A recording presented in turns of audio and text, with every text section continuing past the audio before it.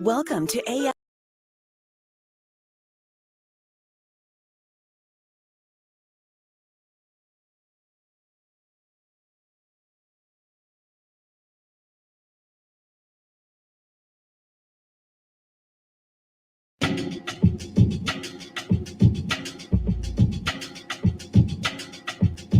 One time I was chilling with these rastas in Belize, South America, and these cats had run out of rolling papers, so son just pulled out his Bible and started reading the first chapter of Genesis, right? The first page of the Bible, front and back. And we was all just quiet, listening, you know. When he was done, he ripped the page straight out the Bible and rolled the fattest spliff I ever saw. Straight up. But yo, straight up. But that's when it struck me, you know, in the beginning was the word, you know what I'm saying? And God said, let there be. And then there was, you know what I'm saying? Said it. And that's the power of creation. That's the power of him seeing. We call things into existence. Oh, yo, what's up? Yo, this is my man Wood, who I was telling you about. Yo, this is Oracle Divine. Yeah, Wood. Wood is the nigga who just played the role of Jimi Hendrix in the Jimi Hendrix flips. Straight up. Amazing acting. Another form of self-mastery, I have to say. Yeah, it's like, it's cool, you know, when you're creating and stuff like that. The way I was looking at it as an artist, it's like you're like a little god in a way, because you're creating, you know what I'm saying? So if you're creating, you're doing what God does, you know, just create all the something. Whether it's something in the studio, even if it's in the sun, and you have This one's acting pigeons. Yo, I got a daughter and son, that's like a Bible and gun. Peacock and ready, aim as steady as a ray of the sun. My ammunition, intuition fully clips in my lungs, so you could never guess what planet I'm from. My MC name is my birth name, my first name, alias is all of us, the full of us will surely come when we deny it. Loudest nigga gets quiet, his inner piece is a riot. Sell your soul if you wanna, but that don't mean I'm a buyer. See, I've been conscious of your nonsense, staying considered quiet, and I ain't gonna lie, be too hard to deny it. I ain't from your block, and never had to deal with your shit. Never had a Glock, never kept a beer with no bid. And when I saw a nigga like you, son, I practically hit. Cause you did what you did, and I wasn't the kid. Don't give a fuck now, I'll be the first one to play. I hate the eye of the needle, set the record straight. And I retire late, retaliate. And I be pushing on, that same star you be wishing on. Make your move, so you know the mission's on. And I retire late, retaliate. Big breaks and few tanks, kicks there, sharp as shanks. Mothership got pussy whipped, now we closing in ranks. My penmanship take from the hip, got niggas jumping off planes. We boppers and these platinum rappers running back to their banks. Circle my orbit, damn it, and I see if the planet change random colors and ships. Sometimes be phantoms, seas and lakes and oceans of people who evil. The Atlantic star might shine where you are. Ultra sheen, the synonym for a star. Fourth dimension really ain't that far. What's next? You gon' flex a platinum ass car? Oh, look at him over there, man. He got a platinum ass car.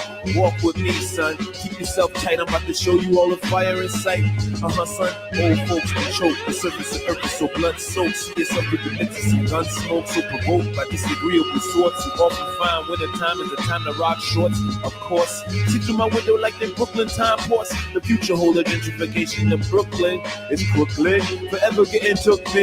History of having all up in their books, man. That's where they will find you. You will be looking like some fat, nasty chef standing over pork cooking. And I know what planet you from, but you don't really know the planet I'm from. Oh my God, man, if I told you, you would laugh at me. Like, don't even ask me, motherfucker. I know what planet you from, but you don't really know the planet I'm from. Oh my God, man, if I told you, you would laugh at me. Like, don't even ask me, motherfucker. In the cypher session, I feel like I'm anointed. Quality flow star, my lyric content pointed. Hush now, and let the groove lesson be essence for me to bust now. Look in the mirror and tell me, what do you see now? Are you the man or the woman you're supposed to be now? It's okay if you are not. Just use the mind that you have got. You fill out this form, now go ahead and sign on the dotted. Petition MCs is out there acting retarded. Shooting their mouth when they know they shouldn't have shot it. But that's how it goes, the lyric flows garbage. Stop! Would you an unwed father? The passion that you incarnate is hotter than lava. Ishmael is the gift from the angel of our karma. But I got questions to ask my father. Yo, I'm probably the darkest MC between me and Willie D. They say complexion yields complexity. And Oh.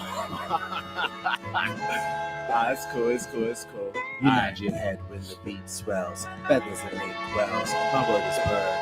Yo, you can either go down in history or go up in flames. I ain't calling no names, but your cats sound the same. Excuse me, dogs, 'cause that's how y'all refer to yourselves. Rhymes refer to your experience, then defer to your wells. Dreams defer, 'cause creams preferred. Rap race through the streets. Theme songs like ping pong, ignorance over beat. You nod your head when the beat swells, feathers and ink wells. My word is bird, purple pigeon of a street tell. Sleep well and eat well, not to the beat, hell, not to the beat. Yo, DJ, put this on repeat. You nod your head when the beat swells, feathers and ink wells. My word is bird, purple pigeon of a street tell. Sleep well and eat well, not to the beat, hell. The soar and swell a purple pigeon.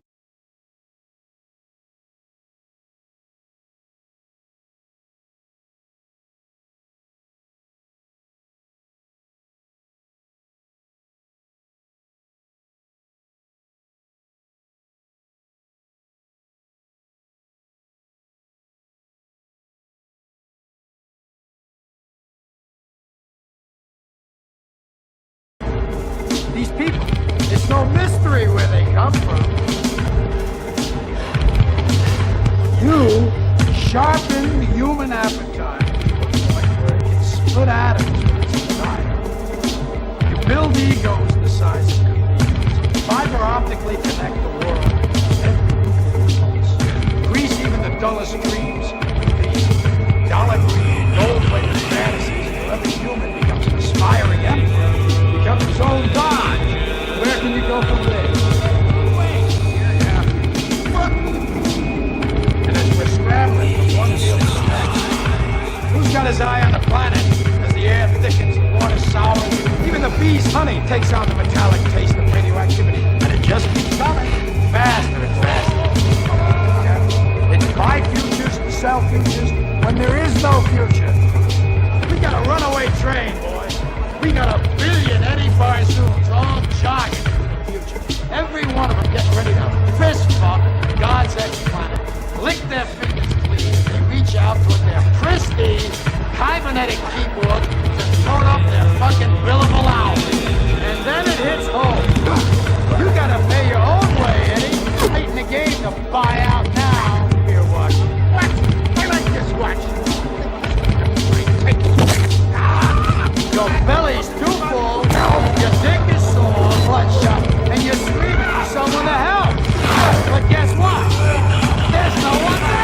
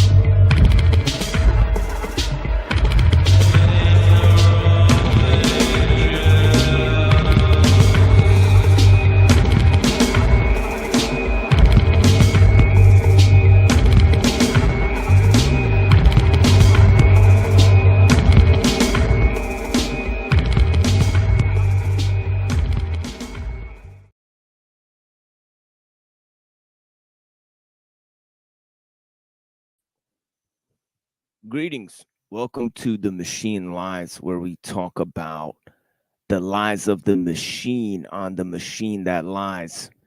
And I'm going to be opening up some more interesting passages for you guys about our boy.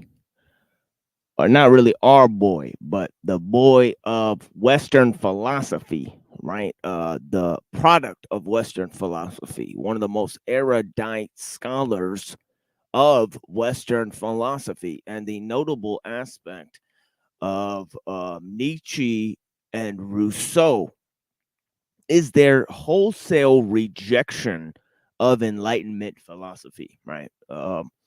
they kind of went way against the philosophy of the Enlightenment, and they even made radical moves in that regard to champion things like Islam and the Greek civilization of the of antiquity, Antiquas Morales, as we were addressing yesterday, right? That is the antiquity of the past, right? As phrased by Nietzsche, right? He wanted customs, right, that were not modern, right? He thought the modern world was a synthesis between Plato and Christianity, right?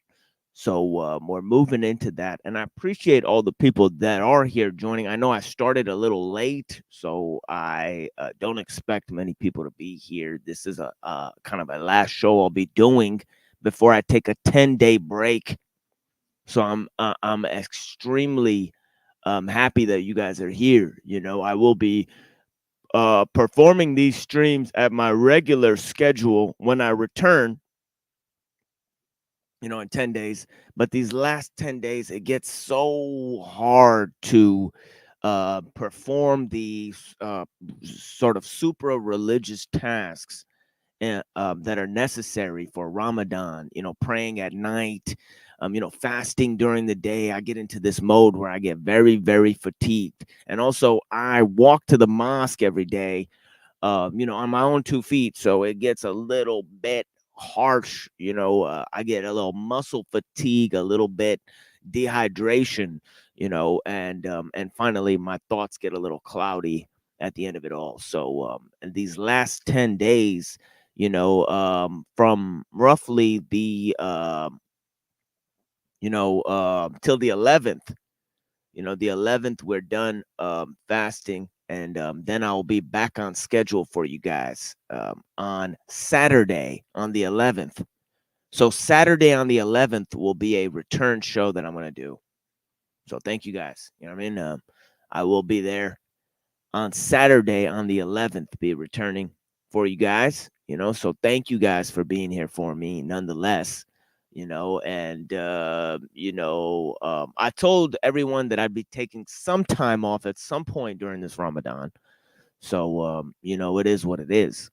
But in terms of Nietzschean philosophy, we're talking about Nietzsche and his wholesale rejection of modernism, right? And this can be seen in his many writings in terms of his views on science.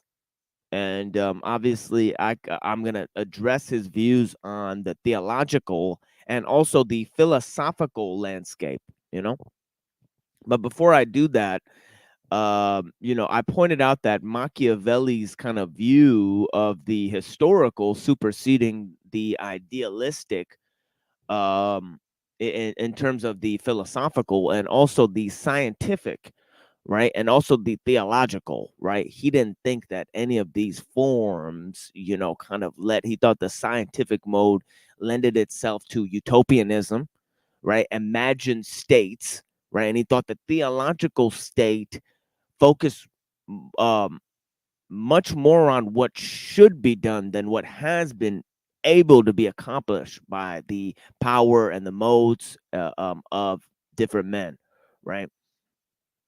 So yeah, some of these other theorists, they reject science and technology as well. Let's go to this from Human All Too Human. It says the machine as teacher, right? The machine. This is Nietzsche. He says, and he's writing from 1844, right, to roughly the 1900s, right? So in that span of time, right? And yeah, he's very, very influential in that time, right? So yeah, I think he just lived 55 years or something like that, right? But yeah, yeah, he's a very interesting scholar. But yeah, thank you, brother Tarek, and Lizard Tree, and I'm in my friend Illumitami. Bless you, brother.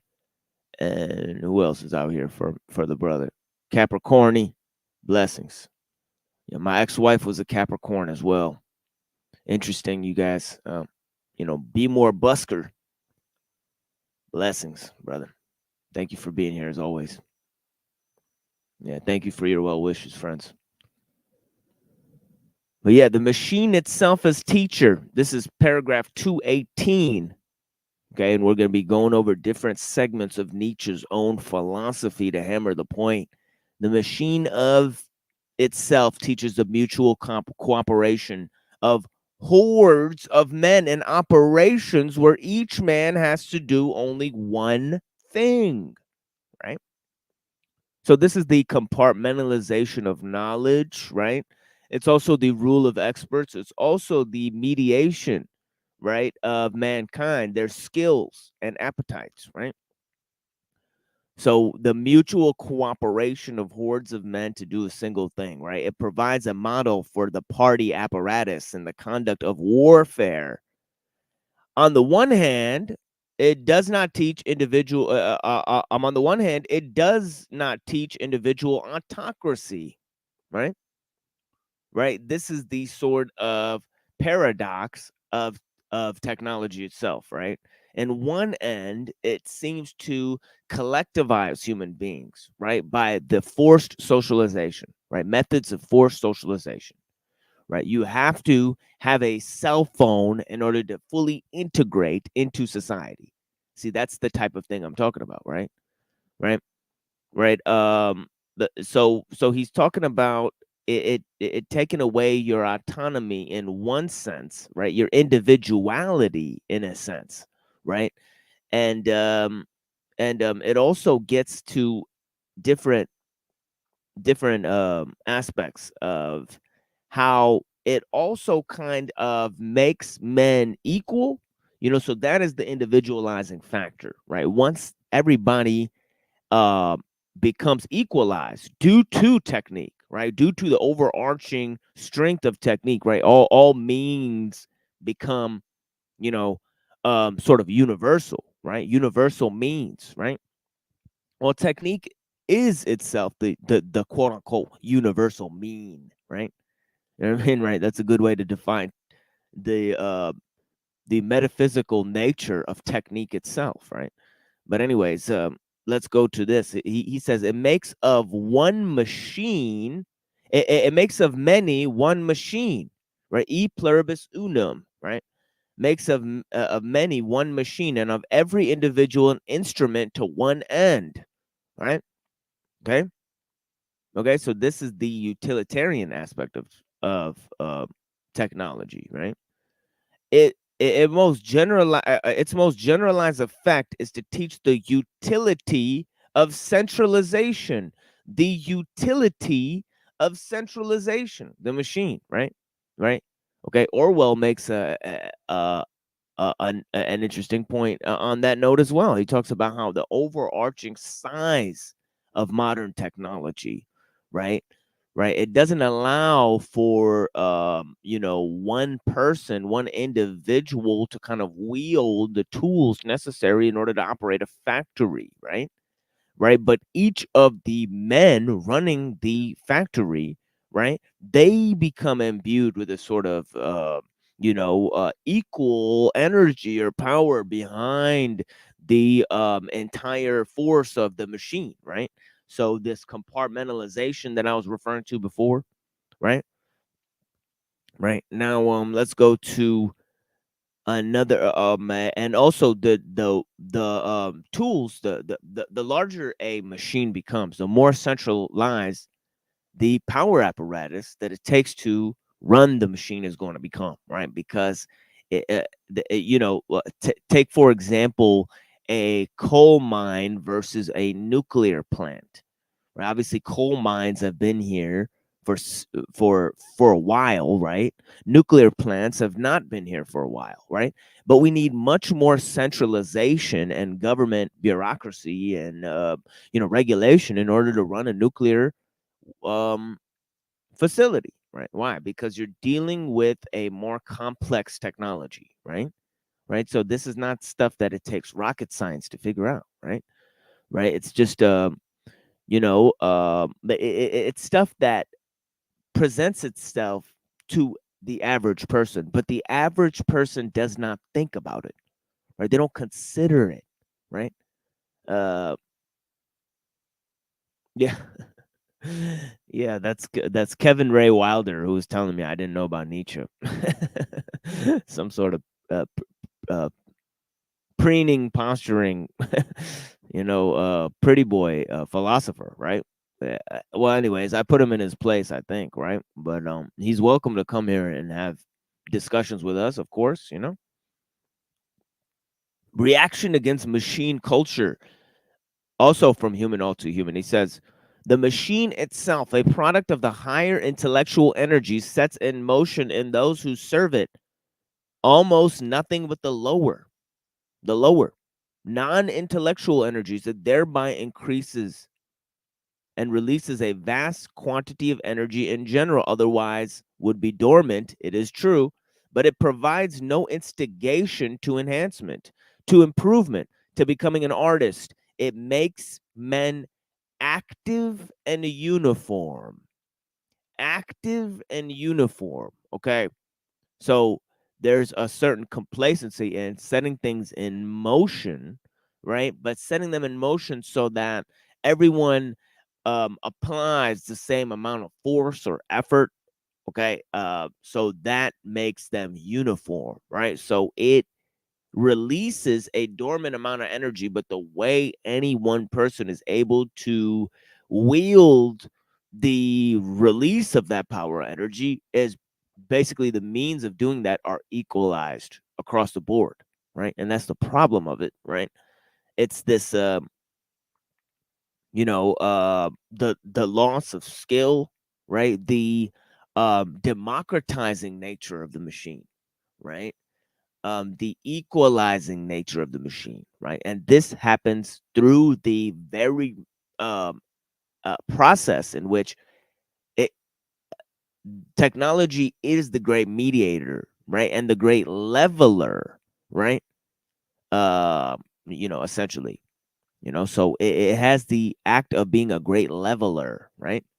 Okay, equalizing means, right? And that makes it the greatest mediator, right? The mediation of means to ends processes, right? Okay, leads to a dissipation of, you know, basically improvement, for any single individual, right? So you get to this quality, it makes men active and uniform, but in the long run, this engenders a counter effect, a despairing boredom of the soul. You see it. You see an intense crisis of boredom, crisis of empathy, and crisis of loneliness in our society, right? A despairing boredom of the soul, right? They've lost their ability to daydream. That's key in all this, right? Right. A despairing boredom of the soul, which teaches them to long for idleness in all its varieties. He couldn't have hit the nail better on the head there, right? Modern man, their fun is idleness. Their comedy is sarcasm. You know, when did this happen? Right? This sort of flaccid response, you know what I mean? Mechanized response, right? Automatic response, right? Bless you guys. You know, um, thank you guys for being here. I'll continue in a minute.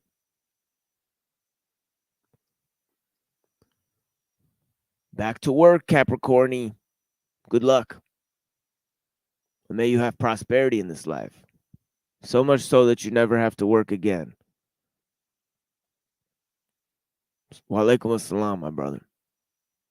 Thank you for being here. Yeah, exactly. Y'all talking shit? You want to talk that shit?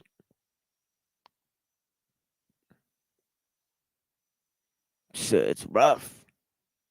I'm feeling it right now.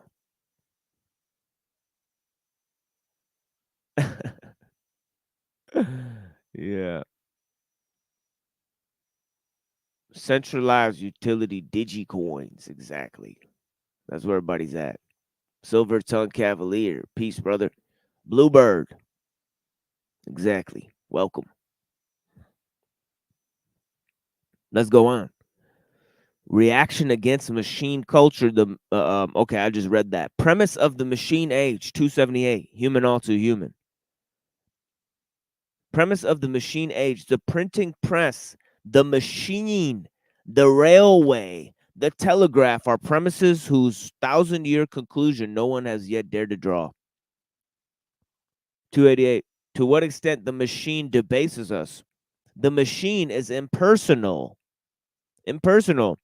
It deprives the piece of work of its pride, of the individual goodness and faultiness that adheres to all work not done by a machine.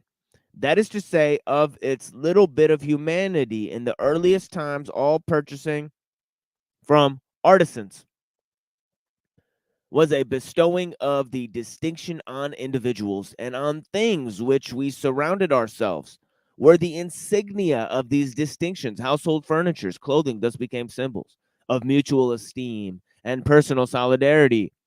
Whereas now we seem to live in the midst of nothing but an autonomous and impersonal slavery. Right? Right? Right?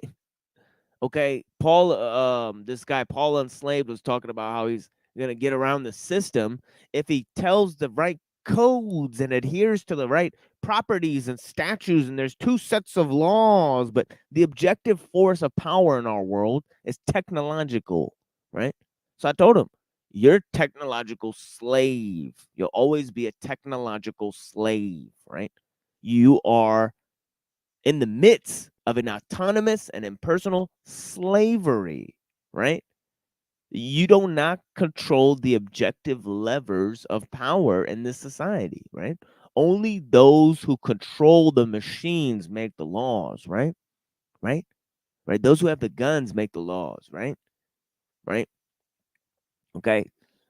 Power makes money, right? And money makes laws, right? We got prosperity, wealth, security, right? These things, economics, right, are a residue of the machine, right, of the technological system, right? So that is one of the main aspects of control in our age. Now we can go to genealogy of morals, right? Genealogy of morals, and then I'll move to beyond good and evil. And that and I already read a little bit of Human All Too Human, a good passage on there dealing with love and honor, and he talks about a machine there too, reaction to a machine instead of to a human, right, where one's honor is concerned, right? Love and honor and shame are all linked together, right, in our punishment, and the state cannot give reparation, right, for such a wrong, right, when it concerns your honor, right? Vengefulness, right, is to be sought, right, based on, your own sense of honor, right? That is a key issue. And I was kind of reaching for that inside of the samurai book as well, right? As we've went through this manhood crisis, where this time looking for solutions, and we do have another episode of solutions too. Okay. Genealogy of Morals, Part 3, Section 9. Don't think we'll get that far in our when I open up the book itself. This is simply just an anthology from Dr. Scribina, right? He says, Genealogy of Morals, our entire way of life, our entire modern way of life has the appearance of sheer hubris and godlessness. Our whole attitude toward nature, the way we violate her with the aid of machines and the heedless inventiveness of our technicians and engineers is hubris, right? Converting all the air and the bees and the trees and the fucking water and the beings into stuff, right? Junk, right? That is hubris, right? Okay, that's hubris. Okay.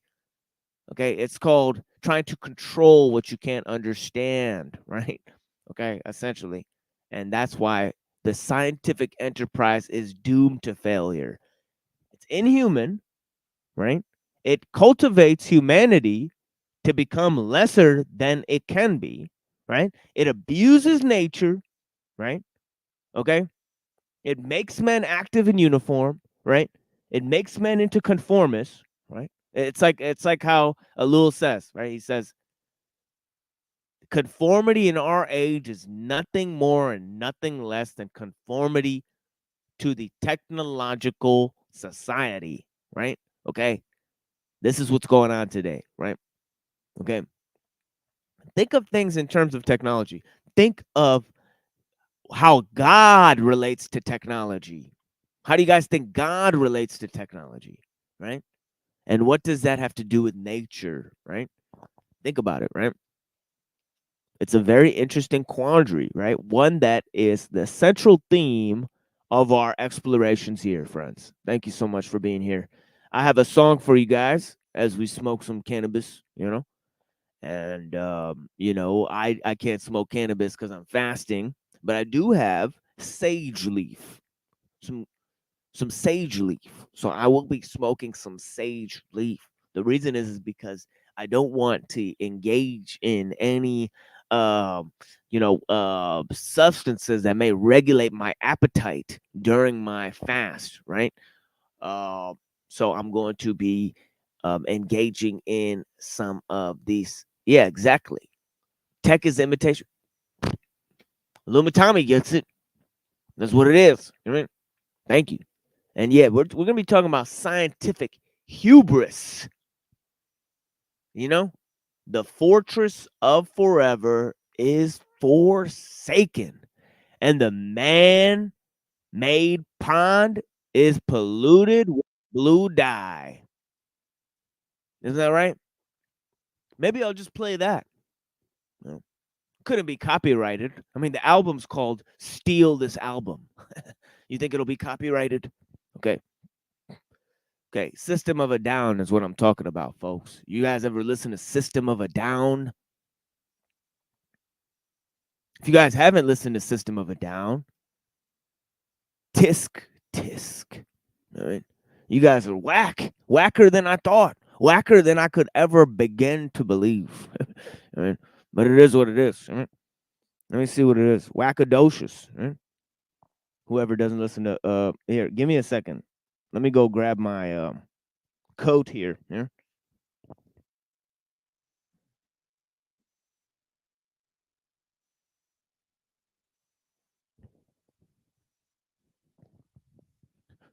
All right, here we are.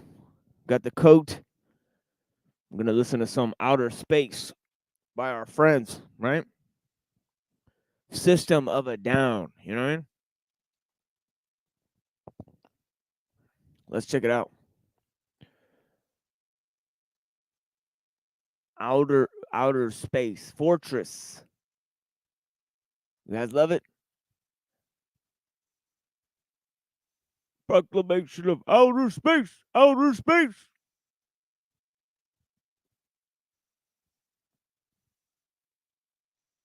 Tell me if you guys could hear this. If there's a problem with the sound, please let me know. I mean,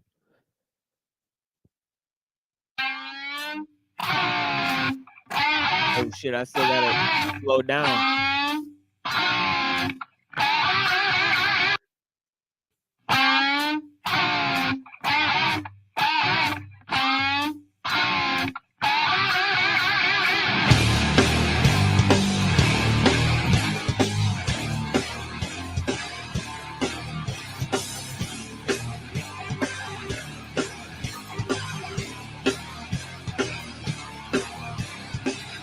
Campers are that are he who the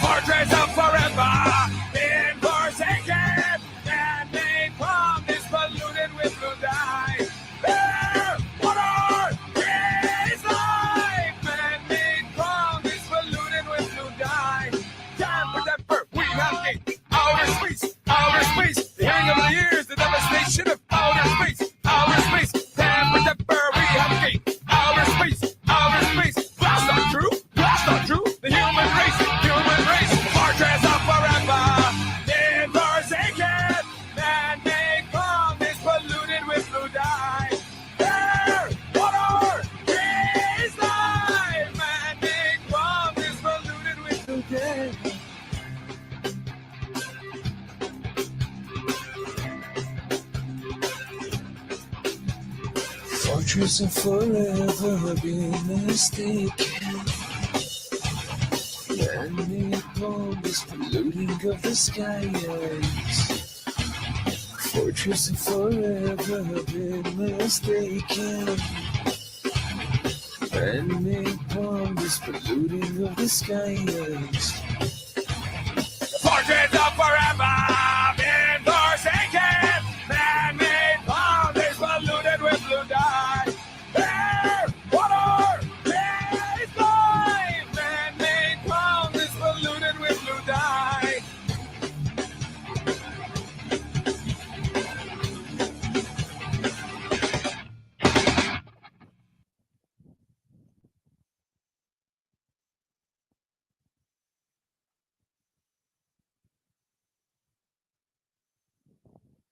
Outer space, right?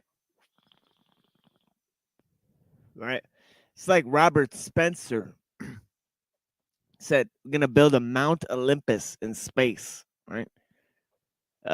Shout out to me if you think that that is a strategy that should be repudiated, right? Kind of sounds like the movie Fantastic Planet, right? Where the Ohms, right, they kidnap the race of human beings, turn them into slaves, right? And the human beings find the source of their power on a separate planet, right? They're able to stop their mind control devices, right? Right. And they find their technology hidden out on an orbiting planet, right? The Savage Planet, it's called. Right? Very fascinating story, right? And movie, right? But yeah, I don't think the experiment for Mount Olympus in space would end up any other way, my friends, right? Than crashing to the ground, right? Anyways, a lot of them get their ideas of social Darwinism. Of course, that's different from Darwinism, right? Darwinism is not social Darwinism, right? The ideas of social Darwinism, right? Which Nietzsche kind of supported, right? But he didn't support Darwinian evolution, right? And he didn't support the notion of scientific progress, as we've seen, right? So these are two things that Nietzsche rejected. He rejected a base level of utopianism, right? Let's go to this man here, Herbert Spencer, right? Because he's responsible for the views of social Darwinianism, right? Okay. Okay. Especially this notion called survival of the fittest. How many of you have ever heard this term survival of the fittest, right? That term actually comes from Herbert Spencer. It does not come from Nietzsche or Darwin, right? Right? This man right here, Herbert Spencer, was an English polymath, active as a philosopher, psychologist, biologist, sociologist, and anthropologist. Spencer originated the expression, quote unquote, survival of the fittest, which he coined in Principles of Biology after reading Charles Darwin's book on the origins of species. Okay. Okay. Yet Spencer saw evolution as extending into realms of sociology and ethics. So he also supported Lamarckism.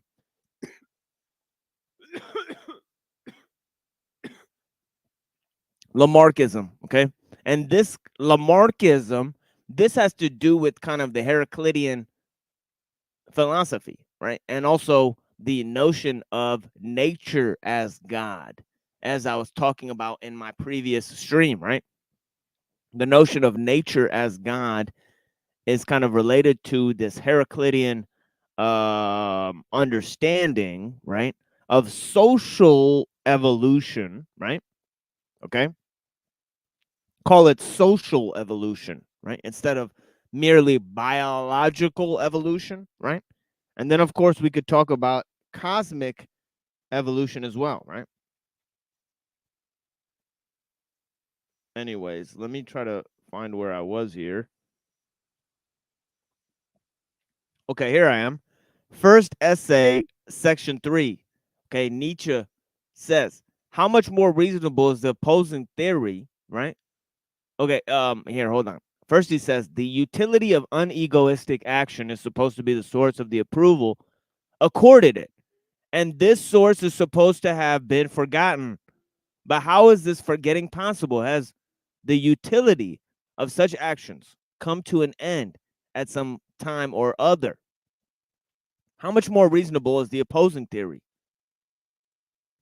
Is not for that reason more true, which Herbert Spencer, for example, espoused. Okay.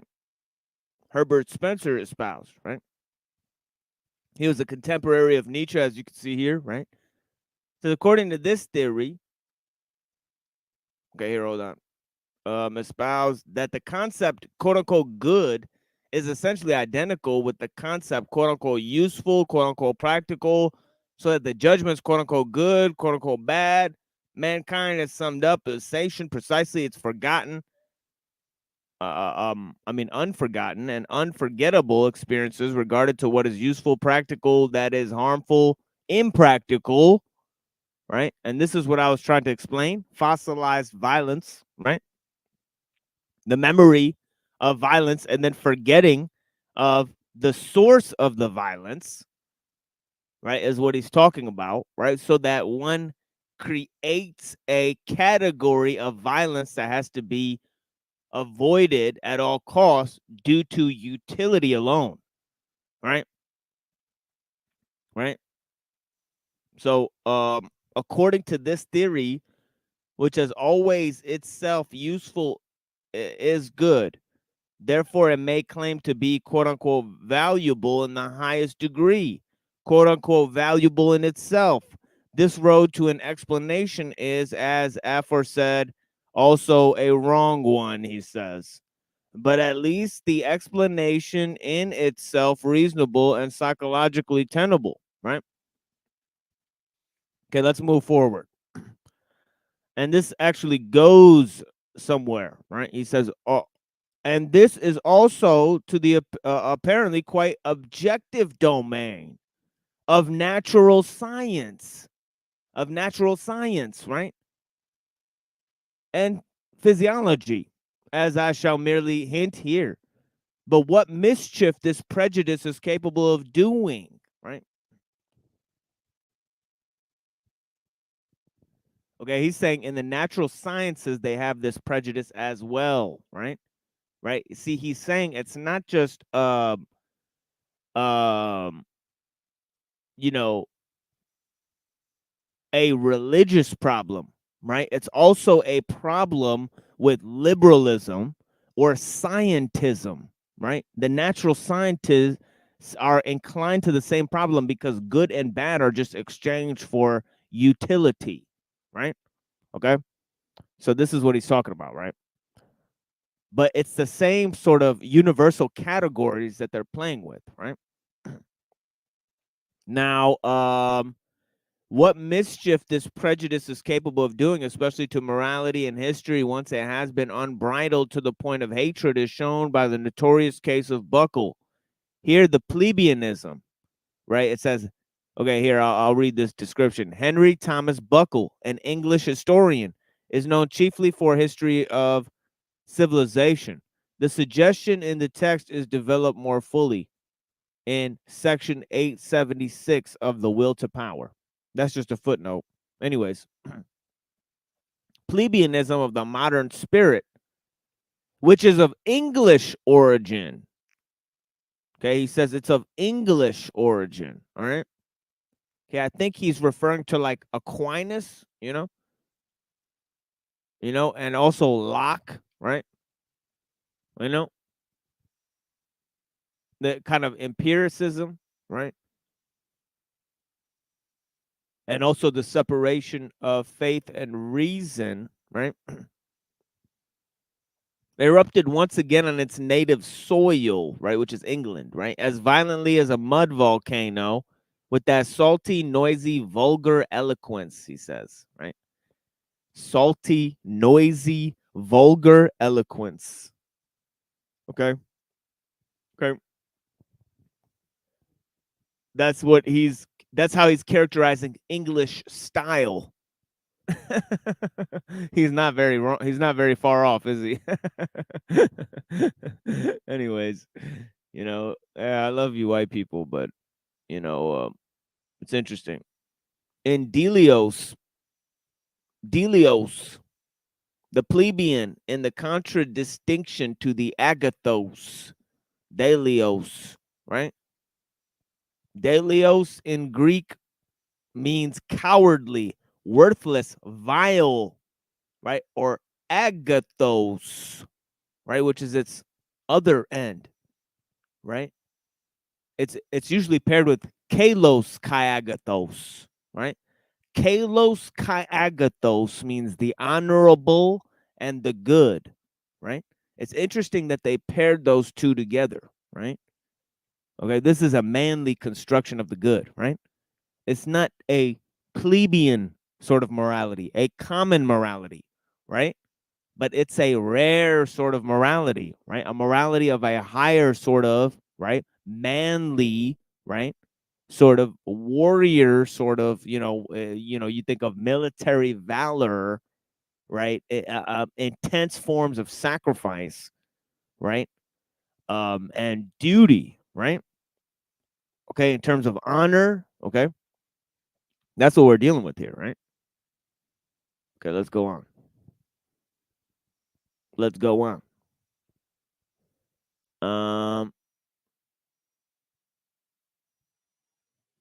Agathos, right?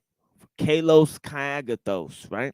The honorable and the good, the Latin malus, right? Which I set melas, melas, right? Which obviously means bad, like mal, mal, right? Like in the Spanish, right? Mal, muy mal, right? It's bad. Bad news, right? Malice, right? Also, the term malice comes from that, right? Malice, right? Right? Spreading malice, right? May designate the common man as the dark colored above all the black haired men.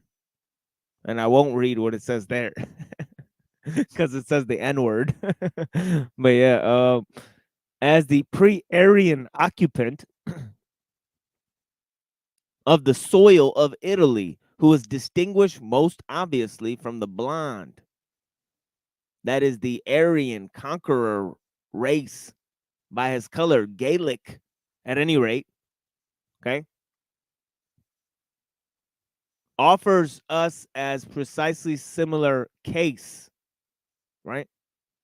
The Celts, by their way, were definitely a blonde race. It is wrong to associate traces of an essentially dark-haired people, which appear the more careful ethnographical maps of Germany with any sort of Celtic origin or blood mixture, as Virchow still does. It is rather the pre-Aryan people of Germany, okay, who emerge in these places, okay? And you could see how these writings influenced those thoughts of people like Rudolf Steiner, right? Who then became theosophists, right? Okay, because he's sort of going into a sort of neo-paganism here, right? Neo-paganism, right? The same is true of virtually all Europe. The suppressed race has gradually recovered the upper hand again in coloring shortness of skull, perhaps even in the intellectual and social instincts. Who can say whether modern democracy and even more modern anarchism, and especially that inclination for quote unquote commune, for the most primitive form of society, which is now shared by all socialists of Europe, does not signify, in the main, a tremendous counterattack. And the conqueror and master race, the Aryan, is not succumbing physiologically to, right? Okay, so he's saying that the European, right, warrior instinct is being conquered by plebeianism, right? Okay. And this is being done, right, by a silent sort of conqueror, right? Right? that's using anarchism and the commune, right, in order to suppress the more, you know, more conquering instincts, right, of the European, right? Okay, so he's talking about the Romans, right? So let's go to this. He says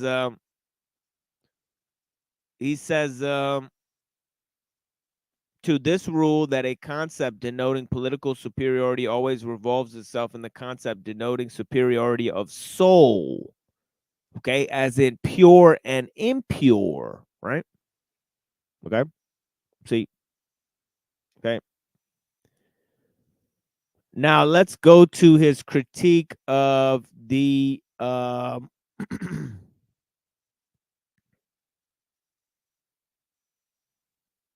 of this right here.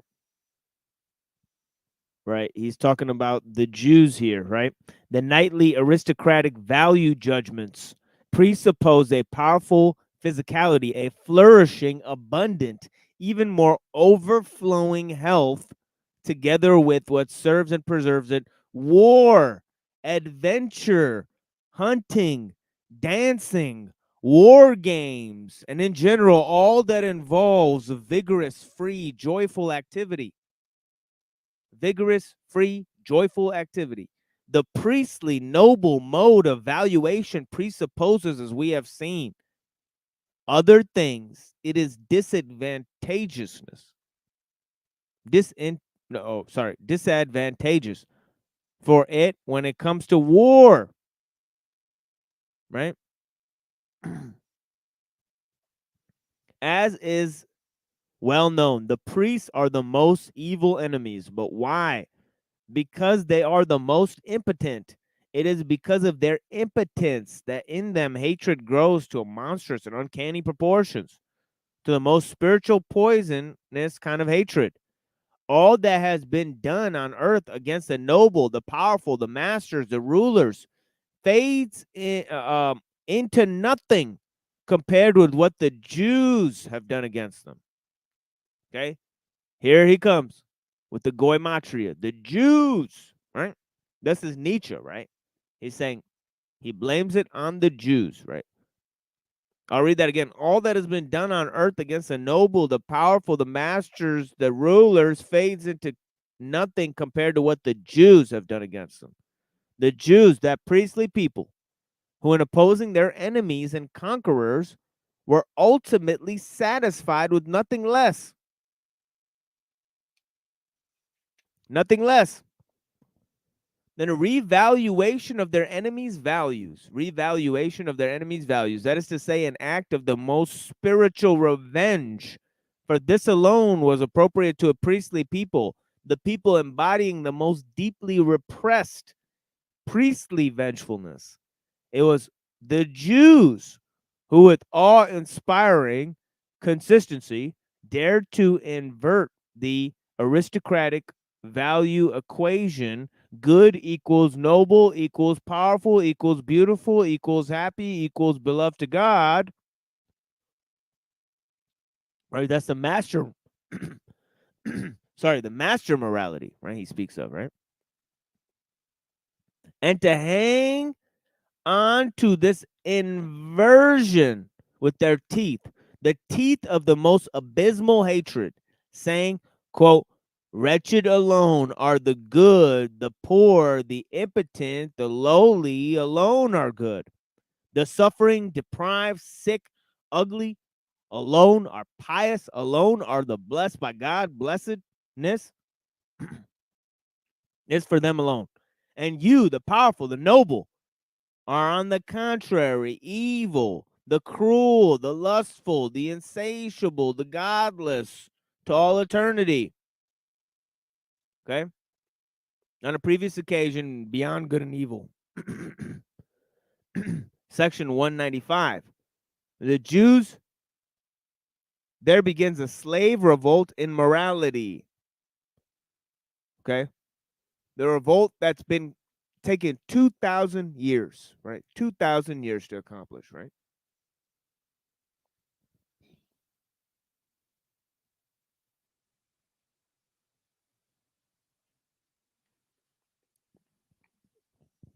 slave revolt in morality, right? And here comes his critique. It's not just their fault, right? But you do not comprehend this. You are incapable of seeing something that has required 2,000 years to achieve victory. He's criticizing those people who say, oh, you think that the Jews had this plan for 2,000 years. You're a fool if you think they can't accomplish it. And Nietzsche will tell you why. Right? Nietzsche will tell you why, right? Let's see what it is. Let's see what he says. Let's see if his reasoning checks out, right? This is what he says. There's nothing to wonder at that. All protracted things are hard to see, he says. To see whole, that, however, is what happened. From the trunk of that tree of vengefulness and hatred, Jewish hatred, the profoundest and sublimest kind of hatred capable of creating ideals and reversing values, the like to which has never existed on earth before, there grew something equally incomparable, a new love, the profoundest and sublimest kind of love. From whom what other trunk could it have grown? One should not have imagined it grew up as in the denial of the thirst for revenge. The denial of the thirst for revenge, right? As the opposite of Jewish hatred. No, the reverse is true. That love grew out of it as its crown, as its triumphant crown, spreading itself farther and farther into the purest brightness and sunlight, driven, as it were, into the domain of light and the heights of the pursuit of the goals of that hatred, victory, spoil, seduction. But at the same time, that drove the roots of that hatred deeper and deeper and more covetously into all that was profound and evil. This Jesus of Nazareth, the incarnate gospel of love, this Redeemer, quote unquote, who brought blessedness and victory to the poor, sick to the sinners, this ostensible opponent, disintegrator of Israel. Was it not part of the secret black art of truly grand politics of revenge, of far-seeing subterranean, slowly advancing and premeditated revenge, that Israel must itself deny the real instrument of its revenge before all the world as a mortal enemy and nail it to the cross so that, quote unquote, all the world, namely all the opponents of Israel, could unhesitatingly swallow just this bait and could spiritually and could spiritual subtlety imagine any more dangerous bait than this? God on the cross, he says, quote unquote, God on the cross. God on the cross, right? The revaluation of all values, right? Okay. One may conceive of this victory as the same time blood poisoning. I shan't contradict, but this, okay, it has mixed the races together, he says. Okay. He says it's what created universal values and mixed the races, right? But this intoxication has undoubtedly been successful. The redemption of the human race from the masters, that is going forward. Everything is visibly becoming Judaized, Christianized, mobized, right? He's saying it's becoming democratic, right? What do the words matter? The progress of this poison through the entire body of mankind seems irresistible. Its pace and tempo may from now on grow slower, subtler, less audible, more cautious. There is plenty of time. Become something crude and boorish, something repellent to a more delicate intellect, to a truly modern taste. Ought it not to become at least a little more refined? today it alienates rather than seduces. Which of us would be a free spirit if the church did not exist? It is the church and not its poison that repels us. Apart from the church, we too love the poison. The ressentiment,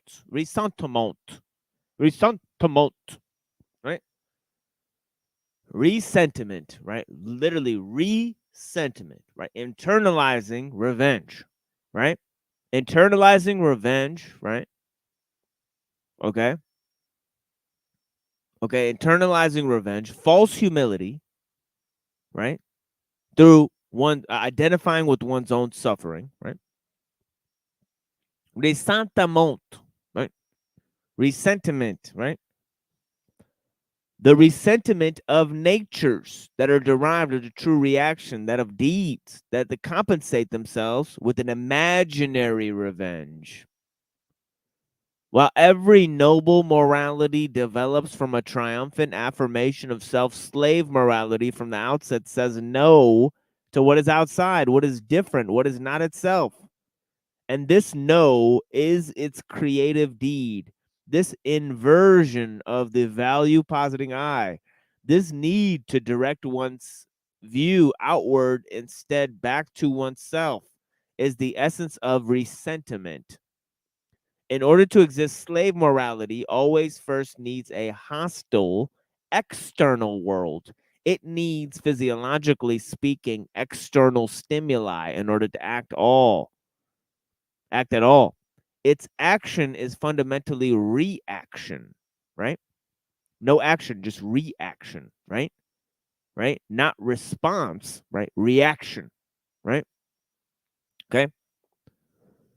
Okay. Okay. Remember, response is due to honor and love, right? Right. And a sense of higher value, right? Right. But this gets rid of value, discernment, right? Okay. It does not turn itself, right? Okay. Onto the with value seeking discernment, right? Right? To action and the outside world instead, right? Reevaluates the external based on the internal subterranean, right? Sensibilities of turning the value system back on itself, right? This internalization of revenge, right? Sublimation of rage as well, right? Right? This is how man becomes a surrogate. You know what I mean? Right? You know what I mean? He becomes he conflates his ideals into artificial needs and makes happiness his goal, right? Right? That is a vain man. That is a man operating as a creature of hubris, right? Okay? Okay? Trying to bring everything down to its own level, right? Equalizing, right? The equalizing sensibilities in man. What the noble mode of valuation blunders and sins against reality. It also it does so in respect to the sphere with which it is not sufficiently familiar against a real knowledge of which it indeed inflexibly guarded itself.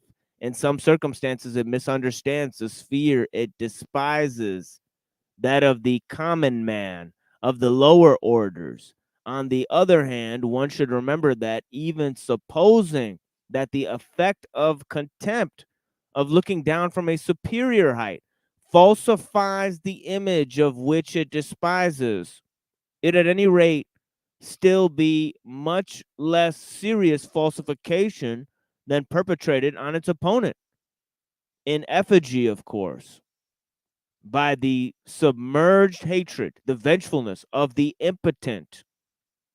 This is indeed too much carelessness, too much taking lightly, too much looking away, impatience involved in contempt.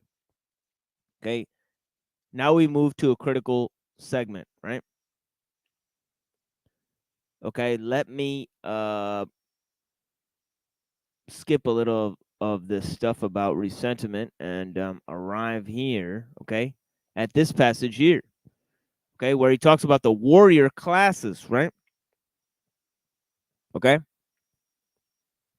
The same men who are so sternly in check enter pairs by custom, respect, usage, gratitude, and even more by mutual suspicion and jealousy, and who, on the other hand, in their relations with one another, show themselves so resourceful in consideration, self-control, delicacy, loyalty, pride, friendship.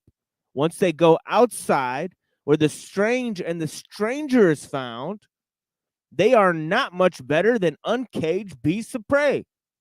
There they savor of freedom of all social constraints, freedom from all social constraints. They compensate themselves in the wilderness for the tension endangered by the protracted confinement and enclosure within the peace of society. They go back to the innocent conscience of the beasts of prey as triumphant monsters who perhaps emerge from a disgusting procession of murder, arson, grape, torture, exhilarated and undisturbed of soul, as if they were no more than a student's prank, convinced that provided the poets with a lot more material for song and praise, one cannot fail to see the bottom of all noble races, the beast of prey. The beast of prey. Okay, he compares it to the lion, prowling and avidly in search of spoil and victory hidden. This hidden core needs to erupt from time to time. This animal has to get out again and go back to the wilderness. The Roman, Arabian, Germanic, Japanese nobility, the Homeric heroes, the Scandinavian kings, they all shared this need, he says. We was Vikings, right? Comes from Nietzsche, right? Okay. Now let's go to this here, right? Not fear. Rather that we no longer have anything left to fear in man. That the maggot man is swarming in the foreground and the tame man, quote unquote, the hopelessly mediocre and insipid man has already learned to feel himself as the goal and zenith, as the meaning of history, as the quote unquote higher man. That he has indeed a certain right to feel thus insofar as he feels himself elevated above the surfeit of ill-constructed, sickly, weary, exhausted people, of which Europe is beginning to sink today as something at least relatively well constituted, at least still capable of living, at least affirming life, right? Now let's go to this critical passage. Then I'm going to move in. Let us return to the origin of the good, quote unquote. The good as conceived by the man of resentment demands its solution. The lambs dislike great birds of prey. That lambs dislike great birds of prey does not seem strange. Only it gives no ground for reproaching these birds of prey for bearing off little lambs. And if the lambs say among themselves, quote, these birds of prey are evil, whoever is least like a bird of prey, but rather it's the opposite, a lamb, would he not be good? There is no reason to find fault with this institution of an ideal, except perhaps the birds of prey might view it a little ironically and say, quote, we don't dislike them at all, these good little lambs. We even love them. Nothing is more tasty than a tender lamb.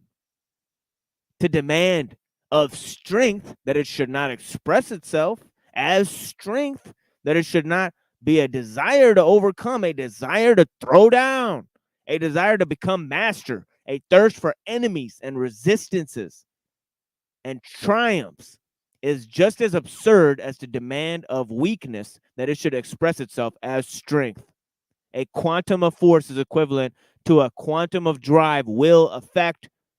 More, it is nothing other than precisely this very driving, willing, affecting, and only owing to seduction of language and of the fundamental errors of reason that are petrified in it, which conceives and misconceives all effects as conditioned by something that causes effects by a subject, quote unquote. Can it appear otherwise? For just as the popular mind separates the lightning from the flash and takes the latter for an action, for the operation of a subject called lightning, so popular morality also separates strength from the expression of strength. From the expression of strength, right? There's no such substratum. There's no being behind doing, affecting, becoming. The doer, quote unquote, is merely a fiction added to the deed. The deed is everything. The popular mind, in fact, doubles the deed when it sees the lightning flash. Right? Okay, he's battling against categories. Right? Okay, he's fighting universal categories and empiricism. Right? At the same time as he's fighting Platonism, right? Okay.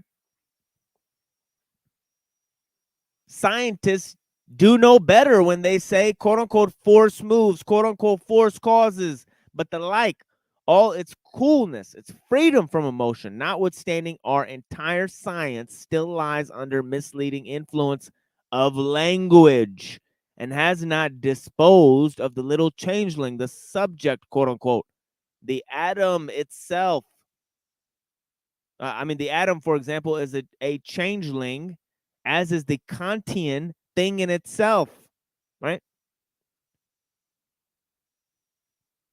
No wonder if the submerged, darkly glowering emotions of vengefulness and hatred exploit this belief for their own ends, and in fact maintain no belief more ardently than the belief that the strong man is free to be weak and the bird of prey to be a lamb. For thus they gain right to make the bird of prey accountable of being a bird of prey. Right? Okay.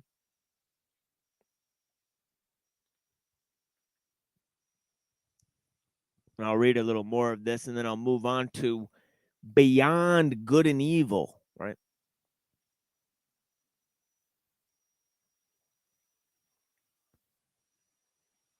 Okay. Who does not requite, who leaves revenge to God, who keeps himself hidden as we do, who avoids evil and desires little from life like us, the patient, humble, and just. This listened to calmly without previous bias really amounts to no more than, quote, we weak ones are after all weak. It would be good if we did nothing for which we are not strong enough, unquote.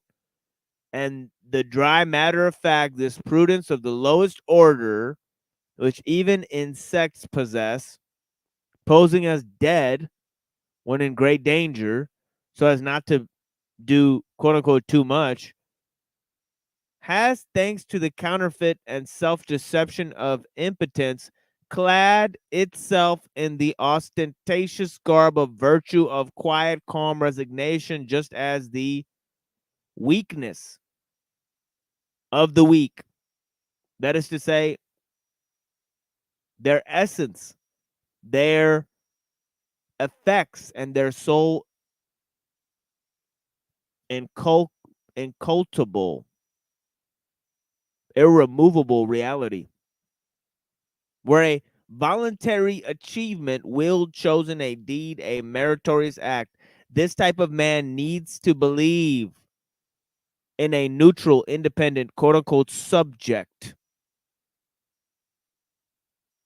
prompted by an instinct for self-preservation, self-affirmation, in which every lie is sanctified.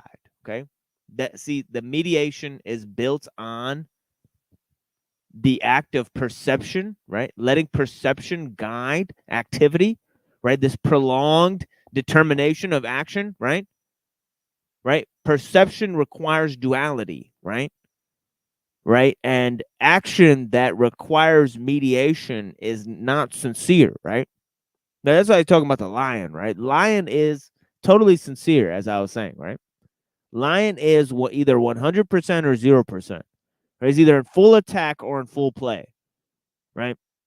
There's no figuring things out, right? He sees the nobility in this instinct, right? And not in a prolonged sensibility, the type of voyeurism, right? Okay, the voyeurism, escapism, right? These modern, extrapolations of virtue, right? Which he says they're no better than the indolence of the insect, right? And of course, they're no better than the commonality of the herd instinct, right? It's no better than a representation of the herd, right? Right. And of course, he turns against science, right? The scientific, the objective, and the subjective, right? Right. And he turns against Kantian universalism, right? He turns against the universal categories, right? In terms of Christian ethics and those types of things, right? Especially when involved with the church, right? And we've learned that some of the writings of the church fathers were inundated with the views of the Platonists, right? So we have that problem, right? That there is a merger between Platonic philosophy and also Christian theology, which he's going to note in a coming passage, right? Okay. And also, so you have the theological, the idealistic, which and the scientific, right? And the idealistic is the philosophical, right? They're all coming in for investigation by Nietzsche, and they're all being rejected, vociferously rejected, right? As solutions, right? He actually says, if you look at history, right, these things have had net loss, right? Have constituted a net loss, right, for humanity, right? Instead, right? Yeah. Anyways, let me sort of take a break here, right? Thank you guys for joining us, right? We'll take a little musical break here, and then I'll continue to read Good and Evil. I'm sorry, Beyond Good and Evil by Friedrich Nietzsche. Some key passages there, right? That follow up on what I was saying, right? In terms of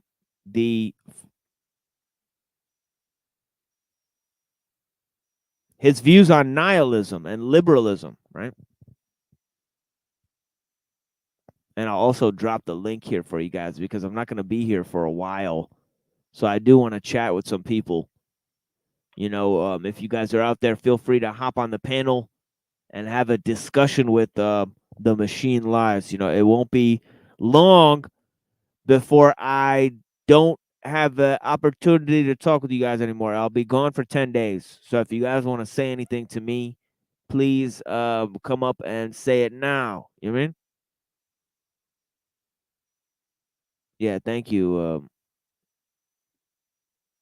Yeah, thank you, my dear.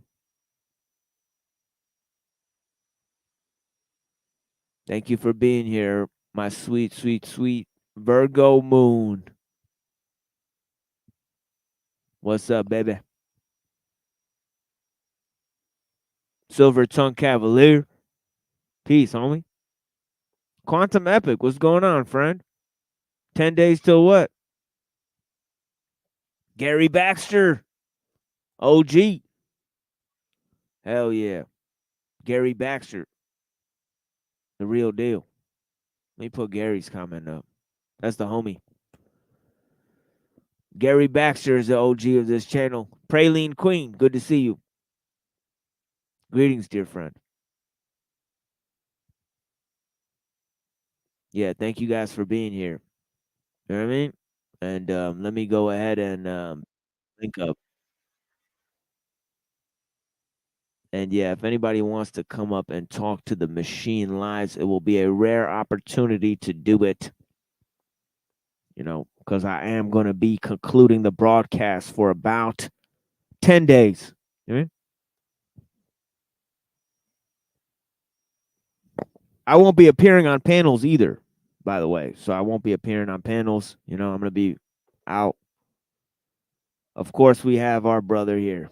You know, always a great supporter of the show and a founder, a co-founder of the Machine Lives Live experience here. Blessings, brother. Uh-oh. You got you're roboting out, my brother. But yeah, you know what I mean. We'll have you come back in. You know what I'm saying? Let you get it fixed up. You know what I mean? We got neuro sometimes. The audio glitch, you know what I mean?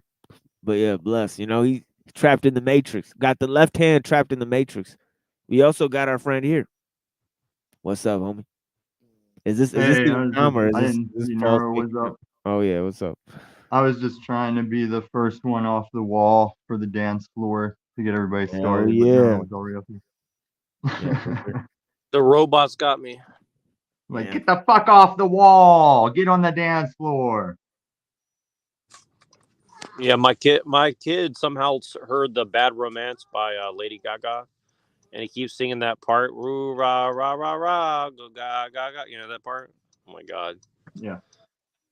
That is a good jam. It's a good jam. Yeah, I like Poker Face. That's the only that one too, yeah. That's the only one I like. And there's a band called My Chemical Romance. Yeah, they're emo AF, but they got a couple Rosicrucian themes inside the title of the band. I'm not surprised. That dude Gerard Way is actually very interesting if you read about his life and some of the people. Well, it just reminds me of Dead the Mouse Chemical Wedding, right? It sounds like Chemical Wedding, right? What does that mean? Kids ain't getting married no more. Like the Chemical Wedding of one night stand. The Chemical Wedding of Christian Rosencrantz about, you know, Elizabeth Stewart and Frederick Palatinate. You know, that whole shit that comes up in V for Vendetta. You guys know the movie V for Vendetta in the beginning where he's like, I remember, yeah, where he's like, you know, in the beginning where he's like the gunpowder treason, you know, gunpowder treason and shit. Remember the guy's like involved in the gunpowder treason. That's actually for I mean, it's a reference to the Rosicrucians, and Elizabeth Stewart and the kings of Bohemia marrying into the English royal family. It's interesting because Alan Moore, the guy who wrote that shit, he's into all that shit. He's into like Rosicrucianism and like Gnosticism and shit. But the V for Vendetta thing where the guy rolled the gunpowder barrels up, that really happened, didn't it? I guess, but he's exaggerating the importance of it for the sake of that movie. Guy Fawkes. That Guy Fawkes thing really happened, I think.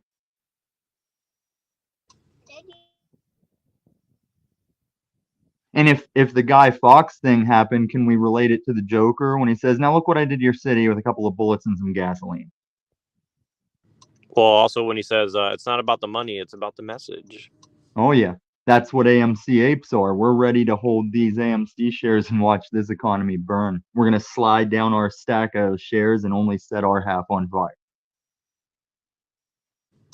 God, it's exciting times, guys. This is exciting times for humanity. Scary for some people if you're in the wrong stance in history. It's a very exciting time.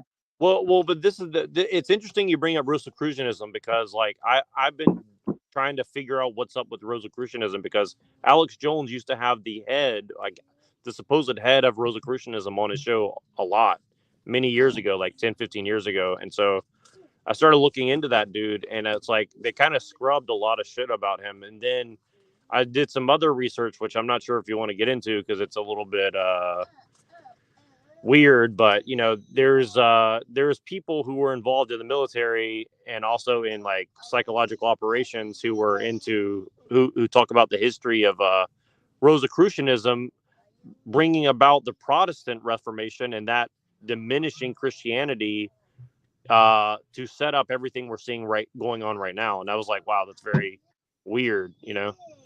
No, all beast system. All beast system. It's all devised to keep heading in that direction since the beginning of mankind.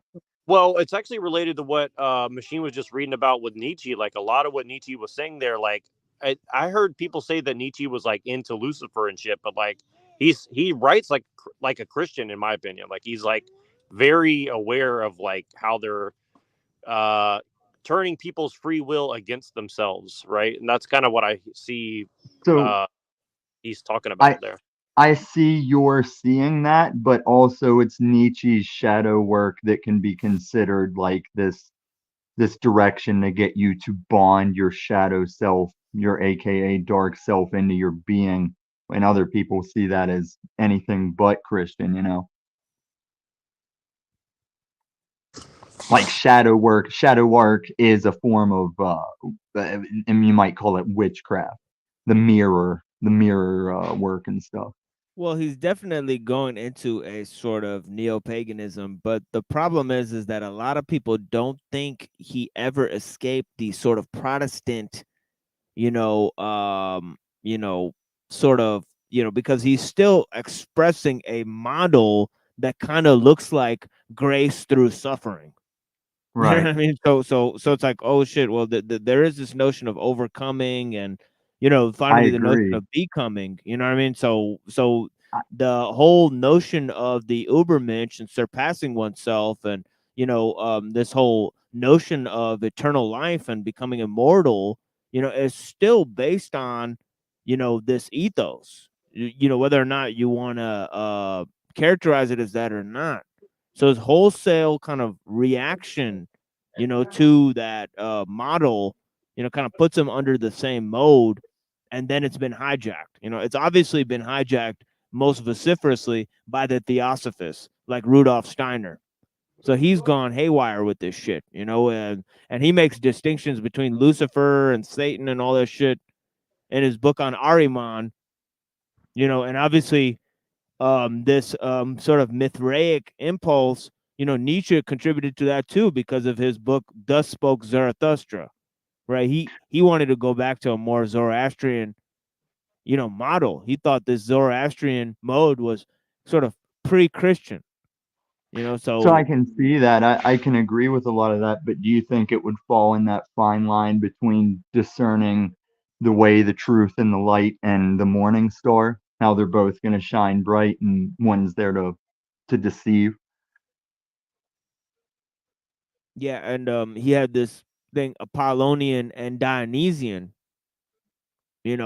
These two distinctions, which he felt was kind of the apex of humanity, and this Dionysian kind of thing was more about finding, it's more about revenge and love and that sort of thing, and then the Apollonian is kind of more about inventiveness and order and that sort of thing. So he had these two classifications, which he kind of thought was part of the light and the shadow aspect of humankind, if you will. And he thought that these are the two elements that have been perverted, especially into this sort of impulse nihilism, through the sort of voyeuristic element, sort of numbness, also ressentiment, which is this ultimate, I guess, forgetfulness through this categorization of one's suffering through just utility. So you know, you create one's suffering into just you know, a value, a net value or a net gain, and then you try to mediate it through, you know, situations. So you know, you forget the origin of what caused you the suffering or the pain in the first place. You know, so you're not responding to anything. You're just trying to avoid pain. So this kind of, you know, avoiding this kind of thrill seeking instinct that kind of avoids pain, you know, is different from this kind of adventure, bound, Right. warrior instinct that's kind Yeah, of, what's it called?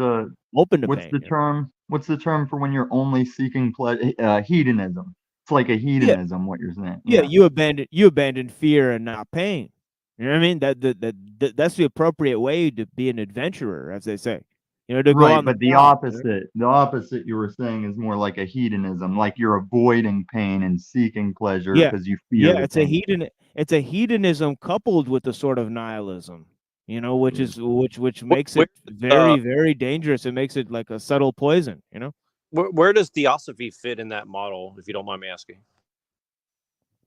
Well, it's Steiner on his deathbed. You know, Steiner was on Nietzsche's deathbed, and he tried to explain Nietzsche's philosophy to his sister, who wrote The Will to Power. Right? I mean, she edited The Will to Power along with the Nazi Party. You know, her brother, Nietzsche's, sister's husband was a supporter of the Nazi Party, and he put all these kind of Nazi ideals inside of, Nietzsche's work. You know, so it's a secondhand work, and Right.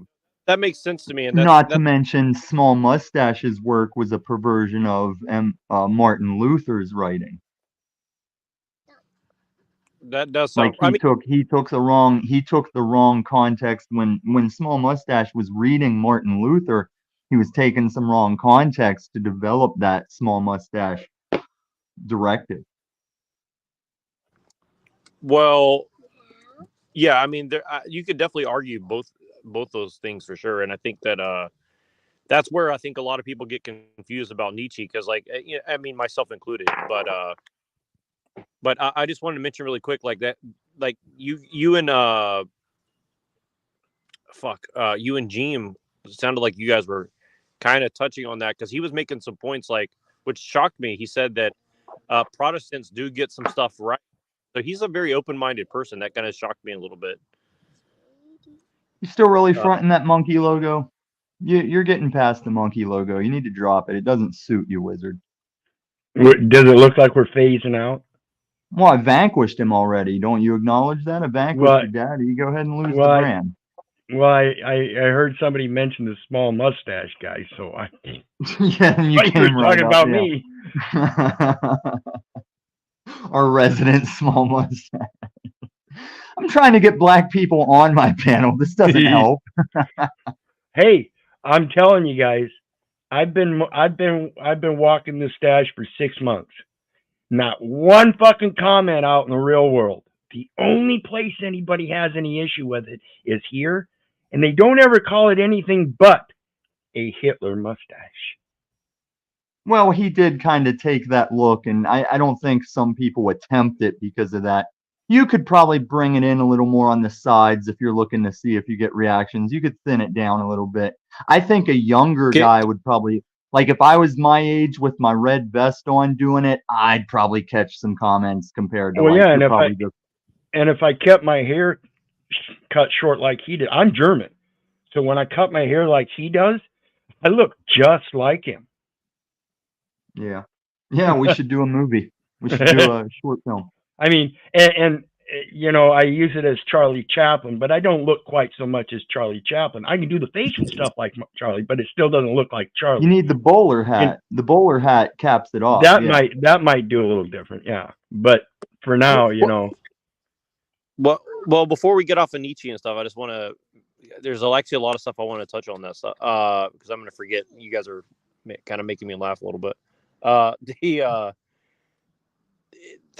Do you guys think that it's arguable that Nietzsche was really an occultist, or do you think that's more of a misrepresentation of what he was actually doing? Because like it seems that he was open to it, but I mean, 1844 in Germany, it certainly seems palpable that he could have been one. I mean, we're talking about the 1700s to the 1800s. I mean, you're talking about rife with all sorts of occultism.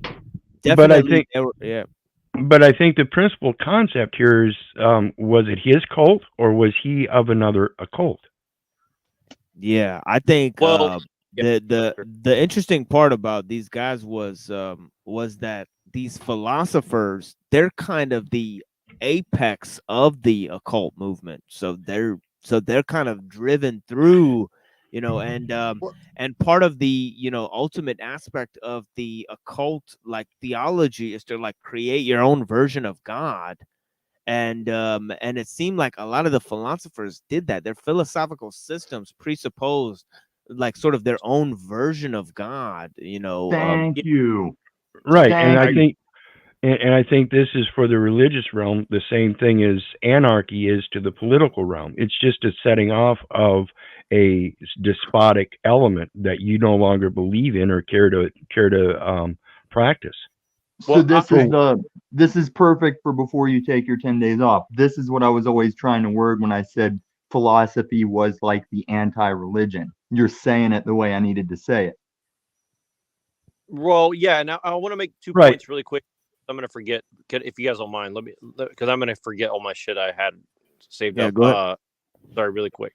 First of all, I want to mention when you were reading about something about Jesus on the cross, it kind of reminded me that I heard recently that I think it was a Jewish person saying that crucifixion was a political death, right? And so they did that as a political thing, and he was saying that to take the blame off of Jews and put it on the Romans. But I think also it's on the Romans. It's definitely on the Romans. We're gonna deep dive that on LARP Church tomorrow. What? Are you serious? Hold on one second. Wait. You're going with the Romans for that one. You got to really run. You got to give me a preview of that one. That's interesting.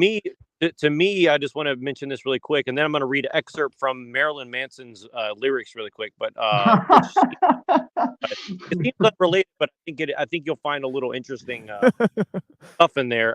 And so, but no, on this note, I want to mention, like, to me, it kind of like the fact that everybody's walking around wearing a Roman death of Roman political death thing, pendant to represent their god. I mean, I do find it kind of thing about if he had been guillotined, we'd be walking around with a guillotine hanging from it. There's a reason. I'm going to cover this tomorrow. This is great, Nero. I'm going to cover this tomorrow. Yeah, well, my point is, like, I don't think you can separate politics and religion. That's the point I'm trying to make. I don't think you can personally. But having said that, I want to read a little bit of Marilyn Manson. Let me know if you guys can hear me. What are you going to jam? You going to play some riffs with it? Yeah, I can hear you. But I don't like know if we could hear you all this time, why would we not hear you? But I don't know. I can't hear you now if you're talking. Yeah, I don't know why you had to change it up. You playing a recording? No, I'm switching screens to read the lyrics. So hold on. Okay. Hold on 1 second. Let me go back. Yeah, that was odd saying, I don't know if you guys can hear me, and then going dead silent. That's what I thought he was plugging in his guitar. He's gonna jam. No, I wish. No, I would like to cover the song one day, though, even though it's an evil song. But he said, "I want to thank you, Mom, and thank you, Dad, for bringing this world to a bitter end. I never really hated the one true God, but but the God of the people I hated." He's just saying your Christians are so unlike your Christ. Well, everybody wants to purport their God is your God. That's not the way it works. Yeah, it's the one true God. That's why I feel like when Muslims are saying Allah, they're just saying God their way. I think it's the same God. We just have differences in our book. And he said, you say you wanted evolution. The ape was a great big hit. You say you want a revolution, man, and I say you're full of shit.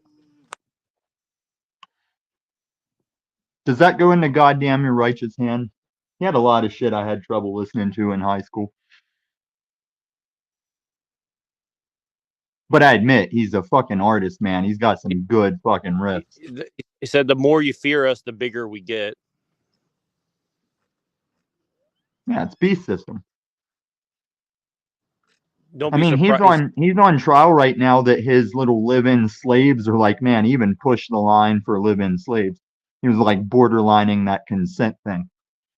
No, he's very like, and I'm just saying, like, my point of bringing this kind of stuff up is like, if you really look at what people like him and a lot of other artists, like I'm sure My Chemical Romance, and if you really look at what they're saying, like they're telling you exactly what they're doing. And like, I just want to relate it back to what Faustian Machine was. contract. Yeah, it's required. Yeah. Faustian contract.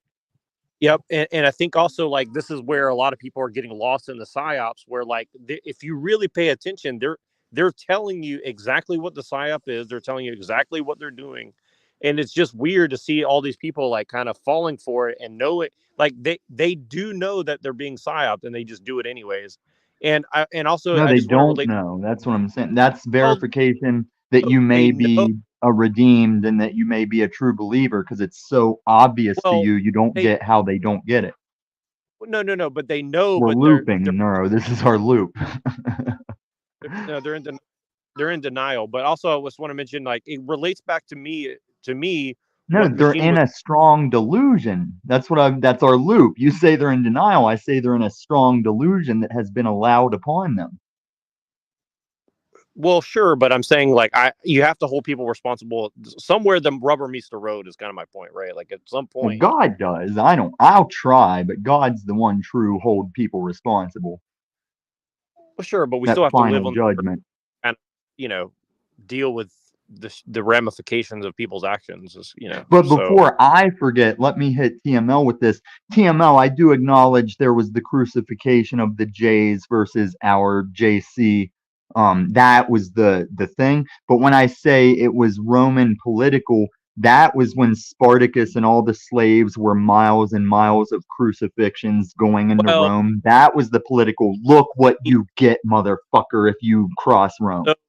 So it's funny you say that though, because like from what I understand, the Jews wear that little small hat as a sign of like Spartacus. They see Spartacus as like their hero, a political savior of slaves, right? And again, this goes back to kind of what Marilyn Manson. And they should have seen Jesus and God as their savior. That's why they roamed the desert for 40 years. They had the wrong savior. They were worshiping. They told a guy to build them a new idol they can worship as they turned away from God. And that's why tomorrow I'm going to get into why God commanded people to rub out every member of a civilization. He said, kill them all. Because he couldn't leave a remnant of that false. Fuck, Neuro, we're giving you your chance, bro. I can't stand hearing you just edge in like that. Let me finish. Now, what do you got? So, no, I'm going to forget this point. So that's kind of my point about Marilyn Manson and about this whole, like, communism shit and all that stuff is, like, everything that we see going on is, like, they're telling everybody you're a slave and we're going to free you. So they give you slave morality, and then they give you the key to the locks that they put you in, and that's kind of what I see. Yeah, Hegelian dialect, problem, reaction, solution. But this is why I tell everyone in these YouTube streets that tell me my book was designed to enslave me. I say, on the contrary, it's why I walk freely among these slaves, and you can't say I'm a slave because of that book. And it's that Hegelian dialect that distracts us from logic. I think that's the main problem. That's what they're teaching in that public education system, no matter where you're at and around the world, is some kind of dogmatic dialect, whether it be Hegelian or otherwise. They're not teaching you logic. Trump will take us cashless and will be like, thank you, Senor Trump, for it, I bet you. That's always been my stance, as strong as there will be no 2024 election. We really got to talk, Tommy. This society can't go cashless if you understand the term cash. You have cash receipts. Okay. Well, Anything this will be any, transparent receipts digitally, and that's the tyranny. It's both what would have been the freeing aspect and the tyranny, but I don't want to pull us away from whatever the subject. but there comes the element of a documentary evidence, material fact evidence, and they can present it on a screen all they want.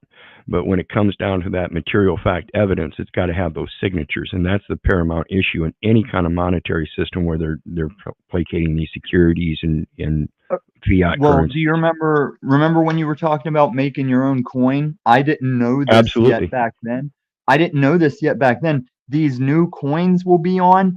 Gold is no longer a store of wealth. These digital coins that'll be tyrannical, we're going back to trading gold around with each other because they will show the value of gold and represent it. You'll just be trading your gold coins as a digital coin, and that will be tyrannized. Right. You're still going to use a collateral documentary system. You're going to have the coin. It's going to be held in escrow. You're going to have the holder of the coin with certain documentation. You're going to have a trustee withholding the actual collateral documents that extend all of the credit from that actual physical asset. No more credit. No more credit. We're getting off the debt system. This is the end of the debt system. This is instant That's what I'm liquidity. saying, because it's going to be the conversion in the electronic system, which is going to be known as the credit system. No, it's not credit anymore. It's instant pay. Your employer could pay you after every shift. There's no more credit or debt system. We're getting off. That's what I'm saying. It's instant. The electronic system is a credit system because it's instant. You don't need the documentation, but the documentation is there to establish it first. Then you can continue everything in the electronic system. You no longer need cash.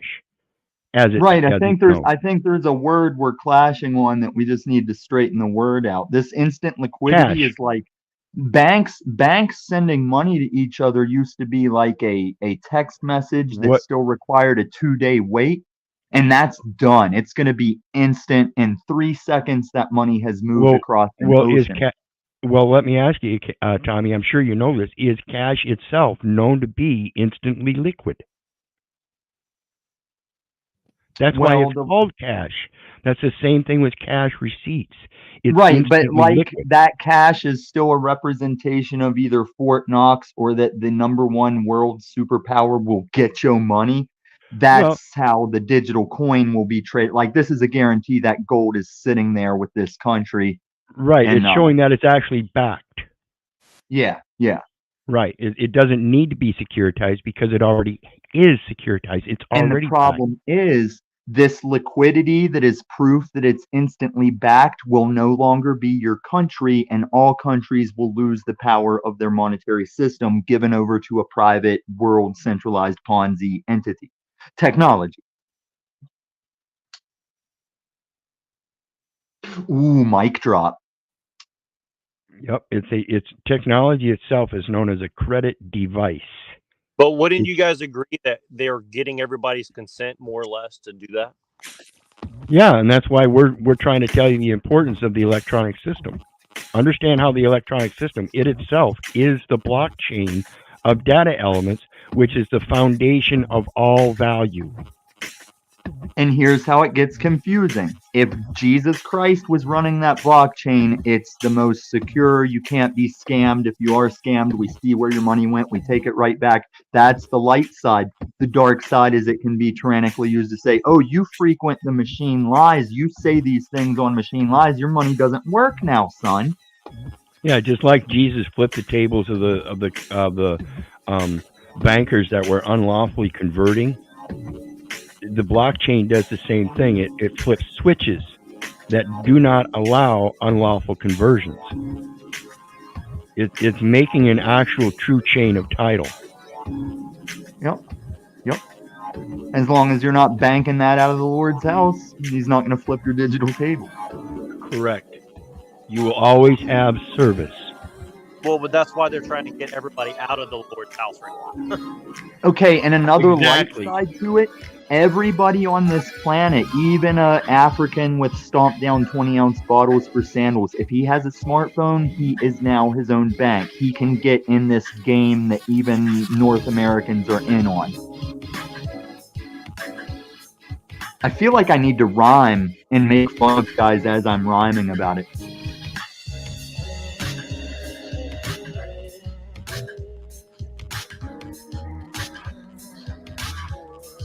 No, and I actually think they're running a little bit of a social experiment with that, like giving smartphones to the whole world. And little bit they do, and then they start trying to sell their kids on, social media for money. That, well, I guess their choice now.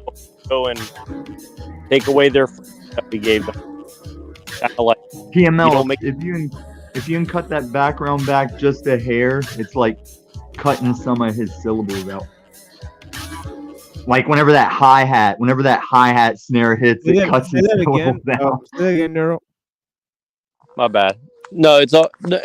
So yeah, basically, I was just saying, like, it's kind of. I think they're running a little bit of a experiment to see what happens when they give smartphones to the whole world, make everyone their own bank, and then when people start selling their kids into slavery or into digital prostitution or something, then they say, well, I guess they can't handle the freedom, so we'll go back and get them wrapped up into this blockchain, and therefore we'll manage Bitcoin. Bitcoin was the experiment. The BTC, the beta test coin, the beta test coin. I did that. I did a whole show on it. Yeah, I did a whole show on how an Egyptian bloodline of bankers goes up to founding XRP and Bitcoin. XRP is older than Bitcoin. Bitcoin was the test run. Beta test coin. Yeah, I would love to get some advice on how to buy this kind of stuff, just because I have no idea how it works. I should have bought Bitcoin when it was like $5 each, and I would be like a billionaire. Everybody says that, but now there's new Bitcoins coming, like the Bitcoin replacement. Bitcoin is probably a bigger stay or hold of wealth now than gold, because gold will be traded digitally.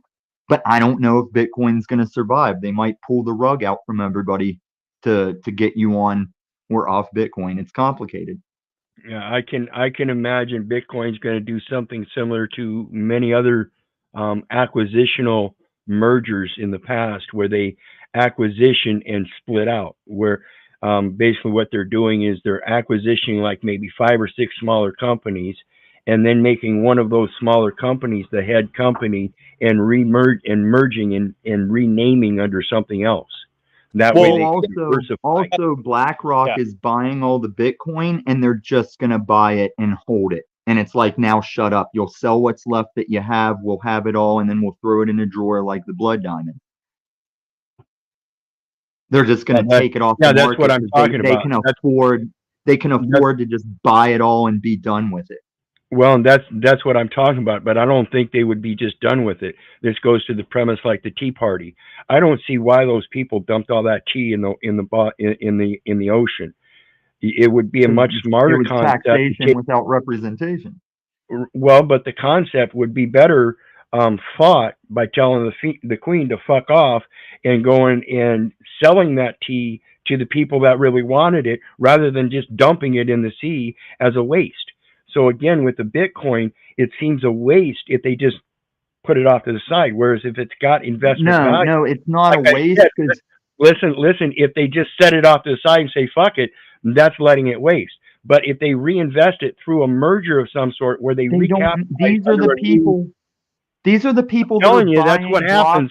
These are the people that are buying blocks and blocks of neighborhoods just to make you a renter. They'll buy all the Bitcoin to get you to shut up about it. It doesn't exist. They hold it. It's done. And now you XRP and you CBD. But just like those properties, they reinvest under different names. They do mergers and stuff that money no longer means money to them. That's what I'm saying. You acquire money to spend it. They just have a number that they're rounding up. That's that demand and supply. It's it's the demand and supply. It's the people that demand the money.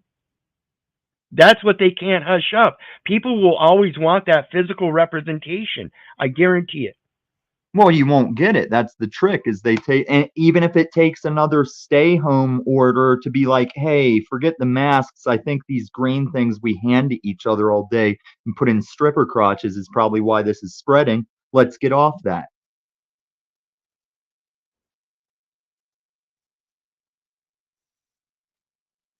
Mic drop number 2.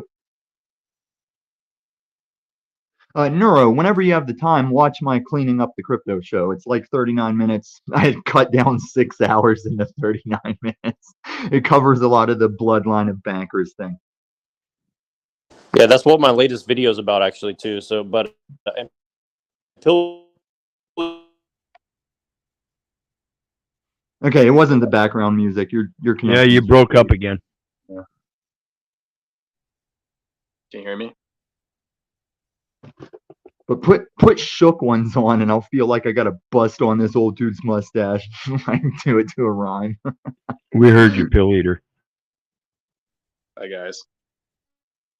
Greetings.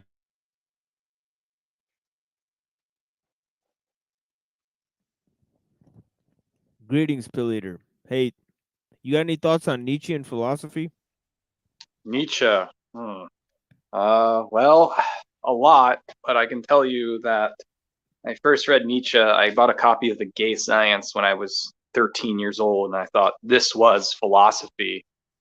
But many years later, I came to the conclusion that as much as we can like Nietzsche for many different reasons, he's been psyopted to advocate something else.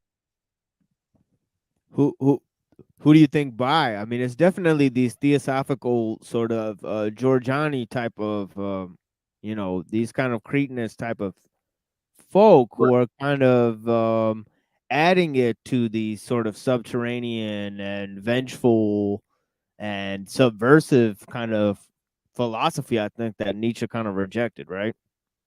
There's also communists that really enjoy Nietzsche now, which is kind of ironic. Yeah, So that's ironic. Why are yeah. communists trying to infuse Nietzsche with Marx? I mean, that's kind of like angry libertarian Vauch socialist types.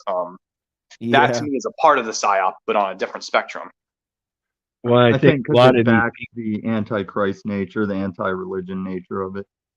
And I think a lot of these people, when it comes to these large populations of nations that take on those concepts like communism and stuff, they're taking on a philosophy or something like that. And then they use that as their base of logic. And I think that's backwards. I think we need to use a base of logic to establish the philosophical ideals. All I can say is that, I mean, this is being talked about now, but, Nietzsche, whatever branch you want to take from, it seems like a lot of the libertarian types, base and go back to Ayn Rand, which Ayn Rand was reading Nietzsche from this kind of route. And I think a lot of that libertarian takeover that happened in the 1980s, pretty much is now you're finally seeing on the left side of the spectrum. So. Well, it's interesting that his critique is vastly, I mean, it's cultural and it's sort of theological, and he's turning against science. So this instinct of postmodernism to kind of take Hegel and Nietzsche and kind of exchange them for their more kind of like later kind of thought childs, which is Marx and Freud, right? Isn't that right? They kind of like, because they like everything they want from Nietzsche, they kind of get from Freud anyways, and everything they actually want from Hegel, they get from Marx anyways, because they're really just materialists at the end of the day. So this it just boils down to that, right? That Wilhelm Reich was kind of the first to start the whole Freudian Marx synthesis. I mean, Jacques Lacan was the establishment in the Anglo world, but it was first 50 years prior or 30 years prior, you had Wilhelm Reich. And at that time, Freudian Marxism sounded like an obscure niche knockoff. But now we read the mass psychology of fascism or some of his very kooky behavior because he was an early proponent of experimenting with Freud and communism. Can I drop something in the back? It's 1 minute and 50 seconds. It might take us in a further direction of this. It's the thing I've been referencing from a skit. And look at the symbology. Machine Lies once shared a philosophy meme that showed like how I really exist, and he's sitting at the bar drinking, depressed. The philosopher at the beginning takes a shot, but the background is all like crosses and Illuminati triangles. If you can watch this, it may add to what we're talking about. while adding some laughs.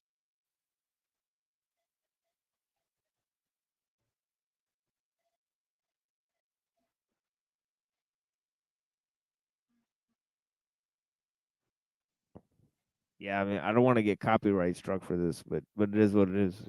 But yeah, kids in the Yeah, hall. you can chop it out if you do, but I think you'll be all right. Yeah, I'm so tired of chopping this shit out. But yeah, Dude, it's like every day there's new shit that yesterday they didn't care about. yeah, I hate that shit. I hate this. We're gonna fucking have shit. to go to Rumble. We're all gonna have to go to Rumble. Yeah, I'm gonna have to go to Rumble. Eventually. I'm already preparing. So I got everything And set up all our there as well. mutual viewers, the more mutual viewers of the more channels that go will make it an easier transition.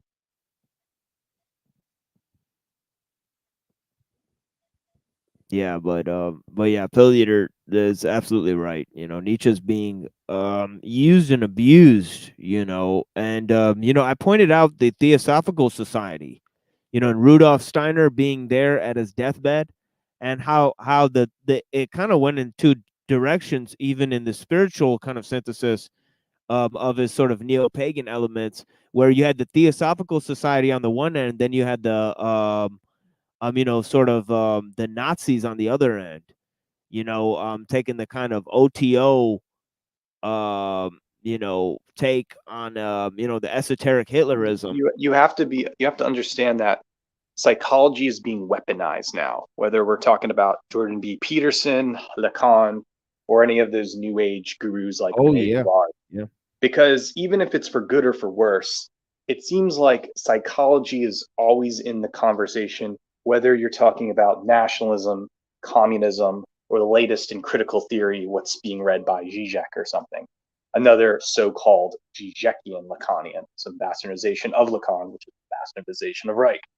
And so if you follow the dots here, it seems like the elites want us to think in terms of psychology, whether that is related to the liberal global capitalist society we live under, where there's multiple directions of what subcultures we can have, and how we can coexist in our own quote-unquote ethno-nationalist bubbles, all going back to the libertarian thought of Nietzsche. Yeah, I think it was like Lacan who kind of takes the dark approach of Hegel. He like took a dark Hegelianism, and he kind of said like, well, it's the negation that's really the engine of the whole thing, right? Of the whole Hegelian synthesis. And then how it was weaponized is in the Macy's conference report, where they combined behavioral sciences and cybernetics and all of these types of things. They used the writings of the postmodernist philosophers to write the report on the authoritarian personality, that we all have a little fascist living inside of us, right? We can also talk about art, the way Deleuze talks about rhizomes, how everything's eclectic, multiculturalism. It's all preparing us for a global capitalist mind frame where basically everything comes back to the individual. In the American mind frame, is it about your quote unquote freedom, as a way as Eric Fromm writes in Psychology that fascist societies are, against freedom, or any totalitarian society. And it's very bizarre is that endgame of freedom is transhumanism, hence why they're now flying trans flags outside every United States airport. They're getting ready for the techno singularity. And people think it's in the disguise of the veneer of freedom, when really there's a certain limit to the woke mind frame where, I want to be gay and lesbian, but you also can't be white nationalist at the same time. So, of course, this eclectic confusion is going to come in, whether we're talking about Charles Hayward's foundationalism or whatever. All of it is a white-collar grab bag, funny words to choose from to filter out what policies they want to push. Do you mean like green-haired liberal college women supporting Sharia law just because they're going against a thing? Mm-hmm. Yeah, a lot going on. It's complicated. Complicated. Hold on, I'll be right back. Sorry about that, guys. One of the interesting points I want to put out there is I've mentioned this movie, Frank versus God. and it was a concept brought forth by an atheist state government employee in Nebraska about the presence of God. And what it points out is that though they can't prove the presence of God, most people just say, well, it is, and there's no real proof of the existence of God. But that also poses the possibility, does anybody have evidence that there is an absence of God? That's the problem they have. They can't do that because everybody has a presupposition to believing in God because of the way they were brought up initially. No, there has to be an absence of proof because God requires faith, and if you have proof, you don't need faith. So And it's like that's what I'm he saying. will never allow the proof of his existence to get his faith. And that's the same thing in our verse. Faith works the same way. If there is no evidence of absence of God, then you have to allow the faith in God. Unless you're martyred for it, but same difference. Yeah, exactly. Unless you're martyred for it, and that's the problem. Everybody steps up with this common belief that there's the existence of God. You question them, and they don't have an answer. But at the same time, if you question them, remember, you don't have any evidence that there's an absence of God either. You have the same subjective views as a belief. So it comes down to the logic that you have to clarify and define what that God is. Most people can't do that. And the thing maybe we've gotten away from compared to back when we say there was a direct communion with God from us on the planet is whether you're an atheist or not, you've forgotten that your existence is still in relation with God until the day it no longer will be ever again. So even people that deny God forget they're directly right now in a relationship to exist here. Even these guys that say, oh, water on a ball. Hey, for all you know, maybe it's God just pinning us all to this globe, maybe that's part of it too. So Well, it and is. a lot of people fail to realize that no matter what your position in this life, you are still somewhat codependent, even on your own individual duality. If you can't use your own mentality in a sensible balance, then it doesn't matter who else you might depend upon if you can't keep that balance yourself. This is the importance of know thyself. You can't put anybody else in their place or pose any kind of control over anybody else if you don't have control over yourself, and that is paramount.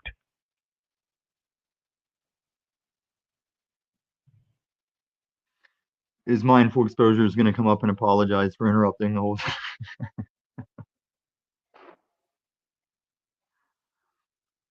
Wait, is that Esra? We love Esra.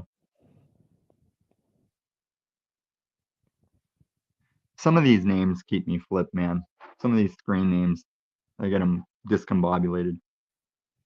Yeah, but it's also interesting how Nietzsche posits that those people who are into this sort of cause and effect, this sort of utility principle of this mechanistic view of the universe, they don't actually ascribe will to nature. So like he kind of has this understanding. He ascribes this poetic sort of a will to nature, that nature sort of have this ideal of purity itself, that nature has a sort of will to power, and that sort of understanding, he puts that sort of common plebeian and even scientific, the objective mode, the detached mode of the observer.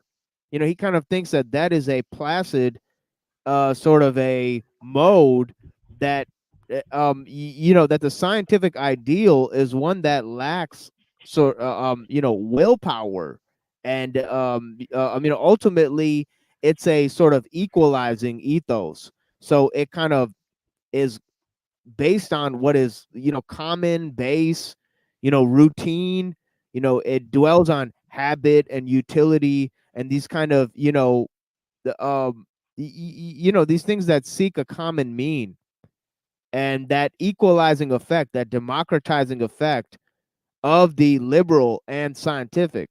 He finds issue with that kind of make it makes men basically emotional metaphysical and spiritual eunuchs in a way, and that way they're not able to express their deepest sort of terrors and their deepest desires. I mean, in their most exemplary form.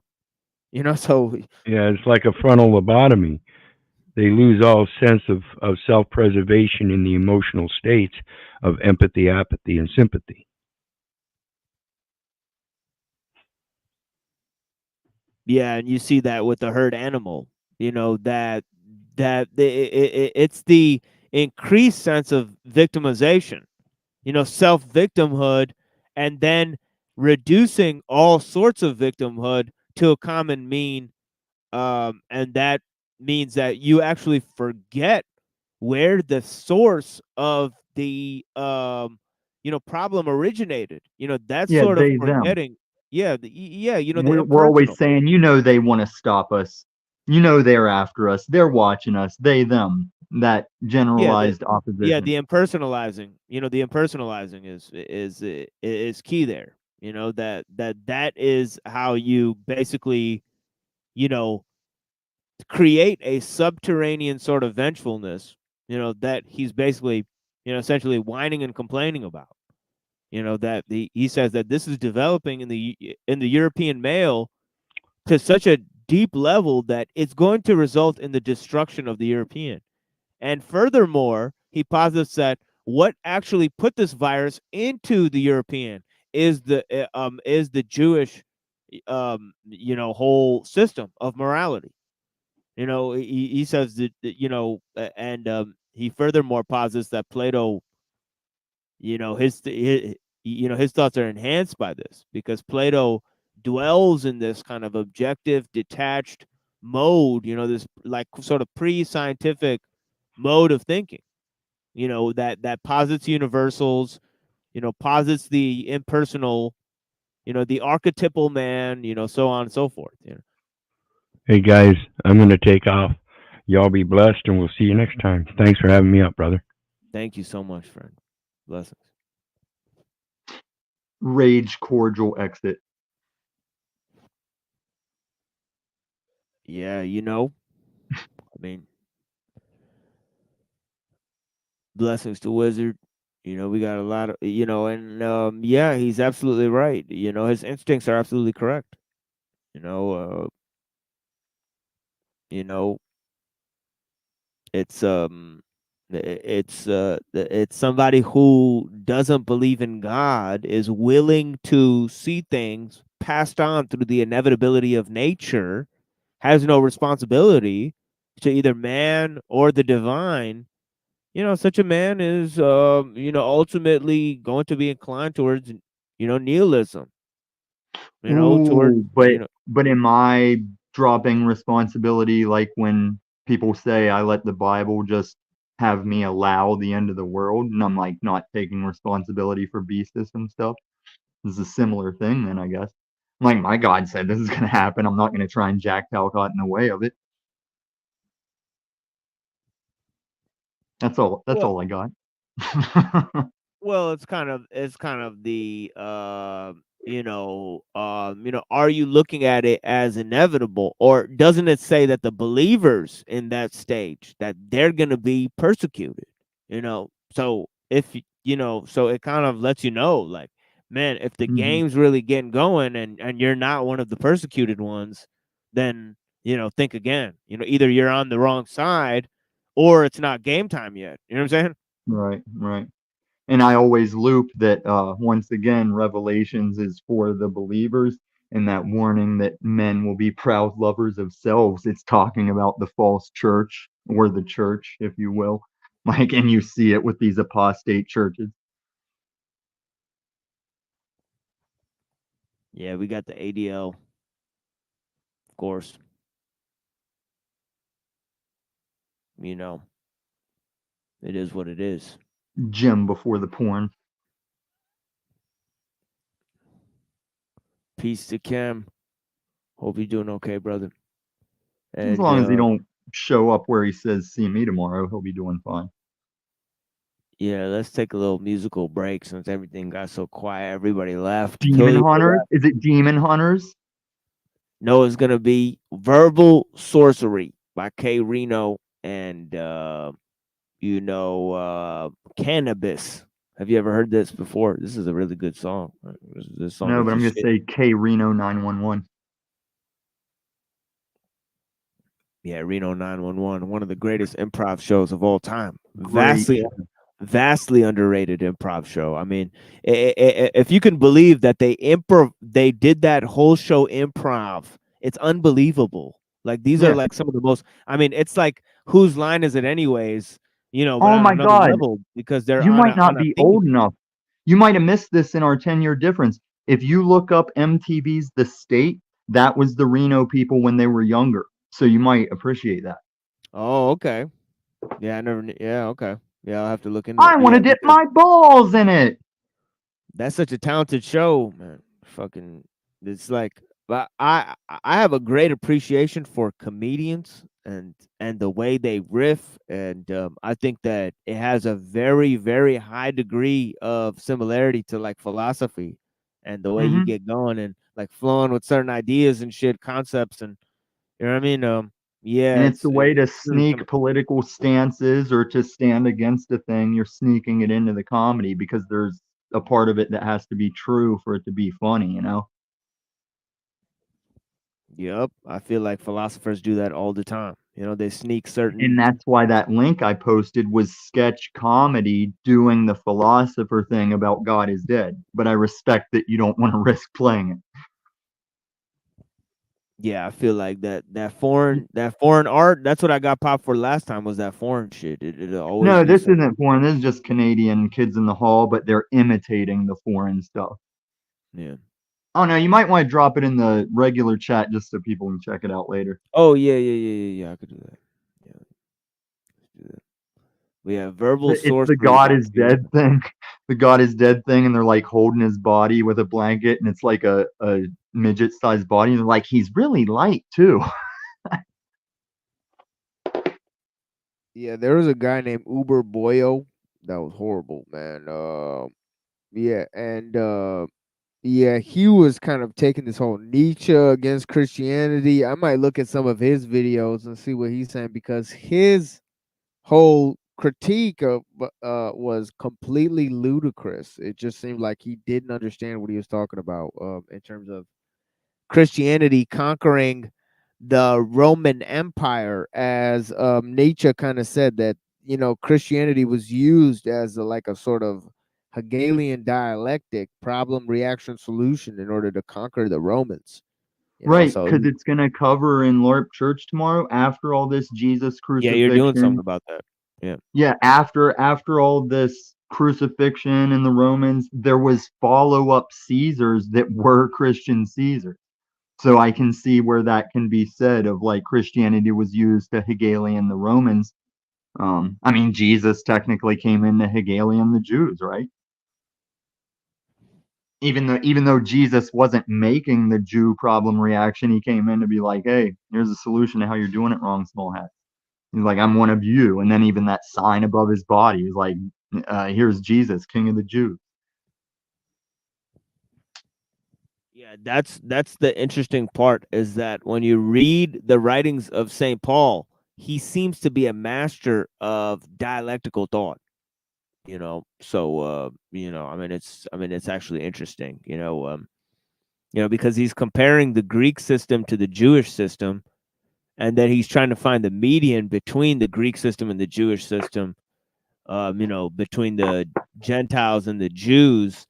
And that is one of the key factors that Nietzsche like seems to be complaining about. I'm sorry, are we talking about Cannabis, the No, rapper? no. I'm I'm just talking like about I like Cannabis too. Like I mean, if you're talking about Cannabis the rapper, he is really good. I saw him once like a few years ago. I Oh really like, yeah. Oh, nice.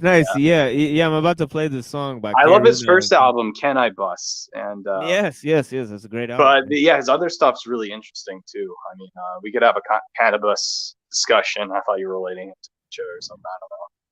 I don't know. Well, he's definitely Nietzschean in his approach and Lovecraftian to that level. you know. But Yeah, I love Buckingham Palace. That's like one of my favorite oh songs. yes, that's a great song. The flow of that, like the thing with Cannabis is no chorus. It's just like straight through free form. Yeah. Wasn't maybe not in all the tracks, but MF Doom was kind of like that. I think he had some tracks that weren't your classic verse chorus setup. He just did the thing. And that stands out because we've been like generationally, there's your chorus, your bridge, and then when you get away from that, it's noticeable. Right. Food album. I was like his I remember that one. But yeah, Cannabis is still alive. He's still touring. And a lot of it is just he's weird releasing subliminals and like interesting free forms. And I actually still listen to it. Very, very underground rapper that used to have huge clout, but then kind of just is doing his own thing. And it's really interesting the stuff he puts out. Oh yeah, he's releasing insane material. His fucking Fait Accompli and all those other albums. Jeez. Yep, 2007. Yeah. Yep. Incredible albums. Yeah. So yeah, he's been putting out Melatonin Magic. Woof. Yeah, that was the one where he secretly dissed Eminem, where he got D12 to like trick them to hate on Melatonin Magic. Yeah, it's pretty funny. Yes, Renegade Schmenegade. You pink like lemonade. I pierced through Haley's comet with metal blades. Well, he had a song recently about Malthusianism. Speaking of which, so if you listen to Cannabis's theories on Malthusianism on the new album, it's pretty interesting. Yeah, Malthusian shit is what influenced Darwin. That have you heard Nietzsche's critiques on Darwinism? Real quick, it's interesting. I'm just thinking if I don't. I can't really recall it at the moment. You gotta email me, man, because this is such a weird part of fucking Nietzschean philosophy. It's like Nietzsche just goes ham on Darwin. It's fucking great. Like, it makes sense. Yeah, it's fucking great. It's like he complains that he's like too British. It's fucking great. He's too British of a thinker. Like it's some shit, dude. He calls the Darwinists like anemic. That like. He has this interesting complaint against this notion of a species being, that seems very interesting. Like he's saying, if I can recall correctly, it seems like Nietzsche would like criticize Darwin on the notion that it's a race talking about itself rather than how others would naturally act. And the problem is when you have an Anglo-Saxon systematic approach, you're not talking about the self. It's just like any other liberal would. Well, he kind of has this whole notion of Darwinism in which he kind of has this aesthetic critique of it. First of all, that he thinks that vestigial, something that's vestigial could never improve itself through use. So he thinks like the theory just kind of collapses right there because like you wouldn't be improving vestigial shit. You know what I mean? And then he thinks that society in general, historically, is devolving, because of it's morphing into the collective herd, Well, it's because when everything becomes scientific and materialistic, according to Nietzsche, people become so atheistic that it creates a downgrade society. Everything becomes, like you said, robotic. People are not colonizing Mars. People are just in their own inwards of dryness. They lost human imagination. It's like his translator, the English Anthony Ludovici. He said when translating Nietzsche that people downplay art because they don't understand the creative ideal of individuals. And so by, being science obsessed, like what Darwin is, you lose the human spirit. You can't build civilization. You don't know what the mercy of Christ was. And that's what Nietzsche kind of argues as well, especially during the Antichrist. Yes, that is an interesting point that I kind of tried to touch on with Wizard just now. Was kind of his kind of understanding of this equality-based ethos, and he also blamed Kant for this quite a bit. He had Kant the sort of Kantian empiricism. You know, he sort of blamed for giving It's rise. like there's a lot of liberal American atheist types who have psyoped Nietzsche to a point where it's like, okay, Christianity isn't real. The first philosopher I'm going to read is Nietzsche, but Nietzsche's far from that. In fact, Right. Nietzsche enjoyed Christianity because at one point in time it was strong, powerful, it builds churches and civilization. What he's really saying is that modernity downgraded and degrowthed everything into like nincompoop scientific roboticism of people thinking they know things, and that the new religion is what you're talking about, the egalitarian, liberal, capitalist world, and people have Yeah, you lost touched on spirit of Christianity. Right. the people think they know things. That's what I've related the truther community to, is the way Jesus said a rich man had a better chance of passing a camel through a needle's eye. He thought his riches were his safety net. This truther community thinks their awareness and their in the know is that same safety net. And you just nailed it when you say, oh, they think they know things. Right. They drink and they know things. But basically the most Nietzschean advocates are actually Christian compared to, say, atheists. So that's the That's right. That's right. Yeah. that's what I'm It's saying. interesting. Mostly Christians are reading Nietzsche, not atheists, and that's a big mistake American liberals make. That is That's a palpable neurojack as fuck. irony, isn't it? And I think the level of iron. I'm sorry. What did you say, Loom Tommy? You said something there. I talked over you. He said it's mostly Christians that are looking into Nietzsche. I said that's neurojack as fuck. Yeah, it is. It is. It is. It's very Just what's happening, because what do you think? Christians are going to read Nietzsche to make Christianity better and adapt Nietzschean ethos so they can get the Übermensch ideal. And what do you think an Übermensch is? Like a Christ-like Rene Girardian mimemic desire or something. That's kind of like what we're swept in now with the Republican Bay Area tech elite. Yeah, it's funny. I was just playing some a video about Rene Girard the other day, but That's yeah, basically the synthesis between analytical philosophy, atheism, and Christianity into one, Girardism. It's like justifying Christ without the supernaturalism of why to be a Christian for the sake of it. And that's like Girardism. That's right. Yep. That's So exactly how I was trying to. Is Nietzscheism kind of taking this long trip around the block where he's going to get to the point where, I could have just went with the Christian faith, or I could have just went with the Bible instead of Nietzsche trying to says it spell all out. the time in his papers. He said, what happened to the power of religion? What happened to the power of Jesus? It's almost like he's a pseudo-Christian, and then writing it in a weird C.S. Lewis type of way by saying German idealism and stuff. Yeah, and if you look and investigate, it's like he's giving you more arguments that Christians should read Nietzsche than the atheists, than the Nietzschean communist sect who deny that and say, no, that's not true. Nietzsche hated Christianity there, and that's how you explain the left Nietzschean sect. It's very freeing, very mind freeing today. Yeah, well, it's funny that it goes into the because he's actually criticizing Plato. So he's talking about how Plato led to the modern world via Christianity, and he's saying that's what went against the kind of Greek kind of warrior like ethos. And then he does something interesting, which he kind of blames modernity for that.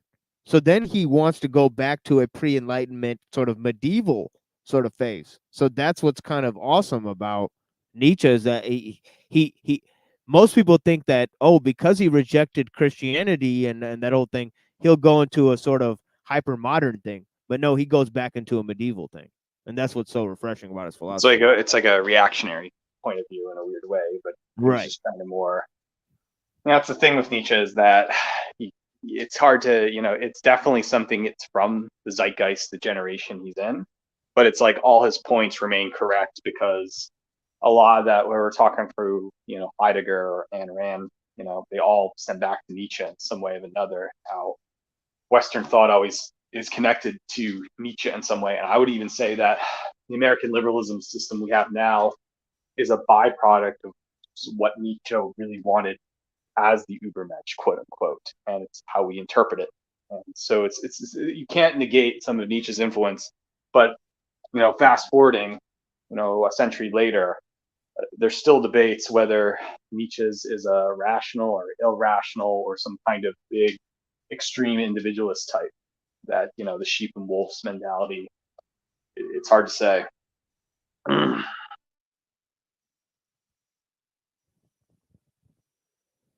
Well, I think he's somebody that's trying to move philosophy into a different phase, I think. And I think through that he was largely unsuccessful. That's what Heidegger takes off what Nietzsche was doing. That's how you explain being in time, where Heidegger is saying, well, Nietzsche is right about criticizing Plato, but let's think even before Plato began of us as animals, and rather we should be thinking about thinking and not thinking from within. And that's how you explain Heidegger, his points of views, and that's like post-Nietzsche. Yeah, Heidegger is an interesting thinker, but I think Heidegger's thoughts, they're too much because, Nietzsche tended to critique culture and society, and Heidegger kind of went the other way. He went more into like art and metaphysics and that sort of thing. Yeah. And that's how you give away, and I've mentioned this on your program before, that's why we've got Francois Laurel, where a post-Heideggerian French guy saying, no, this is non-philosophy. In other words, we have to think in terms of philosophy that isn't about philosophy. And if you think of philosophy in the inversion, where you use intuition and ideals about you are outside the canon of all this thought, then you could be truly free. And that is the animal state, natural state. And that's based on Heidegger, which is based on Nietzsche. And that's a French interpretation, Laurel's non-philosophy. He was the first accusation of non-tent. Like, yes. Your philosophy is non-tent, bro.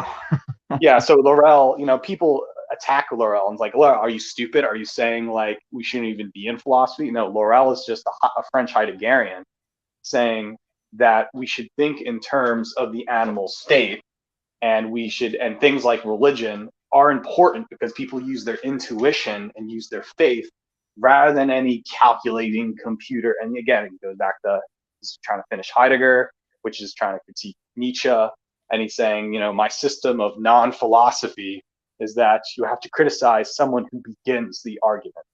And that's the funny part. So it's like, if you want to call that quote unquote meta, which our liberal elite tend to really enjoy of transhumanist tech, Laurel thinks it's like, can't start a program because you have to have rules for it to begin. We should really be questioning before we speak.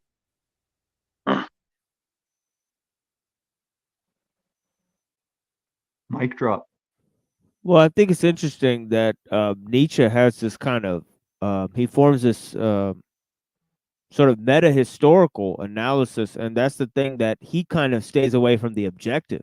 He kind of says that the objective understanding, as I read earlier, is based on this sort of forgetting, and so he posits this interesting dialectic where he kind of gets Machiavelli. He brings Machiavelli out, and you see this in Carlyle too, where they're going for more of a history versus science. They're rejecting the fruits of science and they're saying, well, look at history. And they're kind of borrowing from Rousseau in that way, that civilizational ebb and flow, that meta historical critique of the civilizational ebb and flow instead of the progress driven mindset.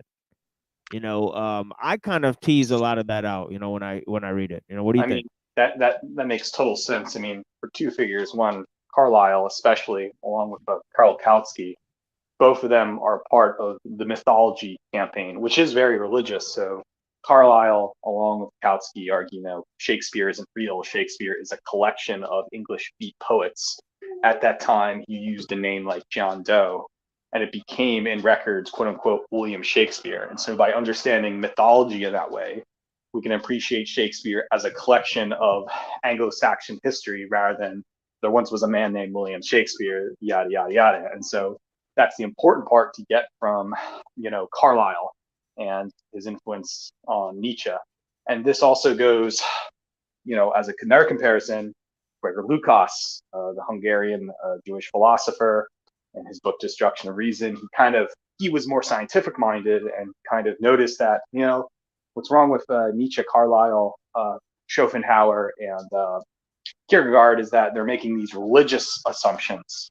And, these religious assumptions are irrationalism. And we have to go back to German idealism, where we think in these terms of logic, science, whatever. I mean, this is, the criticism of what's happening with Carlyle. But again, it goes to show that many people don't like Francois Laurel and non-philosophy is because it's too much based on religious faith, mythology, and how you construct history. You can't say there was a past unless there was a destiny for the future versus science and how we make up reality today. Yeah, that is an interesting critique of the religious. But if I think that, see, Nietzsche was a philologist and he was reading the ancient Greeks and Plato, and he was a Greekophile, and he was saying that these philosophers used to be these great sages, So I think that he's kind of mourning that sort of tradition, and I see that in sort of people like Will Durant as well, where he's kind of like mourning the influence of analytic philosophy. And then what does Will Durant write? He writes like histories, he's just writing like histories of philosophy, and I think that's a sign, you know what I mean? The manifestation of the problem of analytical philosophy, I think, would be Richard Rorty in 1980. Oh God, what a horrible, Richard Rorty, you know what Rorty does? Rorty's horrible, okay. and also he gave birth to these, Right. these psychological terrorists like Sam Harris, right? Right. So Rorty will say it analytically makes sense, but at the end of the day, do I agree with it? Very similar to another guy named Peter Singer, who argued about Singer's terrible. Singer's terrible. He's absolutely untenable philosophy. Ethics. In other words, is it good for me? And it goes back to this American liberal individualism. In other words, it can only be analytical if it justifies whether you consent to that desire. And there's just something incredibly irrational in itself, which is under the veneer that it is, like you said, this scientific mumbo jumbo analytics to justify its so-called rationalism, when in fact Rorty is using rhetoric and science to persuade people of American liberalism, and Singer is using it to justify bestiality, as per usual.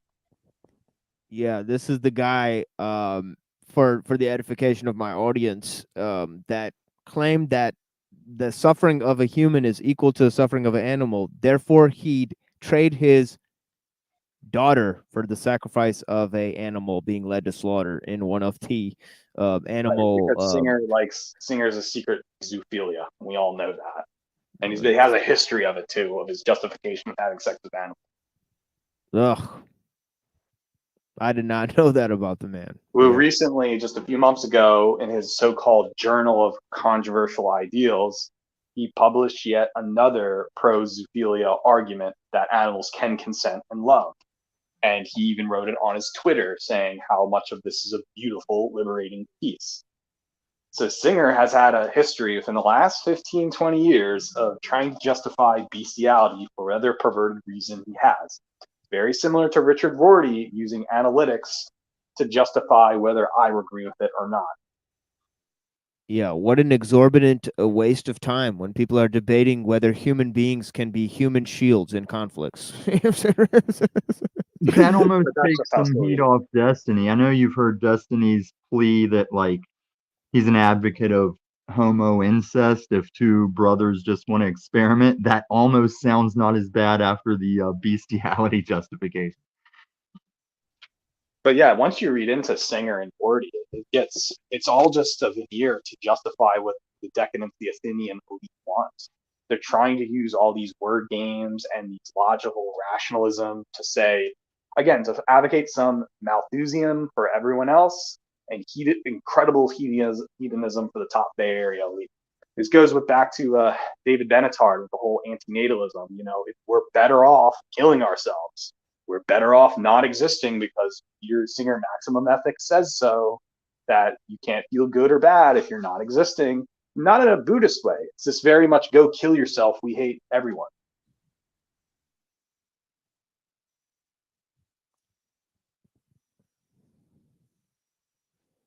Yeah, I see my wife is causing a ruckus down there in chat. But yeah, thank you so much, my dear.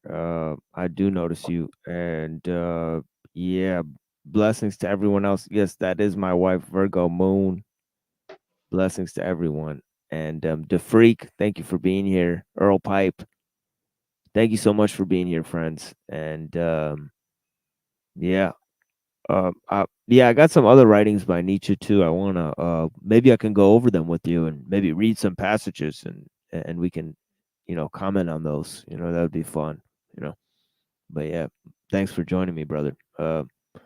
And yeah, and you don't have to apologize if you have to run out. It's no worries. Thank you for joining. And well, Rage apologize.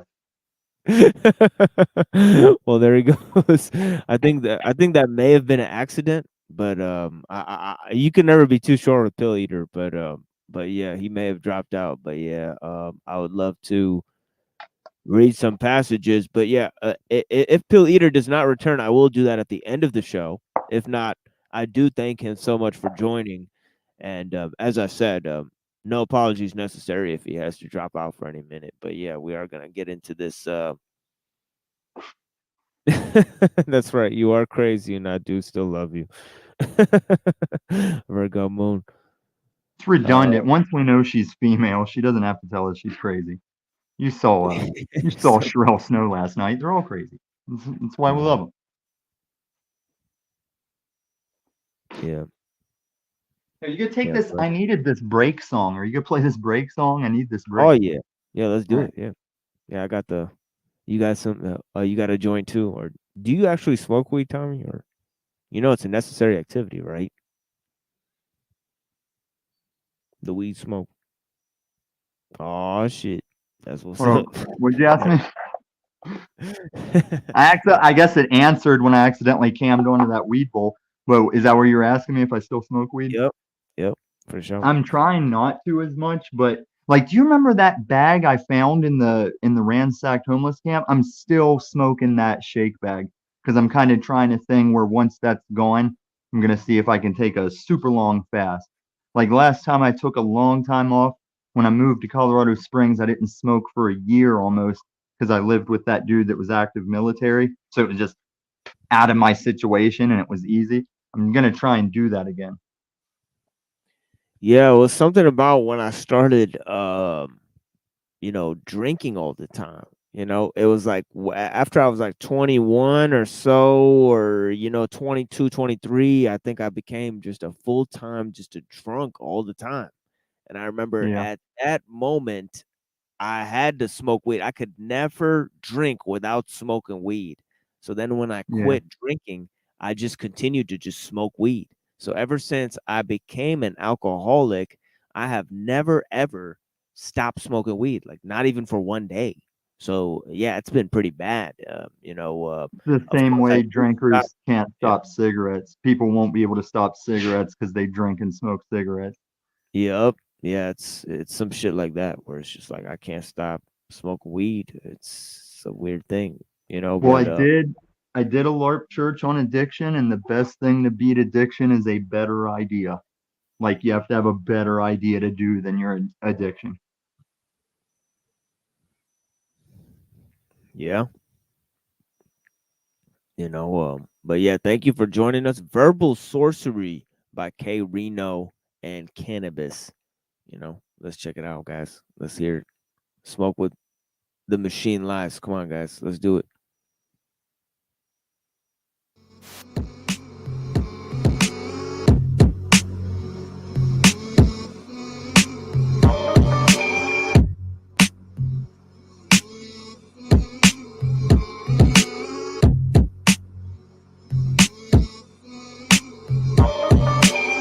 Neurotransmitter raps cross my synapse and trap years in time caps and make them feel as if nanoseconds elapse. My subliminal responds with sparks and contradicts its content because I'm conscious of my subconscious thoughts. Verbal widow make you short circuit quick. I throw a merkin fit and squirt some shit worse than a murder hit from David Berkowitz. I throw dirt on your birth certificate. Get deep and see our surfaces, slice you and walk through your personage like a curtain split. My predatory nature just so raw that I love him. While the vultures flew over him, I flew above them. I'm the derelict with sick terror spit. You don't produce natural paragraphs, you carry someone else's like a surrogate. The onslaught that I'm causing, no author can pause it. I'm the dark secret inside of the skeleton's closet. I raise my pages in the sacred Philippine cage. Groups the lactite braids and shade them with guillotine blades. A cryptic rhyme shocked and ripped his mind. Cannabis and K-Reno combined is an unwritten apocalyptic sign. I turn them seeds into shark feed, write and read and walk speed. The vampire and ultraviolet crossbreed. The rap gospel I follow is probably most optimal. My ultra opticals can spot fetus hair follicles. The possibility of me not winning is impossible. I'm so mentally hostile, I hear good news and get volatile. I telepathically move objects, my tongue concocted a new strain of saliva. One drop can fuel rockets. I throttle you with violent tailwinds, then extend another set of limbs and put you in a double full Nelson. So tell me, can you ace this quiz?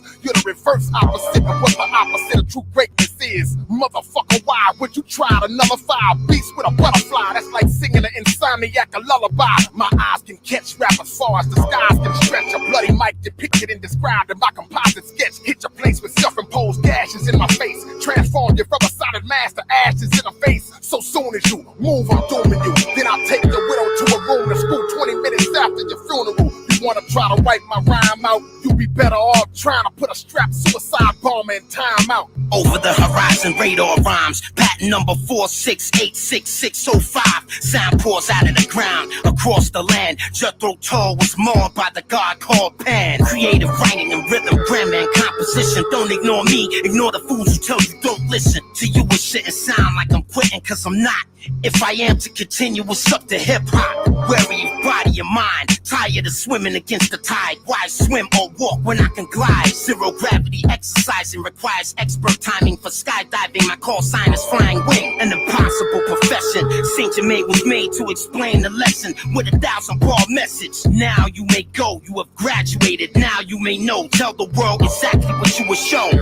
Shown up, Sesame Street poems brought to you by Sears Roebuck. Countdown, 48 months. Does it amaze me? No. Does it faze me? Maybe a little, yo. We gotta find a way to generate dough. The promoter won't pay me what I want for a show. Why do it for free when I'm worth my weight in gold? Mind, body, and soul inseparable. Incredibly, protoplasma recycles the matter perpetually. Hip-hop became boring. Lyrics seem more like a vestigial organ, but they shouldn't be important. The diaphragm, the thymus, activate the latent powers that reside inside us with 13 chakras. Get the Guantanamo Bay, the Alcatraz way. You heard what I say? These pigs gotta pay. I steady my approach. This supposed to be a no-fly zone. Black Sheep Squadron with strobe light holes. The hurricane's eye open, gale winds blowing. Moses on the rowboat, floating in the ocean. I figured out how to save water in a drought. If we save the right amount, I know we can make it out. The ever-expanded mind commanding the body. Do you copy the quantum biology biopsy? My austere designs are so ahead of the time. Even when you press rewind, you're still left behind. Father Arthur, Paul Pauper, breeze to draw prana and a yoga pose, trying to get close to your mama. Your ear cartilage has been targeted. The bombing will commence.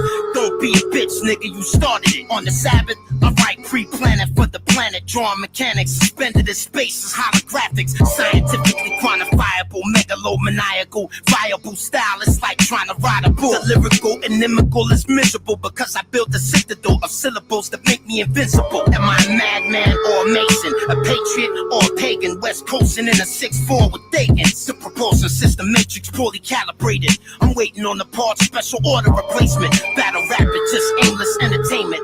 Second round knockout was one of their favorites. Fuck all the haters. My luck was crushed, I felt like it fronted. My heart kept pumping, I had to do something. I turned the page, wrote a turn of phrase. Verbal x-rays, they say I don't burn, I blaze. Don't look at it like winning or losing. In 98 it was amusing. Poet Laureate's my new shit. Time keep on slipping, the ripper keep ripping. But right now my image stands still in a prism. My light reflects like mirrors, I choose to share it. The procession of the earth is never.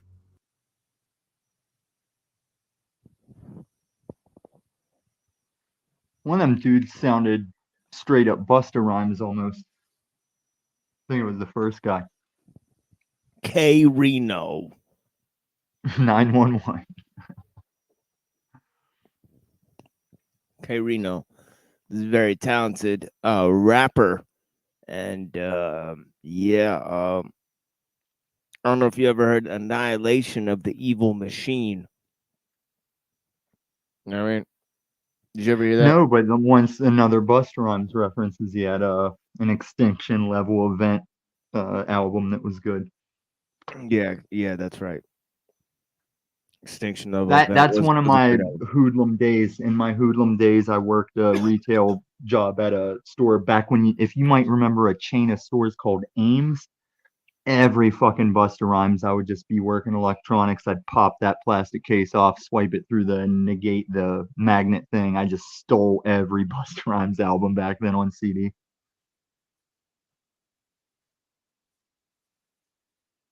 Yeah, Busta Rhymes was Fuck yeah. one of the dopest MCs of all time. Yeah, for sure. He's still putting shit out, Busta Rhymes. And You he know? created like the most well-known, most famous hype man, like his hype man that would just throw in his background shit. That guy got famous off being that to him. Yeah, I mean, yeah, he was originally. I mean, he made an album with Q-Tip and Jay Fuck Dilla. yeah. Fuck yeah. Remember Q-Tip? I don't know if you guys ever heard the line. What's that? The Dragon, and the shit, man. I forgot the Q-Tip Busta Rhymes album. You guys look it up. It's fucking sick. Just the Q-Tip solo album that that was good too. It had Vibrant Thing. But I'll never forget that album. It starts out with him talking. You can tell he's eating a bowl of cereal while he's talking. Yeah. Annihilation of the Evil Machine. I think it was Gary Baxter who pointed out, he's like, this should be the theme song of this show. We're going to get K Reno on this show one day. So we will have K Reno on the show. But yeah, we will play this fucking Annihilation of Have you ever got the Dark God? Have you ever talked to the Dark God? He responded to one of my comments, and I didn't realize. Yeah, Dark God has. What's that? He responded to my comment too. I told him we play him on the show. He's like, that's dope. What's the link? I guess he didn't realize that you can't post links there, but yeah. I didn't realize he's got less subs than me. You should interview him on this show. Yeah. Yeah, we should interview him. We should interview him and K Reno. Cannabis. Some of these artists, and get into their head about why they're talking about issues that other rappers don't want to address, like the biochip and those types of ideas. So I think all rap politics right now is overwhelmed by this P. Diddy stuff. It's crazy that Justin Bieber's like, they made me, like him and Will Smith made him eat their butt.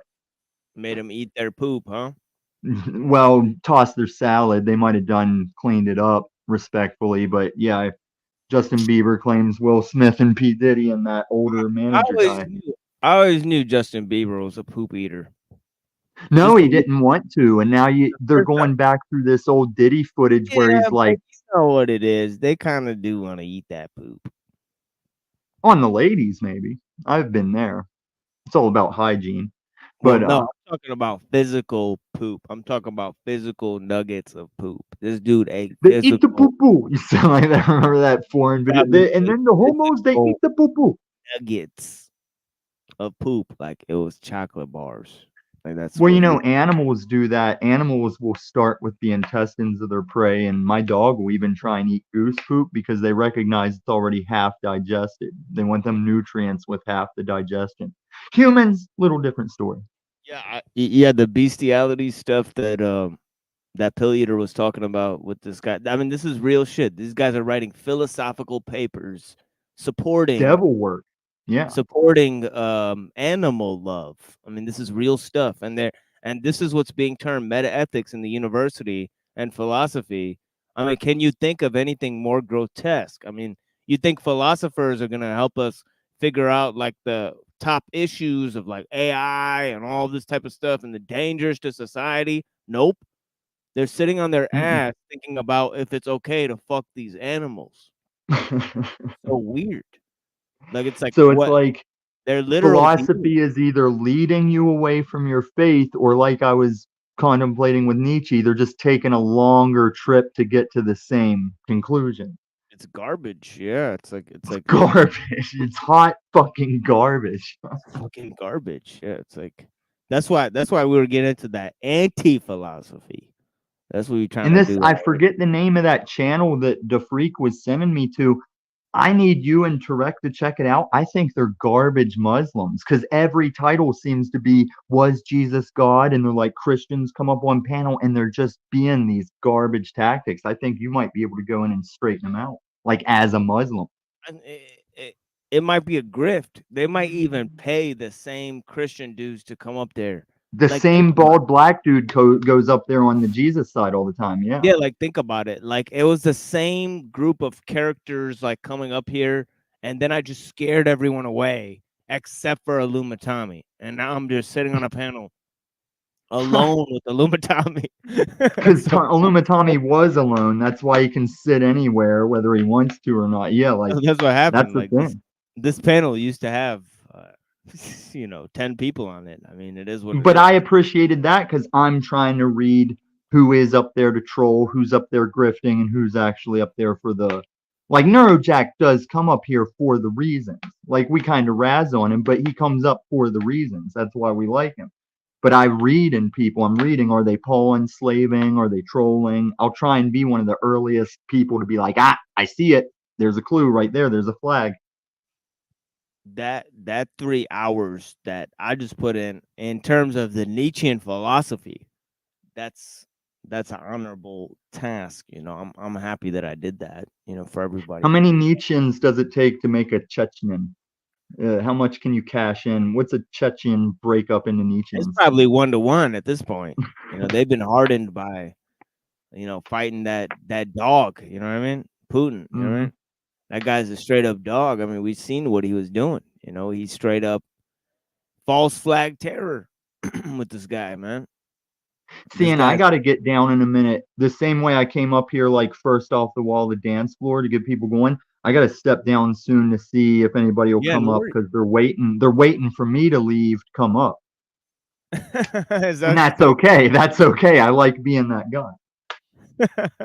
It's no worries, Tom, dude. You can stay as long as you want. And you want to premiere the new loops? There's no obligation to stay either. I know you want to go hop on other panels too, so don't feel No, I have no obligations, but I really see if I would sit here for your shift stream. Yeah, because I got shout a lot of, I got shout to all the channels that can do a solo shift stream. I know me and you are two real ones. We can sit up here and do 8 hours alone, like that Days of Noah. Shout to all those channels that can do a shift stream solo if you're out there. That's what it is. I mean, I got videos and shit to react to for the next 8 hours. Continuation from yesterday's content. So yeah, I mean, if I have nobody up here, it's gonna be what it's gonna be. Yep. So I don't mind that. I know my audience doesn't mind that. Whoever the fuck they are, or whoever they'd leave if they didn't. Yeah, they're basically the iguanas of the interwebs. You know what I mean? So that's why we ain't in that numbers clout, because it's like they either want to be here or they want to be here to troll. But either way, we don't care about them numbers. But I was surprised that like Dark God doesn't have our numbers. I'm like, why not? He's got some good tracks. I'm surprised a lot more people don't have numbers. People that have been on some very notable programs. It seems like it didn't really go anywhere for them, or that one tape of them on that program will be highly sought after, but then the rest of their whole career will be largely unnoticed. So I don't understand what it is, or how people who manage to chase clout even do so successfully. I just simply know it's layers too, because we all know this YouTube game of the quiet unsub. And then each individual has their own procrastination of like, I might see a guy pass through your channel. I'm like, I got to remember to sub to that guy. And I don't even. And then I go how long forgetting that I never subbed. It's layers of different reasons like that. Yeah, and I mean, I consider myself a Muslim channel, whatever. I'm a Muslim. I mean, there's nothing non-Muslim about me. I mean, the thing is that, these Muslims that are focusing on, oh yeah, let's just talk about Christianity. There's much bigger fish to fry. Christians are not like the main thing that's going on in the world. So, Right. yeah, Christianity has its thing, and obviously I became somewhat of an expert on that whole issue, by studying the Bible in great detail, and studying historical views on the Bible in great detail. But the thing is that, there's a lot of different ideas. I mean, there's obviously the whole catalog of Western philosophy. There's obviously all of the modern world of technology that's moving in a direction that nobody knows about, and that none of those old books can really vouchsafe in any critical sense. So there's a lot more issues than just attacking Christianity. The people who are focused on one issue, either promoting Islam or promoting Christianity or promoting or attacking somebody, either atheists or Muslims, or there's Christian channels that all they do is attack Muslims. Well, So the bigger fish to fry is that all three Abrahamic religions are going to come under fire in our lifetime. That's how we round up humanity yeah, existence. so It'll be the attack on the three Abrahamics, then beast system, mark of the beast, then end times, all that. yeah, and that's, I think, what Nietzsche kind of foresaw in everything, was this ancient battle that is being recast as this sort of modern synthesizing of things, where there's actually no synthesis. It's just the same the same ancient conflict, repackaged into these secularized modes, but those are just not really, those are fabricated. Well, So that's what I love is the same end times deception is the first one that like the Satan's just repackaging the same deception for end times as he did at begin times. Just like repackage that same deception I did. We'll run it back. We'll run it back again. Yeah, and that is the basically act of Kabbalistic inversion, that's been taking place. And Kabbalistic, so as in small hat diversion. Yeah. And okay, so I'm gonna figure out what I'm gonna do. Okay, so in the 7th hour of this broadcast, I'm going to read some passages from Beyond Good and Evil. In the 8th hour of this broadcast, I will then retreat to my bat cave and leave you with a video of a procured segment we did yesterday on a unknown channel, relatively unknown channel. I'll help them out and promote an hour of speech that I did live there. And then I'll go ahead and open my fast on the 9th hour of this broadcast. I'll leave you guys. So Hey, until Jock, then, shallow question. Yep. Yeah. Until The then, we'll look book, at yeah. What are you gonna say? the book Beyond Good and Evil, does that have any relation to the video game that was called Beyond Good and Evil? I don't know. Perhaps it does. I haven't seen the video game, so I wouldn't. It was like you had some chick and a pig guy. It was like a guy that was half pig, but I don't know what the game was about. I just know there was a game called Beyond Good and Evil. A pig man, you say? We just hit 31111. I Me don't know what confirmed. that's about. If you YouTube Beyond Good and Evil, the video game will probably come up. But like I said, I don't know if there's any relativity other than the title. Yeah. We'll check this song out, guys. This song is intense in my opinion. I think y'all like this one. This is crazy.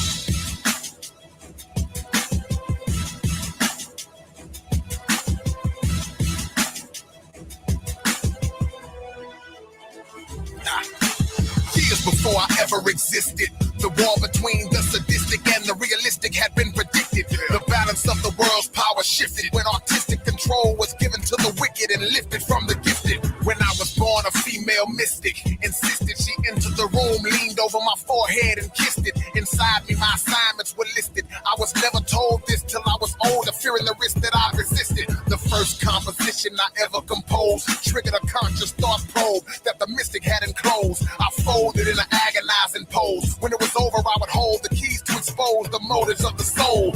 Meanwhile, on the same side of the globe, a slow-growing entity drove the masses to ignorance overload. I stayed inside my reclusive mode, and although this was strange, I still didn't complain, though I blatantly noticed the change. I started having recollections, nostalgic reflections of things that ignited mental resurrection. Now every audio-visual object we digest contributes to this gradual degenerative process. Nonetheless, I wasn't under stress. I just rested and convalesced, sharpened my talents to soar beyond the best. Fell asleep, it felt like something was being put on my head. I woke up and saw two individuals at the foot of my bed. One said, "Listen, K, we know you've been chosen to fight the deadly force that germinated and rose in the night.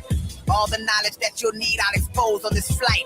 What's up with this paralysis? You're frozen in light. Where can you unfreeze me? And please be quick about telling me the reason why you come to seize me," he said. I'm sure you heard of the machine, where we've convened concerning its destruction, and we've chosen you to lead the team. Folks are going to die, you have no choice, so you better comply. I said, I was no one special, I'm just a regular guy. He said, that's a lie, you were born for this, never deny. I looked in his eyes and said, okay man, whatever, I'll try. 2 seconds later, I went from my room to on the craft, inside the lab where I received training to run the staff. What seemed like one day of training had been a year. The mystic reappeared and said, no one must interfere. I said, lady, I could be wrong, but I feel like I know you. She smiled and said, you do, and at the proper time I'll show you. And for the masses, there's a fate you have to save them from. Look at the people and how disillusioned they become. The thought streams that this machine is filtering are ill-meaning and bewildering. You have to kill this thing. You'll have to start with all of its compartments and execute mark hits on targets from Earth or orbit. After I listened, I started on my mission with one magician from the spacecraft as my assistant. The first place he brung me, it stunned me. What I saw living among me, 85% were already zombies. The schools and the streets and the houses were doused with the venom of lying governments and sick media outlets. All intelligent thoughts that sprout get rerouted and ousted. I had to obliterate the whole outfit, but where was it stationed? We tried to pinpoint its location with extrasensory perceptive navigation. 2 seconds after springing to action, I saw on the caption the giant shadow of a robotic contraption. I turned around and shockingly seen a technologically supreme object that no logic could possibly dream. Everything that it said was obscene, plus its head was a screen. It blasted at me with a red glowing beam. I blasted back with a shot of my own. Medulla oblongata lava fire straight out of my bottomless dome. I heard a voice that made my hair raise. To paraphrase, it said, we'll forever convey our wicked ways over the airwaves. We can't stop the rise, we were put here to deceive the wise. We're the ones who say the truth and make people believe the lies. Made the world slave, so don't defy it. To save it, I would try it. It was modern day David and Goliath. This denial den that we resided in was multiplying. This Leviathan was like trying to escape the Poseidon. So every great phrase that was ever spoken, I quoted, decoded, and overloaded its modem till it exploded. When it blew up, I was glad and released it. Till I seen new machines forming from each of the fragmented pieces. Now I gotta overcome the offspring, the children of them. I went from dealing with just one to a million of them. A whole army in the distance ahead. Imprisoners of listeners tapped my assistant and said, I need a G719 skill gun. He said, I never heard of that. I said, I know, I just made it up. Go build one. He left and said, okay, I'll go get it. Just hold him off for a minute. 60 seconds later, he reappeared with it. I snatched it with no time to study or test it. It consisted of just one definite button, so I pressed it.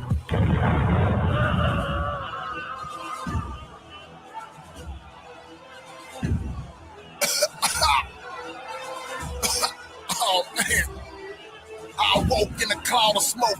I saw people, one of them stepped out of the crowd and spoke. It's so enlightening to be mentally redeemed, he said. I'm like, what happened? He said, look, all the machines are dead. Conscious thinking at the ultimate degree again. No more government, commercial radio, or CNN. The gas released out of your weapon made the cameras fall. Reverse the spell of the machine and deprogrammed us all. I said, but there were millions, how could we persist to live? After the wisdom, everyone took the initiative.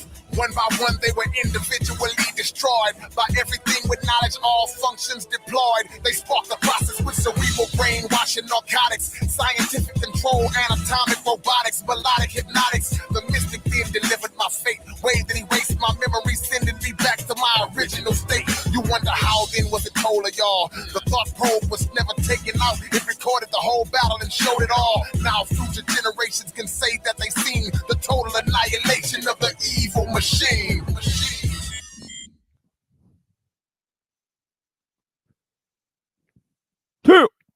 Noise. Well, there we go. Just now uploading it. I know we've premiered here before. If you want to premiere the next installment of Loop Loops. Loop Loops.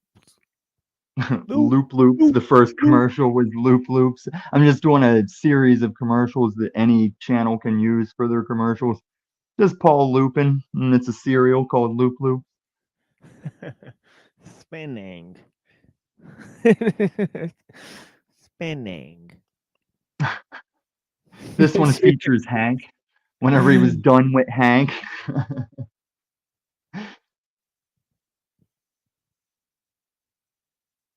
Oh, shout to Rebuttal Bar. Rebuttal Bar is when he live. was done with Hank.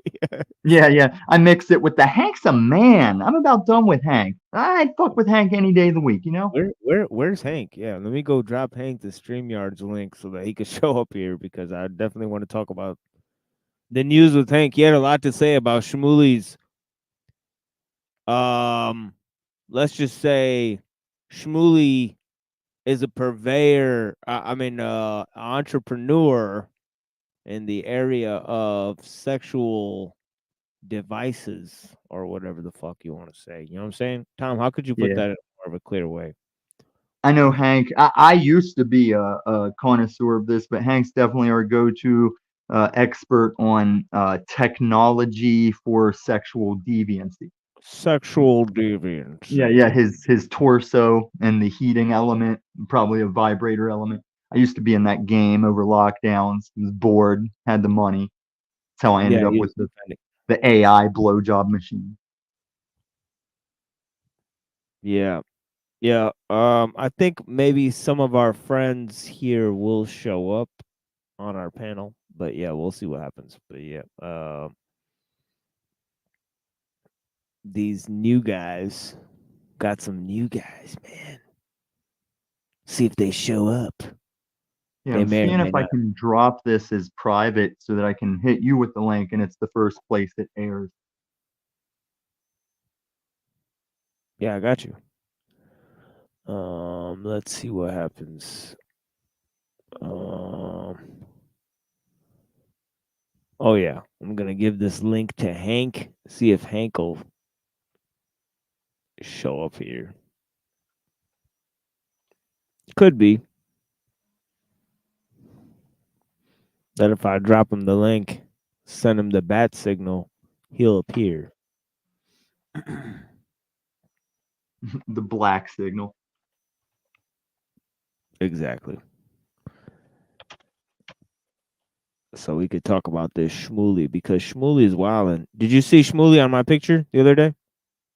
No. I mean, I might have noticed it. Who's Shmuley? You didn't see my picture the other day, my thumbnail with the. I'm not sure who Shmuley is. Oh man, let me find this for you. Let me find this for you because Shmuley has lost his mind. Whole community is.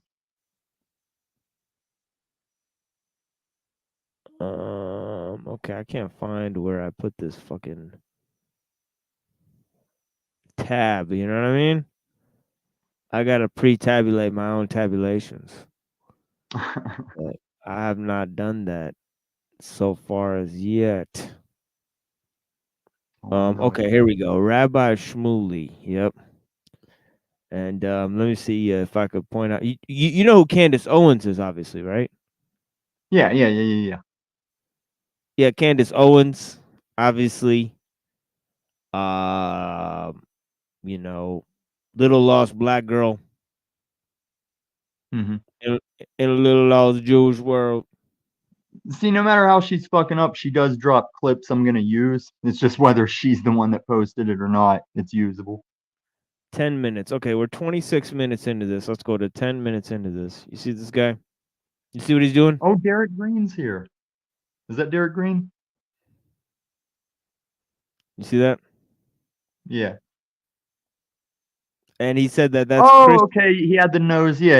I just don't know who that guy is. and that's Christian blood in his sippy cup.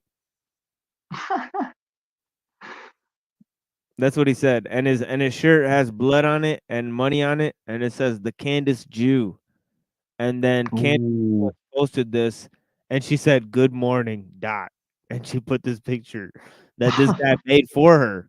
He said he's celebrating Purim as this character, the Candace Jew, the Candace Owens Jew, calling her anti-Semite by dressing up like this, apparently.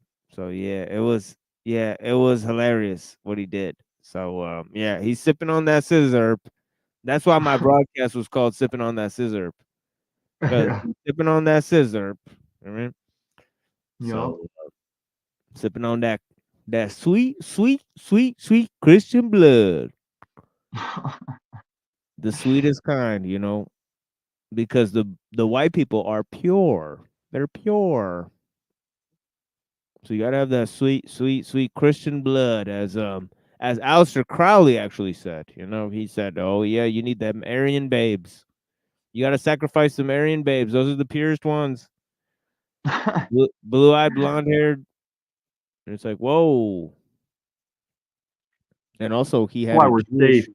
Why we're voice. safe. They gotta preserve us if they want them white girls. If you still want to chase them white girls, you gotta preserve us.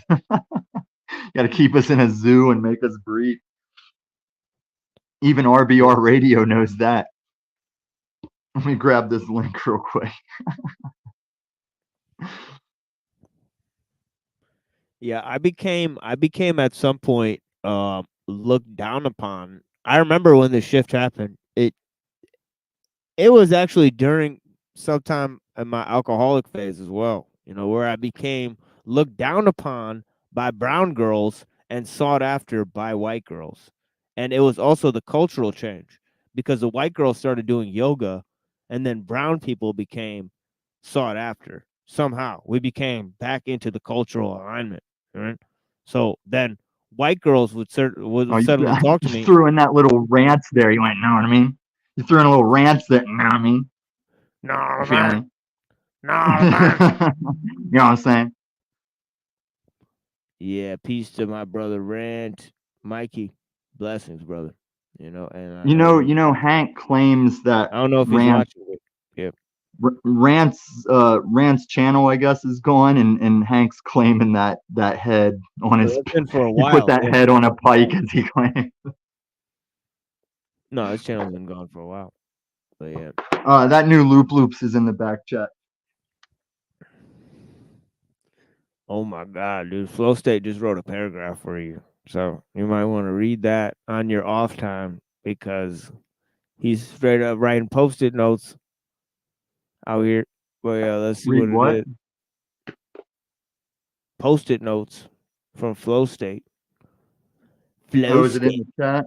I'm not watching the chat today. If chatters think I'm doing that chat Yeah, moderator, I I'm haven't not been watching. really watching it that well either, so I'm not gonna really read that right now, but I'll figure it out later. What everybody's saying. DeFreak is laying down some crazy chats about religion. I'm gonna read that in a minute. I'll bring it up Thank you since guys. you're mentioning it. I'll bring it up, but I haven't been watching it.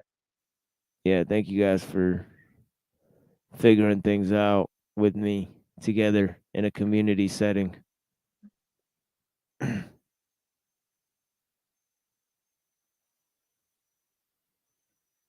Oh shit! Did I lose this tab again? God damn it! Okay, here it is. Shmuley. There we go. What? You're a Christian fraud. There's nothing religious about you're saying. These are classic anti-Semitic. If somebody does something and you point it out, that doesn't make you not a Christian. By the way, we discussed yesterday that the sipping on that scissor has to do with the 2,000 years ago.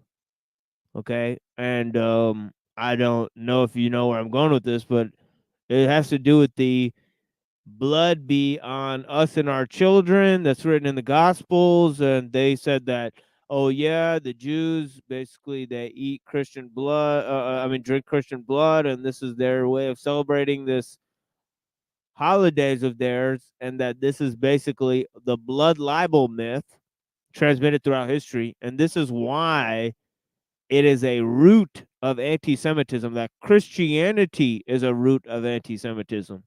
Okay, so this is a weird way of phrasing the issue, because at other times we hear from Adam Green that no, it's not a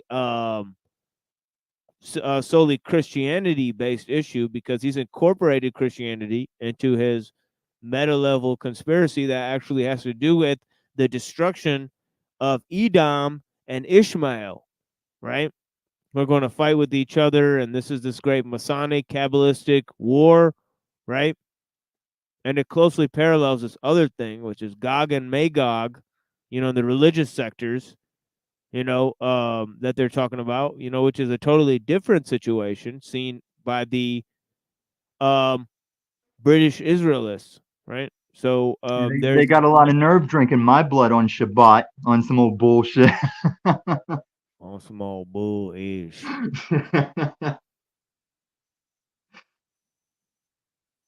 know what I mean? Oh, I keep calling Adam Green Derek Green. Derek Green was my drummer friend, where you'd ask him to sit still on the couch because he's always like doing double kicks with his feet.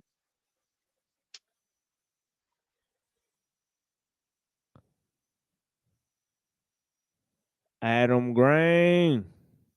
Snapping with Slim Jim. Mountain Dew, Doritos, Oakley's, snowboarding. Adam Green. On the spot. Hundreds of niggas is waiting for your motherfucking call. Shit about you right now. These niggas is desperate. Yeah, I said some shit. What? The hardest niggas is standing by, ready to pick up that phone. Asian niggas, white niggas. Suck my dick, bitch. Fuck you. Classic niggas, racist niggas, mystery niggas, psycho niggas, Jewish niggas. You got some motherfucking nerds calling me out Shabbat on some little bullshit ass nigga. Better calm that shit down and come around here and show me some fucking respect before me and my Jewish niggas come up here and beat your ass, nigga. Off top. Drinking my blood on Shabbat. Got some fucking nerve. My old Jewish niggas. Will fuck you up off top. Like I said, man, I know that kid. He's just getting out of high school. He's half black, half Jewish, and he'll never know how in previous decades that was quite the thing if he would have been that.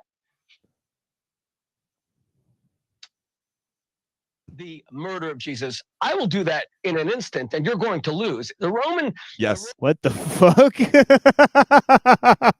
Yeah, man, that's too much. He's playing a video of Michelle Obama's dangling. Yeah. In the middle and of. I was always like, guys, she had children. She has 2 lovely daughters. Then when I saw this, I was like, I'm sold, man. I'm fucking sold. Oh, man. And then they have where those kids came from. It's heavy shit, man. That's how they're going to usher in more transhumanism. And guess what? You already had a trans first lady. Dang swanging.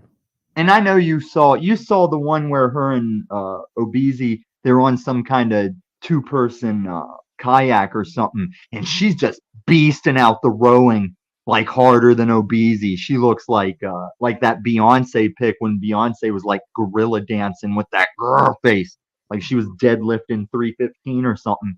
They had Michelle Obama Michael just beast rowing, and Obama's kind of laid back, not picking up he's Talcotting his rowing strength, and Michelle's just beasting it out.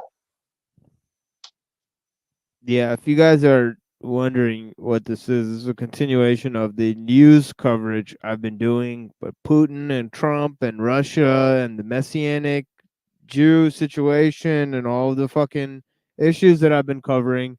And of course, it comes to the frame, and we looked at last time, Candace Owens' communication that she had with the rabbis, and I think it was Barclay or something like that, the gentleman's name, and now there's Shmuley, and of course, his daughter is selling these fucking sex toys or whatever, and there's this degenerate kind of currency of fucking Dude. current of degeneracy underneath it all. Yeah. Peace to DeFreak in the chat, but we need to catch him up. He's saying I don't think she's a man. Maybe the thing fell out. Dude, I've ran in Run Air shorts where I'm self-conscious of if my dick is doing what we're watching right here in this footage.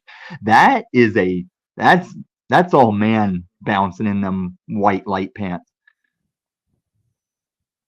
You'd think she would have jock strapped. You think they would have tucked and taped this for this event. You can't fake what's going on in this footage. It's too real. It's too real for you to freak.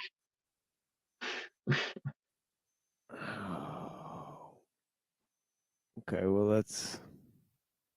Roman historian Tacitus said clearly that we Romans did it. When you say that the high priest turned over Jesus, you forget there were two groups of Jews. There were Pharisees and Sadducees. The Pharisees were Jews like me. They looked like this, yarmulke beard. They were Orthodox. They didn't wear yarmulkes. The Sadducees were Jewish. See, that is a complete, and isn't Jesus criticizing the Pharisees? So I mean, I don't even understand. He's saying that's where I agree. The crucifixion was Jew on Jesus' crucifixion, but that road of crucifixions that Rome did, I think, is political. Yeah, but it clearly says, unless your righteousness exceeds that of the Pharisees, you will not enter the kingdom of God. So by being a Pharisee, you're not. So Jesus was not a Pharisee. That one line right there just refutes the claim. So all of his vitriol over this one statement that, oh, Jesus is a Pharisee, it's the Christians don't see it that way, nor are they going to see him as, you can't be a Pharisee and a radical. Like, of course he's not a Pharisee, but I do subscribe to we probably would have seen Jesus wearing that time's classical Jewish garb. I don't know if he had the little cube forehead strapped headband, but I think he would have been seen wearing a lot of the Jewish type religious garb back then. Yeah, a lot of that stuff is like modern stuff, so that's the problem. Or it's medieval, so it's interesting, Sellouts, they Hellenized. They were the Roman party, and they hated Jesus because Jesus rejected Caesar. He rejected Nero. He rejected Roman rule, which is why the Romans gave him a political death. The Romans learned crucifixion from the Carthaginians, from Hannibal. It was not a religious death. It was a political death. And the Romans tortured him because he wouldn't accept the rule of Rome. So I wrote a whole the Ben Shapiro take too. I mean, let's just get to the bottom line of why he's saying this today. He's saying this today because it exonerates the blame, any blame that the Jews actually have, and then it restyles Christianity as a Jewish project. It allows him to co-opt it allows him to co-opt Christianity, and then it allows him to basically empty that same religion of its theological status or values, and then turn it into a secular or revolutionary creed, a socio-political creed. He's basically saying we own you, and by the way, you're communist now, and welcome to the club. That's what he's saying, basically. Right, communism bad, but The voluntary version would technically be that Jesus socialism because you're the one choosing to do it. Well, I Caesar think. isn't making you do it. Well, the thing is, like, I think that the one distinction that seems to refute that I could just point to is like I don't think that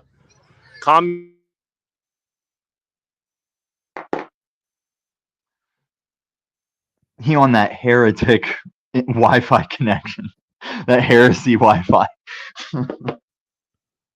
You cut out there, Neuro.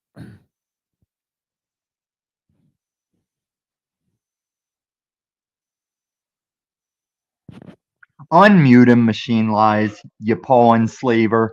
Unmute him. Just quit dunking him. See, quit dunking him, Machine Lies. Jesus. All right, I'm sure Neuro will be back soon. But yeah, we'll figure it out. I'll hold his spot. Okay, there he is. IDF got me. IDF got me. No, did you guys hear any of that stuff or? No, you cut out first sentence. Yeah, you gotta say it again. Yep. All right, sorry. So really quick, I'll just say like I kind of understand what you're saying, but I think that communism, like, basically doesn't account for like personal bodily autonomy or like you being your own person. Like you don't own. Definitely not. Definitely not. You're right. I don't think Jesus was saying like we're all one, like monism, right? Like, is that what I mean? Yeah, he wasn't Jack Talcotting. No. All right, so but that is communism though. Like monism is, I mean, in the strict sense, it is at least, you know. And I just refer to socialism as communism, and whenever leftists say socialism isn't communism, I'm saying Marx wrote the Communist Manifesto, and then they just stop talking and their pupils dilate. Well, there's stages of it, right? And the thing is, like, pure communism is like this thing. It's kind of like how I look at, like, I call myself an anarcho-capitalist, but it's kind of like, I'm kind of trolling, but really what I'm saying is, like, we own our own body and we should trade. But, you know, like, the thing is, like, you know, that's kind of like a stage towards, like, Christian utopia, really is the way I look at it. And I think that version is the opposite of that, where it's like, we're all just going to be one and get along, which, you know, I think I guess in an ultimate sense, you could try to argue like, yes, we're all from God, and so we're all of God, and therefore, well, you know, but we can't. That's what I argue. That's what I argue against Jack Talcott. I say no. This life, at least in Christianity, this is where we decide to be body of Christ. We can't say we're all one because we're here to divide and find out who's taking that side and who's not.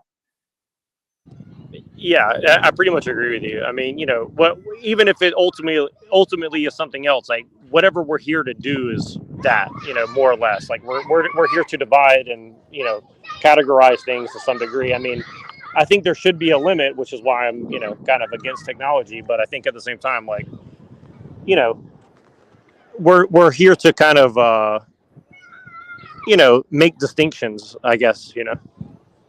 What kind of return on investment you going to make on that truck full of kids you're driving up to the border with? What ROI? What's the ROI on that? or maybe you're making a new MGMT jam. Yeah. I should be. I'm going to use this recording later for my my kids cover. You know. Yeah.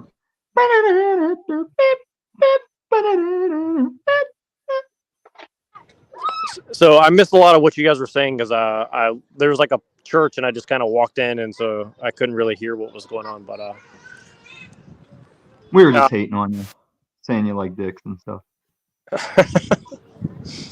But no, did you guys sort out your little disagreement about Jesus being killed by the Jews or the Romans? No, I acknowledged, I think, that the crucifixion, like the Jesus versus heresies, I say that's small hat versus Jesus, but I'm saying when the Romans had that long road of decaying, crucified, and miserable people dying, I think that was very much a political statement. Well, I mean, I kind of look at it like this, like, I kind of like the narrative that, you know, well, the Jews tricked the Romans, and then the Romans got tricked into killing Jesus, and then therefore Jesus brought down the Roman Empire a few hundred years later. But at the same time, it's like, really, you could also really argue that basically the Romans took over Christianity and abused it and messed it up, and then that was kind of like their ultimate revenge on Jesus. So I think you could argue really in a way both ways, and then you get the occultist and you get all this other stuff. Okay. Here's a good one. Here's a good one, Neuro. Do you think you would have been at the bottom of as a Jewish guy? Do you think you would have been like, stop! By crucifying this man, you're proceeding with the prophecy. You're playing out the prophecy once as you crucify him, because that's what we're being told about our revelation. Well, I think that there's a lot. I mean, I would love to talk to like Jeem and Posh Redneck and other people about the interpretation of the Book of Revelations, because like that is a very, very contentious thing. I asked the Orthodox priest that I know, and he's like, that's a very, very difficult subject, and he's like, I'm still just kind of barely scratching the surface of it, and he's been a priest for like 25 years. So like I think I think that's a very contentious thing. No, I think we're in an awakening, age of information, age of deception, age of enlightenment, all happening at the same time. I think we're in a time where you probably even see it in yourself and our compatriots on these panels. I think all throughout the ages, no matter how priest or study or philosophy, I think now a time is is being allowed to be tapped, that it didn't matter how professional you were, how in depth you were. Now it's allowed to be enlightened and to be known. Because it's like I'm re-looking at the Bible and say, why did I not see this the first time I've read this way? Like, how did I not see it this way all my life until now? I'll throw this out there and see what do you guys think of this. But like, I keep hearing this like on both the dark side and somewhat on the light side of this kind of like cyclical nature of time. And so like I kind of see the Book of Revelations as, you could argue that it's a cyclical thing. So it's not going to be like an instance.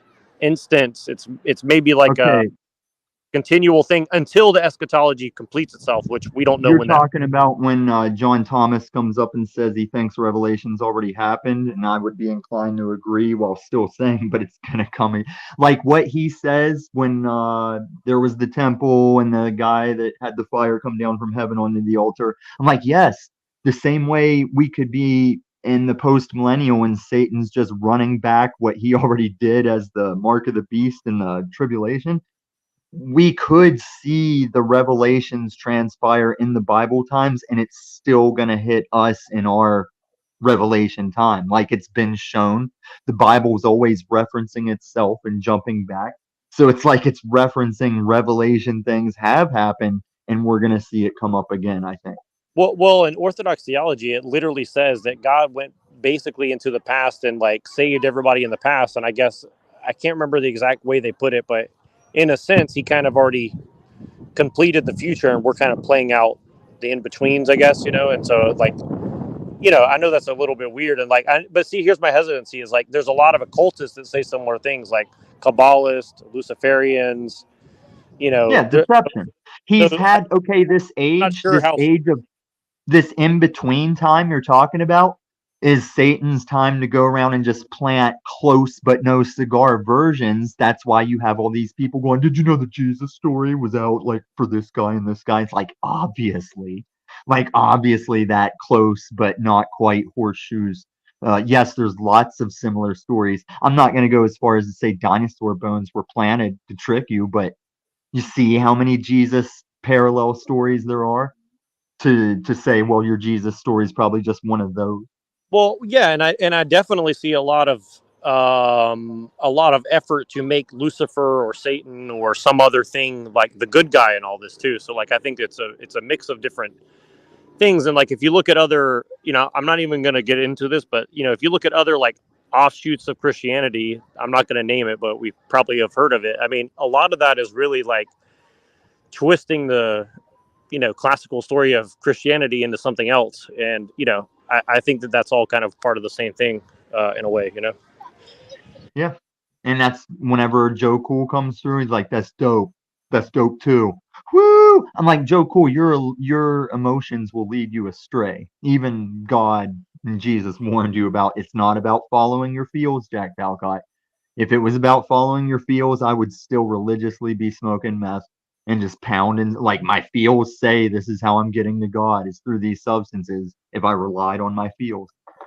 Right. Well, it's kind of like, I'll take it back to this thing because the topic of sex keeps coming up on all these panels lately. I'll just use that as an example. Like, it's kind of like the difference between saying like sex isn't wrong, but then also like using sex as a magical practice is probably not the best thing, right? Like, so, there's a middle ground that we're kind of have to find, right? Okay, I think sex can be used as a magical practice because I think, and granted, this isn't biblical. This is my like out in the weeds stuff I've researched. They're trying to say that when the Nephilim were in charge on Earth, all sex was monitored and appointed because it was only used for procreation, and they would decide who would bond to procreate these certain humans. And then our folly is how Eve was entered by the serpent. The serpent got into the garden and deceived Eve. The fruit of the carnal knowledge of good and evil. It's like that Santa going up our 33 chimney things is our sex. Everything of our power, that being of the like monk abilities, it's all like, do you spend it in having a convulsive nut for a couple seconds, or do you let that recycle and stay to that true, the tree of life? I get that to some degree, but also like I think this whole like I do think that the whole like holding the whole retention thing like maybe if you're a priest or something and you're trying to like accomplish something But if it's not of procreation, it's another thing of the flesh you're seeking, and your entire spirituality is that versus the flesh. Even your fasting, like we would say that TML is about to fast because he's getting further from the flesh, closer to Allah, and that's where the void is are you that monkey on a planet that you separate from your God? And sex is no different than like the heroin that has guys neglecting sex for heroin. Sure, yeah, but also I think that there is like a way to of mastery where it's like is it bad that you're enjoying sex with your wife or something? I mean, like is that a sin? I don't know if that. I haven't found the video to watch it, but I know Mark the Messenger did a video where after they had their kid, he said, I'm not currently fucking my wife. And she's on the video, like, not mad about it. Neuro, I dare to say possibly, but I'm not going to say that's biblical. But what I'm saying about the flesh versus spirit, I dare question maybe you and your wife still living in sin. I don't know. That's what we're all here looking into, questioning. Well, yeah, I mean, I don't know. That's you're gonna pump out a kid. Even Paul Enslaved claims he doesn't put his micro dick in anyone unless it's to have a kid. Are you gonna let him have that one? I feel like I might concede that one, even though I think he just can't hit it. Well, I mean, I don't know. I mean, I think that when you're the whole like cut yourself off from the world is evil, like that's a very Gnostic belief though. Like I mean, people call me Gnostic, but that is a very not from the world, from your flesh. Like every desire of indulgence, overeating, drug use, unprocreative sex, anything that separates you or distances you spiritually from your connection to the one true God. That's what I'm saying. Have we been psyoped for generations? It's okay if you're married. I mean, we grew up like don't fuck till you're married in Christianity, but you could even see how that will give them the don't fuck till they're married, and then say once you're married you can fucking do triple holes or whatever. Like as long as every man there is from the body of Christ in the church, you can have Christian. Like what if it was originally like you don't convulsy bliss time unless it's to create another person? I don't know. I'm just improvisationally panel speaking. Yeah, no, I appreciate it. Like, I mean, that is a valid question and a valid position to take. I don't know that there's a strong argument for that, but I think I would like to see it strongly argued. I just don't know that there is one, but Mr. Fap inside his wife every night. You see how we do it? You see how we get that information out? We always leave that question. We leave them that question at the end. I missed that comment. Say that again. Sorry. Oh, that's perfect. Go back and watch it later. It's perfect that you missed it because it gave you the perfect timing, comedy timing beat. You left it hanging. Good stuff. Good stuff. I said, so says Mr. Fap inside his wife every night. That you want to see me make a stronger argument for that before you stop fapping inside your wife every night.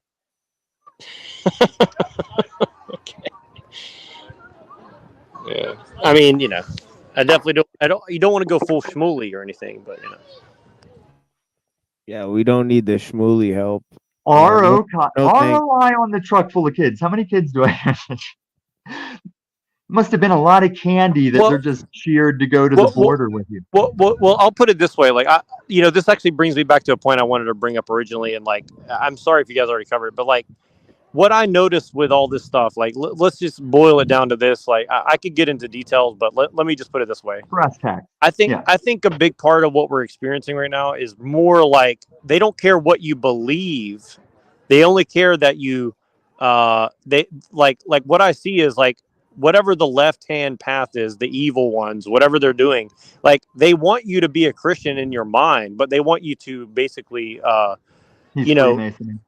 they want you to be, they want you to take on the practices of the left hand and think that it's right hand behavior. He's Freemason. And then you'll be in effect on the dark side and think that you're. I mean, Anakin Skywalker is like an example of that, right? Who's been contacting you from the Masons Guild? That's what to get into the Masons, you only require you believe in a like it could be Muslim, Christian, as long as you believe in an entity that is a god. And I think you're saying it. That's why the Masons are probably doing all this left-hand stuff, thinking they're anointed. Well, that's why what I'm saying is like you see a lot of this online Christianity and political Christianity as like they're telling you things like, oh yeah, I'm a Christian, and yeah, they'll say all the things, but when you look at what they do and what they tell you to do to be a Christian, it's like, wait a second, this is kind of like they're going the wrong direction. There's videos on this platform that you take that church setting you'd be watching a TV guy on, not the preaching the choir behind the pulpit, but like that side bench background's a typical cathedral-like church. Put the story time man lady on that bench. That's on this panel or on these this platform. You can find story time Futanari girl doing sermon from that side bench, just like it's apostate, bro. It's apostate AF. No, but that's the point. Is like, see, they want you to. But even here's what I'm saying is like the opposite of that is they'll tell you to hate that person, the Futanari girl, and like want to like throw them off into a volcano. Which, maybe you could make an argument for, maybe you couldn't. But my point is like they're telling that to like people who aren't really aware of like the deep traditions of what Christianity is really about and all this. So it's like they're giving them a worldly solution to a spiritual problem. You understand what I'm saying? And they're getting you to hate the sinner, not the sin. You see what I'm saying? It's like very subtle, but yeah. Well, no, not even that. They're not saying to hate. It's like Christianity would be like, we do not hate our Futanari neighbor, but we cannot approve of or glorify or take part in. And when you've got that preaching a sermon, that's not even about to get you to hate them. That's misled Christians that are in churches gone apostate. Like if you're in a church that has a Futanari transmission specialist doing any kind of like stage work of delivering that gospel, you should probably get out of that church, not financial advice. Right. But also what I'm saying is like, just because you go to a church that says we're against all that and we're going to go out and go against all that, like doesn't necessarily mean that they're on the good side either. That's all I'm saying. No, yeah, we don't go against. We just don't participate in the world of comes at us like that's an offense to them. For us to abstain from what we don't agree with, they'll come at us like we're wronging them. Right. Well, and look, the way I look at it is this, is like, if there is an evil spirit and he's way smarter than all of us, like what I would see that is like, that's the perfect bait. You put out the Futanari, get you all angry, then you react, you do something evil, and then you say, well, I can justify it because, well, they were evil first and I'm just reacting. See what I mean? Like, that's kind of how many people, do you see how many people online desire to be Futanari? They just don't know what Futanari is yet. But that's what this whole generation is like pushing, that they are Futanari. And that's why I think the mark might even be some kinds of transhumanist benefactor, if you get what I mean. It's like the Baphomet. Baphomet's got No, Futanari equipment. and I think that Pill Eater, when right before I left, like that's kind of what he was getting into. Like this is what I say. Like people are freaking out about the whole like trans progressive flag. Well, go look up who made that flag and why they made it. Like it's literally a transhumanist flag. And also like the people on the dark side of things, like people who are literal occultists, they look at that as a sacrament, right? Getting you to do that to yourself is a sacrament for their religion. You don't have to believe in what they believe in. Like I said, that's why I think the mark will have like a transhuman. But there's another YouTuber that did a video about it. It was crazy. It's like we talk about people denying the mark. It'll probably be like something too. It'll probably be like desirable. Like, ooh, it boosts you like this. They'll probably call it Christ coin and make it a digital platform and say, oh, all the Christians are buying Christ coin. Don't you want to be in on it? And they'll never tell you that it's actually the Antichrist coin. They'll say, well, no, that can't be, Neurojack. That can't be. The mark of the beast will not be a trick. And if you're a Christian, you will know what it is, because the whole way you take it, the whole way you receive that mark is you're going to tell the dude, yeah, you the man. I've seen you bring fire from heaven. You're that guy to me. Let's Sure, but my point is like like you said, there's a lot of people living under delusion, and my point is like, you know, if you don't have the discernment to see it, you know, what's the difference if you're saying, that's what you're here for. I mean, you can try to help them, you can try and talcott them as much as you want, but still we all have our individual responsibility, our individual walk, where that's yours to work out. And even people might think they're on that path that are so like, you'll find out that you weren't, and I don't know how to know that you weren't. That's your turn, man. That's why you can be surrounded by friends and family on your deathbed, you still die alone. You're still gonna like no one's coming with you when you're really laying there falling out of your conscious. So that's where a lot of people probably remember, oh shit, I had this allotted a number of heartbeats to choose a thing or get away. Just my outlook.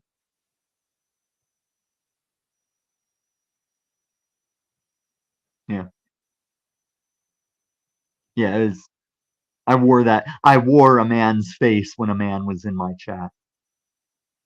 If a man disappeared from a man's show and another man would wear that man's face on his show, would that man fill a gap that man leaves? I'm doing the assassin from the thing about the chairs and the fights of the families over the lands, the chairs. Like the king chairs. It's like a sport of king chairs was the title.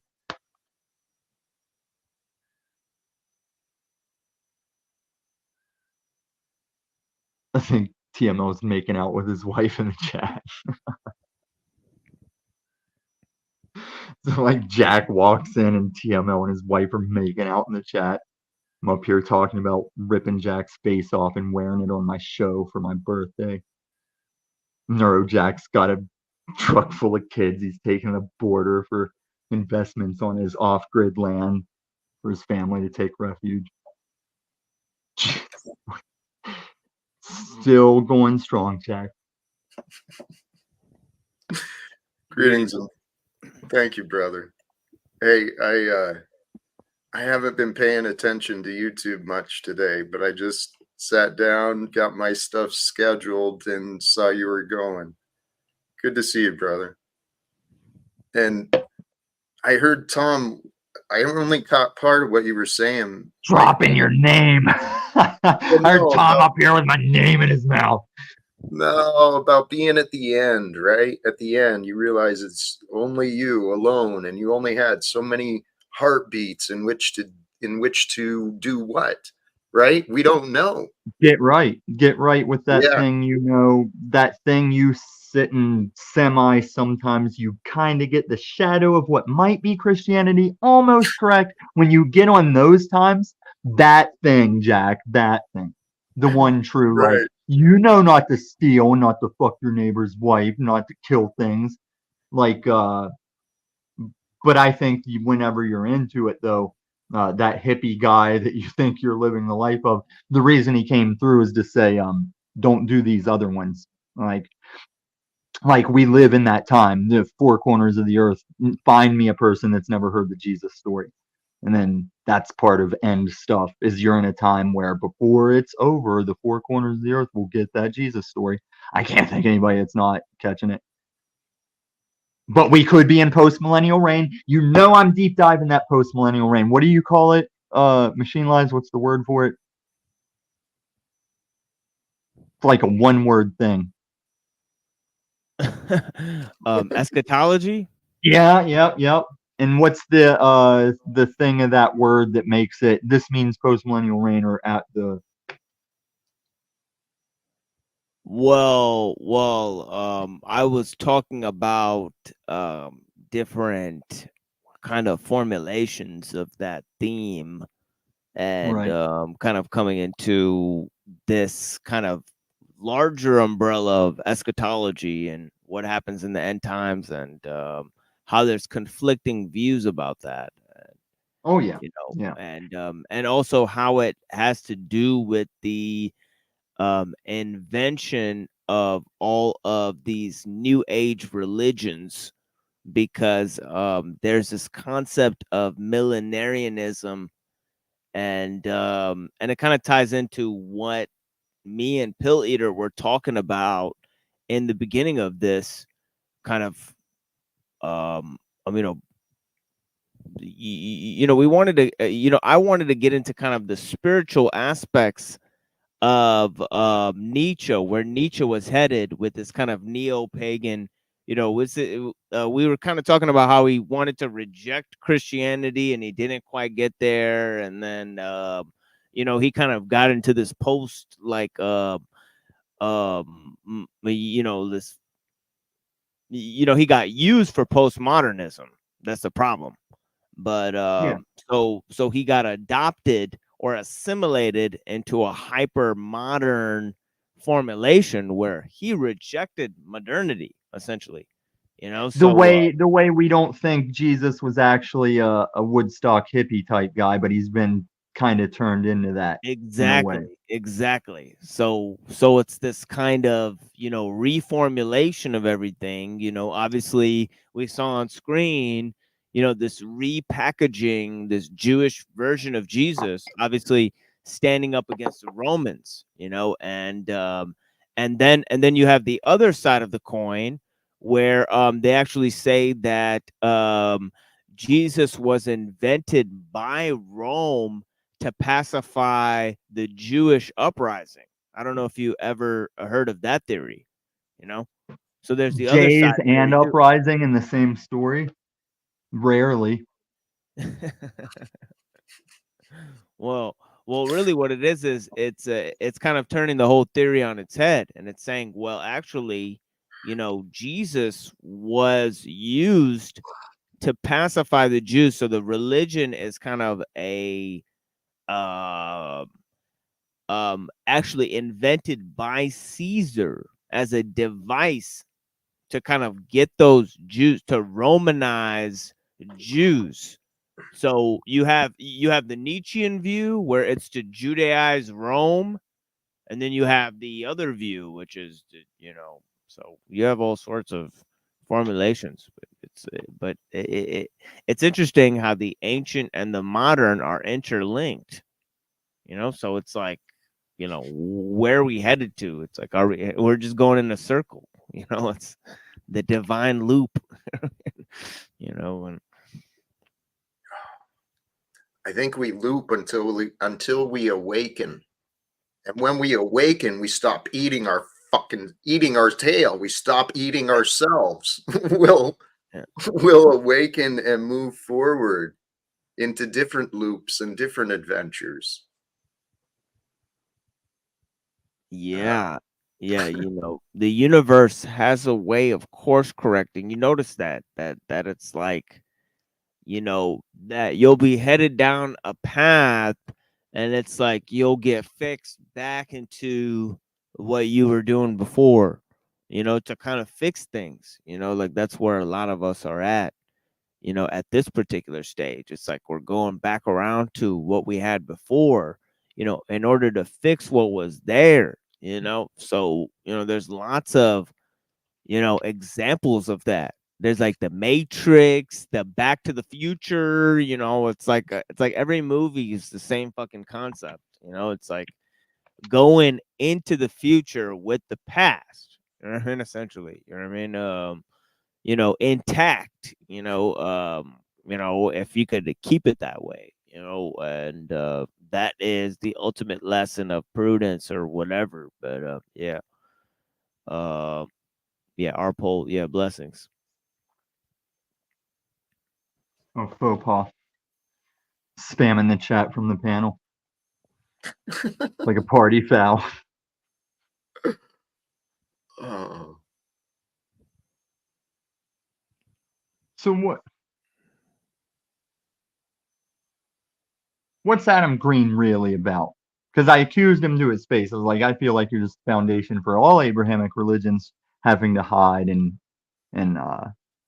be challenged and tested to continue legally, is he still on that tip? Why is he always trying to like find middle ground with these guys when ultimately he'd prefer to usher in don't be Magic Man in the sky. Don't be those people.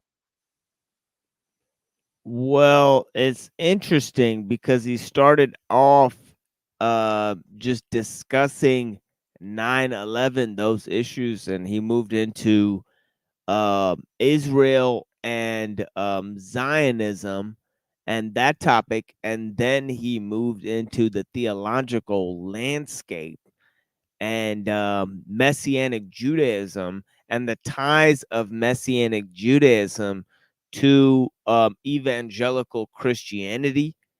And from that, he moved into this theory that Christianity is controlled opposition for basically the rise of the hyper messianic sect. And yeah, he's been heavily criticized because people say, well, the messianic sect does not reflect all of Judaism, and Do also you just real quick? Do you buy that argument, or do you think that's kind of BS? well, I find the way Nietzsche kind of put it, and also the whole Edward Gibbon kind of thesis. I mean, it's partly undeniable, because it's like at least you have to understand that Christianity took over the Roman Empire, so whether or not it did that through subversion or through any other means, it was what was left over after Rome fell. Well, and just to be, annoying, and I'm sure Rand's going to come in here and argue with me immediately, but I mean, it's like the whole name Christianity. It implies that it's messianism, right? Which to me is a detraction from, following Jesus. And again, like I know that's why he calls himself a follower of Jesus. I always just use the term Christianity. I didn't think much about it, right? But then like now, like this whole Christ is King thing, it kind of like dawns on me as like, people use titles as names and names as titles, right? And I think that's kind of a weird phenomenon that, if I were an evil person, I would do that too, right? Like, of course you want to confuse people by using titles as names and names as titles. I mean, it is very interesting, And also with honorable and dishonorable groups, the intent is get a human when it's at this age that it's able to learn, and you instill that's another amoral thing. Like you can take a child young and you can put them in a cult because they're young, or you can make an efficient military because they're young. It's just that stage in your life where people want to demonize that you take a kid at a stage in his life, that you make him your culture, you make him your society. And then that's like demonized, even though no matter what you do, that's a human thing, that whatever your walk is, whatever your society is, you've got to do that at that time. Well, and I think that's why you see now, like certain groups that I'm going to try not to name, but like certain groups are hiding behind, religious freedom, and therefore I can do these, MK Ultra-esque type things to my kids, and it's like, You know, I mean, that is an interesting debate. Are you allowed to That's just what the teach parent. your I kid mean, whatever you want? I mean, that's kind of, that's you know. what parents have done, but Well, I mean, like, you know, certain things that people do are obviously, you know, we would agree I that mean, they're evil, no but matter just other what, as people, they long see it as, you know. I'm saying, as long as you're talking about a culture where a man and a woman privately raise their kids, that could happen no matter what kind of Well, plot I'll give you line. an example. I'll give you an example. Like the fact that 9/11 was televised and scarred all of us as kids, right? I mean, you think that doesn't have an effect long term? I mean, it does, right? I don't know, because I was an adult when that happened, and things that had, like, I was more of a kid when Well, those dudes walked the OKC. Okay, streets of LA and let's the use AR the rifling at cops. But let's use the McVeigh or the Richard Ramirez, or let's use other, like, you know, big okay, events hold that on, happen. hold on. All of this goes back to my early thing I used to have with you, with like, don't say all of us anything. Like, there's a bunch of people that don't give a F that 2 buildings went down. They're just, I mean, it's not that they don't care either. It's just that they go on. Well, I know, but my I point don't is, think like, about it every day. no, but my point is, like, there's a ritual nature of. No, sometimes hurricanes just happen. Like, it's not always man on man. Sometimes we just mass lose people to volcanoes or whatever. It got too deep for Jack. Did he leave, or did you throw him back there? Am I doing What the the thing? fuck? Did they Everybody both left. leave? It's so weird. Like, I thought you were doing the thing where you drop everybody out. I thought you were putting me and Neuro like face to face or something. no, Did they both it's- leave? yeah, they both left at the same time. But yeah, that's fucking weird. I don't think they just left. I think it like technical, and I mean, I know Jack left. He didn't get to talk about brothers and sisters. We just need to don't focus on our confusion and concentrate on answers and praise God. Holy! And then he realized it wasn't that show, and he's gonna go get something to eat. I can't read the screen. I just figure it's funny content.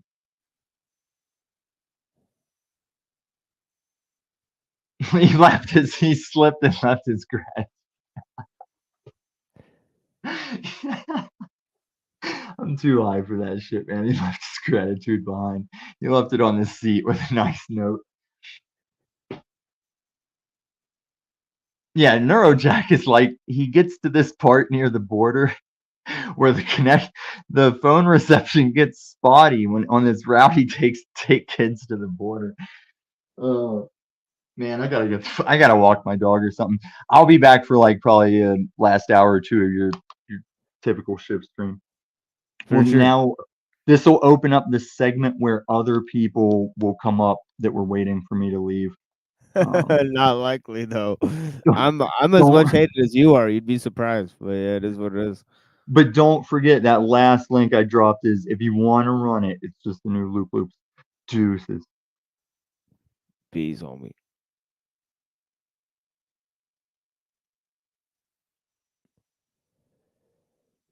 Yeah.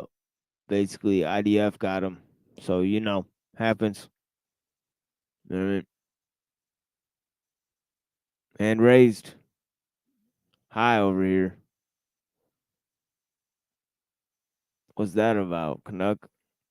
Anyways. Blessings. Oh, we got the brother here. Hey, what's going on, friend?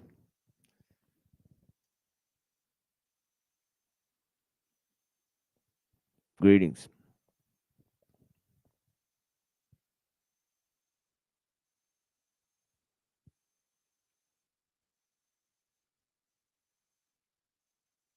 Jesus. And let me be clear, so many of your viewers who are religious Christians, who are indeed authentic evangelical Christians, they know the Bible says that the Jews will be blessed, that those who bless Israel will be blessed. The reason you're not blessed, Alex Jones, the reason you're bankrupt, the reason that you've had the whole country, anyone who's sane, turn against you, is because you have lost the blessing of God. Because you justify the murder of children, you say it's fictional. You lie about Israel and you give the Jews no right to defend themselves. Justifying in fiction. Yeah. I was just about to say that. Just saying something's fictional and then justifying it, those are those are two starkly different things, but yeah, I think he's just about to say that, but yeah. Fictional are not the same. IDF actually has soldiers shooting little Palestinian children and bragging about it? What kind of, and that the IDF authenticated the videos? Where do you come up with this crap? And I'm asking you a simple question. Forget me. Little Rabbi Shmuley 5'6". And by the way, if you have some kind of powder that can make me grow another foot, 5'6". sell it to me now or give it to me as a gift for coming on for free on your program, okay? But Wants it for free. Sounds like David. have you no fear of God whatsoever as a Christian? All right, can I respond now? Because you said a lot there. Of course. Of course. We reaching. It's crazy. Like, yeah, I don't think that, the fact that, you hate Jewish people is actually mentioned anywhere in the New Testament. I mean, it says his blood be on us and our children. It says they're the sons of the devil. It says a lot of that other stuff. Paul says he's a Jew, of course.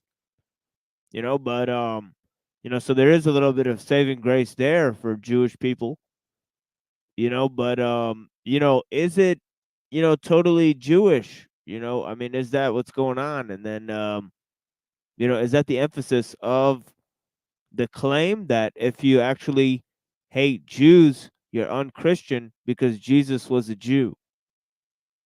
I don't think that type of claim is actually, justifiable within the context of Christianity, and then within the context of what he's feeding back into it, the discrimination of Jews within Christian societies, right, throughout the centuries. Like, or did they just not realize that? Or why would they, dog on Jewish people then? It just doesn't make any sense, right? So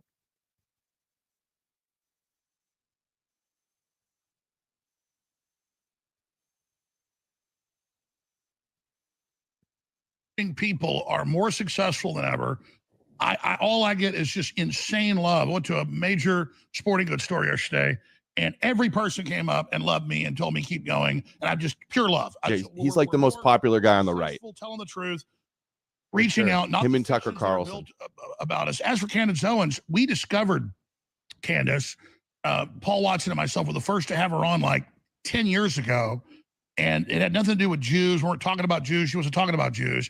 She was friends with Kanye before he had his breakdown and did all that. So that's a side issue. And I think yeah, and I noticed along with Tucker Carlson and a lot of these kind of alternative media guys, they're appearing at Twitter. So they're banned off the platforms, but they're appearing live on Twitter on a Twitter live show. So that's Tucker Carlson and all these other media guys, and then they also blow a lot of smoke up of Elon Musk and all of these guys, gassing these guys up all the time. So they do have that quality that they kind of support the technocrats. They rant and rave against the technocrats that are in power, but they support an alternative group of kind of technocrats, to take power, right, that have even more transhumanist schemes than the ones that are in power now, right? So it's important to note that, right? They want, they don't want to support people like George Soros, but they want people like Elon Musk and these kind of people to take power. Whereas the geopolitical schemes, of some of those other, philanthropists, who run these nonprofit organizations, they almost pale in comparison to some of these, transhumanists that actually want to, funk around with the human genome and, implant things in the human body and all of these types of things. You know what I mean? So misrepresented some of the things he said and done. That's your right. You have free speech. Moving on to oil. I come from Texas. I've got family. Well, they're dead now. They're petroleum geologists. I know how to read the petroleum and reports. They have found right off the coast of Gaza in those coastal waters massive natural gas reserves. There's oil there too. And there's oil or gas. Oil or gas. Now you're mixing them up. Oil or gas. I just said they found both oil and gas, but mainly gas. Because on the way to get the gas, they run through oil, but that's not what they're looking for. So it's not in Gaza like. So am I hearing that right? He just said he has family that are petroleum geologists that are actually looking at oil reserves in the Middle East. That's kind of interesting. You know, I mean, it's just interesting side information about Alex Jones, I guess. Like you said, now you're saying it's offshore. Is that correct? No, the rights to it. You know that any territorial jurisdiction has 3 to 12 miles under law they get. So yes, Gaza is also the water right off of it. Stop it. You're splitting hairs on this. So I'm going to respond. I don't want to interrupt. Go ahead. Hold on. I just want to get my points out here. I am not saying the Romans didn't sack and destroy Jerusalem in 70 AD. I am not saying, and I know about the Sadducees and the Pharisees, and you're right about those two groups. And that's when I say there's different groups. I said that before you said that. And I understand all. Why does this discussion vacillate between the ancient and the modern? See, it's just like with the Nietzschean thing, you know, it's very, very interesting. You know, it's a very interesting schematic. All that. Okay, I think it was one of the main Pharisee leaders said, actually, leave Jesus alone. That is correct. Gamaliel said to save Jesus. That is absolutely correct, because he was a Pharisee. I didn't know he that. was not a Sadducee. He hated the Sadducees Jesus? because they did not keep the Torah. And wasn't he one of the greatest Pharisees ever? But see, I think Jesus looked like Shmurley. He said Gamaliel said to save Jesus. And of course, Gamaliel is mentioned in Acts, right? And if he is a Pharisaic rabbi and he's the one who taught Paul the ways of the law, then why did Paul go out persecuting Christians if that was Gamaliel's stance, right? So there seems a little bit of you know, folly in the way he's presenting this historical information, you know, in my opinion. You know, I mean, Gamaliel, I mean, you know, it's stated in Acts that he taught Paul. You know, obviously the Jews are going to have a different history of him than the Christians, right? So it's just fascinating stuff. But yeah, he said Gamaliel wanted to save Jesus, yet his student Paul wanted to persecute Christians. Okay, got it. All right. Hey guys, remember that. No, well, he didn't say that. Well, his quote was. I listen. I wrote a book about this. We can have a theological debate. I'm making a different point altogether. The Jews did not kill Jesus. The Romans killed Jesus. When you say the high priest was nothing but a paid agent. He was someone who bribed the Romans to get the position. The Jews detested him, despised him, and Pontius Pilate crucified 250,000 Jews in ancient Judea. He was so cruel that he was recalled by the Roman emperor for his cruelty. Do you know how cruel you have to be for the Romans to think that you're a barbarian? I'm making a different point. I'm not looking at the death of Jesus, although I'm happy to come back and discuss it because I wrote a whole book, again, Kosher Jesus. Everyone, please buy it on Amazon. I am saying you, Alex Jones, who claim to be a Christian, you lie about the people of Jesus and you say that you wrote yesterday in a tweet that Israel going into Rafah is going to make them unpopular. We've been unpopular for 2. That's right, guys. He wrote a book called Kosher Jesus. So as long as the butt plugs are kosher and never previously used, hey, it's all good. Yeah, I mean, no returns. Yeah, and that's from his other book, Kosher Sex. So, yeah, I mean, the kosher grift, you know, is, you know, quite a slimy one. You know what I mean? For sure. 2,000 years because we keep the covenant of God that everyone else has broken. We live by the 10 Commandments. That's not why. Crusading against people and drowning them in the Main River. Yeah, I'm sure everybody's like, how dare you follow those 10 commandments? We believe that adultery is wrong. We fight things like pornography. We establish communities and families. The Jewish communities and families are revered by their worst enemies around the world. So we're hated for it, and we're prepared to be hated for it. Are you telling me that I should... He just said he fights pornography. It's Orwellian newspeak. Yeah, he fights pornography that he doesn't like. Perhaps that would be more truthful. Yeah, like how could that be possible? You know, you literally sell sex toys, so you're involved at some stage, I guess, in the production of such things. You know, or the marketability. You can have sex toys in a marriage or in a relationship with monogamy. That doesn't equate to pornography, right? He's using a very specific word, but no, but I'm sure they use them. I'm sure they use high quality sex toys for things other than monogamy. You know, I mean, it's not just monogamous people that are buying them. They're not like like they don't check if people are monogamous before they buy the sex toys. Yeah, but it doesn't mean conflating sex toys with pornography. That it's just not accurate. It's not helpful. Well, I mean, they're possibly used in pornography more than they are in real life. Maybe, right? Yes, but that isn't really related to his claim that Jews, as a broad category of people, combat or fight or are opposed to pornography. It's a nonsense statement from him. And if he can get you to swallow that lie and just move on to the next thing, right, agree with what he likes or you like about him, he's got you. He's got you in his back pocket, right? Same thing with Jones. Right.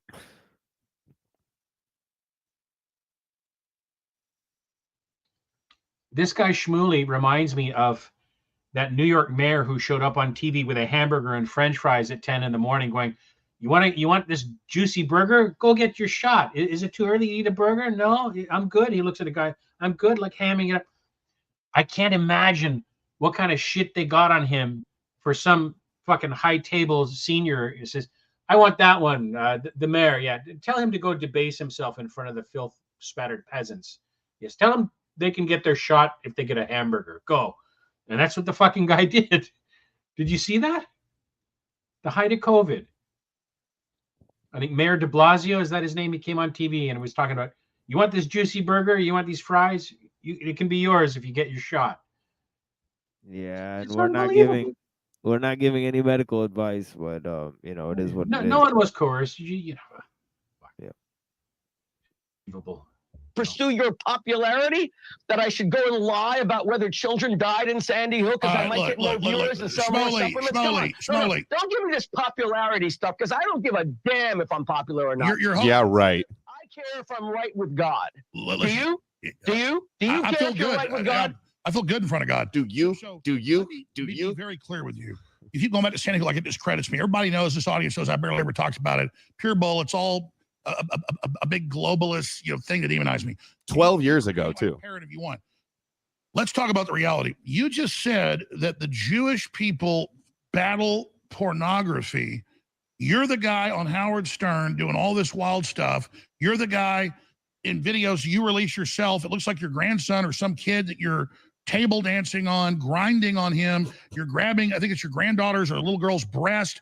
You're talking about my penis on air, and just now that my penis is small, and all the rest of this stuff.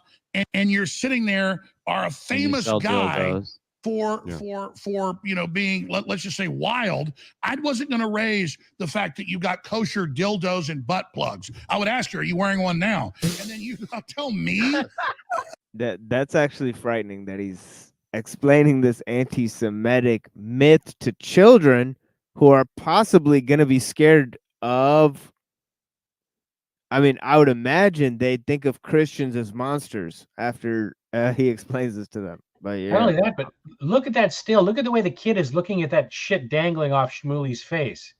Yeah, right, yeah. Like those kids have no, like, yeah, I get the donut, but why is the scary man here? And then he goes and grabs her little boob.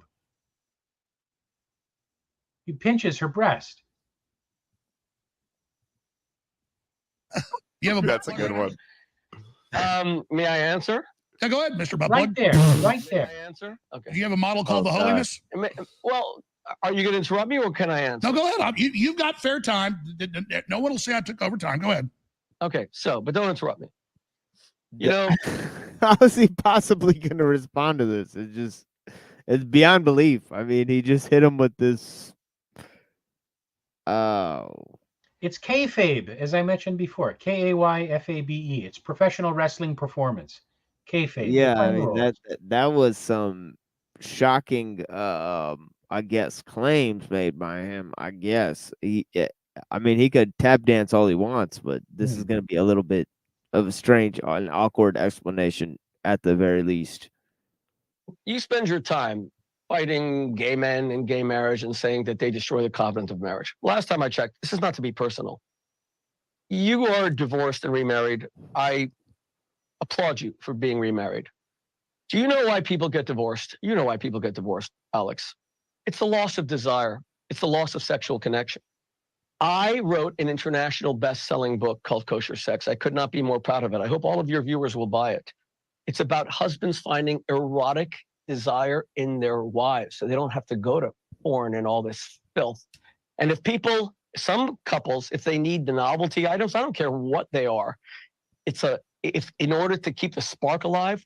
This is beyond bizarre. He's following up PDF accusations with, I wrote a book on sex and how couples can maintain their intimacy and the beauty of intimacy within a monogamous relationship. And perhaps this is the wrong time to bring something like that up. I've lost the plot at this point. I can't believe it went from that to this. It actually doesn't make any sense. So that monogamy does not become monotony. See, that's one of the reasons that my Christian brothers and sisters, evangelicals, real God-fearing Christians, not like you who hates Jews, bought the book in their millions and tens of millions. It's like he's never watched Alex Jones. Sex in marriage for religious people is not just for procreation, and for secular people, not just for recreation. That sex is holy. Are you aware of the fact, Alex Jones, that there isn't a single word in the Bible for sex other than knowledge, and Adam came to know his wife Eve? You're bringing up butt plugs and all this other disgusting stuff. I didn't discuss your pee-pee. I said that you disgraced whatever you think about Michelle Obama. Who are you to say that she's a man? Stop the misogyny. Why do you hate women so damn much? And then you defend Candace Owens, who's going after He's trying the to first show lady for left of support. France. I mean, his daughter sells butt plugs. I mean, nobody brought it up, but it's just, he's somebody who promotes that sort of thing along with his book, so, I mean, it's not that somebody's bringing this stuff up, it's just, I believe, and I know that me and Canuck have disagreed on this, but yeah, I think it is a notable fact. I think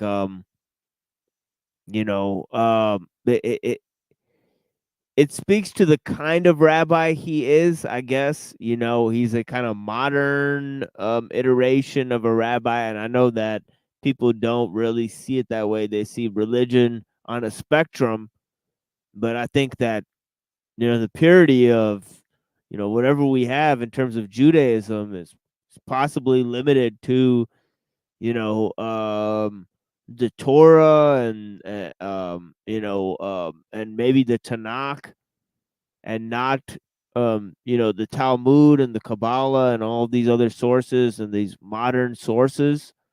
That all of these are kind of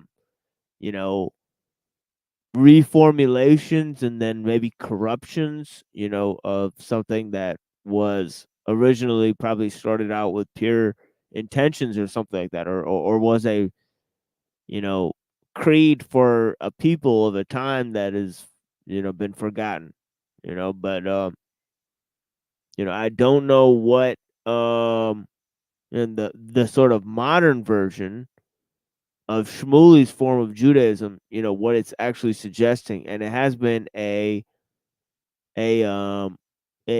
bad cultural influence in European society, as I've noted. This guy, like For example, I mentioned people like, Manasseh ben Israel, and also Moses Hess, and some of their ideologies, and what they thought of, European society, that it would essentially be subsumed. So they were going right along the line of what Nietzsche was saying about the destruction of Europe. But anyways.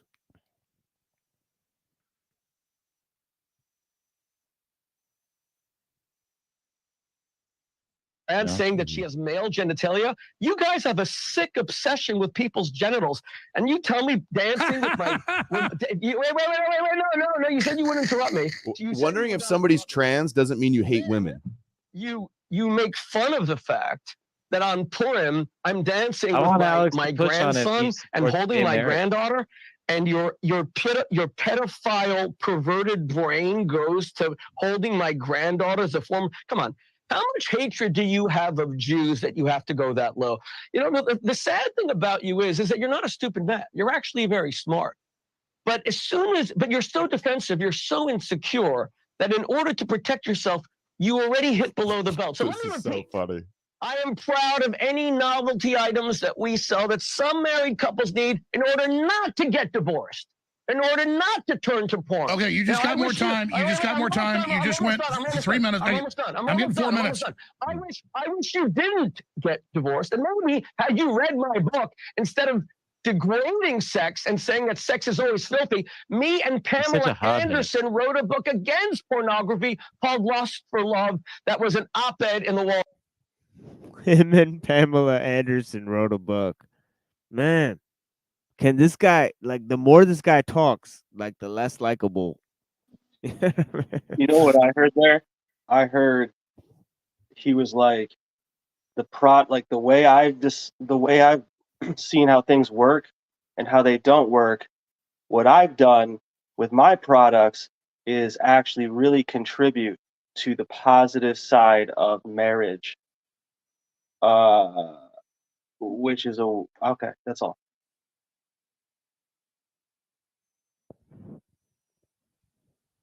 It's delusional. It's absolutely delusional rhetoric. Wall Street Journal. If you did your research, you would know that, Alex Jones. Okay. Your turn, my brother. All right. Well, I get more. You just went about 4 minutes. I'm watching the clock. This is one of the more entertaining debates Shmuley's had. Don't interrupt me.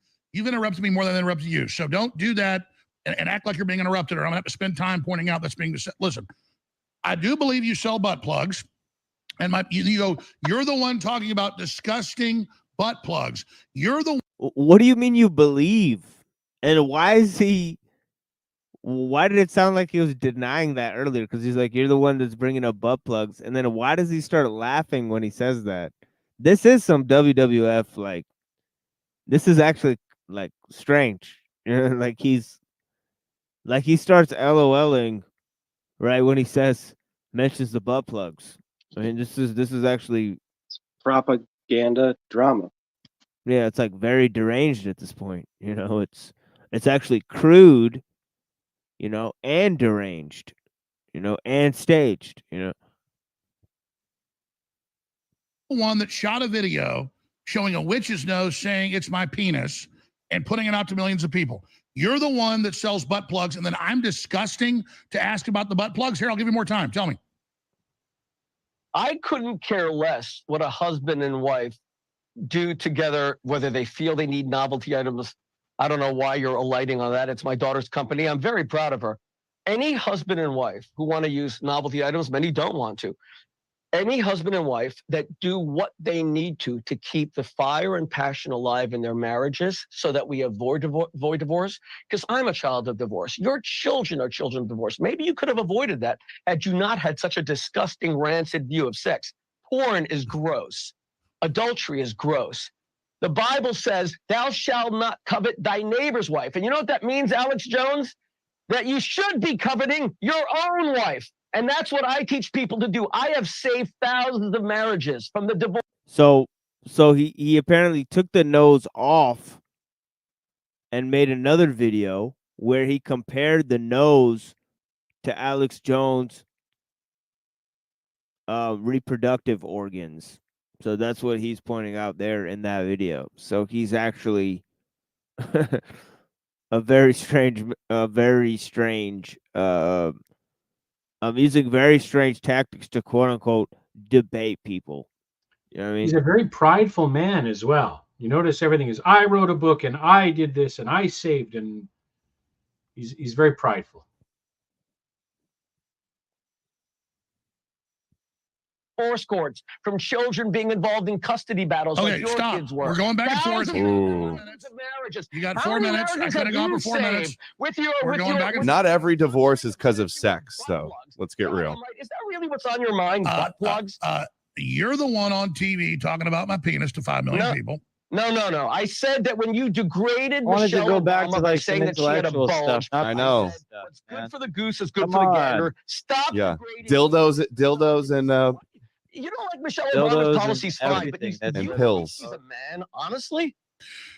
Well, Joan Rivers thought that, but we're about to go to break. Stay right Do there. you believe she's a man? Do you believe that Michelle Obama's a man? No, I just believe that she's So got. why don't you apologize to her right here and now? I believe she has Apologize bigger to her. shoulders than an NFL linebacker. But just apologize to her for your disgusting racism and misogyny. Oh, I need to apologize and be sad. No, I think she is a man. You have to And I apologize think, and for I being think a Macron's hater, for being a pedophile. Are we pretending trans people don't exist? Well, what's he The gonna President say? Francis' wife is a pedophile on record when he was 14. It's on record. Oh, so you're for But is teachers? she a man? Is she a man? Are you But for? Candace Yes, Owens Oh, said- I this think is she gonna looks like a break the man. international I'm going to ask you, press. 14-year-old. Yeah, that's embarrassing. I mean, it started out with blood libel, and they're talking about Rome and Christianity, and Pontius Pilate, and the historical basis for the Christianity. And now they're literally screaming about dildos and whether Michelle Obama's a man. So I don't. Yeah, it's obvious that this interaction right here. The Shmuley's like, he's like a low level, media personality at this point. He's kind of like the Jewish, like Piers Morgan at this point. Like there's no he's actually very low level. He's like a Jewish level, like he's like, he's like to Judaism what Bill Nye the Science Guy is to like science. Yeah. You're right. You're right. He's kind of like that level of engagement. He's like a Sesame Street character. That other science guy, I forget his name, but he's got that weird mustache and he always throws his hands up. What's his name? Neil deGrasse Tyson. Yeah, he's kind. Yeah, that's a more accurate one. Yeah, he's like the Neil deGrasse Tyson of Judaism. What Neil deGrasse Tyson is to science, that's what this guy is to Judaism, essentially. And yeah, He's a Lubavitcher, right? So there's a chance, and I'm not alleging this, I'm speculating. There's a chance that he's a Frankist. He may be one of those people chasing points of light by being dark. Right. Certainly the sale of dildos is one of the key factors in that. That seems like the holiness of sin is incorporated into that. Make of that what you will. But obviously the Frankists were known for their orgies. Yeah. It's one of the rights, yes. The inversionism of it.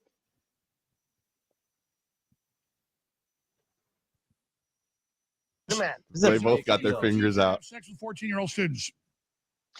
You know what? That is a very fair question. It's a completely different question saying that she is a man. I asked you something different. Candace Owens did not bring up whether she was having sex with a juvenile.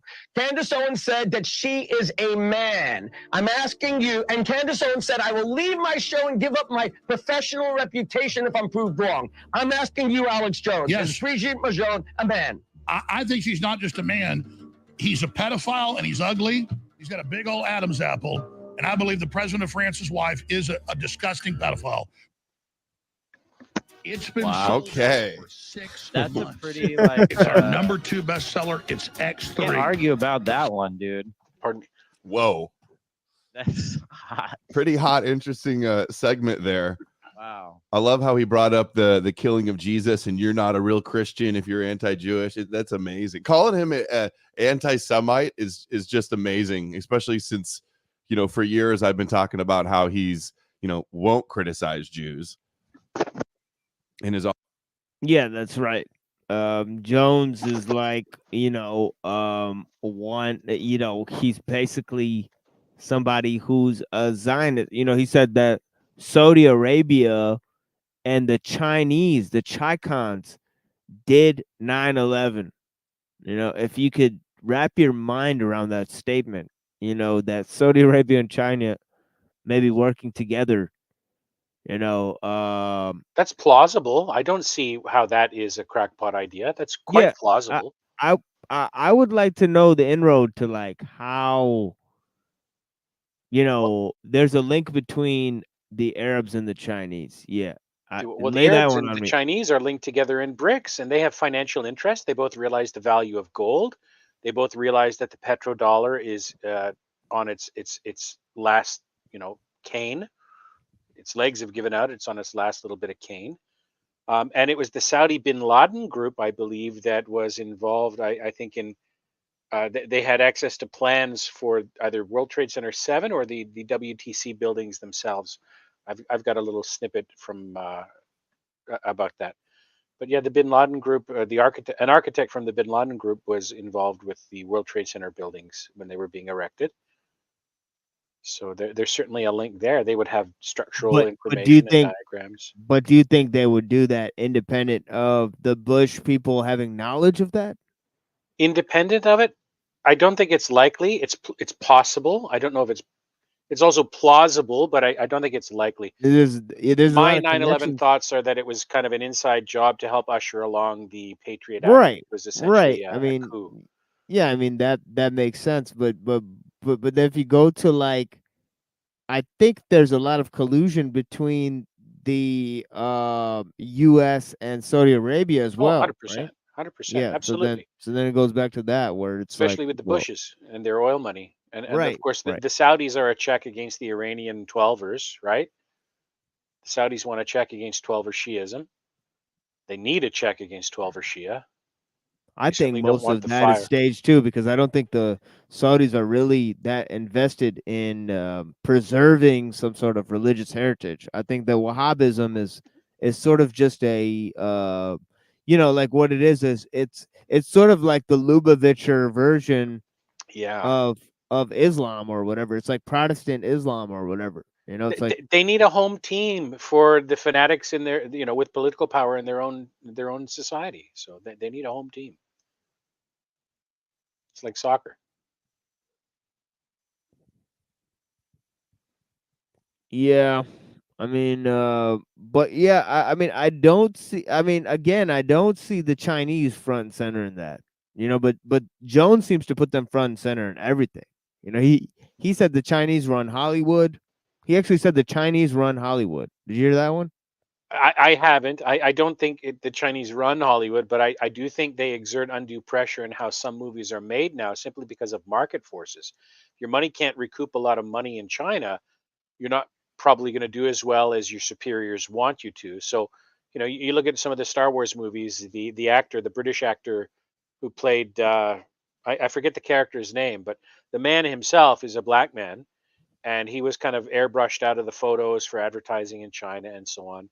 And films for the Chinese market will be cut so that you know, certain races are not shown or certain political topics are not shown. So they do exert a certain amount of control, just like with sports teams. You know, you look at someone like John Cena going on speaking Mandarin, apologizing for this and that and the other. Cena's a sack of shit for doing that, right? He wants he's happy to accept money instead of anyway. You know, I'm probably preaching to the choir. It's unfortunate that he's sold himself that cheaply. Yeah, I don't think the Saudis are modernizing. I think they're modern.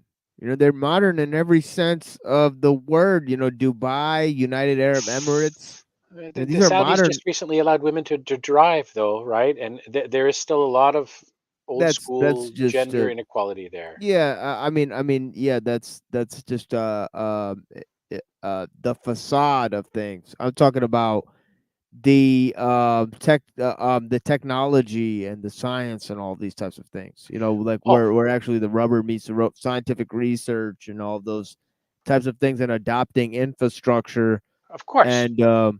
And you know, you look at Dubai and those buildings and I mean also United Arab Emirates and Mhm. their whole types of things, and then buying up even Blackwater, you know, private security.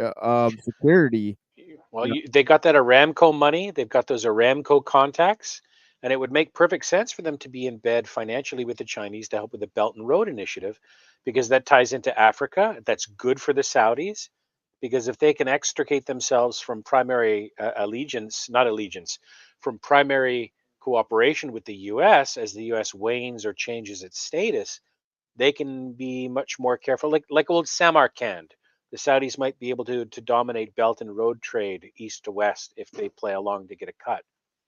And of course, you know, you keep your friends close and your enemies. I'm sorry, you keep your friends close and your enemies closer. Yeah, that's the old line. No good guys, no bad guys, all self-interested yeah, parties. yeah, maybe there's some of that, but I think that these two countries, Israel and Saudi Arabia, I think they're sister states of the British, and I think they owe Mhm. a undue allegiance to NATO as a result. You know what I mean? In my opinion, you know, to some extent, but you I know, think I that's could be wrong. definitely an element. You're right about that. Now, whether it will remain, I don't know. There are factions within Saudi itself. You look at the current prince, MBS. You know, my understanding is that he took out a few folks back in the Las Vegas shooting days, and you know, he had the journalist dealt with, and that was a clear signal to anyone who was going to oppose him that, you know, the gloves have come off. You can bend the knee or lose your knees. Either way, um, yeah, he made his position clear.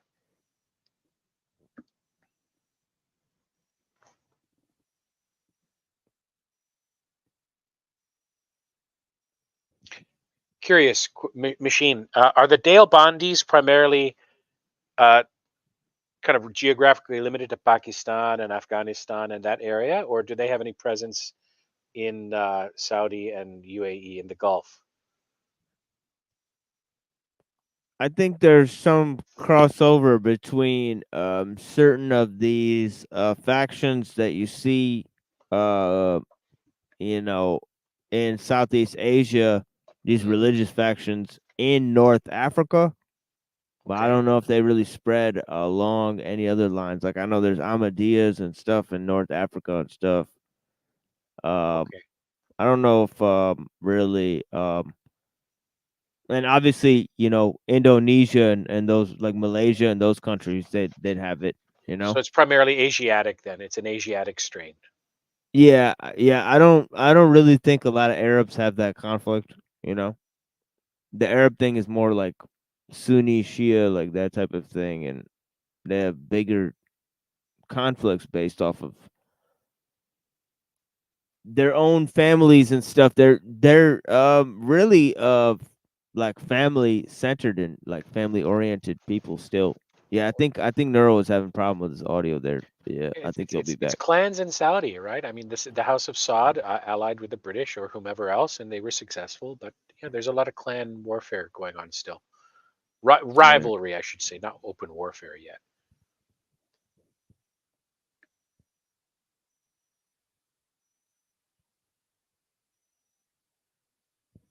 Yeah, Neuro, I think you're having a problem with your audio there or whatever. Yeah. Is my am I coming through now? Yeah, you come Yeah, we through, can yeah. hear you now. Very cool. Sorry about that. So I kind of got lost. Oh, I was going to ask, do you think that it's possible that the Arab, Muslims got kind of, let's say, infiltrated in the way that the aristocracy in Europe got infiltrated pretty hardcore, either with blood or with other means? Yeah, it's obvious that it happened with both. You know, the kind of the Arabs that were there, they're kind of the Yemenis, that they're kind of targeting and going to war against.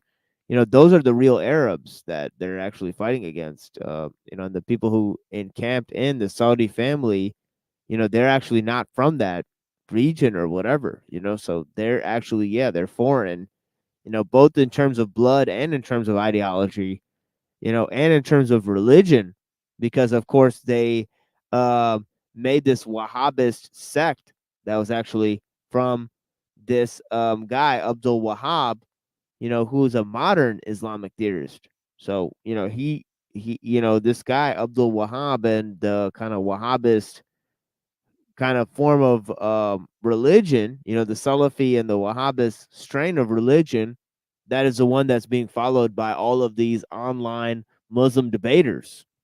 You know what I mean? Like it's And kind just of to be like, clear, yeah, sorry to interrupt. I just want to just to be clear because I know like this is kind of like the weird thing. It's like, and even myself, I struggle with it. Like there seems to be this thing where people think that you're just like, well, it's the Jews doing everything, and I think it's a little bit more subtle than that. Like the way right, the way I'm kind of coming to it is, it seems that there's like a left hand path and a right hand path, and it doesn't matter what religion or spiritual path you're in. It seems that like that kind of seems what it's kind of coming down to in a sense. Like it's like you have people who are following like their own will and tricking other people into doing the same thing, and then you have people who are like legitimately trying to, you know, find a way of communing with God and finding a path forward that's not left hand path. Essentially, am I way off, or does that seem kind of what we're kind of talking about when we kind of talk about, you know, who's subverting who and all this, you know? I think so. I think it makes sense to me. I would add that real secret societies are people's ignorance.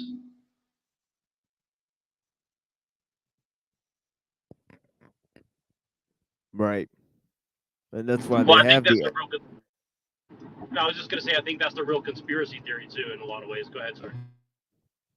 no, I was just gonna say that's why they have the division between the esoteric and the exoteric, and that's why I was bringing up on Gene the other day. I know you caught that Gene thing, and that's when he was agreeing with me about how modern those interpretations of these internet debaters like Sneeko following these, essentially these Wahhabist interpretations, well, they're following the interpretations of the like kind of the Saudi countries, so it's kind of this modern version of the Islamic laws, and it's this modern version of Sharia law, you know, to be frank, and yeah, I mean, it's got some interesting versions to it, but a lot of people don't know about its existence. They don't know when these, um, religious forms came about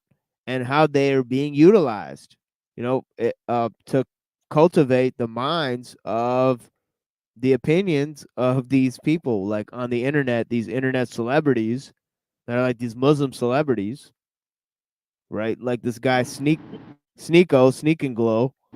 They're being utilized by the system, obviously, by and obviously this guy Shmuley, pushing his Shabbat Lubavitcher stuff, right?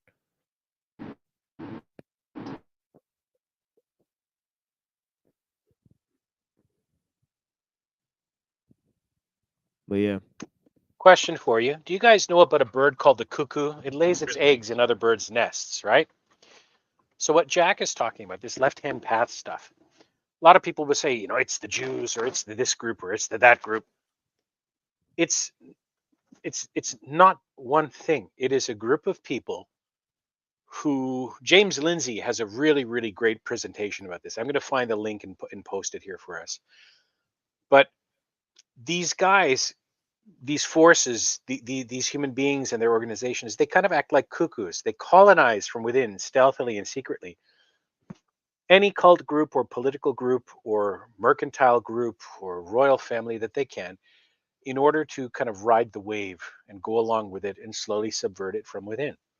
They're called secret societies, because they're really good at this one thing: secrecy, manipulation, subterfuge. And blame the Jews is a limited hangout. You're seeding anyone that goes along with that is seeding, SEDE, as in giving up, seed. They're seeding cognitive battle space by accepting, oh, I know who it is. I can focus all my energy there. I'm doing an Alex Jones voice for some reason. I don't know why. But I'll find the link. But yeah, they operate much like cuckoos. So they infiltrate a group, and when it becomes useful or timely, they can then exert a little control over levers of power. You look at an organization like the Theosophists, which, of course, were used extensively by intelligence agents and agencies in post-revolutionary France, in England, in Europe, in the German principalities. Guruism, intelligence cults, banking cartels, any concentrated, crystallized form of power is going to attract people that like shiny, glittery things. People that will kind of ride along the coattails while convincing you to do the work while they benefit from you. There's an old legend, I think it's an African story, about Anansi and Turtle, and they go fishing.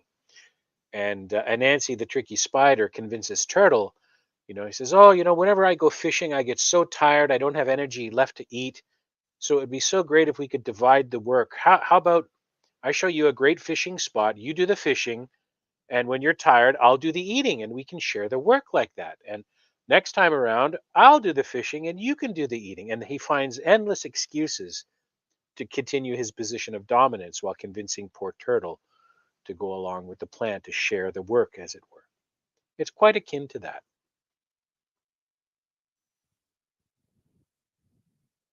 That's what it is. Aesop Canuck. That's funny. Yeah, Aesop is. I had this. I would love to learn the actual history of Aesop, because the little bit of history I tried to read on him, because like I have a couple of the books of his, like one like in a more modern version, and then one like in a very older English version of it that's like very thick and long. It's like sorry, that sounds kind of weird, but like it's a little bit more dense to read. Like it's not really kid friendly. But the history of Aesop is a very interesting story. It's about a slave in captivity that tells all the stories from his place to I guess, the Greeks or something. So I don't know. I just think that's a very fascinating tale. Seems very familiar in a way.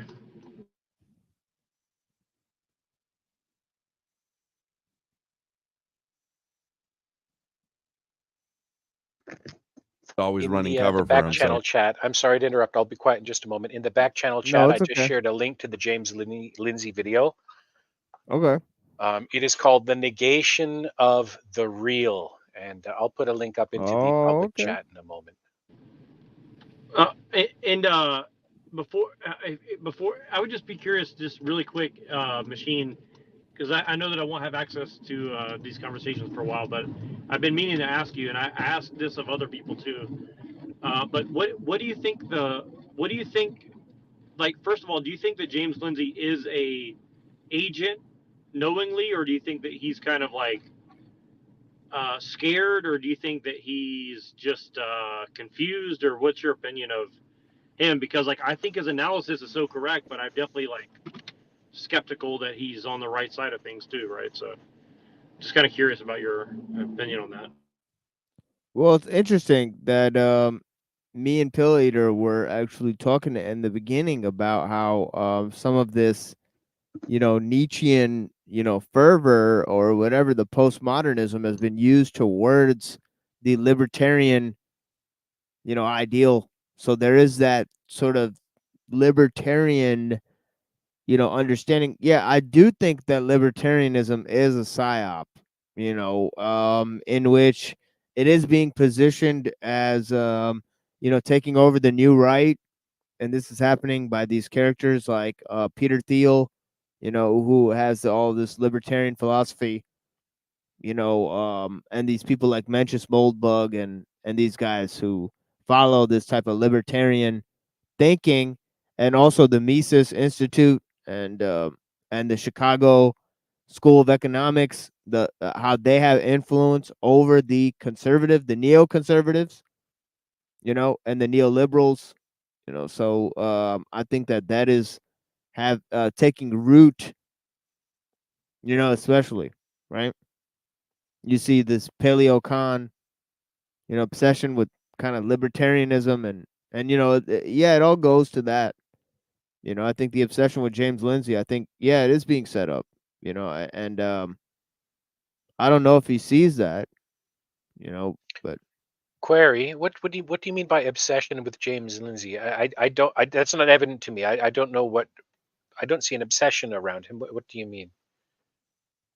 well, just like the uh, I guess him going on Joe Rogan, you know, the attacks by the Christian right, you know, I don't know if I was talking about obsession with James Lindsay. I'm kind of going obsession with the libertarian angle of Okay, things, you know. yes. That is more what I was focused on there, but yeah. Okay. I think that is part of a generalized push to further divide people. Um, any grounded political philosophy that is close to being the center, any center, is much more trustworthy than anyone further away from that center. Right, right. You know, obviously it's thoroughly ensconced within leftism.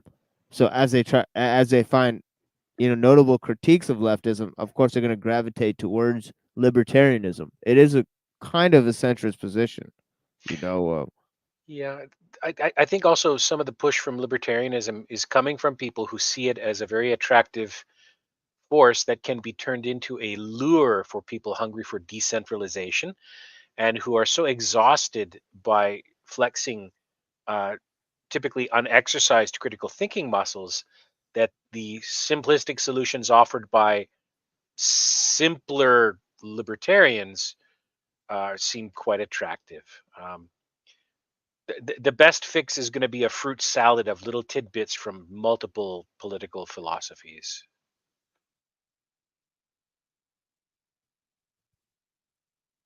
Yeah, most likely. At this late stage, yeah, you know, especially since you look at the historical, you know, sort of epigenesis of these kind of ideologies, it becomes apparent, you know, that none of them are actually viable. Right? Have you ever done any reading about Scottish common sense realism? No, No? no, that's Okay. not one. I'll leave That's that not for one. another day then. Yeah, that's not one I'm familiar with. But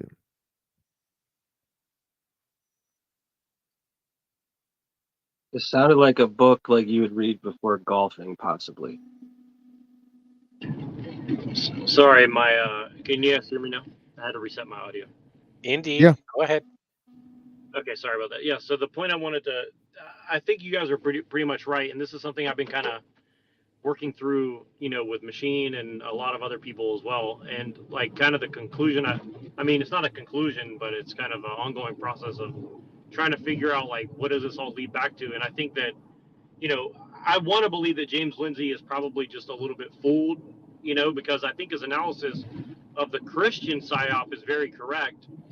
But definitely the Christian critiques of him are not are like they're kind of like a half truth, but when you really start looking at it, it's like both sides are kind of missing a larger thing that's going on. And it's kind of like what I notice is like it doesn't matter which side you pick, like if you pick the Christian, oh, we're going to be monarchist or whatever now, you know, you're going to end up being in a transhumanist hellscape anyways. And if you go with the liberalism side, well, you're going to end up in a transhumanist hellscape anyways. So really at the end of the day, like neither one of them have a actual plan of action that's, you know, functionally sound whatsoever to actually address the major issues going on.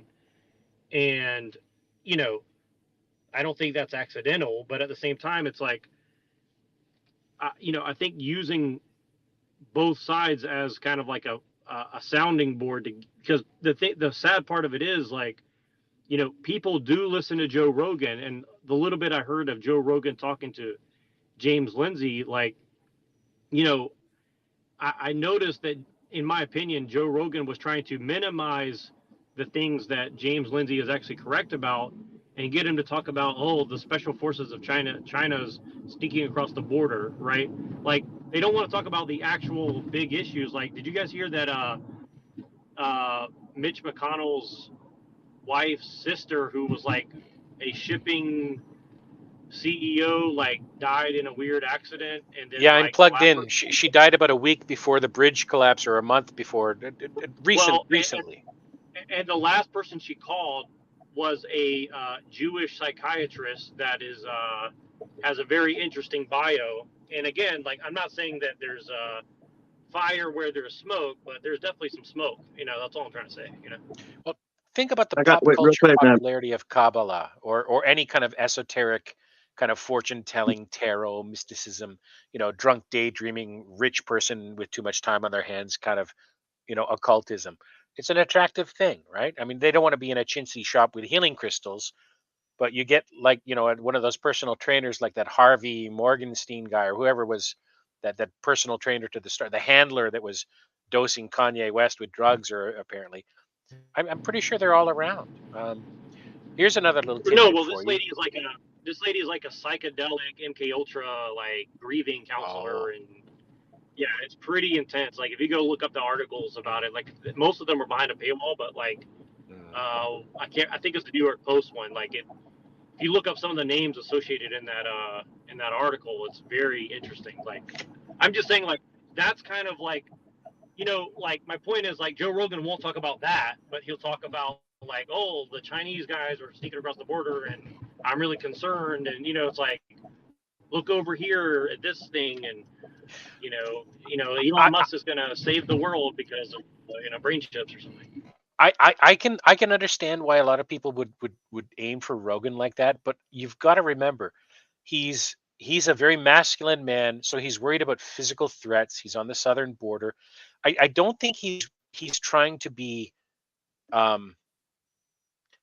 don't think he's wittingly trying to mislead people.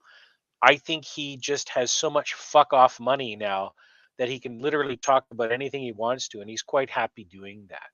However, even with those piles of fuck off money, he was willing to go along with, for whatever reason, having certain episodes of his show not appear on Spotify. And that really bothered me, which makes me think that, you know, there are some people with those piles of fuck off money who still have vulnerable children, right? You notice a change in Alex Jones over the years.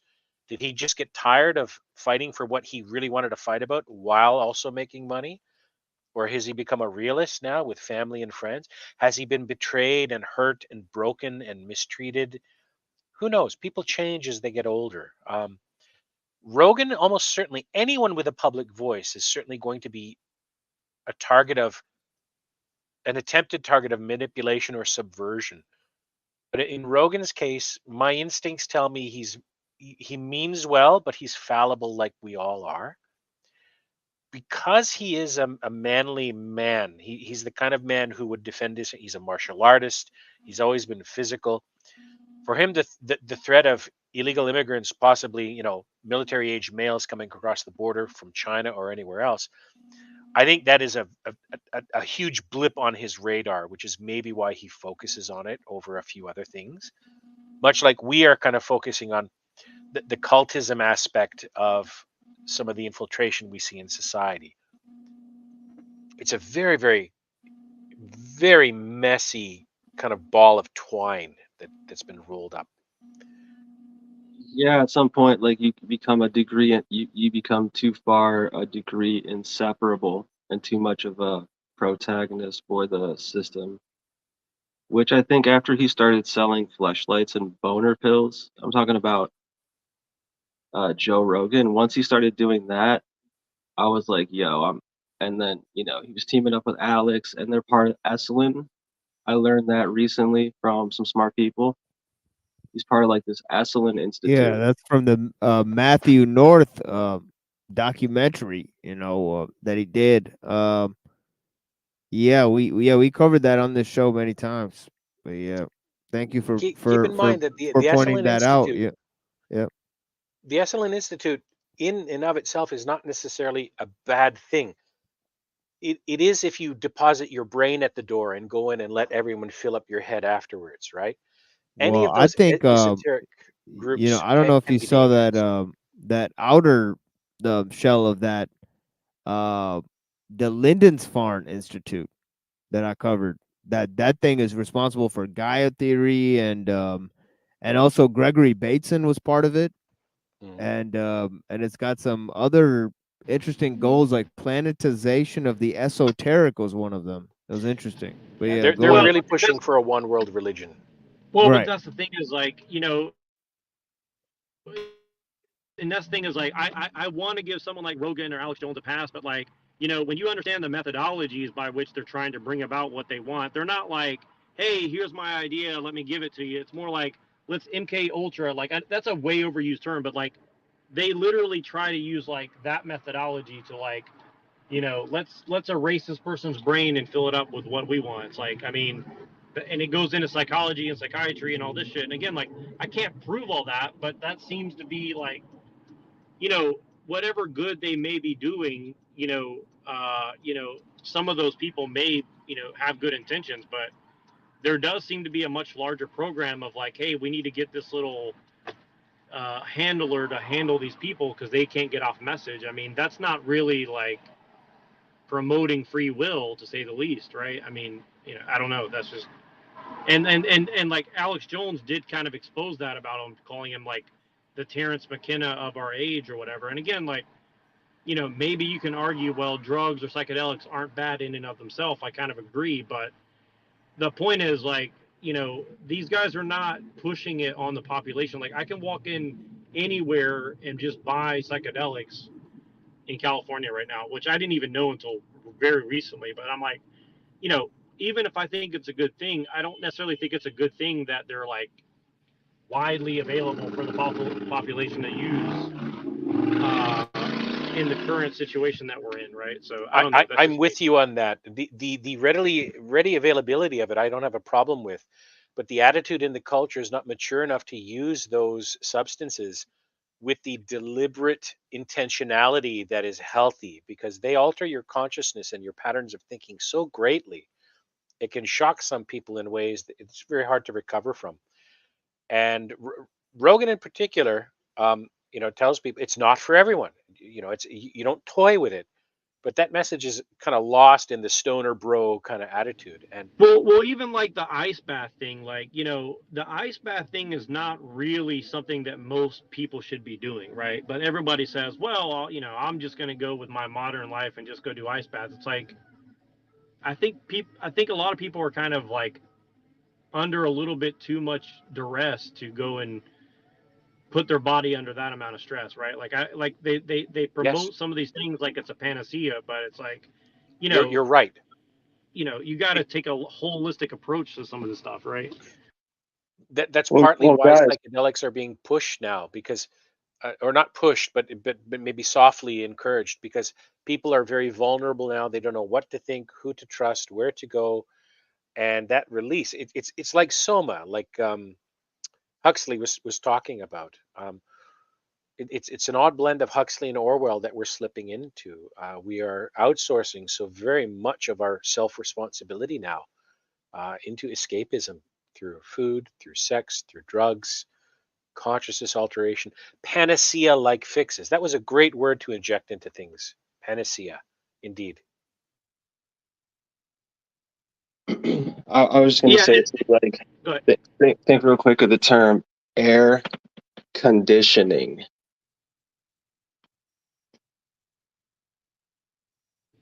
No, that is actually a good point too. Like I've been to a country where it's like you know, average is like 90 degrees, and like after a few months, you know, not anything below like 80 starts feeling like cold, right?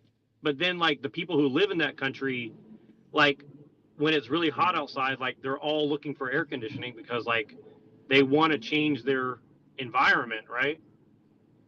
And you know, I've lived in very cold places too, and like you do kind of get used to it. But then like now, like if you try to get me to go live in a place that's very cold, like it's very unappealing to me, right? Like I've got to go and you know subject myself to adjusting to the cold. Like it's not a very fun process, you know, and especially less sunlight. Like Machine lives up in Michigan. Like I hate no sunlight for 6 months. Like that's a little bit intense for me, you know. It's not no sunlight in Michigan. I'm probably a little bit further south than Machine is at this point. Oh no, that's not true. If he's near Detroit, he's further south than I am. Same lake effect winter.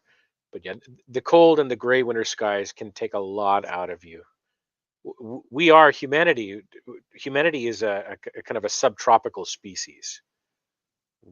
Our planet, all this global warming, climate alarmism, climate instability alarmism is part of a very, very complicated and intricate ploy to completely overhaul the financial system and governance structures.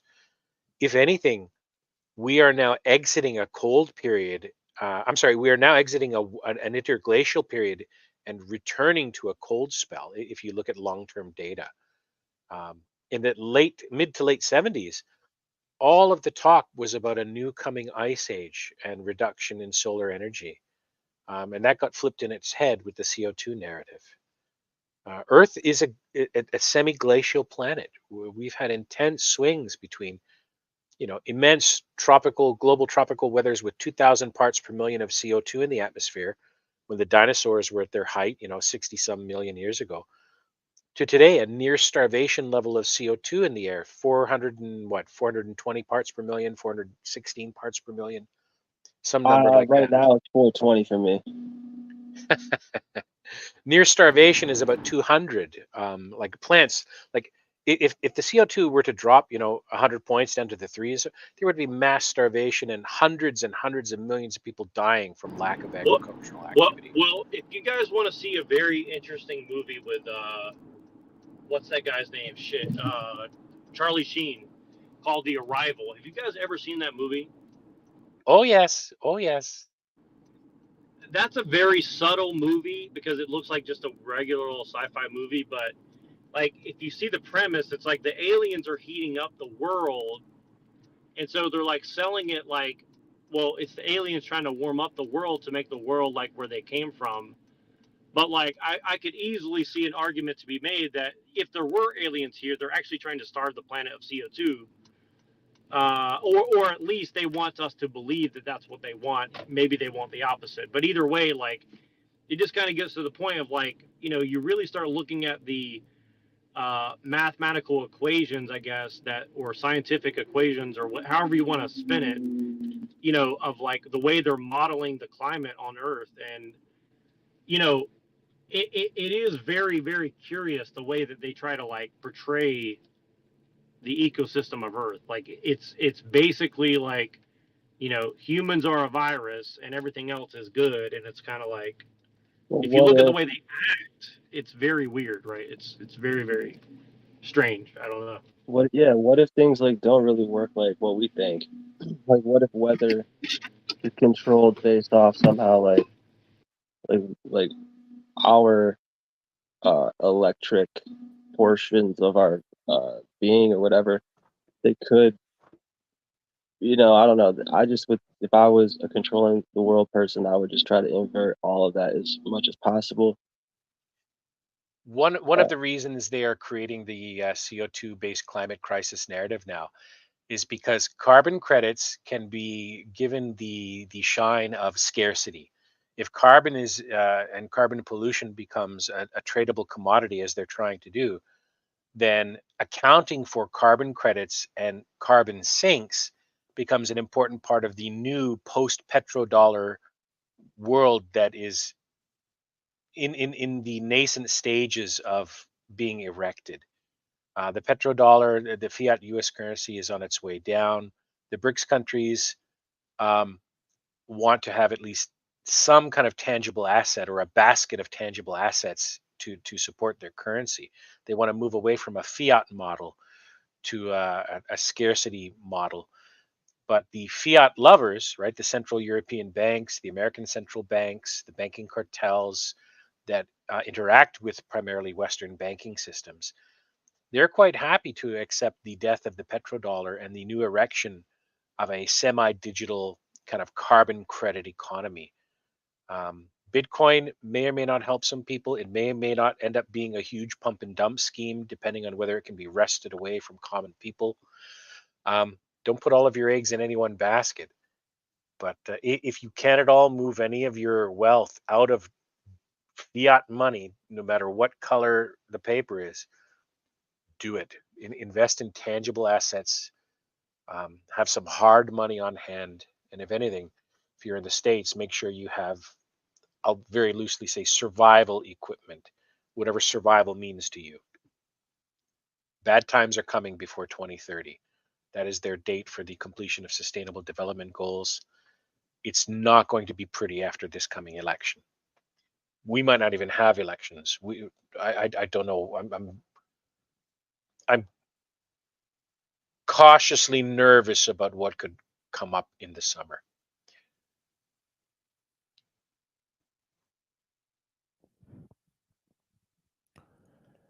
That seems accurate from what I've heard as well. So it is what it is, you know. But Can you imagine New York City with 2 or 3 days without power in the height of summer? Or Chicago, or LA, or Austin? Yeah. Well, like I don't want to, but yeah.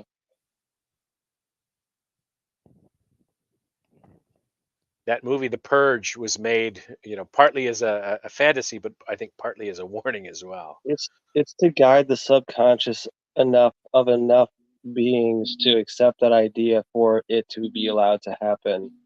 If you believe that. That's why crap in, crap out.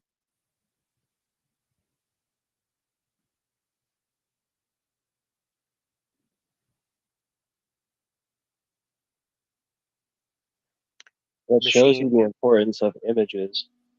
Say that again, please. That shows the importance of images and the ability of one to consider. I mean, someone's taken the time to make those movies. Oh, yeah. I mean, if you do any cursory reading about how Hollywood works, you'll know that for war films or any films involving, SEAL teams and that kind of stuff, they've got real military advisors on set in many cases who will grant access or filming rights to certain areas, or equipment loans, or special advisors if certain messaging points are made in a film. Happens everywhere in that manner. But yeah, priming, definitely cultural priming, idea priming. Pardon me, it's there. Symbolism is very important. Very, very important. It's before we had written language, before we even had much sophisticated vocabulary, we had symbols, right? Thought images, signs. The first writing systems were kind of hieroglyphic or symbolic in that sense. Only later, with the development of alphabets and abjads and syllabaries, did kind of the refinement come that we enjoy today. It's not all gain, though. It's not all gain. It causes too much division because of the images that they portray. Because if we say one word, we all may have a different idea of that. But if we all look at one picture, we all look at one picture. Yeah, you see that is true. The way words can be used, the context can color and shape it in so many different ways. But it kind of holds to the idea of show, don't tell. If you show something, right, what it means, right, at its most primal level, is a much kind of higher relationship to the truth. You show a piece of meat, right? To someone that's hungry, they're going to see food. Or you show a peace sign, or nonverbal communication. When people are physically threatened, they crouch down, they raise their hands, right? Hundreds of thousands of years of pre-verbal communication encoded in that kind of symbolic language. The meaning of birds and snakes and animals. Again, I mean, it wasn't all gain when we kind of refined alphabets out of symbolic language. It's hard to think symbolically with a lot of self-conscious application of what's the word I want to look for, of measured discernment, to catch yourself maybe giving into your own prejudices, right? It can be very hard with language. It's a little easier with symbols because it's so immediately powerful. Do you know the film 2001: A Space Odyssey? I feel like I've seen it. But The opening scene with the monolith and the chimps, or the pre-humans with a club and so on. All of the symbols are deep within us. Food, shelter, protection, all of the words, you are, as in, an city or an concept, an over concept, an uber concept. That's a lot of the power of symbolism. If you have any interest in symbolism, I'm going to hush after this. I would look into any of John Vervaeke's work. He does a lot of good stuff. I don't agree with all of it, of course. I don't agree with all of anyone's, discernment, but he's a very, very perceptive fellow. all right, thank you.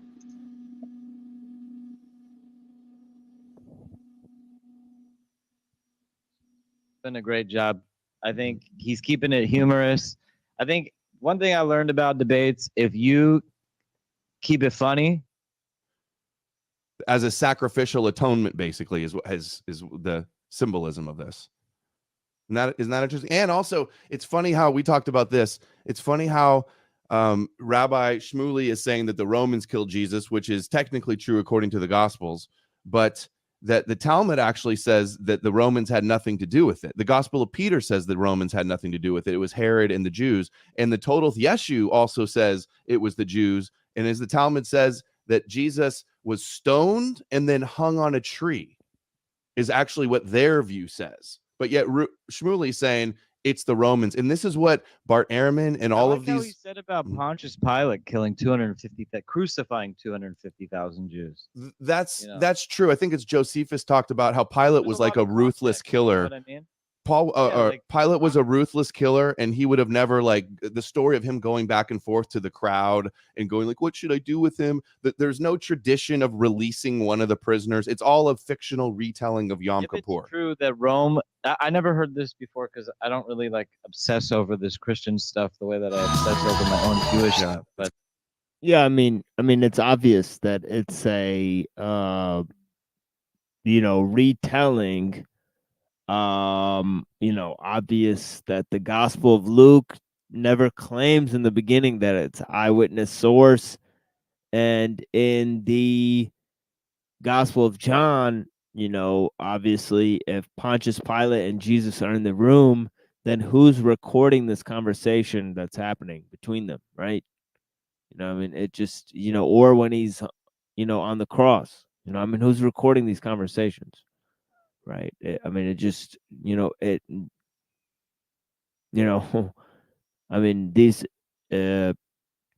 we've been through this. These guys like Bart Ehrman, they're largely taking shots in the dark, and then they're kind of saying, well, this is the historical truth. Well, it basically amounts to, a bunch of, for anything else, they'd consider it hearsay evidence. But they really use it to build an affirmative case in this one particular area. It's coming back on. You got to be informed. That Rome wanted to recall him. That's In a big defense deal. of human. And I guess to that end, why do they want to make a common narrative for these? World religions, obviously Judaism, Christianity, and Islam, it matters if you create some sort of, common, narrative for these, if you can't kind of control these things, then they have, worldwide aspirations. They deal in, basically, they're going to tell you about God, the heavens and the earth and mankind, right? So, it's good to try to gatekeep these particular forms of knowledge, right? Liberty. It's a fiction story, bro. We'll get to more of that in a second. Well, Rabbi Shmuley's our guest. He's at Rabbi Shmuley on X. He's very popular. He is a best-selling author. I remember seeing him 15, 20 years ago on Howard Stern.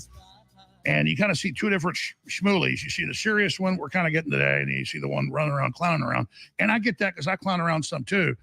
But I didn't want to just come on here and be cast as the anti-Jew, and then he's the defender of Israel. It'd make me even more popular because anti-Semitism and obsessing on Jews is super popular. I see a lot of disinformation against Jews out there. I try to stay out of this. And then I have Kanye West in here and disagree with him. And by the way, had no idea he was even going to do that. And then it just turns into a giant cluster, you know what, F-U-C-K. And I'm tired of all it. these people and love so I saw a Nick, and tweet Nick you put set out them on up. X Trump set up Nick. where a guy was attacking you. You Or said, Nick set up "Oh, you're Trump. just obsessed with the Jews. Nick You set think up about us all day." Jones. That's really true. The people that think Jews are like turn down leprechauns and totally control everything, but you also admit Jews are very successful and dominate a lot of stuff. So there's a paradox there. Literally think I'm Jewish. They claim I work for Israel. I mean, I've been literally assaulted by these people, both economically and personally. So I'm in this paradox where I have the I've assaulted him. evil and coming after me and take my speech away, and then I've got the white supremacists after me, and then I'm friends with Candace Owens, and I think she has a right to say what she's saying. And you're Anybody that notices his Zionist propagandist, he calls a white supremacist. trying to force me to take a side, and it's paradoxical, and it's very frustrating. I can't believe that you're telling me, an intelligent, educated man, even though I utterly reject some of your more despicable conspiracy theories, especially about Sandy Hook. Oh my God, you go back to boy, that little boy, opposed her. But I'm amazed that an intelligent, highly experienced media black belt like yourself needs to be said that people are pushing me. You don't have a moral compass. You don't know right and wrong. You don't know that when 3,000 Hamas terrorists, Nazis with GoPros, actually film what they did to Shani Luke, whose parents I brought to the United States, stripped her naked, shot her in the back of her head, and almost like with necrophilia, took her naked body and abused it. She is the single most defiled woman in world history, because that video was seen on Telegram by about 1 billion people. You need to be pushed as to whether or not that's wrong, Alex Jones. You need to be I haven't pushed. seen that video. I was in outside Gaza 7 days after the war. I saw The blood Shani Luke congealed to thing 3 or sucks. 4 inches. I saw the bodies too. reeking under those plastic covers. You need to be told that children beheaded is wrong. There's a baby who's a He hostage. never said it wasn't Right wrong. now, he had his first birthday a month ago. Who the heck knows if Nazis with GoPros. I think that might be the name of my next broadcast, right? It is funny. That's, does anybody think that that's a real news story? That's obviously, it's atrocity porn or whatever. I mean, quite literally in this way, he's alive or dead, Fear. if someone's giving him Name is formula, fear. you need to be told if that's right. In other words, you're saying, I am a morally lost man. I don't know anything. So let's go back for a second. You accuse so Israel animated. of genocide. Mr. Alex Jones, may I ask you to define genocide, please? The definition of genocide is trying to wipe out a ethnic or religious or cultural group, and we have Netanyahu Wait, openly. one second. Let me talk. It's still my time. No, it's still my time. You're clocking it to make sure that I don't overdo it. No, you've had most of the time. Geno means ethnicity. Side means mass murder. It was coined by a great Holocaust survivor, Raphael Lemkin, a great international jurist. 1947, the United States is a signatory to the Anti-Genocide Convention. In 1 week, there will be the 30th. They made up the term after that? Wow, I never did know that. Can you pause a moment, please? Genocide in Armenia, et cetera, et cetera. Yeah, this has largely been a monologue by Shmuley. I mean, it's him saying that the term genocide was coined by so-and-so after, it's nonsense. The Armenian genocide took place long before the World War II Jewish Holocaust. There have been Holocausts or mass death events or mass death crimes, genocides committed from time immemorial. So he is such a disingenuous actor. They both really are. But we're falling into it.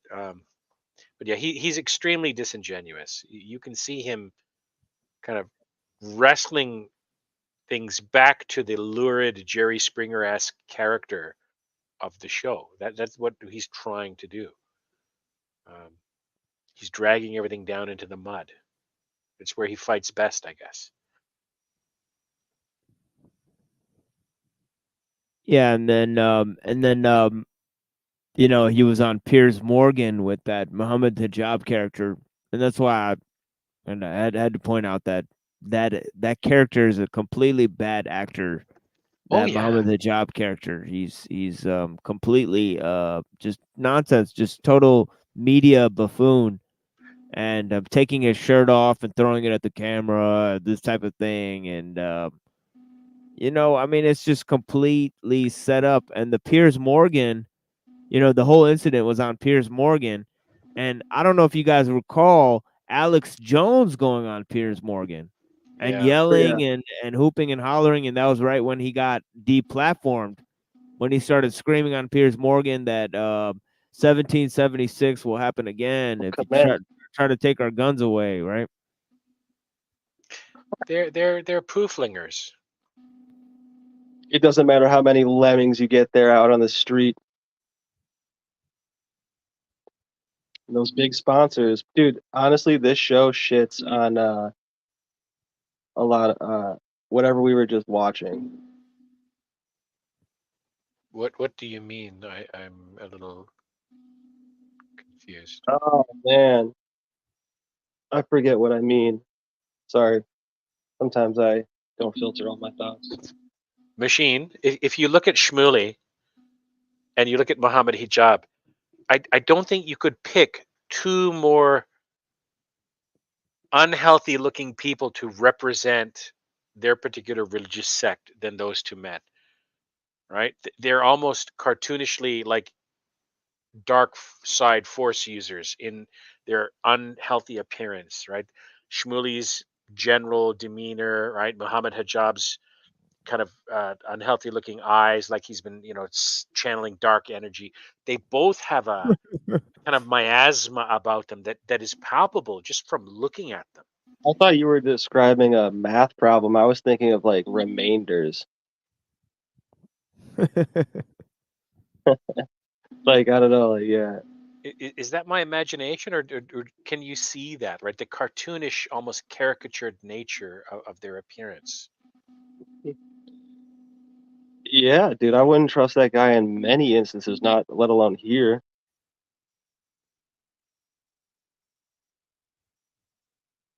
Like, if I met that guy in the street and he was talking to me like that, I'd be like, this guy's not powerful at all. He's insane.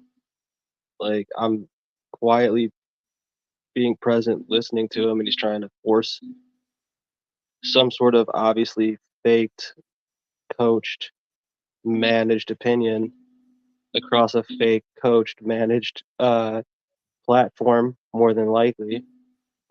And having, like, I forgot half this time. Like, they were saying so much crazy stuff. I was just laughing in the background. Like, it's why like are they talking about that? Like,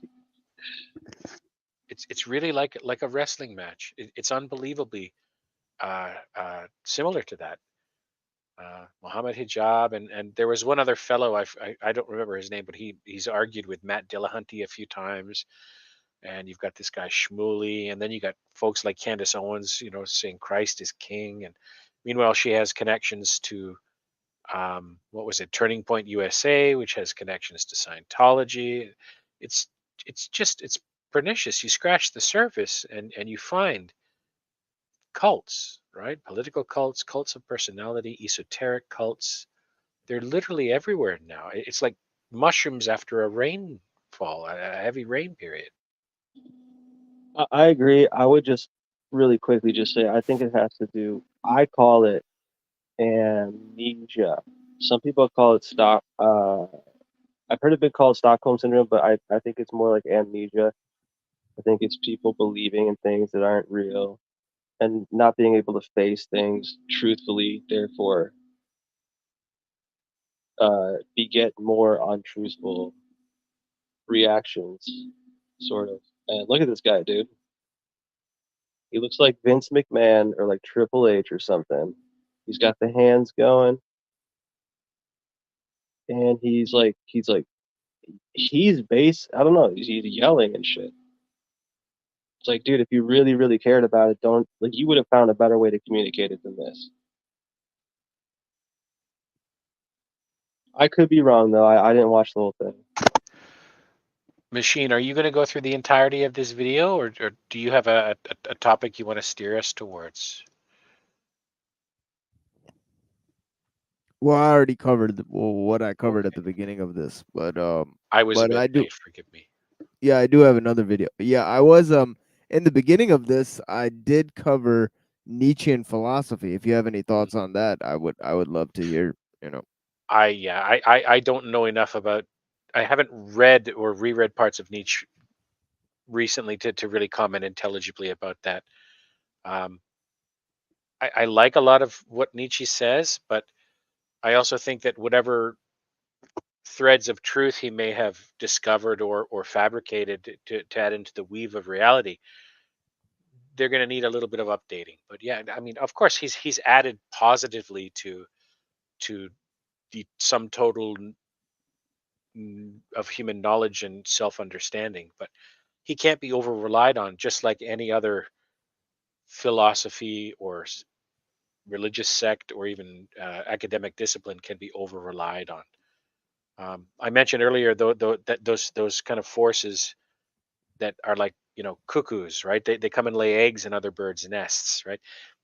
Anything that is picked up and run with by the public is going to be kind of polished up and presented by snake oil salesmen. They get your money and they keep selling you what they can. And of course, that's not all of it. I'm really oversimplifying, but Nietzsche can't be over relied on, but he shouldn't be dismissed or thrown out with the bathwater. He's a relatively modern philosopher with important things to say.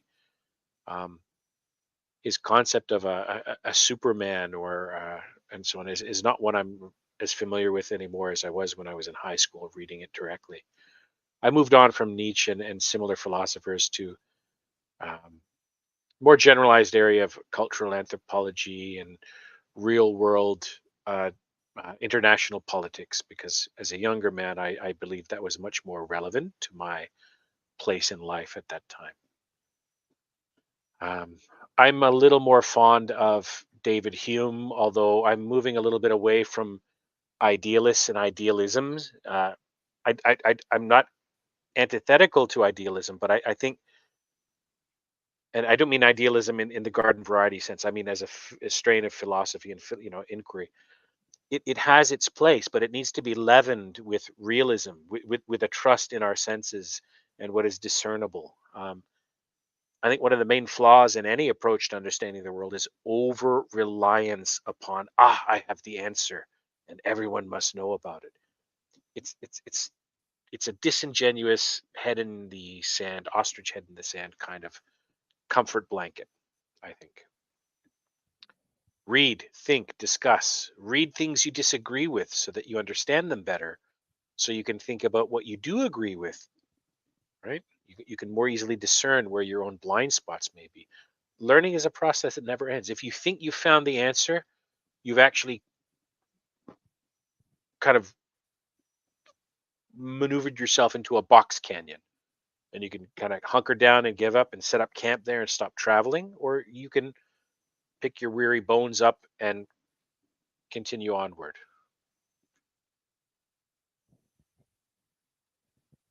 Yeah, I like what you said there in terms of moving from philosophy to international relations. And I kind of took a more circuitous route. When I was in high school, I remember I studied political science, and then when I moved to college, I would study a lot of political science until I moved into political theory, and that led me into studying philosophy. And as soon as I studied philosophy, I went back into studying all sorts of conspiracies and occultism and those sort of things that are kind of take a meta historical view, the same way philosophy tends to do a little bit. I was talking about with Pill Eater the type of philosophy that takes a sort of meta historical view, and that led me back into international relations, because all these kind of, as you said, you look into these, sort of international groups and, things, and they're rife with this, with these cults. So it just goes back into the same thing. Yeah, it's kind of interesting how these interdisciplinary kind of modes, emerge. And yeah, it's a process that's never really done. And now I'm kind of going back into, from theology, kind of shifting gears back into philosophy in my new writing that I'm doing. And yeah, it's kind of interesting to get engaged in that again.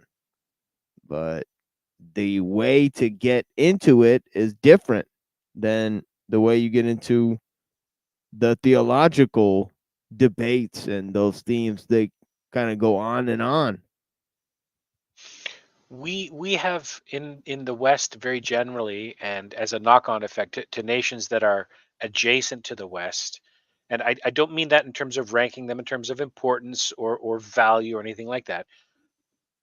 There is just an economic dominance of Western forces now that is waning. But it's an easy lure to become too specialized in any one mode of thought or field of inquiry. We really do need to return to a kind of a more Renaissance man approach to knowledge. We do need some, very narrowly focused experts in subdisciplines, but they should be the exception rather than the norm. And we are now in a kind of a hyper specialized kind of thought economy or research economy. And it allows people to be broken off and isolated and fractured into much more manageable pieces that can then be reassembled by outside forces or even by maybe unperceived social dynamics that are just unfolding. People who are much more generalized in their understanding of science, philosophy, religion, anthropology, sociology, psychology, they do need that multidisciplinary background in order to integrate different fields of knowledge so that they are aware of their own blind spots, so that they can perform self-assessment with a little more impartiality, as it were, a little more awareness of their own prejudices. And also, that kind of generalized approach to knowledge really helps you understand that what matters to you changes with the different phases of your life. Right? What was cool and interesting as a late teenager is going to differ than what's cool and interesting in your 30s It doesn't and in though. your 40s. What do you In mean? one way. Hmm. The like what you say about importance, what is important changes through the phases of your life. True, but there are things that do not change. Like Absolutely. There are foundational truths that you can hide from yourself. no, it's basically like who are your mentors and your amenders and like your family that took care of you, that allowed you to be here. Like shit like that is unchangeable. Hmm. What we perceive as important or interesting changes a lot, but what perhaps is, and this is a really problematic, not problem. This is a too general. There's some truth to it. What remains true, capital T, true, is easily forgotten until you realize you're severed from it. Right? The importance of family, of being able to trust someone unconditionally or nearly unconditionally, personal health of both mind and body, personal responsibility for your thoughts, both positive and negative. We outsource so much of that. It's easy credit, easy moral salvation, or moral expiation. It's yeah. I mean, I fundamentally, just think it's like also like a really easy vision to remember, but it's also like very easy to forget. It's Yes. actually way easier to forget than it is to remember, but that's what I'm talking about, the amnesia. Because, like, there's a vision, dude. Everybody has their own vision. And I'm not talking about what they see outside. And, that's the thing with this and that, cause and effect. That can and it can't affect your vision that you have. It's kind of like, don't forget somehow. You lost me a little bit. Are you? I don't mean this insulting. Are you a bit Yeah, on the you're good. green with kind of hazy thoughts, like kind of mixing? Oh, dude. Yeah, the grass. Okay, I've been there. I understand. I'm just a person. I could tell you on like Tuesday the grass looks green over here, and then like on Wednesdays it looks better over there. Yeah, all in good fun. I'm curious, Machine. As you've aged through the last couple of decades, have you found yourself wanting to be a little more generalized in your approach to knowledge, to wanting to kind of weave a kind of interdisciplinary strain between fields of study, the value in it? Yeah, that's more where I'm at now. I'm kind of thinking into the interdisciplinary, and actually I'm actually perceiving more in terms of unlearning what I have learned, dumping some of the knowledge that I have and applying it to more rigorous or practical pursuits that can relate to organizing either people or communities or friendships or bonds. In terms of the knowledge I've already gained, I think that I have a lot of books and things. I don't think I need to collect more information at this particular time.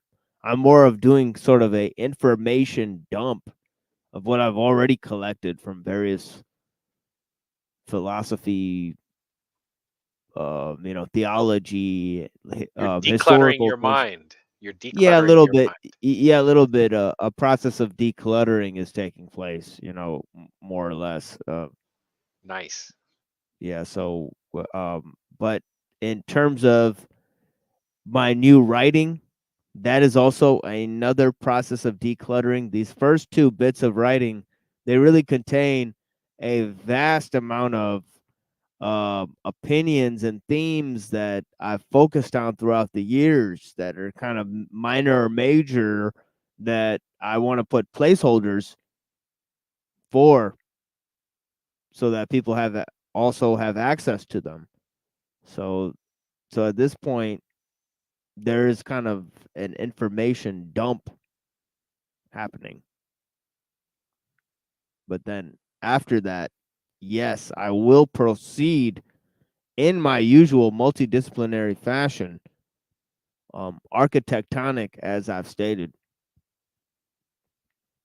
And there is many theological and philosophical manuscripts that I have yet to read or look at that I'm excited to get into in the near future for sure.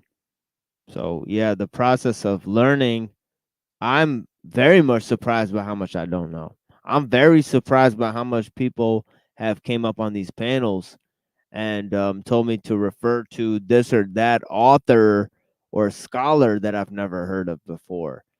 But by and large, the patterns of behavior online throughout my time that I've spent on this live stream, like me and Neurojack were just talking about that today, that a lot of our previous assumptions that we had about people, that they're not only proven right, but it's almost worse than we thought it was, to a certain extent, that we were right on the money when we first started out thinking that so and so is going to be like this, so and so is going to be like this.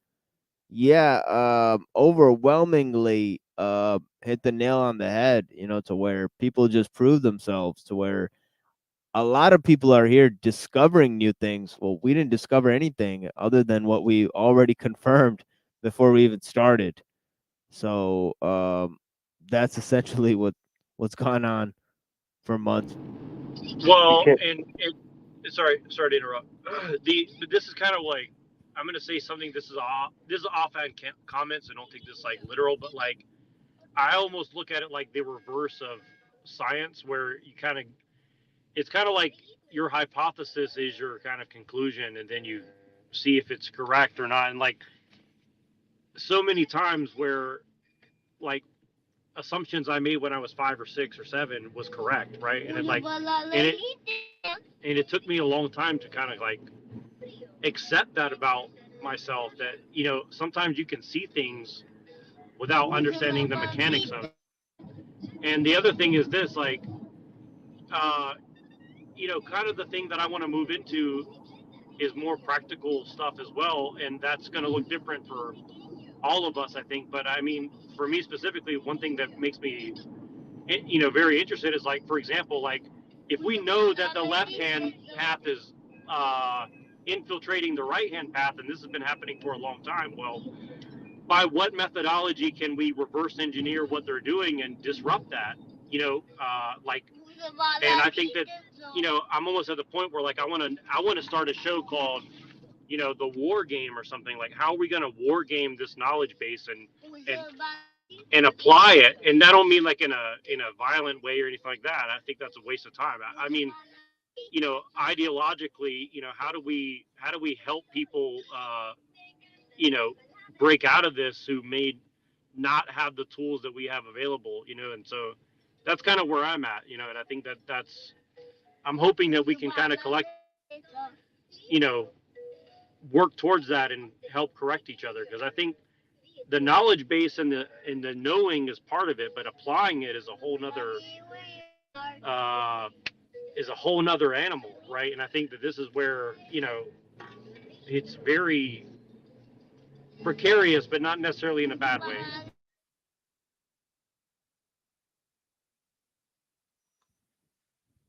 I would imagine it would have something to do with understanding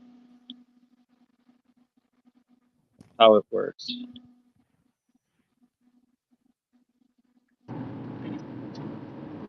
A general leveling up of the discourse is certainly something that would be welcome.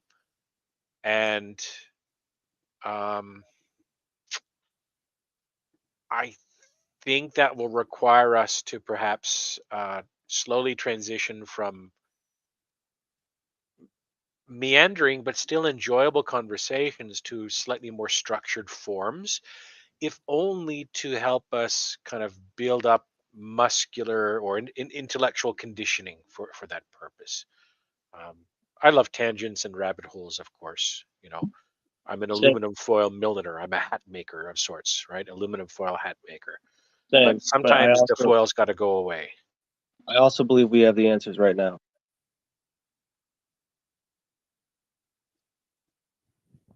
Please elaborate. You are loved. You have the answers, and nobody's no one is above you on a soul below or below you on a soul level. That's right. So, if you're sitting here and like can seriously say you don't have the answers, which I don't believe is what you're saying, so it's kind of like a rhetorical thing. Years ago, there was a book by a fellow. I think that the title of the book was "Everything I Need to Know I Learned in Kindergarten." There's a little bit of truth in that, more than a little bit of truth in that. What do you know about them Nagas? Are you talking about Indian snake demons, like Nagas from Hindu myth? Yeah, yeah. I mean, I don't think they have anything. Well, okay, never mind. Another side tangent. Go ahead. Yeah, that was quite the segue. Well, I do know that a lot of belief systems think that their royalty is descended from Nagas. I know that. Really? You know that? I don't know that, but if you say you know that, I'd be interested. It has been said that is the case. I mean, they could be lying, but it has been said that people believe that. Yes. Can you color in the lines there a little bit more? That's interesting. Well, we'll look up the history of Vietnam, the oldest accounts of Vietnam, and that's the easiest example I can point to. Okay. But also, like, just like, you know, you've been to Thailand. Like, if you look at the Ramayana, or you look at their, you know, their, I guess it's Hindu but Buddhist mixed together, and whatever folklore they have, like, they pretty much directly talk about, you know, creatures coming and eating and mating with people, and it's, you know, it's pretty intense. Yeah. I would imagine a lot of that is symbolic language because all around the world, the serpent and reptiles have kind of been a symbol for wisdom or deep knowledge, right? And that may be some kind of recognition, although I couldn't tell you how they came to it, that, you know, there's an older base layer of the brain, the reptilian brain, right? As life has emerged in differing complexities on the planet. But you don't think that guy was shape-shifting on that screen when he was giving that acting speech? That's a form of shape-shifting in No, at least a metaphorical sense. I don't believe any of that stuff. That is No, I fun. mean, you know what I mean, though, like his slippery words and his slippery persona. Like how he could slip in and slip out and just pretend like that shit was real. Oh, you mean Shmuley and Jones Yeah, talking and yeah, having? exactly. Like to me, that's a form. That's a metaphorical form, at least. Oh, well, yeah. I mean, confidence men have been with humans since the beginning of the human mind. When you were competing, you know, with, you know, Grugak, the great big chief who had all the women and food he wanted to eat, and you know, the little balding guy at the back who knew how to spark rocks together. He eventually outcompeted Grugak with words, with concepts, right? He had to con or use confidence, right? A con man, a confidence man. Yeah, It's and Ka was the name of the snake in Jungle Book. Ka. I had a brother who watched that movie crazy, so I have a brother who watched it 100 million times. I'm pretty sure that there was a branch of humanity that was probably eliminated by natural forces in the Younger Dryas impact, that were maybe very different from us in that there wasn't as much of a division between their right brain and left brain thinking styles before the invention of writing. Just like there are some people who are left-handed and right-handed, you know, there may have been a left brain right brain dominance or a left brain right brain, you know, harmonization factor in certain strains of humanity that has been since outcompeted. Um, it's fascinating to think about that. I mean, there are some people who I don't quite understand this. I believe them, but there are some people who say they don't have an inner monologue, for example, like I do. When I think about certain things, I think in words and sentences and this and that. A fellow named Aaron Ra talked about that recently. And there are some folks who are much more visual or or symbol based in their thinking. And much like an early learner of a foreign language will think in their native mother tongue and then kind of roughly translate into the new language, there are some folks who have claimed, and I don't mean that spuriously, I'm just trying to be neutral with that word claim. They assert or claim that for them, their mental life is such that they think in imagery and symbols and visuals and sounds, and then they kind of translate that into words with the rest of us because they think slightly differently. I buy it. I mean, there are so many different modes of thought mind processes, right? I Yeah. mean, Would you apes say like learn sign language for heaven's sake, you know? So humans have probably many different modes of thought that have maybe existed and competed over uh, time. okay, I could be wrong. This could be retard like stupid, but would you say it's like context of a conversation and then the gravity of like the gravity of a conversation? Why do they use that term? Why is there a gravity of conversation? And what does that mean versus directly defining versus sounds and feels, like you said? Well, the gravity of a situation comes from the term gravitas or weightiness or how, right? If we talk about, what do you want to have for dinner, tacos or fish, I mean, that's not a very important or grave, right, conversation. But if you're talking about the best way to get off this mountain now that all our gear is gone, which climb down path are we going to take? That conversation is going to have much more gravitas or weightiness, because the consequences of misapprehending the situation, of choosing the wrong path, of taking an action that is less than optimal. But the opposite of that is the gravy. It's the sustenance of the knowledge of what was said versus the con lesson. Well, I mean, the Jones Schmooly talk was certainly gravy in the sense that it was tasty and not the healthiest thing to consume. So that's a very weedy, and I don't mean that as an insult. That's a very kind of left brain, right brain, fuzzy interaction kind of tie-in of gravity and gravitas and gravy. That's nice wordplay. Part of it's there. Some conversations taste better than others. Yeah, but I mean, like that's that deep sustenance versus that substance, Unlike, like what are you gonna do? Eat a church wafer or something and be more sustained than gravy? Well, there's junk food and junk thought, and healthy food and healthy thought, and sometimes you need a bit of both. Sometimes you want a Big Mac or whatever I haven't eaten McDonald's in years, thank God, but sometimes you want a cheese slathered pierogi with your meat of choice on top. Other times, you want a good healthy salad because you can feel the yuck building up. It's the same thing with the mind.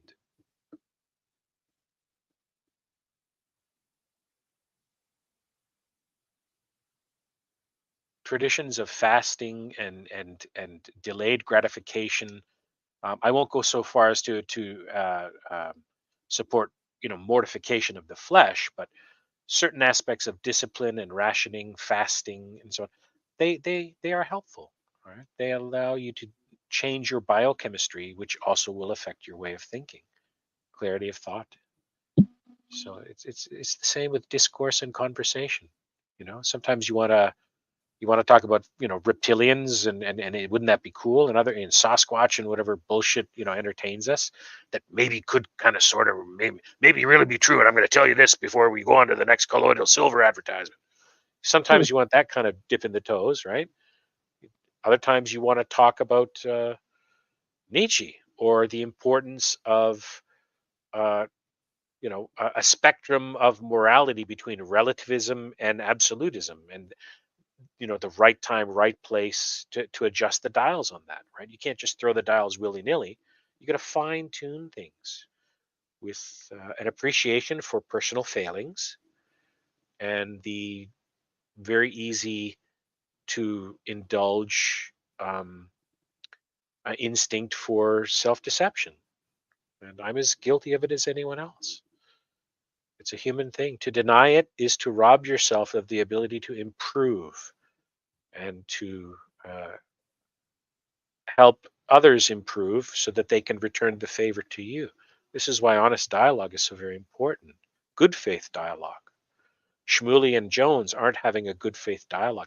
Imagine what they could do for so many people were they too purposefully engage in a considerate, respectful, maybe sometimes spicy, but with a slap on the back and you're my friendly rival, we can agree to disagree approach. It would do wonders. The quote unquote system, which some or most would describe as self-serving or in other terms evil, doesn't allow or promote that. We know that. It's bought and paid for. It's like a pony show. It's like, how trendy do you want to be today? There is certainly that element to it.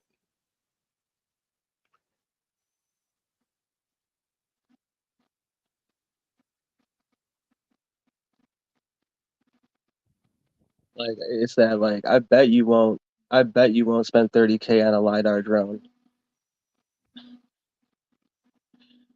It's like that I ain't got Illuminati money, but never mind, I won't finish that. Why do you want to use a LiDAR drone? That was quite an interesting little segue. What are you going to examine? The point was to show I don't know what it was actually at this point. What about what? It's okay. Take a break. Go get some water, perhaps. I don't mean that nastily, but take a break, refocus.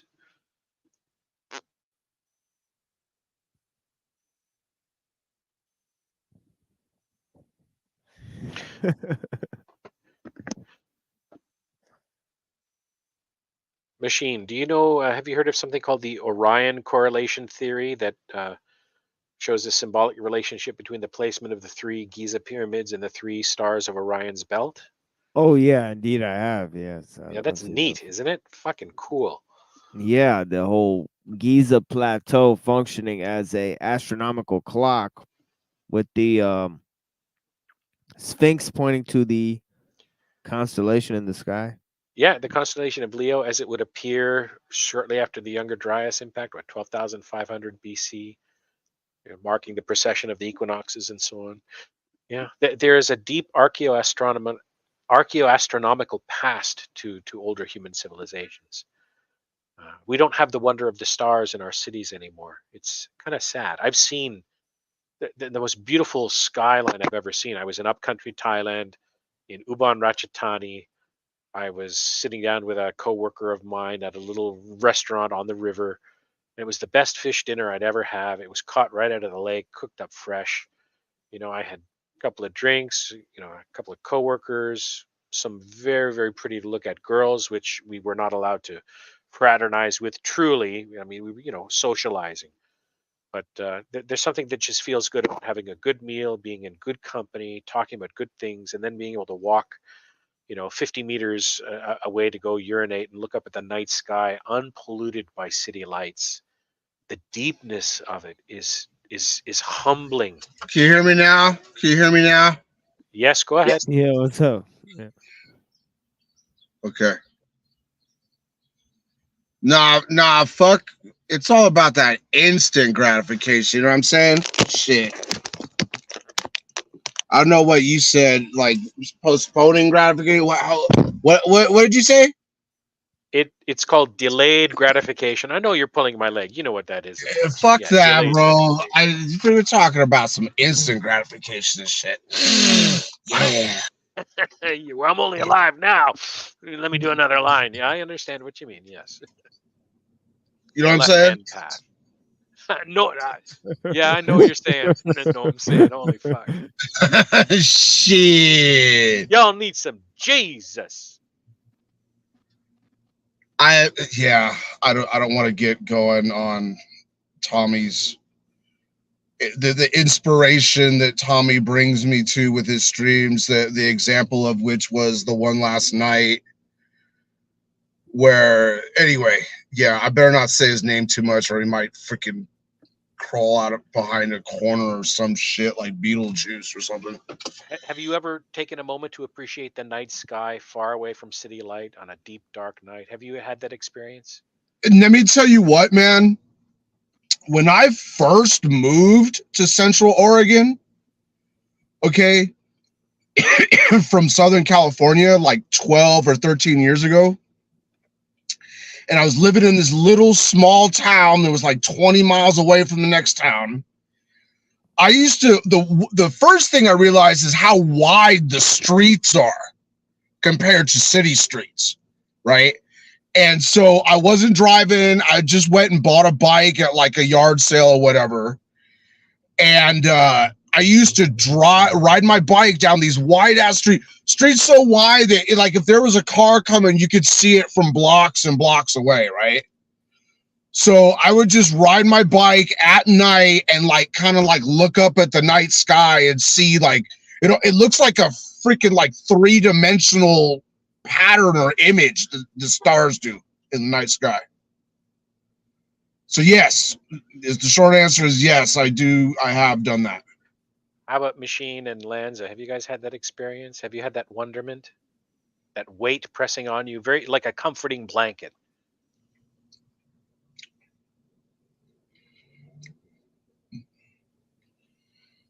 I broke their audio. They might be on the on a pee break or something. But yeah, it is fascinating. Oh, there they are. Oh, it looks like we may have lost someone. That's okay. But Have you ever had the wonderment of purchasing an automobile from a friend that you've known since you were like teenagers, and then coming to the realization that there was things wrong with the automobile that there's no way that they could not have known, but it's like years later, but at the time they really needed the money, but now they don't really need the money and they won't even talk to you anymore, but you're still stuck with the piece of shit that it has. Like, have you ever had that wonderment? no, luckily. But And let me tell you what it's like.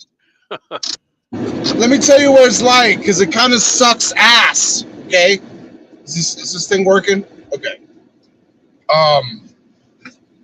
Especially if you are attempting to move to another city in said automobile and like live in the back of it, but thankfully I am blessed with many angels in my life, and one of them is a mechanic that will basically do diagnostic for free and only charge you if he has to actually physically put a wrench on your vehicle. So yeah, that's where I'm at right now. It's a real shame and hurt in life when someone you know becomes someone you knew, in that sense. To fuck over a friend like that, or someone you claim to be friend, what a shitty thing to do. Well, okay, again, so it goes into the conversation of perceived wealth. Like there are many different types of wealth. Health is a type of wealth. There's a lot of, this person definitely is doing way better than I am, but wisdom is another type of wealth. I mean, I definitely have both of those up on him. So, however, I can't really buy automobiles or things with either of those types of wealth, and that's kind of what I need now. So, but my credit's good. I might just go spring, and I kind of would like this one though, because it's kind of like an ideal application for what I need right now.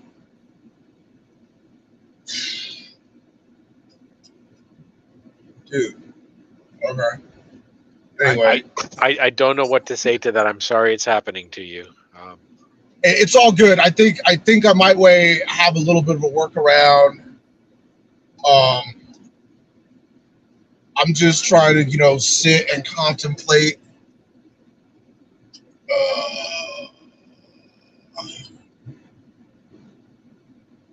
Have you ever seen any First Amendment auditor videos? First Amendment auditor? No, that is not ringing a bell. There's a fellow named Jeff Gray. He's a former military 88 Mike, he calls himself. I think that's something to do with logistics. And he's a long-haul trucker, and he's pretty much retired now. But he goes around parts of Florida and other parts of the states, and he will hold up a sign that says, "God bless the homeless vets," written in card. It looks like a shitty street sign. He's a religious man, although he's not fanatical about it or even unpleasant about it. He's not one of those in-your-face types, but he's definitely a man of faith and conviction. And he'll go to a traditional public forum like the steps of City Hall or an area that is known for protest, and he'll hold up a sign, or at the front sidewalk area of a gated community, and he'll hold up his sign for 20 or 30 minutes, and he records all of this. And sometimes cops will come by and want to usher him along. Say, you can't stand here. You're not allowed to beg for money. And he educates them very, very calmly and respectfully, usually very respectfully. He returns the energy he's shown. He'll simply tell them, I have a right to protest here. This is a traditional public forum. You took an oath to serve the Constitution. Please allow me to help educate you about this. And when they come down with the authoritarianism, he'll sue them. And as part of the suit, he will then really only ask for court costs to be covered, no profit to go to him. Any penalties or things like that are given over to veterans affairs situations. But what he really wants from them is a training course so that the officers are up to date on what their responsible and citizen facing attitude should be in serving and upholding the Constitution and executing their duties under the law. So he's a very, very good one of those First Amendment auditors. There are real assholes doing it, but you seem like a person who is confident enough in your physicality and your opinions, and also intelligent and self-disciplined enough, from the little I know about you, to restrain your emotions and possibly be able to do something like that and maybe turn it into money. Are you telling me to go fly a sign? No. I'm suggesting you maybe look into First Amendment auditing. It's something I get the sense that you might be good at doing, because you want authority to be more accountable, but you also have a responsible kind of attitude in the way you speak with people and return energy. Sure.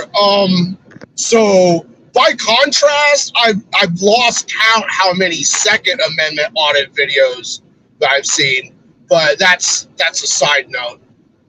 First Amendment auditing, though, so we, the people of America, are allowed to stand on public property, and the redress, what is it? It's redress of grievances levied against us by our government is how the First Amendment. Correct, yes. So, and then of course, you don't even have to beg. You can just write accepting donations, and they can't say shit. You're not asking for anything. Even begging is considered protected speech. Oh, we lost him. I'll return that thought when he comes back. I kind of feel similar to Cecil. I exhausted every single First Amendment video online for about 2 years. Not proud of it, but it happened. What do you mean you exhausted it? You mean you overwatched? You watched bad ones? You allowed your I feelings watched to be every single poisoned? one that was available, essentially. Okay, so you know who Jeff Gray is then, eh? Honor Your Oath Civil Rights Investigations. I heard you saying a little bit like he tries to do it honorably. Yes, he does. He does. Depending on how you feel about it or not, yeah, I don't know. I fully support any, polite, honorable, civil activist like that. Someone who seems to me to be authentic. Jeff Gray is someone who strikes me as being deeply authentic. One of the few. A lot of those interactions that other people have are deeply authentic by the officers as well, that cross the line tremendously to the point of death. Sorry if it sounds bad, but it's not untrue. And I don't quite grok what you're saying. I'm saying like your videos basically say like there's a good kind of way to go about it, but what do you do about that? Like, how do you take those bullets back that the police put in your son? Well, that's a different matter entirely. That's what I'm saying. Like, it's not all that whatever that guy does. Like, it sounded like it was very peaceful and shit. And that sounds great, for like wherever is peaceful as hell. But right tool for the right job if you want to be effective. You're right. I mean, he's more interested in being effective than in winning or being right, as it were. That's important, but the effectiveness of his approach is what wins him positive results. Shooting and police overstep of authority and so on, that's a whole other kettle of fish when it involves arrests and physical force and planting evidence and so on. Pardon me? It sounds like an isolated, like doesn't sound very. I mean, yeah, it is effective, I guess. Maybe it could also be a setup, cooperation, maybe. But again, doesn't take the bullets that police put in people's kids and No, dogs and no, hamsters, no, whatever they're it scared doesn't. of. It certainly doesn't. And of course, there's a move towards that level of policy enforcement involvement in people's lives now that social media posting laws are sweeping through the West, Scotland, the United Kingdom, Canada, and maybe down the road, certain parts of the United States. The What do you 1A mean? and the 2A. Well, in Scotland, for example, now, and also in parts of Canada and the UK, if you post certain things online that are critical of gender theory or trends, Yeah, I mean they've radical had that trans stuff, dude. They've activists, had that stuff for a while though. You could like 5, 6, 7 years ago, you can make a post on Twitter and say, "I think Hillary Clinton should be hung by whatever the Q-tards say or whatever the hell." And dude, you would get a knock on the door. what Like it's not nothing new. that is a direct incitement to political violence. I'm talking about someone saying there are only two Or a genders. hypothetical. That's a different kettle of fish, and it obviously is meant to incite that kind of reaction. So it's to my sensibilities, anyone. It is meant to incite some sort of reaction. Yeah, it's unbalanced. It's not authentic. It's not genuine in the change it wants to provoke. Um, actually, let me take that back. It may be genuine, but it's not a constructive change that they want to. If their purpose is accelerationism and destruction, you know, Well, right, then but what are you that's going their to tell a call. boomer who's all pissed off? I mean, they're going to say what they're going to say. And if they're going to say what they're going to say, and But what are you saying though? The policy enforcing of that's what well, you're talking about. I refer to police and FBI and so on as policy enforcement officers. They don't serve and protect the public. They serve and Yeah, but protect you're saying policy digital. makers. So they are policy enforcers. They don't work for the citizenry any longer. But you're By and saying large. digital sweep parts of Canada and parts of USA of Yeah. There are freedom of speech or freedom of expression restriction laws in effect in the UK. Scotland is part of the UK, but in the UK, the move now is in Canada to move towards the same kind of more heavily police speech laws to ostensibly protect children from quote online harms unquote. So it's the old line of selling up freedom for quote safety unquote. oh, The so they're states, yeah, well, their children's safety. Obviously, the system has been treating the indoctrination, excuse me, public schooling system as safety for sure. They hire the safest teachers. Jerry Sandusky, I heard, was a very safe coach. All sorts of stuff like that, all in the name of safety. I mean, it's a great story. It's like how many times you want to like. It's at least rhyming, if not repeating. what is rhyming and what is a great story? You lost me. I'm not sure what you're referring The to now. names just change, and then the accounts move, but the structure in which allows parasitic entities like that to exist and thrive, that system remains, like I said, and the Well, players just change. well, you know what they say: one man's parasite is another man's symbiote. That will be true for as long as there are human beings because it's a part of our nature. There are social predators that exist among us. Sometimes Right. there's So an it's like safe imbalance to and they assume breed that like every mice. single massive integral structure system does not just gain some sort of powerful trance over the mind that it's just, oh, this thing's just the greatest thing ever because that's how it was planned to be. Bro, everything. Everything. I don't even trust vowels anymore. Like vowels, like not consonants. We need to get back to that that ancient Hebrew and shit. No, I'm just joking. So I put a link in the back, and I want to talk to Leroy too about his experience with Andrew and stuff. But if you don't mind to play this clip, it's like 1 minute long, and I think that you guys will find it very, very interesting. It's RFK Jr.'s running mate, and the platform that she's running on, and the fact that she's Irish is also kind of annoying. But just joking.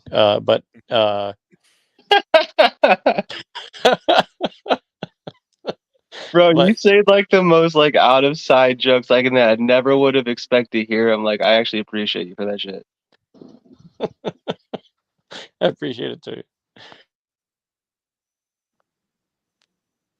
But yeah, you guys will trip on this, and then it's just like such a like it's literally like I've never seen anything like it in my life. Developed AI-powered software to automate affordable legal services. Well, guess what? The CDC and research institutions have the data we need. We can apply technology and figure out environmental factors. We can figure out what's making us sick. We just have to ask the right questions, do the right research, and apply the right tools. So here is how the Kennedy-Shanahan ticket is going to end the chronic disease epidemic. While Bobby is focused on ending the corporate capture of our regulatory agencies, I am going to assemble the best technologists and scientists in the world, and we will use the latest in AI and computation to examine the health records databases of our nation and those other nations who are also on a quest to solve chronic disease. We will find the answers to our most pressing health concerns within weeks, not decades. We can, if we have access to those databases. It is time to move out of the dark ages of medicine. We can solve the mysteries guarded by corporate influence. We can move from Band-Aid solutions, and we can end this chronic disease epidemic once and for all. I believe it. Just trust me, bro. What a weird platform. You know, I've never, I have to say, I've never heard that before. Open up those medical databases. This is America. Never mind jobs and housing and education and Yeah, I know, spaces for right. women to go to the toilet in and so on. I'm tired of living in the dark ages of medicine. Aren't you? First world problems in a third world, an increasingly third world middle class country, right? What a strange platform. We need those AIs to open up those medical databases. Like what? Yeah. After 23andMe, 2024 is going to be 24 and we. Pretty much, dude. Dude, she looked like somebody you could give her like a thing. I don't know, man. I gave a best man speech before without writing it or anything. I was like so scared. I feel like I just cared more than her. She got that purple on. She letting you know she's the master. What race is she again? Irish. She's Irish? No, she's like There's no way Filipino. she's Irish. She's got some Chinese or yeah, East that's a Chinese Asian in her. I think she's biracial.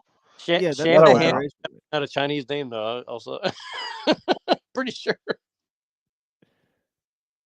I thought when I first saw her speak, I thought she was just there to like talk to women, like to get like some sort of magnetic pool or something onto the buzzwords. These Chinese Irish are infiltrating our government. We got to get them out.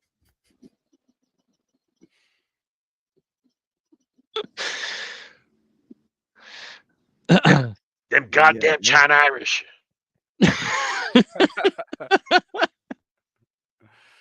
Yeah, but that sounds like I will eat your ass, you leftist China Irish.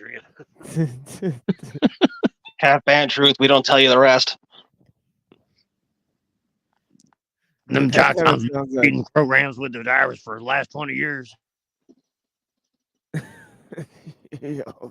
All their code books is written in Chinese, but it's Gaelic. It's confusing as hell. I'm so tired of these fake arguments I have every day. Bone broth. I'm so tired of promoting other people's agendas. I'm sorry I succumbed to the MK Ultra programming. I really am, folks. I'm sorry. And Jones said on that clip that he said, quote, the Jews are like some people think, quote, the Jews are like the leprechauns and they control everything. Leprechauns. Anybody who's seen the leprechaun say, yeah. Speaking of leprechauns, let's talk about Andrew Wilson, the most leprechaunish man I ever seen in my life.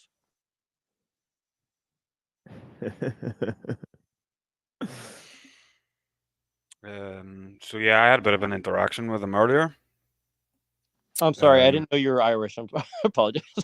Don't worry about it, bro. I'm Northern Irish, so technically I'm British. Don't give a fuck about the Irish. But yeah, I had a bit of an interaction with him earlier. Try to give a bit of a healthy pushback on some of the issues that he didn't really address with Fresh and Fit. I thought it was a bit of a letdown. Maybe you can try and pull up the thread. At the end of it, he blocked me. So I can't even see it myself at the moment. But essentially, a breakdown would be when he debated Fresh and Fit on the first episode on maybe Wednesday. They brought up the 50 body count thing. And in a debate, they just agreed to disagree, which I thought was a fucking letdown, to be quite honest with you. I'd say it's one of Myron's biggest selling points for like his instant gratification materialism shit that he sells. I think Andrew Wilson is very opposed to that, so I thought it was a large bit of capitulation on his side, which, you know, if we've ever seen him debate anywhere else, he draws his line in the sand, digs his fucking heels in, and he refuses to move. But he was meeting these guys in the middle, and although they agree on the descriptions, they completely disagree on the prescriptions. And I don't think there's any real value on Andrew going on the show just to speak down to some hoes with no fucking intelligence. So, yeah, I'd love to know what your guys' thoughts are on this. Well, I'll just go first, just because I want to tease this out a little bit, just because this issue, like, I used to kind of hang out in his circles a little, not like knowing him, but, you know, just in the Crucible and some adjacent stuff, and so like I kind of like left because you know, I thought we were all basically fighting for the same thing. And then, you know, over the course of time, I just kind of realized, like, they're not really interested in hearing anybody's opinion. And I was like, okay, well, you know, that's kind of odd considering, like, this is debate based, right? And so I just kind of, you know, left. Saw yourself out. Say that again. Sorry. You just saw yourself out. Well, kind of. I mean, it's a little complicated, but more or less, yes. And then, but because I don't really know exactly, I don't know 100% exactly what was going on behind, you know, but more or less, like, I just noticed, like, you know, there was not any kind of like real strategy that made sense to me, and I just found it kind of odd, you know, and so I think that's kind of what you're getting at, right? Is like, strategically, like, you don't get the point. It's kind of like, okay, so and so are you basically saying, like, because this guy has a 50 body count and he's selling that as, like, if you be like me, you'll get 50 body count, and that's a good thing for men? Are you basically saying, like, that's what he didn't hold him accountable for, essentially? No, my main contention with it is they pointed to the fact that by promoting men getting to a 50 body count, you are essentially creating the problem that both Myron and Andrew claim that they want to solve. And every time the issue was brought up in this debate, they sidestepped it, which is obviously a large fucking issue. It wasn't a debate. It was more sort of, I don't know, bro. I just thought it was a fucking embarrassment. Like, I'm sure we've all seen Andrew debate. This wasn't a debate. It was a circle jerk. Well, the interesting thing to me is, like, I have a clip on one of my videos, you know, from a pretty recent video of his, where he's like, I promote abstinence even up to the age of 25, and, you know, basically until marriage. And, like, I mean, I'll be honest, like to me, I don't know if I promote that to men right now, just because like I just think that that's a very hard sell to men. You know what I'm saying? Like that's a little bit extreme. But on the other end of it, like definitely promoting men to go and like sleep with 50 women as like a standard, that's ridiculous. So, you know, I think that it's kind of weird that you have like two polar opposites, you know, trying to solve the problem, but really either extreme is kind of like, you know, not really addressing the underlying issues, obviously, in my opinion, right? So I just think I do think that's kind of weird to me personally, you know. Yeah, I just thought it was completely against everything that I've seen of Andrew, and again, he didn't respond well at all to any of the criticism, and yeah, I just don't understand the position of I'm against degeneracy, but I'm going to go onto a show that promotes degeneracy to try and stop degeneracy. And then as soon as any of the issues were brought up about the degeneracy in a debate, they just agreed to disagree. And I think that there would have been a lot more value in strongly pushing back against this. But I, I'm happy to be proven wrong, but I would need a pretty strong argument against that.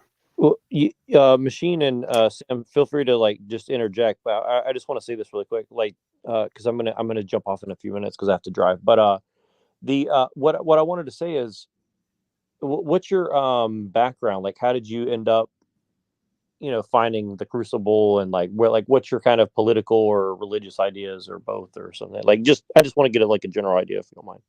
Yeah, so I found the Crucible through another like debate breakdown channel called Jake Rattlesnake.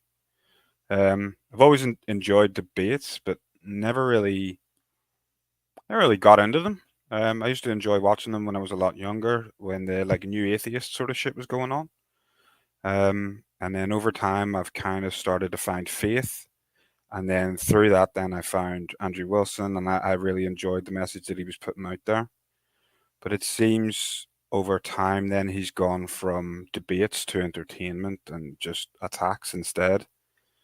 So I've just become more disillusioned with what he's saying. And this is the first time then I decided to give a bit of pushback. And he just kind of spat the dummy out, which I wasn't expecting. Each of the two actors, the Fresh and Fit side and the Wilson side, in my opinion, are disingenuous. They are there for infotainment purposes, Fresh and Fit in particular. They are deeply untrustworthy. They are deeply compromised. They are left-hand path kind of parasites. They're feeding off the energy of current thingism. They're like Jerry Springer, but for young men of today, or younger men of today. Yeah.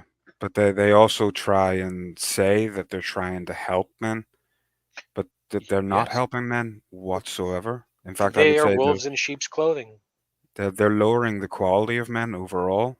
So to see 100%. a man then who claims that he wants to help all that and he's there to, stamp out the degens, Hmm. to go finally sit down with some real degens that do make an impact on the world, and then just to sit there and agree with them.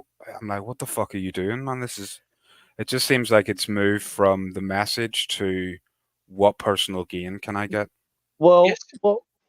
I'll be generous, mainly because I didn't watch that, and like, you know, like here's the thing: is we don't truly know what's in people's hearts, but we definitely like can see the overall general trajectory of not just these two groups, but just kind of like all this is headed in a particular direction. And the main thing is, like, you know, one thing I see and I really don't see addressed is like, you know, there's no positive reinforcement of like actual relationships. And like the truth is, like, you're gonna have uh a rough go at it no matter what you do as a man in this day and age in the West. Like there is no simple answer, right? Like everybody's going to have to find unique solutions to the problem, because, you know, women, for whatever, you know, rightly or wrongly, they do have a lot of control of the situation, and you know they are susceptible to social influence on them, right? And so you got to be a little bit crazy to go into that thinking like, well, I'm just going to strong arm my way into making this woman stay at home and be my wife and not go out and do stuff. Like, that's not really feasible for the average man, right? So you got to find like some way to get men to kind of like, and like I'll put it this way, like, you know, a lot of the red pill like pickup artistry stuff did help me learn about social dynamics and how to navigate it. Now, can that be abused? Yes. Is it being encouraged to be abused? Yes. But the knowledge itself is kind of a necessary thing that people need. I mean, a lot of men just don't get raised by other men, and they don't get to see like what it looks like to go and interact with women naturally in their environment, right? Like, people are stuck online like 24 hours a day. Like, I thought it was bad for me growing up, but Yeah. So, what can I ask? When you say red pill, this is where I think there's a lot of breakdown. I see red pill as descriptions, not prescriptions. So I can understand you getting a lot of value from the descriptions because they are essentially true. But the prescriptions now are coming out with the creators, and that's what I see as the problem. The red pill in itself is just descriptions of reality.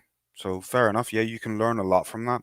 But now we have creators that are like, yeah, you got to sleep with 50 women, you got to make over 100K a year. There's no real virtue or value in that, and that's what I see being pushed now as red pill. Definitely. And I think that, like, the hustle culture, and like, it's I generally could just call it the hustle culture. Like, everybody's like, you got to hustle and do this and that. It's like, first of all, like, most men that I know who've slept with a bunch of people, they were not the most financially successful people. And in fact, most of the financially successful men I know probably have some of the least experience with women that I've ever met. So it doesn't really go that way. And I think it's kind of funny that people think it's, well, you just make $100,000 a year, you're just going to be rolling in the women. It's like, I mean, go ask the average guy making 100K. I don't think that's the case personally. And so, yeah, it's kind of funny. Like, everything we see is kind of a distortion of reality. And I'll just say this, like, me personally, I don't think that the is ought distinction is necessarily as big of a divide as people think. I mean, you can't really have an ought if your is distorted. And I think this is kind of where I think a lot of these people are kind of distorting shit on purpose. Personally, it's like they tell you what is, and then give you different prescriptions. It's like, well, if we both have the same goal, we shouldn't have totally different ways of getting to the goal. Other than the fact that people are just different. Yeah, that's true. But there should be some sort of general guideline that makes sense, and that doesn't seem to be the case. May I interject a moment? There is, but it is walled off from most of us by class barriers. Real men, capital R, capital M, right? Real men, trademark sign, are quickly now becoming, at least from a generation ago standards, the men and women who were involved in World War I and II, a real manly man, an alpha man, like the kind of man you would want to have children, so that because he would be a good father. That kind of manliness, as I said, is now walled off, and it is kind of the preserve of upper classes or very war-torn areas. The vast middle section of men, we are now in surplus. We don't really solve too many wars anymore in the wider world, specific locations like Ukraine and so on, and countries in Africa aside. We don't solve a lot of our disputes with kinetic warfare anymore. And there was a need for men in those situations to be manly, to be tough, to be adventurous, right? To take risks, to be high testosterone. And we have surplus males generally in Western civilization. There is a surplus male mitigation problem. And these problems will have, both authentic and genuine solutions applied to them.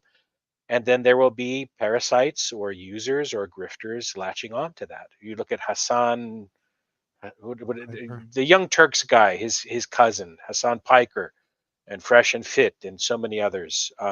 That Pearly Whites, people like that. They're just continuing to poison the minds of people. They have the confidence of youth. They might start off with some principles, but then they get that sweet influencer money and they become compromised. It's an old pattern. It's just updated with the technology. In the past, they are part of the eunuch class, the middle management class, or right, the managerial elite, but the influencer elite. There are going to be landmines everywhere. There is a pernicious effort underway to kind of globalize governance and reorder human society into a kind of a caste system where, depending on the caste you're born into, you are literally going to have different capacities for both physicality and thought, simply because of the environment you are born and raised in. We see it happening in inner cities all over the United States now. Black American families were the model for that, and it is now being exported wholesale into the culture. I don't know about all of that, man. What I would say is I don't think there's necessarily too many men. I'd say there's too many weak men, weak males. And I just see that as the sole problem. I think that's the root cause of all of our issues. There are weak males that now have the influence and the power, and they would like to keep other men weak so that they can remain in power. And I think there's an ongoing effort to ensure that we're all weak, feeling helpless, and that we're relying on idols rather You're than right. ourselves. You're absolutely right. Well, and it depends on what your definition of strength is as well. Like, this is like and this is kind of my bigger issue with, like, Andrew, but it's not really just him. It's just kind of the general direction of, I guess you'd say, Western Christian right wing, whatever you call it. Like, they're like, well, you just got to be a man and go get that job and go participate in the system, but also, get a wife and make her trad and, raise your kids a certain way. It's like, I mean, all that is, I guess, important, but on a larger scale, it's like, you look at the way, the direction all this is going, like what you're talking about, like, you know, being a strong man to me would also kind of like be like interfering with what's going on. Like, I don't think that just being a traditional guy, and being a tough, and I'm not saying you're saying this either. I'm just trying to put my own, of course. my own spin on it. I'm just saying, like, what does it mean to be a strong man? Like, does that mean like just being a provider? And I think this is why we're seeing the rejection by a lot of men, that they're kind of going the other way. Like, the extreme version would be like in Japan, where all the men like drop out of society and they just play video games all day. And it's like, well, they're like, what's the point? I can't get a wife, I can't get a job, I can't make money, I can't live up to the very high standards of Japanese society, so I'll drop out, right? So Japan is a traditional society in some sense, right? But they also, like, they don't have access to becoming that. And I think that's kind of what I'm seeing here in America, is like, everybody wants to live the American dream and be the stand up, right wing guy. But the truth is, like, it's, we don't really have access to the avenues of power. And I think that a lot of these guys are kind of like, and again, this is not like attacking anybody. I'm just saying, like, there doesn't seem to be an actual pathway to taking control of your environment. And like you said, we're kind of being ruled by this like group of weak men, but they're weak in a sense, but in another sense, like, they have some way of manipulating the population, especially women, and the men have followed, right? Like, they really came really hard to the women the past couple hundred years, like, because and Andrew kind of makes this point in a different way, and I think that he could expound on it better. But he's like, well, men grant women rights, and that is true to some degree. But also, the thing is, like, men have allowed their women to be convinced to convince them back. See what I'm saying? Like, they let them read all these writings a couple hundred years ago that really influenced women, and then the women said, well, I'll just not marry you, or they started like not really valuing what it meant to be a strong hierarchical male anymore. So if women don't value those traits in men, for whatever reason it may be, you know, altruism or whatever bullshit that women have been fed. Well, you know, in the West, we have this kind of like uh, certain way of looking at love and relationships in the West, right? In the East, it's always been a little bit more transactional, you know, like I marry you, you raise my kids. And, you know, and I guess Machine has kind of talked about like within Islam, it would be like the woman chooses who she marries, but she can't choose to get divorced, right? Like there's some sort of balance. Here in the West, we're totally out of whack. And I didn't realize this until like, if you leave the West and go to the East and you see how most marriages are worked out, like it's not perfect, but it is more stable because there's more than how you feel, right? Like there's an actual contract and it's socially enforced. Here in the West, we don't have anything like that. So just telling men to go out and do this without any social reinforcement is kind of like a kamikaze mission, in my opinion, right? Like there has to be a structure, right? There has to be something that's backing up what we're trying to do, and there's just not that, right? So and I see a lot of isolation of men, like we're just going to be these tough strong guys and be isolated, but the truth is you have to get women on board, and I don't see the actual like what is the right wing people offering women? We're not really offering much, honestly. like Yeah. like and that's the problem, is like we want to strong arm women into loving us. Well, that's not how it works. You know, like they have to want what we're selling, and we're not. I don't think that I haven't seen anyone on the right wing mainstream really trying to sell that to women. And I think that I think that's coming, Jack, though, because I think that's downstream of culture. And right now we are kind of in a phase shift of our culture as forces pull us to kind of globalize and homogenize many aspects of different cultures around the world. Um, and then there are traditional forces or people like us, perhaps with an awareness that we can't wholesale reject the past because we will then be unrooted. We will not be able to thrive. Old ways for old people, new ways for new, but you need a Venn diagram relationship between those two poles. We can't discard the past entirely. But again, that's kind of downstream of culture. And when I mentioned a surplus male problem, what I mean is the current holders of power, multiple factions, multiple interests, the people benefiting from the way things are now in terms of their ability to conduct business or generate wealth and they are so highly entrenched now that they realize it is beneficial to their continued stability in those positions of power to reduce the number of capable men in the wider population of tax sheep that they farm. And I think that is where I didn't really contextualize my term surplus male mitigation. Literally, you can imagine two English lords and one visits the other and says, "My God, James, old chap, look at all the peasants overrunning your fields." And yes, I know, James. Do you know any good, vermin experts? And they come in and they decimate 7/10, the male population. You don't need that many bulls. You need a few. That's kind of what's going on now. And downstream of a culture shift, we will then have more, I think, awareness and capacity to entice women. Right now, we are so crushed by easy credit, instant gratification, no appreciation of delayed gratification, of work for the sake of work, for a balance between faith and reason and faith, whichever side you lean dominant towards. They have to have some kind of yin yang element of the other in there, right? I Mm. heard someone say faith was foundational to reason, but faith without reason is insanity, right? And reason without faith is a kind of a sterile, soulless thing.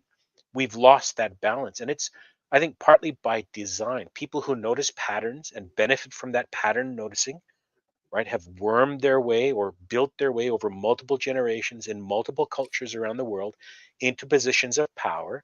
And as the European powers explored and colonized and made trade agreements and power sharing agreements with crime families and other banking, syndicates in those parts of the world.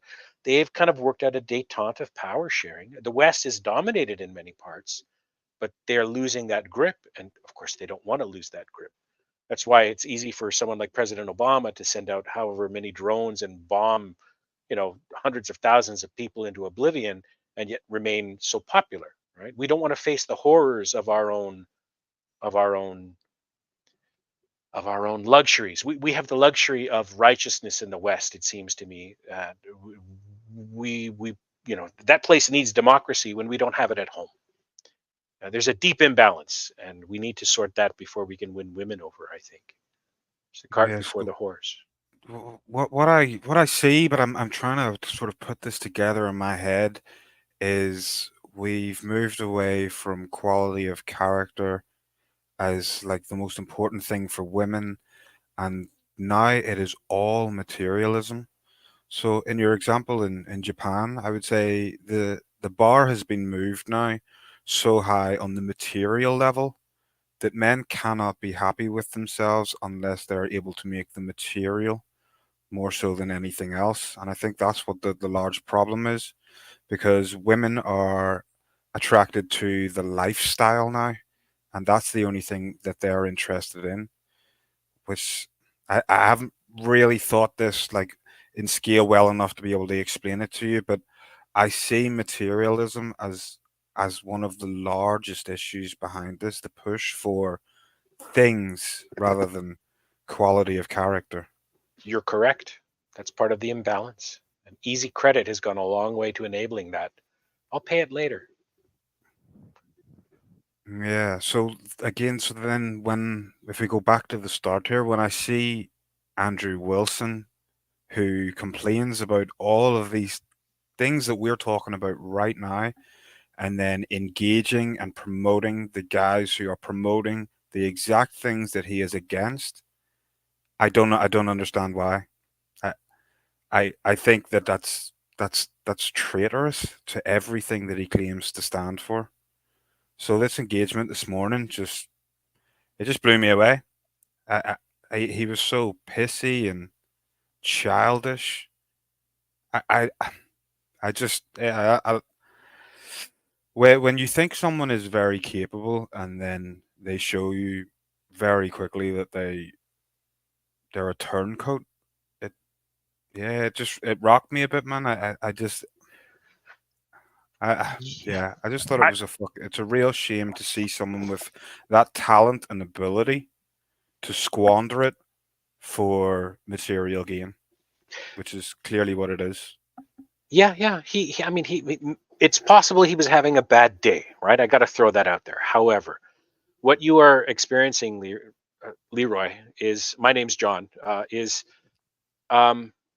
you're losing one more hero, and perhaps that spot in your brain or in the library of archetypes you have in your mind, the spot for hero is shrinking and shrinking and shrinking, and you're realizing it should be replaced with conditional, favorable candidates for imitation.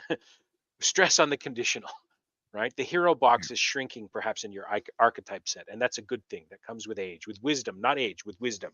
Let me take that back. It's not dependent on age, but you've experienced a kind of a hurt. You've been hurt. Your trust has been misplaced. My God, I believed in someone and they lied to me, and I've sussed it out. And they're kind of saying to my face publicly, and everyone else who's so similarly disillusioned, that no, I really am XYZ, and it's your misperception. And if you're not with me, you're against me. And do you want to be canceled by the community you've invested in? All right. Some people choose to keep paying that bill. And now my concern is, my concern is exactly the same as it was for everything that like Tate and Myron and Fresh and Fit push. It's like you're just doing exactly the same thing now. You are the problem. And now that I'm saying that, I'm like, these poor people that are following this man so blindly down exactly the same path. They're pushing you and funneling you into the same problems, all for their own self gratification and material needs. That's a real fucking shame. And I don't understand why other people couldn't see that interaction between the two of us and come out with the exact same conclusion that I have. That if you watch that You've grown interaction, immune to the anesthesia of the bite they put into you. They're energy vampires, and the anesthetic doesn't work on you anymore. ouch, I got hurt by trusting that person. Yeah, and I'm really curious to see Machine's response, and I just wanted to, because I didn't really address exactly what you're saying right there. It's, like, because, like I said, I don't know exactly what frame of reference Andrew and other people like Andrew are coming from. Like, I try not to judge them, although, like, I definitely am, have my suspicions that, there's something else going on. But, I just say it like this, like you said, my primary concern is, like, if we're going to have, like, and I said this in so many different venues over the years, in churches and schools and everything. It's like, if we're going to try to use our religion for political ends, we better be pretty sure of what we're going along with, right? And I think that there is a bit, and here's the thing is, like, I think as Christians, our job is to, everybody's out there looking at the Satanist and all this, and, like, and I do that too. And, like, I'm telling you, like, when you start understanding the methodology of our enemies, quote unquote, right? The first thing that they would try to do is subvert Christianity, subvert our morals, subvert our ethics, subvert our homes, our women, our children.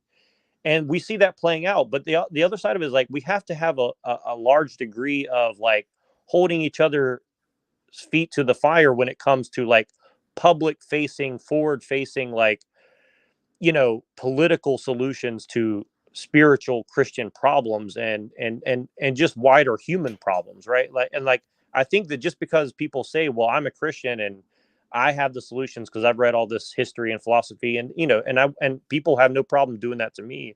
But, like, if I go to Andrew and, as an example, right, and I say, hey, I'm skeptical of the way that you're approaching this, right? Well, I'm sure he'll have his own reasons that he'll say, well, I'm maintaining a business, and, well, we have to go to where the men are, and the men are watching whatever, Fresh and Fit, and so I have to go to their audience and make my ploy, my case to them or whatever. And, like, I do understand that to some degree. Like, I can see how you may be able to justify it, but at the end of the day, you have to also think of it like this, like, what do those, what exactly is the audience of Fresh and Fit really there for?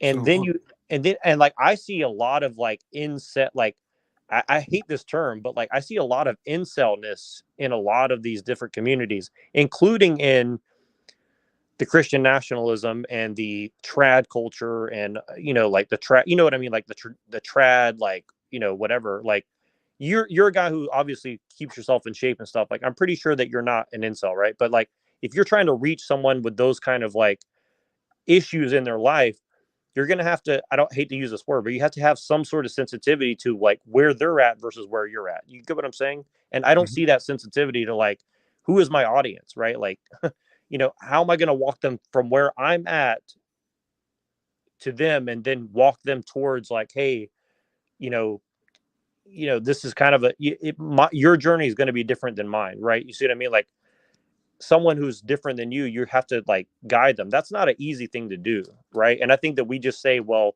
I'm just going to throw out these comments randomly, and I'm an influencer now. It's like, again, it comes with the territory, but also at the same time, like, I agree with you. We have to be very, like, we have to really think about, like, how are we really approaching these very difficult questions, and everything we do publicly does matter to some degree, especially the bigger you get. And I think that there's not really an open dialogue of, like, constructive and healthy criticism among these online groups, and I don't think that's an accident, right? And I just wanted to say that I do see what you're saying, and, like, I agree with you, and I just say that, like, that's a general problem, like, I don't know the solution to, Yeah, well, one of my main issues, man, and what we went through in the thread as well, is during the live stream debate, Andrew asked his followers to donate to Fresh and Fit. Now, knowing what they promote every single stream, and the fact that it's morally opposed to Andrew, why the fuck would you do that? What? I cannot find any reason logically in my mind I know why why. you would do that, because to me that is selling your fucking soul. That is, it's morally fucking repugnant to me that he would do that. to ask his followers who rely on him for at least some sort of guidance, to ask them to support degens who promote degeneracy, which is what he is there to shut down, or what he says he's there to shut down. I just see him as a fucking turncoat, an absolute fucking traitor to the cause that he claimed he represented. Well, And what I've seen over time is, even now, all his videos have been put down to like shorts and clips, and everything else is moved behind a paywall, which is obviously a step in the direction of materialism, because people would have learned from the full videos, and now they don't get the opportunity to do that. But if you want to do that, pay for it.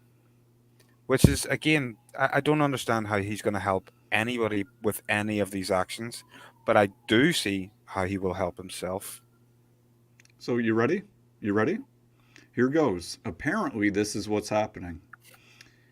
Well, actually, let me give you an analogy first. So imagine somebody starts a small company, right? They start off with 10 employees, whatever the case, and they're paying them pretty well. We'll just say $1,000 a day, right? They're making a lot of money. And meanwhile, he keeps building the company up, not under the premise that it started with, but now a future premise, right? We're going to make it the good that it was, but we're going to mix it with a little something else. And by the way, I need to start paying all of you half of what you were getting before, because I promise there's going to be something big coming for you. A year later, right? Knock it down some more, knock it down some more. Next thing you know, they're making fucking McDonald's wage. And meanwhile, nothing has come to fruition. None of the things that the company set out to do, all for the worm on the hook, which is in essence promises of great things. So essentially, this is what's going on. He's promising his audience that he's going to use all this money and clout to promote Jesus. He has some big plan that he's going to use the money for. So it's okay that we're compromising. We can compromise with the devil. That's okay. We're going to meet halfway. Right? Because it's not really good or bad anymore. It's not really man or woman anymore. We're just fucking unis. We're going to meet right in the middle with our enemy. So in essence, that's what I'm seeing is going on, and the rationale behind it. Does that make sense, or did I? No, You're I getting less the more that he goes up. You're getting less of the original picture, vision, right? The goodness. And you're getting more bullshit, right? The McDonald's burger is becoming less and less beef, more and more toxins, right? Chemicals for your body, in the promise that eventually this is going to be a good burger. Yeah, this is like the promise of like a utopia. Just a few more people need to fall on the sword. We're almost there. We're almost there. We're almost there. It's never happening. So essentially what he's saying is that for every person, if we can turn one person around, that's a major accomplishment, right? That's what he's saying. Meanwhile, he's going after thousands, hundreds of thousands, millions, I mean, depending on how you're looking at it, but the burger isn't even fucking meat anymore. So what does it matter? What does it matter that I'm getting in touch with, right, millions of people on YouTube and Twitch, whatever the case, and I'm bringing in money for me, and I'm promising you that I'm going to use that money for good. But meanwhile, you stop doing the good things that you were doing. You quit. You went sideways on that original good path for the promise. That's what you're left with in your fucking hands, is the promise. Now, if you look at somebody's actions, if you're paying attention, that tells you much more about the intent than the words, aka the promise. So for those who want to believe, because there is many who want to believe that eventually this shit sandwich is going to turn good again, right? It's all going to be worth it. If you want to go on that promise, you're welcome to. But nonetheless, he has negotiated his virtues, values that he originally promoted, and he's essentially now hand in hand with the leftist progressives, although they're different because they're fresh and fit, and not the leftist progressives, even though they both seek the same thing, which is the weakest of men to spend money on them one way or another, leading to the degeneracy that they're both complaining about in different ways. Yet nobody's solving the problem. Yeah, I'd love to know your take, Machine. You've been very quiet. Yeah, yeah, I'm usually like that. When the discussions happen on my show, I just kind of sit back and just let it happen. Because I notice, like, if I start talking, like, everybody just stops, and then they're like, kind of like listening. So I don't want to too much control the conversation or poke and prod too much into the conversation. But in terms of Wilson, what first really appeased or more appealed to me, in terms of his rhetorical devices, was the focus on the political issues, and in that he kind of took on a sort of political theology, but he didn't expound on the apologetics, and then on the other side, he didn't really concern himself too much with the little philosophical debates, so he didn't he didn't claim to be an expert on philosophy or theology, I think he positioned himself quite interestingly, and then his own personal philosophy is intriguing too. Paleocon, instead of some of the more abstract philosophies that you see on the alt-right, in terms of, Nick Fuentes or these kind of guys, you can't really pin them down or anything, so I think that Yeah. his understanding that you needed rhetoric more than logic, or sort of so to speak, in terms of political theater of the day, and then focusing on the sexual issues. I thought that was strategic, that he would be focusing on these particular sexual issues. But having granted all that, I think the issue that you were talking about materialism, I don't think that that Leroy was talking about materialism being a key issue in the factor of relationships in our time, and you look at the you know issues there and the issues of degeneracy, and I kind of attacked Andrew Wilson in terms of our debate as well. I kind of pushed back on him in terms of asking him about the degeneracy spread by technology, right? I Right. said, well, technology, the technological age is spreading lots of degeneracy to our children, and insofar as we have to control what our children are being exposed to, all of these sorts of things. He sort of understood that, to a certain degree, there is a problem in which, that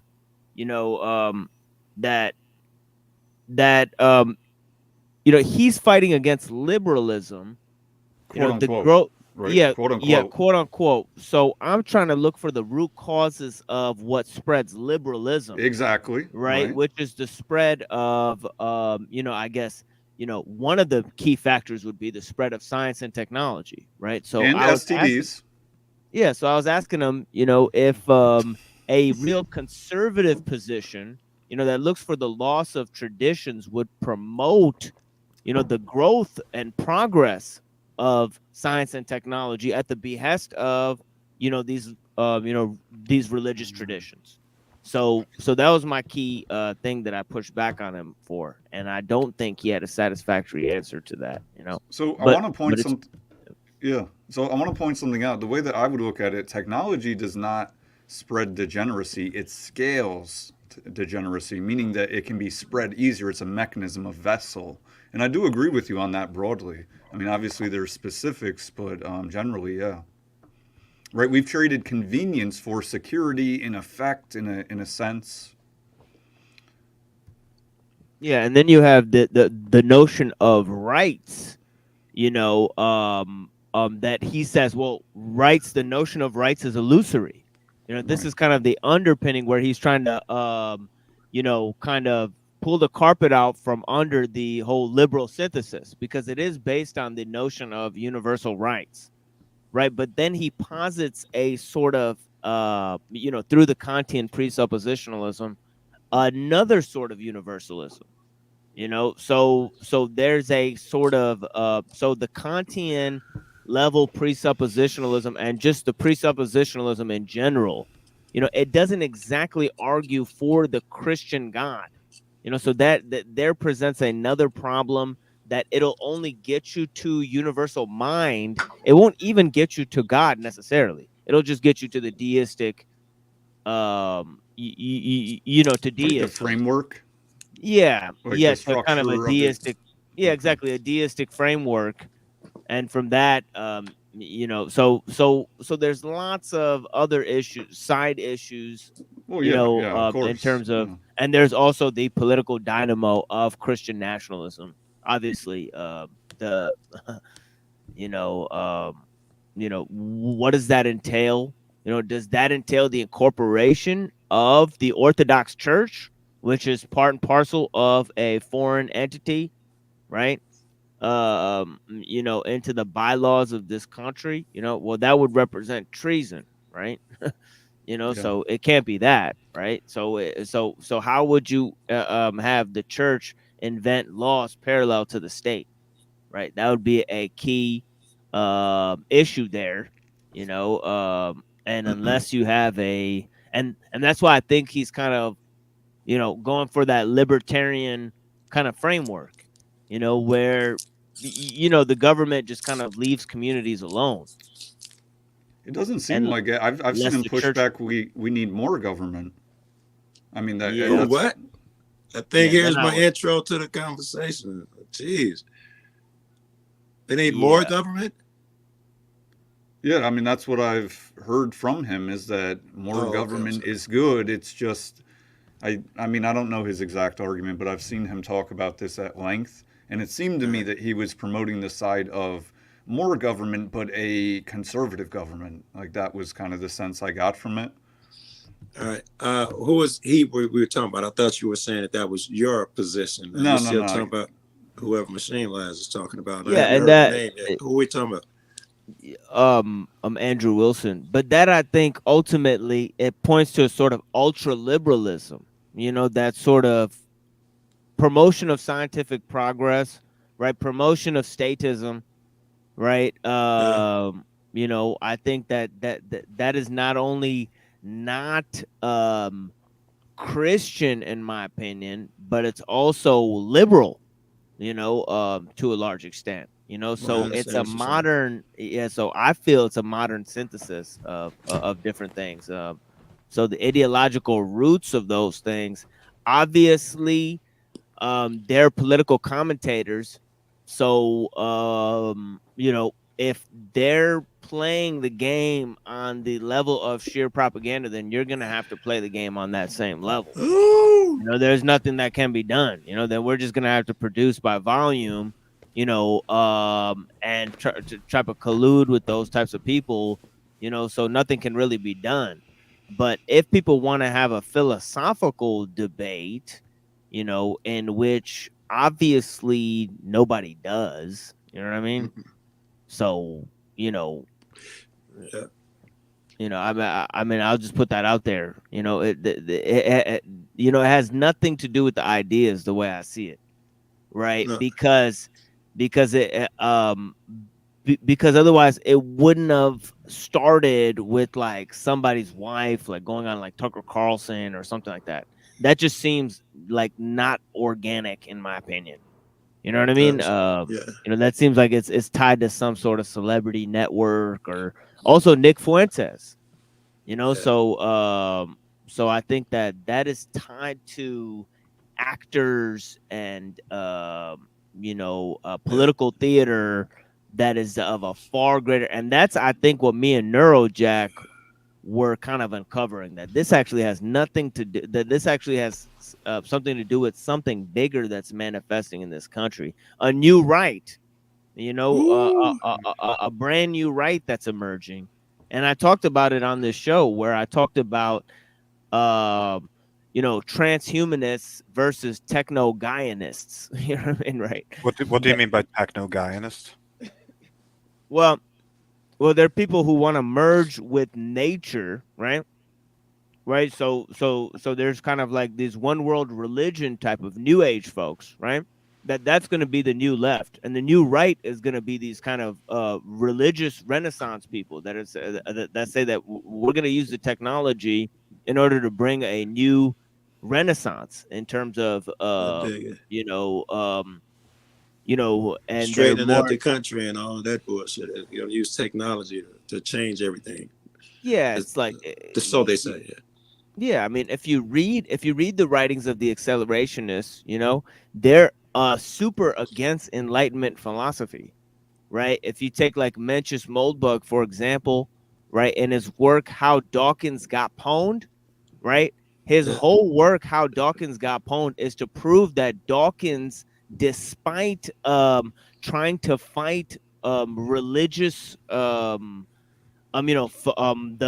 religious philosophy, he falls into liberalism, which is a sort of new age religion, and so he's saying that Dawkins' whole underlying philosophy is based on the concept of universalism, which he borrowed from Christian ideals, right? So So his whole can I? argument is that you have to go pre-enlightenment, to get to the future. It's a very interesting synthesis, I mean, right? But he says in order to get past liberalism, you have to go to pre-enlightenment. So we have to bring back the old school. monarchical, the monarchical reign, and that's why you have this sort of neo or crypto fascism. You know what I mean? Yeah, Coming that's through. it. That's like shit. Yeah, like these guys openly talk about Carl Schmitt and stuff. Me and Neurojack have covered some of this, where they where these accelerationists they bring up the philosophy of Carl Schmitt, and even Peter Thiel was doing this. He's one of the great funders of the alt-right movement and all this type of stuff. But I think it falls under the purview of a greater ideological umbrella, but So from Yeah, your and I just worldview, want to say something really quick. yeah, go ahead. I'll say this really. I'll be really brief. I mean, I don't know if you guys have ever heard of this kind of stuff that we're talking about, like accelerationism and transhumanism. I'm sure you've heard of, but I mean, like, if you really start look, if you look at, are you guys Christians? Both of you guys Christians? I assume. I am. I'm not identifying as anything. I'm just here. Are you? Are you atheist hardcore, or are you just more like agnostic? No, I'm not. No pills, no labels. I just want to hear what you're getting to. Okay, sure. I just so here's what I'm trying to get at. If you look at, I think that to understand what's going on right now, the best way to understand that is, the way that people who openly say they're on the dark side, let's say, right? Yeah. People who are literally trying to socially engineer society, they truly look at religion as a tool, and philosophy and science and all these things, right? So the point is, like, if you're having a debate about my religion's correct and yours is wrong, or my presupposition is right and yours is wrong, and you don't take into account that the other person doesn't really care about truth or non-truth or whatever, they care about pure utility. They care about utilitarian aims and goals, and if you don't understand that, then it's like I heard Jay Dyer say one time, debating with a communist makes no sense, because they don't really care about being correct. They only care about getting you to do what they want you to do. They don't care if you're correct or not. It doesn't matter. Correct doesn't mean anything, right? They only want you to do what they want, right? So this is kind of what I'm trying to say. Yeah. Don't bring a knife to a gunfight. You can't logically argue emotionalism, right? I mean, yeah, I get what you're saying. I think he is saying that these guys, to them, they are winning. They have Machiavellian goals. Dark triad, sure. It's okay for them to fake a smile because it produces what they want. Right. So they think they're killing over there, and you're talking about morals, more or less, which is two different conversations. Yeah, I got you. Yeah. No, that's true. The moral, ethical basis a lot of times seems to be zero. It's just it doesn't matter. It's a moot point. Yes. And you talk to people long enough, they're going to tell you, but that's the way the world is. That's great what you're talking about, but this is how the world is. In their heart, they believe it. Yeah, you're right. It's a form of moral sociopathy. They are apex Yes. social predators. Well, Truly, that is a good term for them. Apex Yeah, social bro, that necessarily, is. but not necessarily these lower level guys. My point is this: like, look, there is, let me ask you this, Machine, because I know that you know about this. Like, Boost his when volume, Paul machine. While he's talking, boost his volume. I'm sorry. when Paul says something to the effect of be a Roman with a Roman and a Jew with a Jew, like, if you're looking at Christianity as a political tool, there seems to be an allowance for something that people might characterize as duplicitousness. You understand what I'm saying? Like, As what? I people, glitched. Characterized as what? like people could characterize like lying as duplicitousness, but if you have political goals, like you said about Machiavellianism, like, sometimes you got to do certain things. Like they call it the just war, framework, right? Like I've heard Christians quote this where they say, well, sometimes you got to do a little bit of evil to stop a bigger evil, right? Ooh, I've And so heard this it. is where you get into the argument of, right? Negotiating. So that's the thing is like where the Christians go to draw the line, right? Some Exactly. people can draw the line pretty far out, and other people can't. I dig it. Yeah. And I guess your goals determine it too. Like as most of us are, that's what we want: spiritual awakening, better ourselves. I look for accountability, look to help people, blah blah blah. Those aren't what other people's daytime, their mind time is thinking about throughout the day. They're achieving what they wanted, and it wasn't what I wanted. I'm probably a bum, Well, stop yelling at people. look at the term noble lie. Like, do you guys think that a noble lie is a real thing, or is that I try to avoid them. I don't. Contradiction, I guess. I'm all down with white lies, but a noble lie that is misguided inherently by pride, by hubris. A white lie, we can all recognize that. It doesn't need much delineation. Honey, does this dress make my ass look fat? No, dear. Yes. That's a white lie. No, I can't do that. I still ain't able to do that. Or you could bro. be like Al Bundy. No, dear, the fat makes you look fat, and then lose your marriage, right? But tell the white lie. You didn't really have it then, did you? A noble lie, that's something of a different order. Noble to whom? That then becomes a tool of shutting down thought and discourse, right? You can be canceled for not adhering to the noble lie, to the noble cause. Bro, the noble this message. dude, this not you, I'm sorry, but this dude, what are you talking about? I talk shit right to your face, and I also tried to help you, and you weren't interested. Do you want to talk now? I don't know. I guess you could come up here. Be that upset, Well, you to hit the link. I'm not Let's buying not it. That you're that diverge upset. from the topic here. Machine, Yeah. I'd love to ask, so from your worldview, how can we move forward and away from this current situation?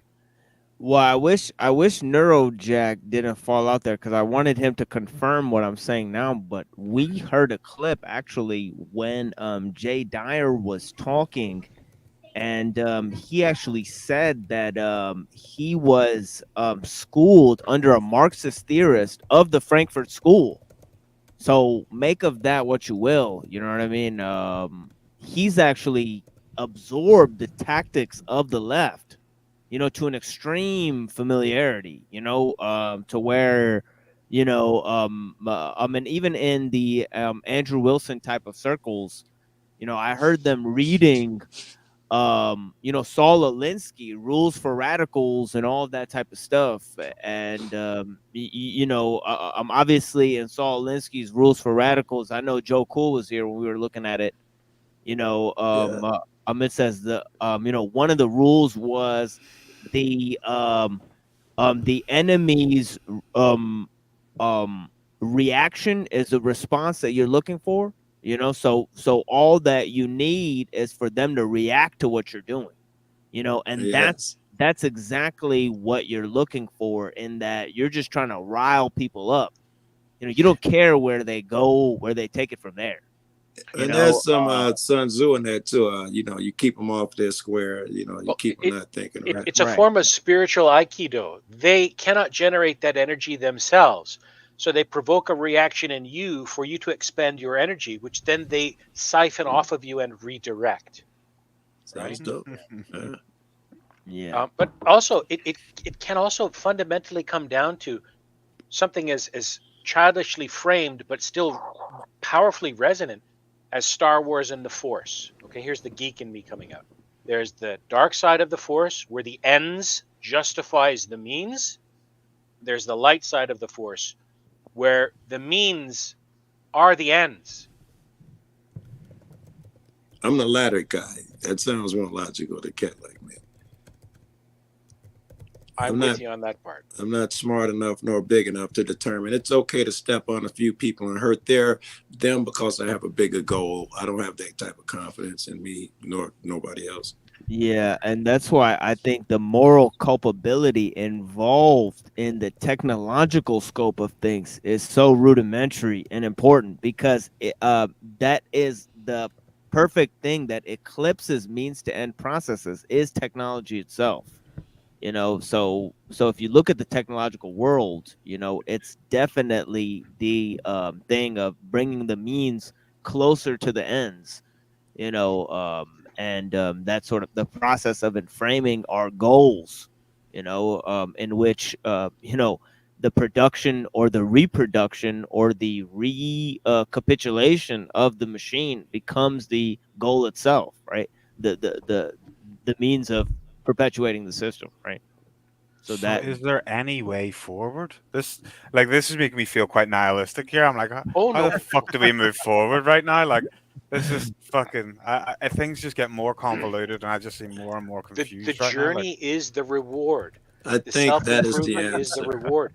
When you can take unfettered joy without much thought, the smile of a child, the play of a kitten, the slanting of light on a perfect leaf, right? When you can untether yourself from your ego in that sense, and I've only done it once or twice in my life. I crave it. That is a way, like, when you can be happy without having to involve someone else's gain or loss, right? When you can play non-zero sum games in that sense, Yes. you don't have to win.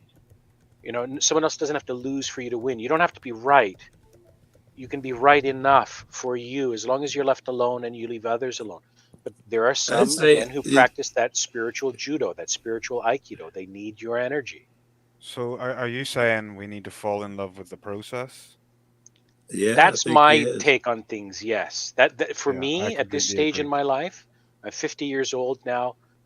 I have become much less judgmental, although I haven't completed that to the degree I wish. And for me, the process, the work, the doing of it is the reward. The means and the ends are the same thing to me. So moving forward with this, how can how can people fall into this? How can people learn to We're love the doing it right process when now. I understand individually, but on a mass scale, it seems everyone else is going exactly the opposite direction. This will require us to return to tradition in this sense. We need to become much more aware of the tangible in our lives and rejoin real communities. We are severed largely from nature, from where our food comes from what the sun does for us, for what walking does, for breaking bread with other people, and for seeking uncomfortable conversations that are respectful and charitable and steel manning in their interpretation, if only for the selfish purpose of fine-tuning your own beliefs. But you will create ripples, and you will help foster community. We have to fertilize that soil. How you do that really depends a lot on your own home culture, your economics, your personal relationship. But I think it is a return to something. This is a little Simpler. academic, but something called the Dunbar number. There's about 100, 150 people we're wired as humans to have meaningful relationships with, clans, tribes, and online like this is, pardon me, one way to do it. Technology is enabling it, but truly a return to the touch, to the physical, to the real, the I was nonverbal waiting for you to say communication that, of the other people physical. is so important. The smells, even the biochemistry of pheromones and other things like that. It has to be tangible and not virtual anymore. That is the And base we I need. think of better. Go ahead, Machine. Go ahead. No, I'm just saying. I remember this guy from last night. This Gainstar guy. This guy's a real villain. This guy's a real villain. he's I don't understand his like sort of. They're seeking drama. They're the exact people we're talking about. They're just drama seeking, attention seeking. There's no right or wrong, right? They are outraged by everything, right? I told this dude he had enough cheesecake. He's very overweight. I said he had enough cheesecake. And they've been on it for like a week now. Oh, how dare you say he had enough cheesecake? He didn't have enough cheesecake. That was my mother's birthday cake. Whatever. Yeah, I get it. Fucking gay man. I think my man, what is his name here? Leroy, look to the Amish, to the Mennonites, or any similar faith group that stresses community, only in the sense of they're tools for building community, for harmony, and for selflessness. Doesn't matter the particular brand of faith you use. Let me try to your reason with rephrase. faith and your faith with But I've reason. got new I think he's good there. Sorry. If I could rephrase your shit, Leroy, and you tell me if I'm doing it right, I think basically you're saying is how do we take down the bad guy, the big guy? How do we take him down? I think that's more what he wants to do, the big move to sweep their legs. No, He quite. wants big shit. No? No, I'm asking, how can people are addicted to instant gratification, and we're saying that we need to fall in love with the process. And knowing that that is the uphill battle, how can we create the path that people want to follow, knowing that it's going to be the more difficult option in a society that gives you the easy way out and allows you society to be a crutch for you? I'd like to hear how you would answer your own question. Not to challenge you or anything like that. I'm genuinely curious what you might think. So I would say we need to teach people to focus on themselves, their own goals, and work on yourself, not focus on what anyone else thinks about you or says about you. Concentrate on your own level. That's what happened to me. That's how I became who I am today. I separated myself from all the negative influences that were around me. I started working on myself, and gradually everything in my life just got drastically better in such a short amount of time. I then became interested in other people's opinions, other people's lifestyle. You weren't before, huh? Yeah, no, not at all. I was an ignorant cunt, man. I had no interest in anyone else. If someone disagreed with me, I would just fucking bark at them, man. Like, right. But then, like, I remember even walking back from the gym with this new like mindset, and I saw people that were just different to me, and I was like, this is just fascinating. That yes, you can appreciate them. Yes. Yeah, I started even to if really they don't like appreciate the you, you small still things, can man. appreciate them. I don't give a fuck. That's- They're like that's it, God's man. kids so suddenly. I started to see the value in humanity, whereas prior to that, I didn't really see anyone as equals. Interesting. All right, I gotta ask you then, because I'm of the spread it big, do it big. I still ain't gave up yet. I want to do it big, and we got the internet now. We got opportunities that they never had throughout human history. I ain't gave up yet. So if you were the guy, I think you said cunt. I don't know if that's the word you said. I was. Okay, and now you're this guy. What was that revelation that made you think like that from the jump? What did it? Maybe I can reproduce, recreate it, and fucking sell that shit. Well, I think it's the fact that for one of the first times in my life, I worked at something and then I reaped the results. Why'd you want that? What made you want that? Like you said, that's the difficult path. What made you want to choose a difficult thing? Bro, I was forced into a difficult thing. So I moved to a different country, and then everyone that was in my support network was no longer there for me. I had to rely solely on myself, take all the responsibilities for my own actions, take full accountability. But that again came through essentially a bit of hardship. But some people that's hard to recreate. don't really have the options there for hardship, and I don't think it's right to force hardship on people. Right. So that's where I'm like, how do we forge this path for people to follow? Why'd you say it's hard to recreate, Joe? Because hardship. I cut off. I was gonna say unless you're willing to do some really. Well, yeah. I mean, yeah. It's It's hardship would be hard to do unless you are willing to do it. Yeah, I mean that's definitely Yeah, true. I think that I'd have to do some things which I wouldn't be able to stomach. Like somebody just said, I don't feel it's right to create hardship. As bad as I want it, I don't know. I want to go vote, and I know that's nonsense. I want to bring the end. I want to vote Trump. I want to troll motherfuckers. I don't know. I want the world to burn quicker sometime, and that's the honest truth. And it's because I think, like when COVID hit, more people were all in the same boat, and their eyes were awakened a little bit. When something bad happens, maybe these cats will wake up.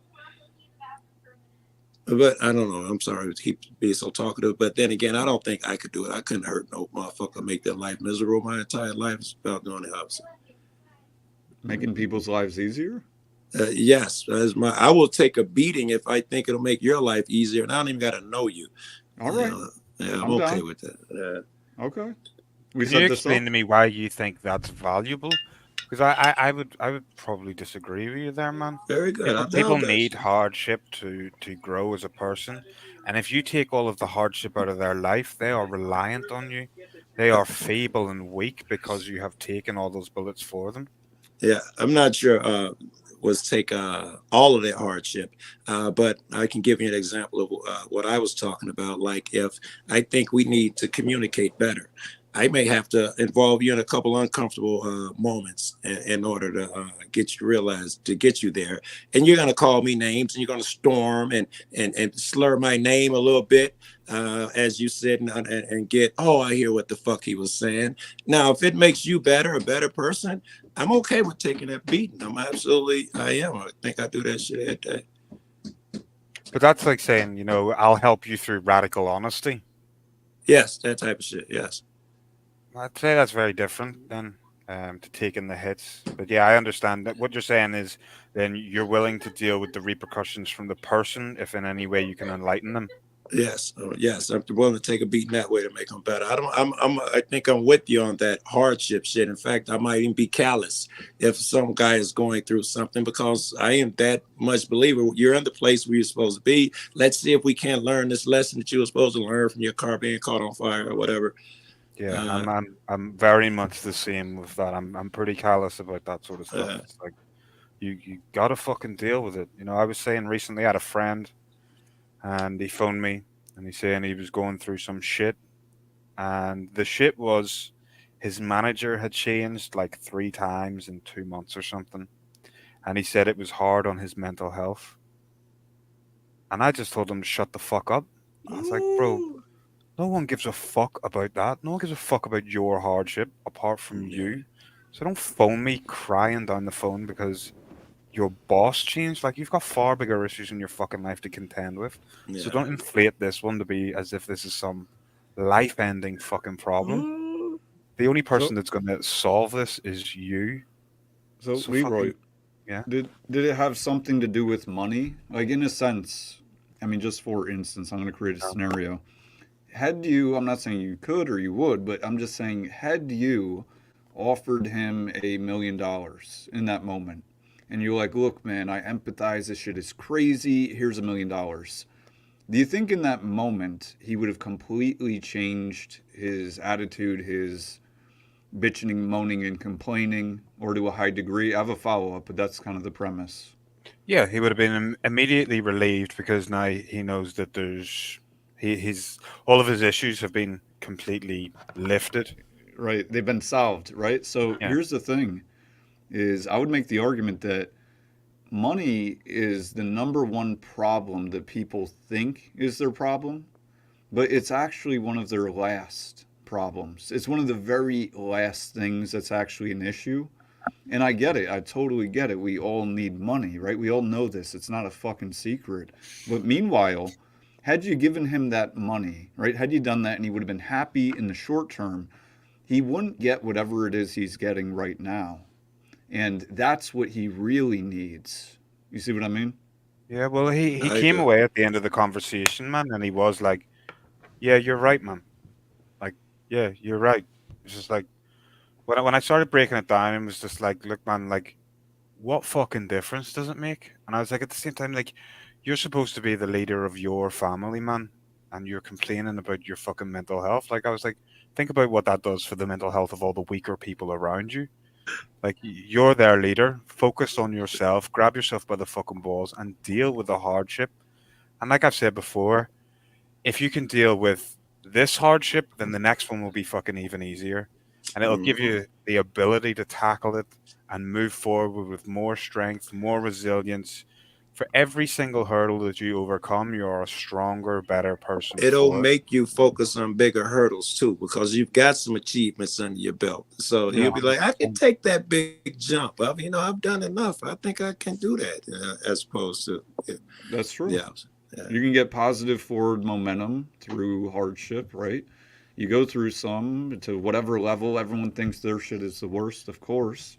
But as you make it through it, if you make it through it, like truly make it through it, then the next one doesn't seem as bad. And maybe you can start to build a positive connotation towards hardship in and of itself, even though it's kind of, right, like counterintuitive.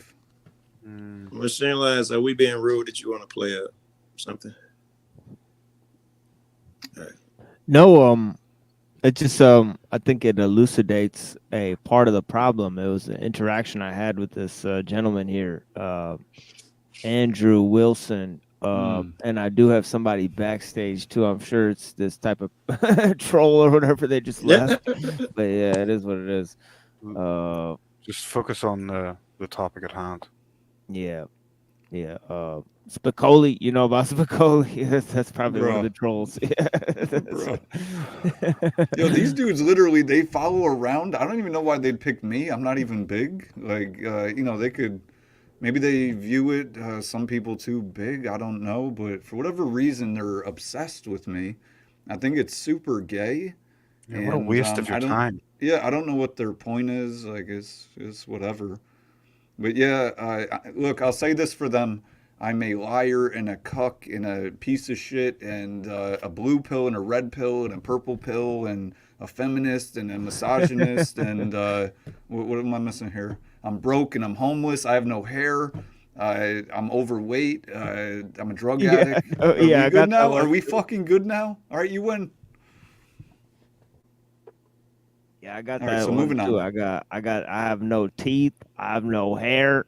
I Yeah. beat my wife. I got all. Right. I got all Yeah. We do. Yeah, apparently. I go down the whatever. list with this shit.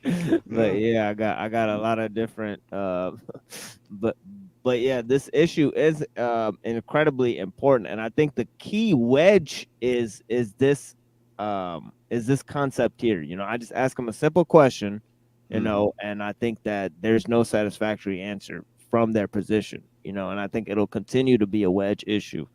But let's take a look here. I think this is a key part of it. I would hold on one second for the layman's terms for the lowbrow audience out there like me.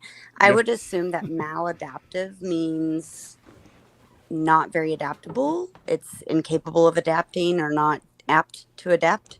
Yeah, well, or it's just working outside of our nature. That's all it means. Maladaptive.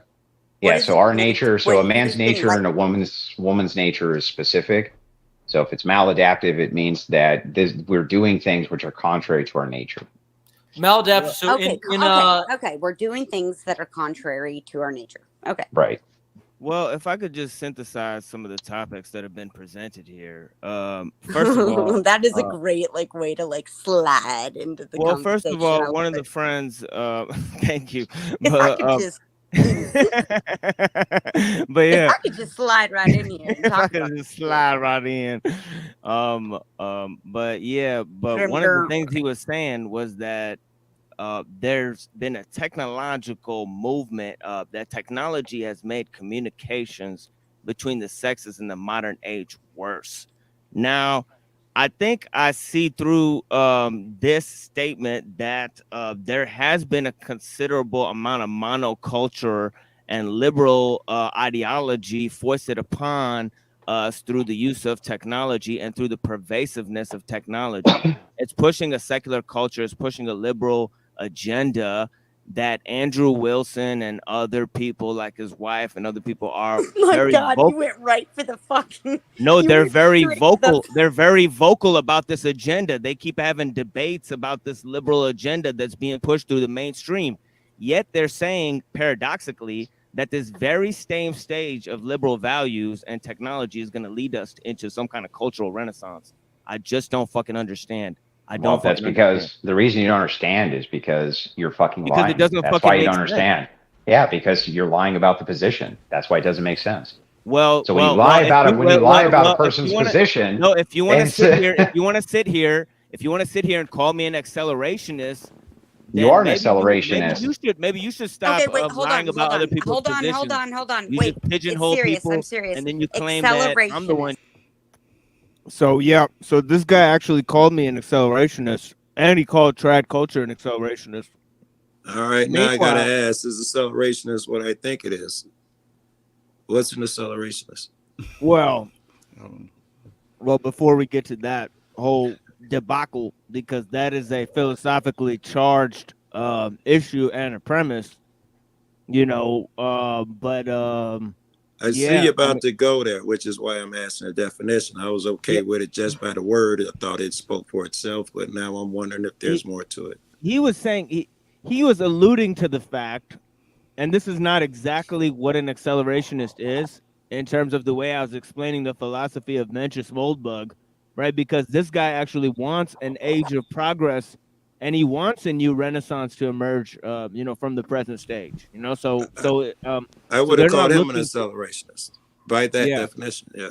Yeah, but he was saying that we want the collapse of technological society, so we want to bring that about faster. So we're accelerationists. So he was actually charging us with that, but that's actually not what we obviously not what we propose. I would have thought you were anti that shit. So was that gaslighting then, in your opinion, Machine? Well, or was he? It's complete straw manning. It's complete straw manning. But well, I get that, but I'm saying, was he gaslighting in terms of trying to convince you that you were the one doing that, and it's actually him? Like, do you think it he is? was Yeah, purposely... it is him that's doing that. Yeah, it is him that's doing that because, as I discussed earlier, he came out as a Christian futurist. So, what could that mean other than accelerationism? So I mean, that is basically an accelerationist position. I like to argue his point a little bit about machines leading us into the new renaissance, technology leading us into a new renaissance. He has an argument. I could argue that. Technology will be a part of us. At some point, we'll have a renaissance. We will experience and express through technology. Whether it led us there or not might be debatable, but certainly it'll be part of our next renaissance if we survive that long. Yeah, and that's what is that what's going to happen to culture? As I was saying earlier, it seems like the cultural edifice is moving towards a direction in which we need more. If it moves into a neo-tribalism plus the technology, then you're living in the era of happy slaves. It seems like it will definitely do that at the same time. Yeah, so first. so that's the problem. That's the inherent danger there. Yeah. Is the sort of sly ability of it to do that. But yeah, it all depends on at what level these tools become, manageable. And obviously, if you need AI and these types of things, or you have pharmacogenomics and you're inventing these tools that need government regulation at the very least, or international laws at the very far end of the spectrum, then that lends to a total eclipse of anything that's nationalistic or traditional, in any sense, because it's leading to a world government, world culture type of thing. Essentially what's the right to question this concept of rights, RIGHTS, but the problem is that they have to replace it for actual rights for men. In terms of nationalistic rights to get men into the warrior caste of the society. So they Right. need actual rights, rights, to replace the rights, rights, right? So Right. so that's part and parcel of the issue, is that is the cultural traditions that are going to be left in the wake of whatever is whatever is being proposed. And Canuck alluded to whatever that 2030 sustainability measures for the world economy and all of that type of stuff. These are real dangers. They are trying to cultivate these measures on an international scale, and they're using international corporations and all of these things in Machine. order. Yep. Part of what's going on is an overall concentration of power, not only political, but in every realm of interaction, Yeah. culture, language, thought, research. And one of the reasons for that is because many of the social engineers that have been perhaps hired or that are being employed by whatever powers exist above the cloud line, I can't discern fully. We can feel their weight, right? The bankers and elites that we're able to name are the ones that don't have the best camouflage, right? Or they're fulfilling a particular purpose. So whatever's beyond the cloud line, I don't know what's there. I don't need to know what's there, because I can handle things that a mortal man can handle, that I can control in my realm. But one of the scientific underpinnings of a lot of the social engineering, the cybernetic engineering that's going on, is something called general systems theory. They want models, and to perfect your models, you need data. And the better your data, the better your possible models. And there's a great amount of hubris involved here, because Donald Rumsfeld, once talking about the Iraq War, talked about, there are things we know, there are things we don't know, and then there are, things that we Unknown, don't know that we unknown, don't know, known unknown, like unknowns, all unknown that stuff. So unknowns. yes, you have to have a very, very unself-critical appreciation of your own powers of discernment to think you can model something as complex as human beings, right? If history teaches us anything, it's that. It is a living process that has to be worked out, sometimes in real time. And it's wise for us to maybe kind of want to analyze possible trends that exist on generational and even lifetime cycles. But we can't swap out the base level we deal with each other in meat space, right? In physical proximity to I one think another. I hear where you're going. So You got more the control general here. systems theory is, if it's like the Tower of Babel, they want to concentrate power. That myth is a very important one. In order to harmonize different forms of data, you need to translate them into some new base language that you can plug anything and everything into, which is why cultures are being collapsed into much more monocultural forms, because then you have a wider applicability of data, right? And if you can eventually then reduce people's ability to think. No, I gave you those. By attacking even the language itself, like Orwell hinted at that with Newspeak, right? The degradation of language, entropic English or entropic language. That is one of the social engineering tools, right? How do we correlate all this data? Well, let's eliminate the different kinds we, gather. Let's make a Unicode data system for it. That's part of the general systems theory that is behind a lot of the cybernetics we're seeing, which is why they want a one world religion. And there are two candidates for that right now, a kind of an eco-fascist Gaia cult, and the Baha'i faith, kind of a semi-theosophical, kind of pseudo-Gnostic one world religion that the Baha'i are kind of promulgating. Yeah, that was some good food for thought. Yeah, I had it triggered a bunch of thoughts, but I didn't want to interrupt. But you said a bunch of interesting shit. Well, I mean, when you mention this kind of like going to one religion, one culture, I mean, that idea.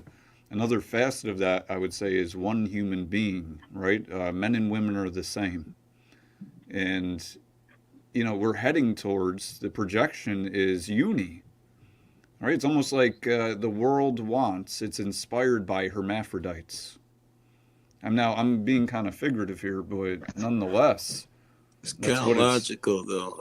These borders are being cut down, especially with this internet. And our shit is merging like it never did before. Part of what's behind that, I believe, is on the visible horizon. If you're familiar with the ship of Theseus parable, where you have a sailing ship and one plank is broken, so you replace it, and then another plank needs to be replaced, and then another plank and another plank and another plank. Eventually, you don't have pieces of the original ship there, but it is Right. still a ship, right? Yeah. We're kind of like that in different stages of our life, but there is a kind of I think a speciation event happening now in humankind, much as there was a speciation event when we began using spoken communication to the degree we do now, with the facility we do. And then another kind of speciation event where there was a large scale move from hunter-gatherer society into agricultural society. And then from that, another kind of speciation event, or and a acculturation event, a splitting, when we became primarily city dwellers and so on, and a new relationship with animals and disease and the printing press and literacy. There's a kind of a speciation event kind of slowly unfolding now, which is what some of the transhumanists want to achieve. It's not inherently a bad thing.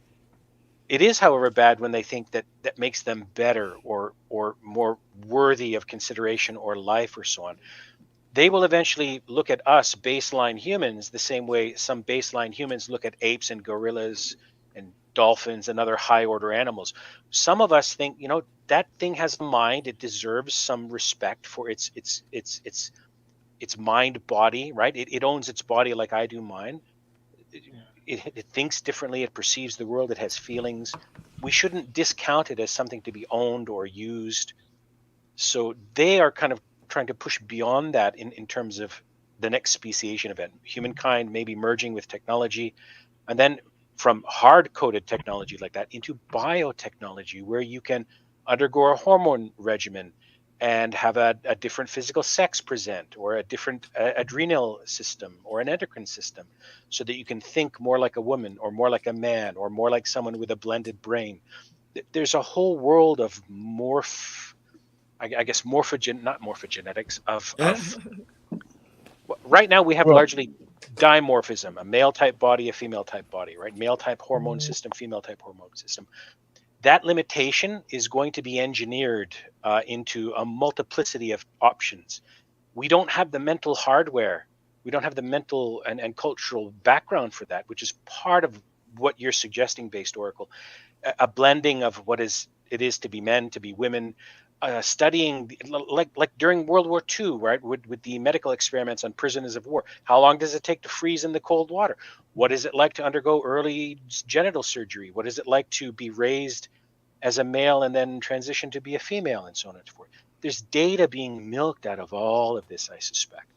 And I think we're already on the cusp of it with the neuroconnectors and stuff that are allowing people that have been paralyzed to actually move now, being able to skip a portion of it. And I think that's the very first step of what we're talking about with those neurological changes.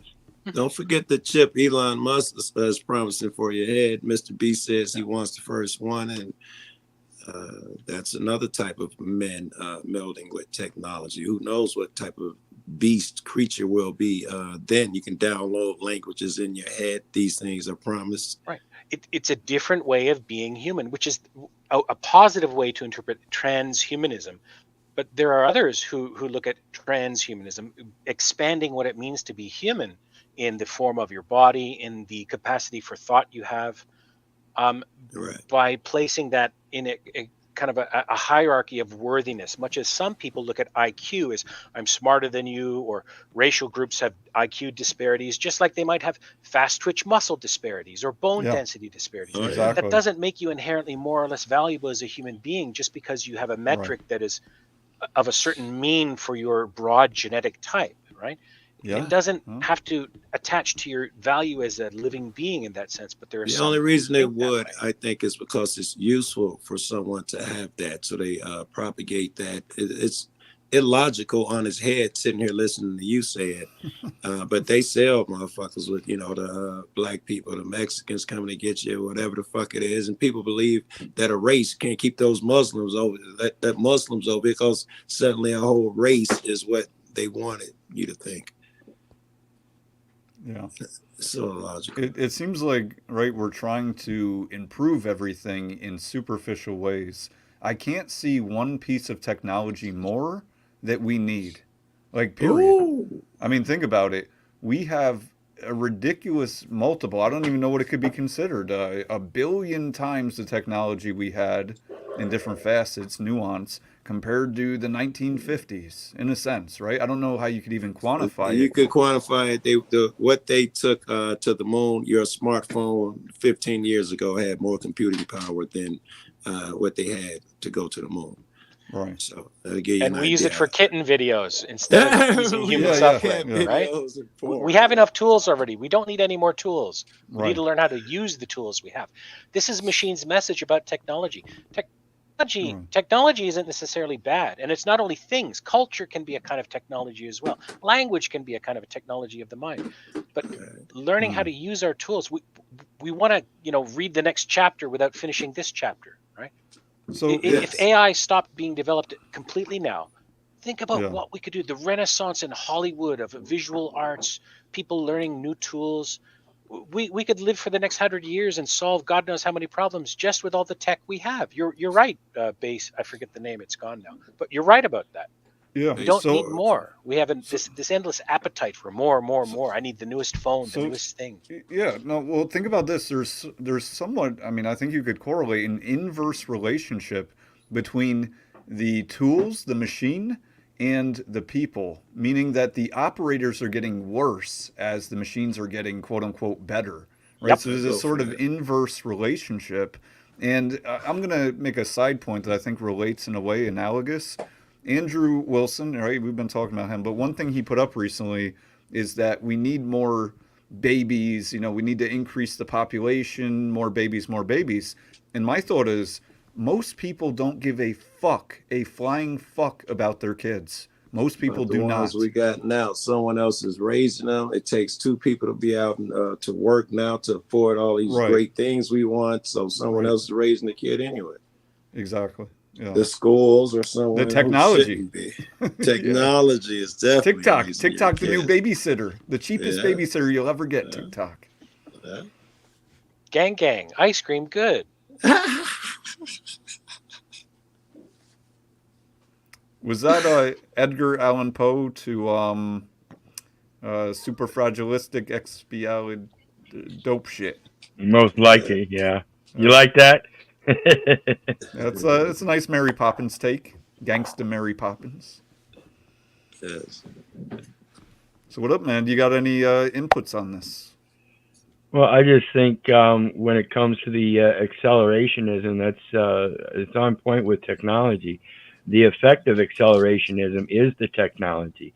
The point of acceleration is the capitalism, and that's the takeover of that the material property to control the physical beings that want that property. Yeah. So isn't this really the Matrix, like when the dudes are on the batteries and the batteries are just powering everyone? I mean, isn't it getting so fucking similar that it's like, I mean... Well, our attention is Matrix energy. That's what it is right now, our attention. Yeah, and I think a lot of people don't understand that we're alchemical bodies with an electrolysis system. We are essentially batteries, and it's a matter of balancing that battery. We don't want it supercharged, and we don't want it dead. Right. So we've got to balance it. Everything in life is a balance. And most people get far right or far left, and they try to balance from out there. Right. No, that means you have to have an opposing partner on the other end of that teeter-totter. Whereas if you're truly in balance, you're in center, and it's one leg balancing this side, the other side, and it's your own little private dance. Well, dead center, technically. Right? Dead center would be the balance, technically. Right. That's that dwelling position, dead center, top dead center, a dwell. It's merely a pause, and then things can go either way. So can I ask then, gentlemen, do you believe the only way forward is to go back? I believe sometimes it might look like you're going backwards when actually you're going the right way and everybody else is backwards. Right. So optically, right? I mean, differentiating between literally or, right? So maybe optically it looks going backwards, but I don't believe we can go backwards, right? I mean, in a sense, literally that's going into the past, impossible. But I know what you mean, like regressing, right? Like regressing It from. looks like also, it looks like you're gonna have to. I don't know. I think I'm gonna have to separate. I'm not getting no fucking the chip in my hand or no shit and all of that shit. And it looks like, man, I'm gonna have to find a way to get my own shit and separate from some of this shit that I don't agree with. Yeah. So that includes, it could be going back in the sense that you was using it, or going back in a way, in a sense. I want nature. I'd rather do the solar panels, and I'd rather have do my own work, grow my own food, and the fruit trees and shit out, on my own property. And in a way, that's certainly going back. I'm supposed to be looking forward to my 15-minute city. It's going back to the future. You're kind of.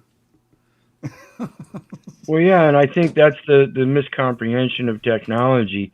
Technology equates to society where we have those communities, wherein I think we're truly, if you're going to return back to your truest state, it is a matter of turning around and going back to nature and shutting down certain elements of technology, such as that nexus with the society. You can still, like Joe said, have the solar panels and have your own power source.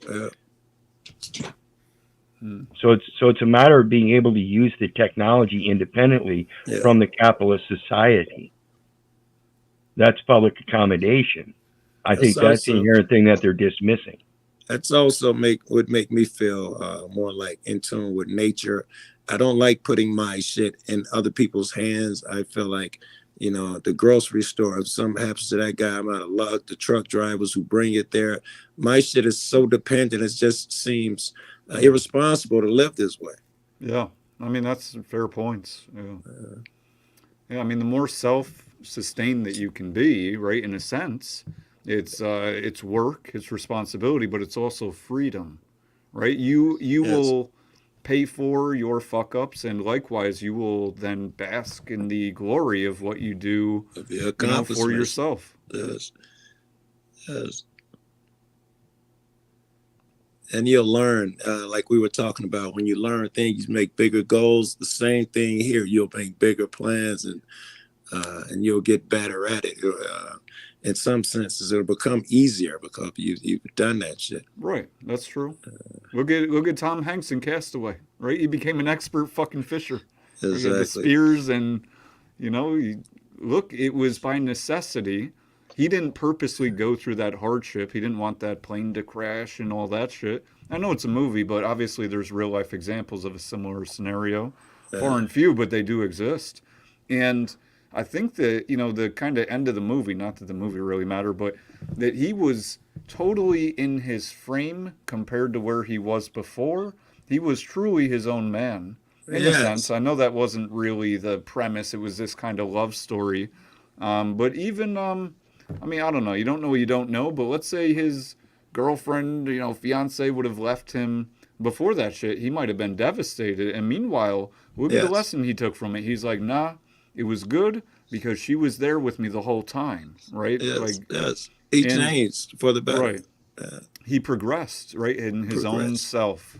And I think that touches on the topic of, if you give a man a fish, you feed him for a day.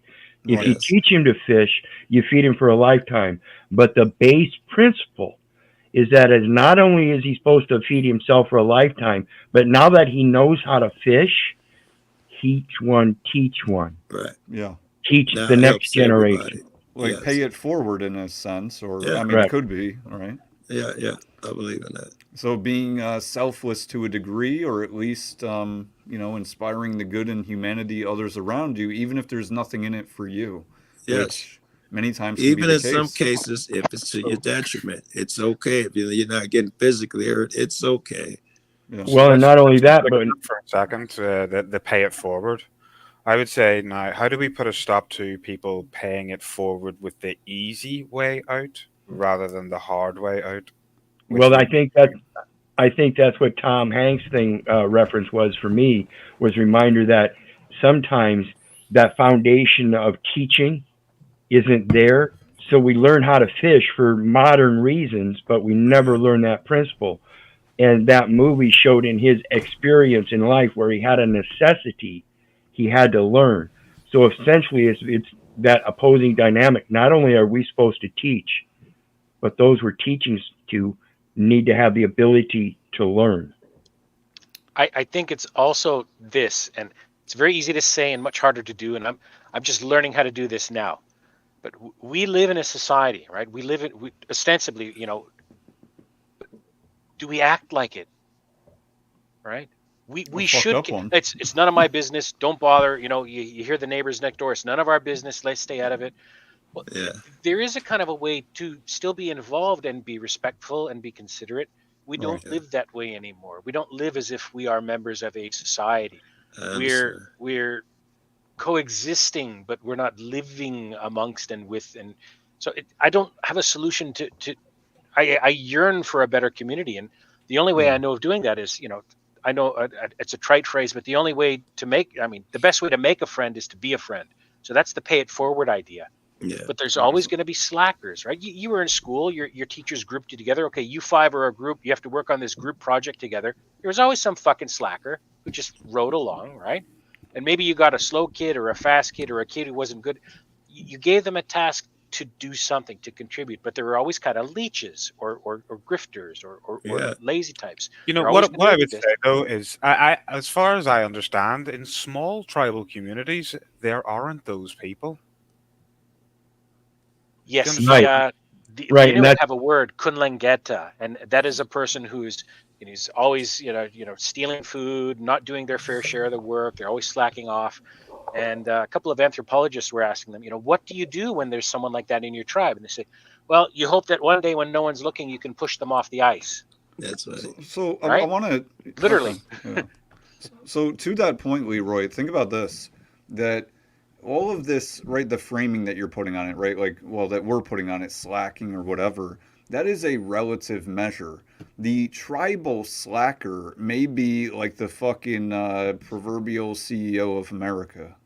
Do you see what I'm saying? Like, in terms of how we compare relatively. So I do think there's always going to be under and overachievers in any scenario, although optically it can look much different. Like when you compare it to another tribe or society. You see what I mean?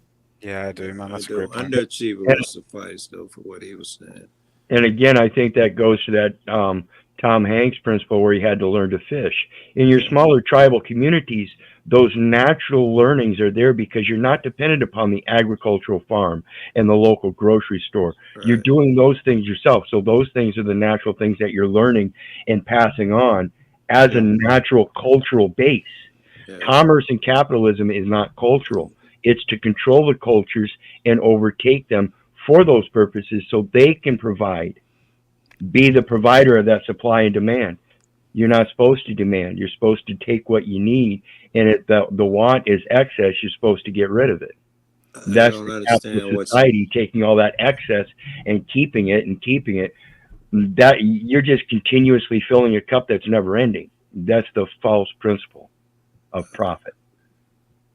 So I want to point out too that in terms of like how do we get people on board with it, those sentiments. I don't know what the exact phrasing was, but think of this: that right, you can't help anyone until you help yourself. And one form of leadership is indirect, right? Just being a quote unquote good person. Yeah. Right? Imagine a society. I'm just saying in the binary sense, where nobody does shit for each other, right? Everyone's on their own shit. They're on the island, but they're, you know, we do live together. New York. However, well, no, yeah, it won't be when I say this. However, they're living life with virtue. Let's just say generally along the lines that we're talking about. Yeah, cuts out New York and Chicago, yeah. Right. So even by incident, it's going to be a better effect upon the others who are there, just because you're doing the right thing for you inspires other people to do the right thing for them, right, to a degree. Right. Show me state. Do as I, or actions speak louder than words. Right. You know, as a child, I always geared myself towards the adults that I saw were true and honest, in my little eyes because I went through foster homes and everybody I saw was deceiving me. So there were particular ones that stick out. And that's the main difference I think people are missing out because they're involved in this popularity contest. They want to be like this guy. So they pay attention to how they act and they don't care. They just know that they want to be like them because they're getting the popularity. I had a buddy. He's big on freedoms and standing up for his rights and stuff. And he runs in our circles, 1A circle, and he always talks about if you haven't broken a law, don't ID to the cops. You know, that's you shouldn't do it. And he gets stopped by the police with the kids in the car, and they ask him for his ID. And even though he's broken no law or anything like that, he ID'd. And he was on panel explaining how. Yeah, I did it because the kids in the car, the kids' safety come first, and everybody was agreeing with him. I was like, no, motherfucker, you was talking about your kids, your best teacher is your example, not what come out of your mouth. Because of that one time they saw what you did, that outweighs anything that you spoke or might speak in the future. As far as that goes to teaching being your actions being the best example, being a good guy. It's gonna be hard to explain to them later on in life how to stand on your word if you give that authority up to somebody else for that word. Yes. I'm not sure that given the state of policing in North America, risking your kids in that situation is the better call. I understand what you mean about standing for your principles, but there are some states in the U.S. where, you know, you got cops of the type that, you know, they want to put a notch on their belt and your kids are around.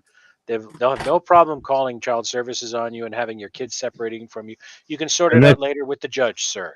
Well, and that's why we have to come up with better solutions. Like, hey, tell you what, I have the right to seek my private counsel, so I'm going to call my children's mother. Yeah, the only pushback I would have there is you're teaching your children that life is black and white, and there's absolutely no nuance there as well. Yeah, that's I think could be quite dangerous.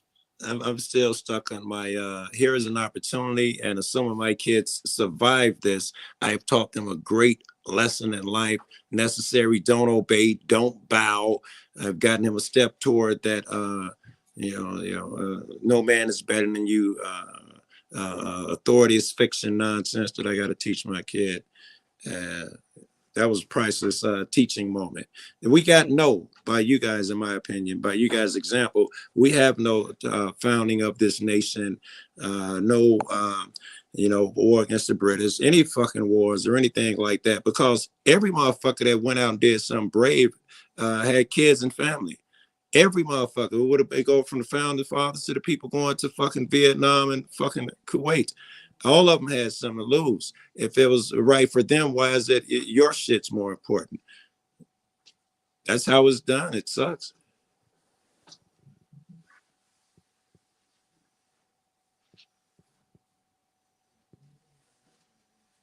All right, so no one talking. Can I not hear? Yeah, I'm getting ready to head out myself. I gotta go do my thing there. You see, I'm doing part 6 of Socratic Logic tonight. Okay, I see. So if you guys are still on, I'll be back after I'm done. All right. Sorry, what is it you're doing, dude? That actually sounds pretty interesting. Socratic Logic, Aristotelian principles. All right. Is that the name of your channel there? Yes, El Perro. All right, man. I'll add you. That actually sounds like that would definitely interest me, man. Absolutely. Appreciate it, guys. Thanks, TML. God bless. You guys have a good one. Like I said, if you're still on, I'll be back when I'm done. Cheers. Thank you, man. But yeah, Leroy, I'm 50 now. I've got maybe a decade or two on you. I don't know, and I'm now starting to wake up for the first time in my life that, you know, I should live as if I do really exist in a society. It's trite. Kindness is its own reward, sure. I try and do small things for other people that I'd like done for me, and it's trivial, but it does, you know, help some people. And right now, sometimes all I can do is just add a grain of sand to the pile.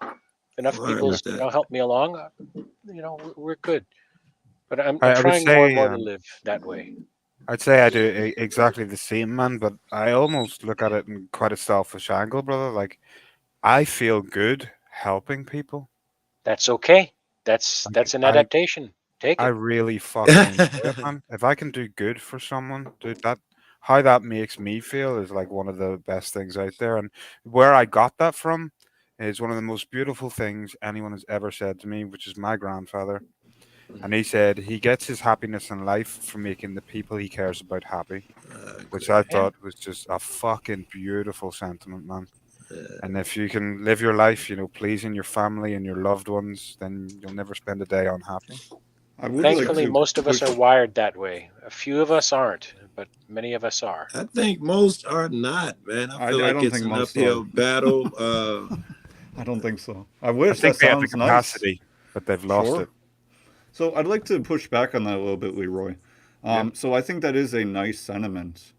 However, maybe we're saying the same thing, but I would use a different word. And I know that we talked about word application earlier, but I would say bringing peace to those around me Mm. is bringing me peace.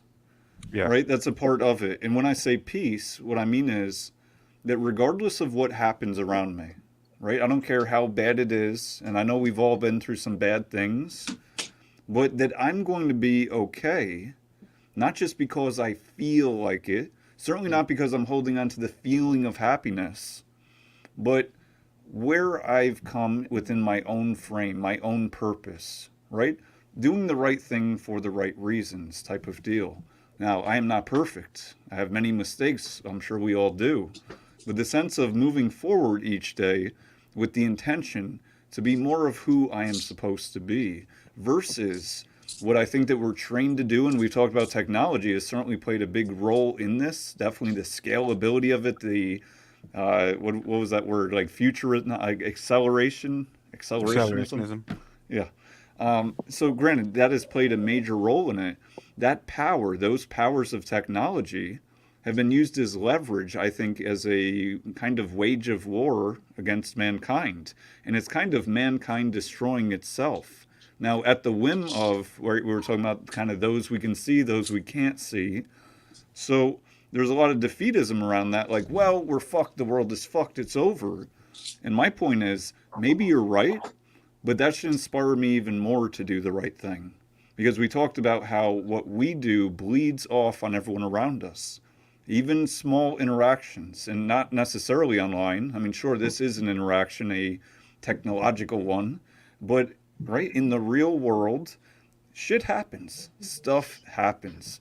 All right, I won't go deep into this, but I had some drunk dude land on me the other day when I was sitting down. He got like a bottle in his pocket, drinking in public, and I don't know how the fuck he got close enough to me. He landed on me, and I pushed him off, and I was like, bro, there was a part of me that just wanted to, you know what I mean? Unload. And then, yeah, and then like a minute later, he come near me again, right? So now I give him my full attention. I'm like, do you need escort, right?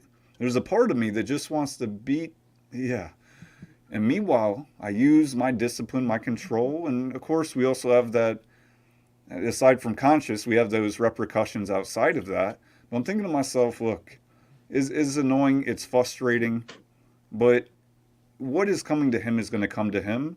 And if I, do something unnecessary, right, really would be unnecessary, where is that going to put me with myself and the frame of the world that I'm here complaining about? Right? The world's oh so bad, and how many people have those sentiments? I think just about everyone. And yet they go out and do ratchet shit, right? They do things that affect other people directly and indirectly, and, varying levels of power, right? Gangs have power. The government has power. Certain leaders, corporations, right? There's all different levels of power, right? Can I ask your opinion then, gentlemen? Because this is one thing I struggle with. If you see something wrong and you can intervene, do you intervene? And I'll give you an example. Yeah, context. So, there's a lot of fucking drug addicts in fucking Vancouver. That's where you're around, right? Yeah. And I've had them at my fucking doorstep, and I've told them to fuck clean off. But I've also seen them out in the street, like broad daylight, with children around, just smoking fucking crack. And it really fucking gets to me. And I will say to them every fucking time, if they're doing it in broad daylight, get the fuck out of here. don't do this while there's fucking kids around. Because for me, I feel like the wrong thing to do would be allow that to continue and not add any social pressure there that this is okay. So I will always tell them, get the fuck out of here. And I understand what you're saying. Like, there could be negative consequences You know, for there are some myself. people who do that when they see a homeless person out there. Get the fuck out of here. But that there's a large difference between drugs and a homeless person. When someone's actively doing something that could at least have them drop dead right there in the middle of the fucking street, because I've seen that in Vancouver. I don't want that in any sort of public fucking place where there's children around. And I think Yeah, I there don't should know be if that's your call. some accountability for their actions there. So I would always say, get the fuck out of there. And I've even had people shooting up on my doorstep, and I've had to say, get the fuck out of here. But I think it is that bad in parts of Canada. to leave it. Oh, I've seen people asleep, so standing up with needles in their arm at like 6 a.m. So I'm think from the about west this. side of Chicago. What Right. So I see it all the time. Me and all my friends, we've all done that stagger stupid nonsense. All my entire life, I'd see I'm it. not accustomed to it, man, and I don't want to grow accustomed to it by lowering the bar in my life where I'm like, this is okay, and I'll just turn a blind eye like everyone else around me. I don't know if blind eye is the thing. I'm talking about how you deal with it. I'd like to think, I hope that I would deal with it. I've dealt with it the same way. You got the fuck off from in front of my house, man. With that shit. I've done that shit all my life, but I think now there are different things. I like to think that now I think differently. I wouldn't want to hurt no one. Like, for instance, I couldn't call a cop on them. Could you guys call a cop on them? No, it's legal in Vancouver to open air drug use. I mean, I could, but Wow. one, it'd be pointless, and two, it'd be fucking pointless. So, Yes, I feel so- like. Yeah. All right, go on. I was just got gonna something say I can't hurt a guy. I can't hurt a guy either. So it's not that simple. And I got a buddy who was talking about the homeless thing and how everybody needs to just help out. And then one of our friends who was homeless. I didn't know he was homeless. He had an interaction with the police online. And the guy who was just talking about what he do for the homeless was saying, yeah, if that motherfucker's in front of my crib, I'd call the police too. I wouldn't want him in front of my house. I don't know where I was going with that shit. So, well, think about this, Leroy, because I get what you're saying. I mean, I do, and it sounds very similar to what I just told you, right? Like, I had this dude fall on me that was drunk, maybe homeless. I didn't know for sure, but he could have been. Anyways, so think about this. If you were to do, let's say, worst case scenario in reaction to that, right, or to stop it, would it actually affect, right, the big picture, right? In a sense, those people end up no more, or they end up, hurt and then back to doing it. The So ripple effect there's- we talk about, he creates that as well, right? If they see him doing it, some more people may be encouraged to do it. He wins in that way too. Yeah, well, okay. I So, don't but- want it to be but- seen as socially acceptable. No, I get that, but hold up. So what I'm getting at is this. Part of your frustration is coming from the fact that you're in this environment, not that the environment exists. I know that is frustrating to us as That we was talk dope. about it. That's dope, but, bro. That's dope. But think about it. If you were removed from there, that would be your choice. And if there's other reasons why you must be there, or it's more convenient for you to be there in ways, that's your choice. So at the end of the day, there's the part of accountability, and I don't mean this towards you, I mean towards me, all of us, that part of the reason this happened to me or I'm experiencing this is because I put myself here. Now, I can give you reasons why, right? But the point is, you can extract yourself, right? Obviously, this can take resources or, depending on how you go about it, most likely. So part of it is, what is the real problem? And are you going to affect it with said action that would maybe be reaction that may have some emotion in it? I know for me, I did. I felt a little emotional about it, right? I do feel emotion. Now, I'm pretty good at controlling it and tempering it. I don't remember the last time I really went off on somebody unless I was trolling. You know what I mean? Like, I was like, fuck you. That was me trolling. And then I just stop and I'm like, laughing. Like, even if they thought it was real for a second, that's kind of the point. But I don't really lose my emotions that affect my actions as nearly as much as I used to, right? And I think that you could probably say the same. Maybe back when you were younger, you would have done something. If you look back now, if you just think about the result of that 10 years ago. Years ago, I wouldn't have done anything about it. I'd have Oh, turned the okay. fucking Okay. I think it's now because I'm more principled and like Okay, I I see want what to you have a mean. fucking decent world around me for my fucking children to grow up in. And I Oh. feel like if everybody took the same position as me, as if I see wrong, I'm gonna fucking say something about it. There would be there would be less wrong. So I It kind would of want. seem like you to go out there and have a conversation. Then would be a better approach, for what I'm hearing.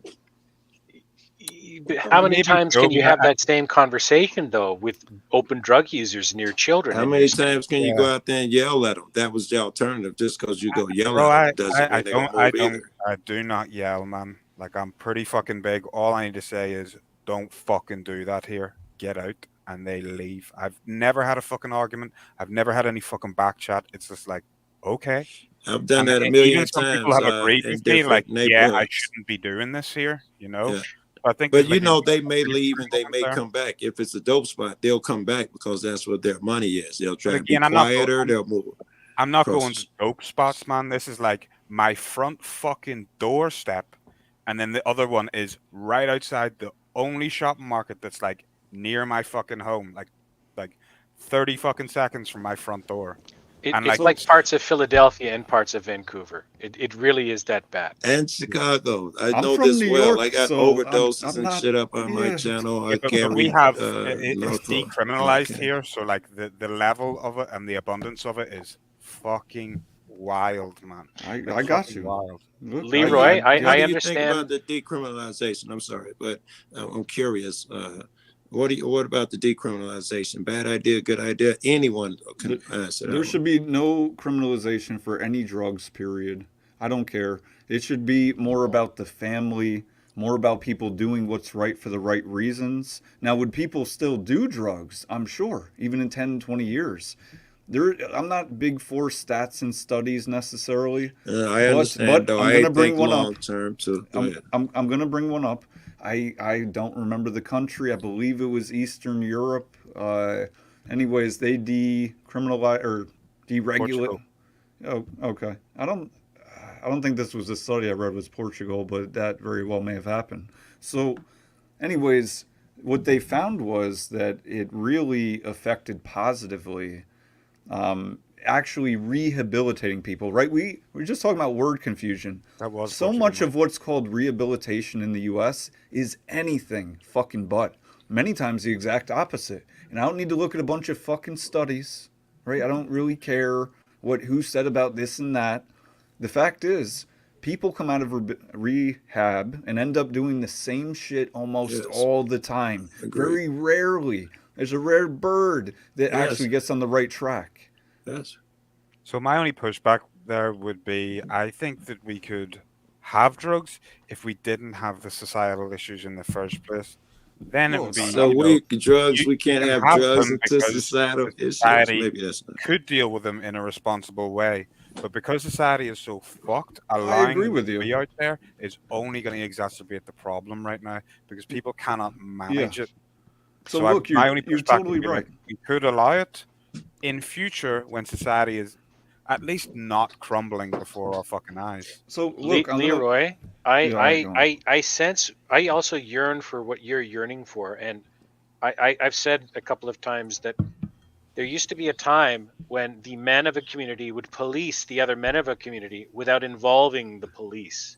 Yeah. And that's predicated, of course, on having a community. But we live in large, conurbations of hundreds of thousands of people with very little in the way of community. It's the police's job to do that. It's not my job to do that. And structurally, that is encouraged in Canada because here in Canada, you really don't have much wiggle room for self-defense.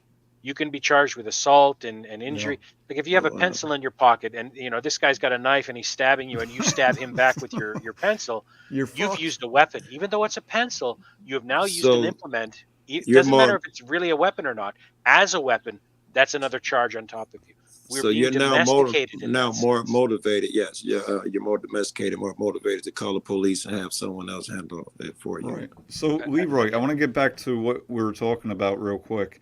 I'm going to give you another kind of analogy, right? Different road, but I think you'll get what I mean.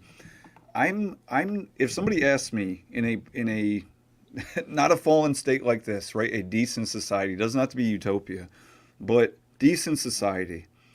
Should protecting yourself from babies, right? Everyone knows what that means. Should protecting yourself from babies be illegal or legal? I would say illegal, right? I mean, yeah, I don't want that happening. That's not good, period. However, in this society, given the current state, how people are basically, post defending themselves from the baby, they're basically still doing that as the kid is growing up, right? Kids growing up 5'10", all they know is fucking sugar and social media and electronics, bullying, attention, clout, money, all the values that you see being instilled across America. And so really they're like the living dead. So do I, in this society, support defending yourselves from babies? The answer is still no, but I don't really give a shit. Because if they were here, they would be uncared for anyways. Again, I would never promote it. I would never ask for it or, prop it up, anything like that, support it. I'm just saying I don't really give a shit. Because it seems like, well, you're going to give them an even worse life out here. Because these are the parents who didn't defend themselves from babies. And they don't give a shit about their kids. So what about the ones that were going to defend themselves from babies? Well, they definitely don't give a shit about the kid. I wonder if it wasn't a group of people like us all the way through our history that felt the same exact way. They're called Stoics. I think my where I was raised, I think, has affected me deeply because where I'm from, especially where I'm from, you don't phone the fucking police. Like, if you have a fucking issue, you can't phone someone, like, at all, because it's handled, like, in a state by, like, paramilitary groups. All issues like that are handled separately You said, from the police. you And I said think in that's a where community. I kind of take it on myself, because that's sort of how I was raised. You can't phone police. If you have an issue, you speak to your boys, they speak to someone else, and that's how it gets sorted. Yes. Well, I was going to say, we do the same when he said that people, call other people to handle it. In the community, people would handle it themselves, deal with it themselves. I understood his point, but so I didn't say nothing. But of course, we can't call the police, just like you can't call the police. We know who to talk to get a thing done, and we handle it. We police ourselves. Yeah. So in that sense, I think that's what's, kind of has this lasting effect on me, where I don't want to rely on anyone else to solve my fucking issues, even right down to someone fucking about in front of me. It's just like, no, I can handle this. Get the fuck out of here. No. So can I propose maybe a solution? This is going to be outside the box. It's off the cuff, but what if instead of what you're talking about, and maybe a little bit left field, but you take that drug addict on your front steps or whatever, and you physically escort him down to the boxing ring, and you're like, yo, we gonna glove up, and I'm gonna teach you some things. You don't try to kill him, or but meanwhile, you maybe give him some thought about doing this shit. Right now, I know this is removed. I know this ain't gonna happen. I'm just saying, for instance, maybe there's a middle ground where you can still give some tough love, in a sense, right? That you're not trying to extinguish him from the earth, even though maybe he deserves it, but you're not God, right? So meanwhile, I'm gonna do my best to impart something upon you.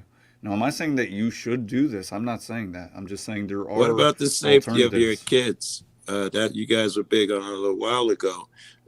Surely if the guys are like where I live and sell drugs, we live in packs. We run in packs. No one guy is out there selling drugs alone. It's not even a thing. You put hands on him, you jeopardize everything. We're going to come and shoot up your crib, and shit like that. So you might got to think that part too. No, you're totally right. You got to move differently in different situations. Like, we all come from different places. They're probably pretty fucking similar, but different.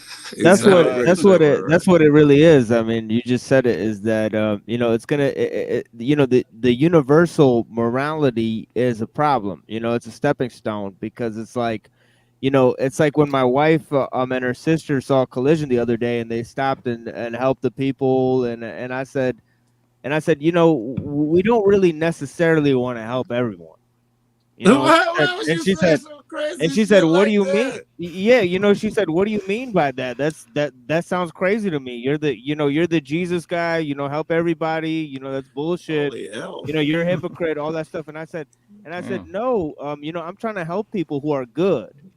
You know, so You don't get to judge. yeah, if I don't, yeah, but that's the thing is that I'm like, my goal is not to help everybody get where they are. You know, I'm not the traffic. You know what I mean?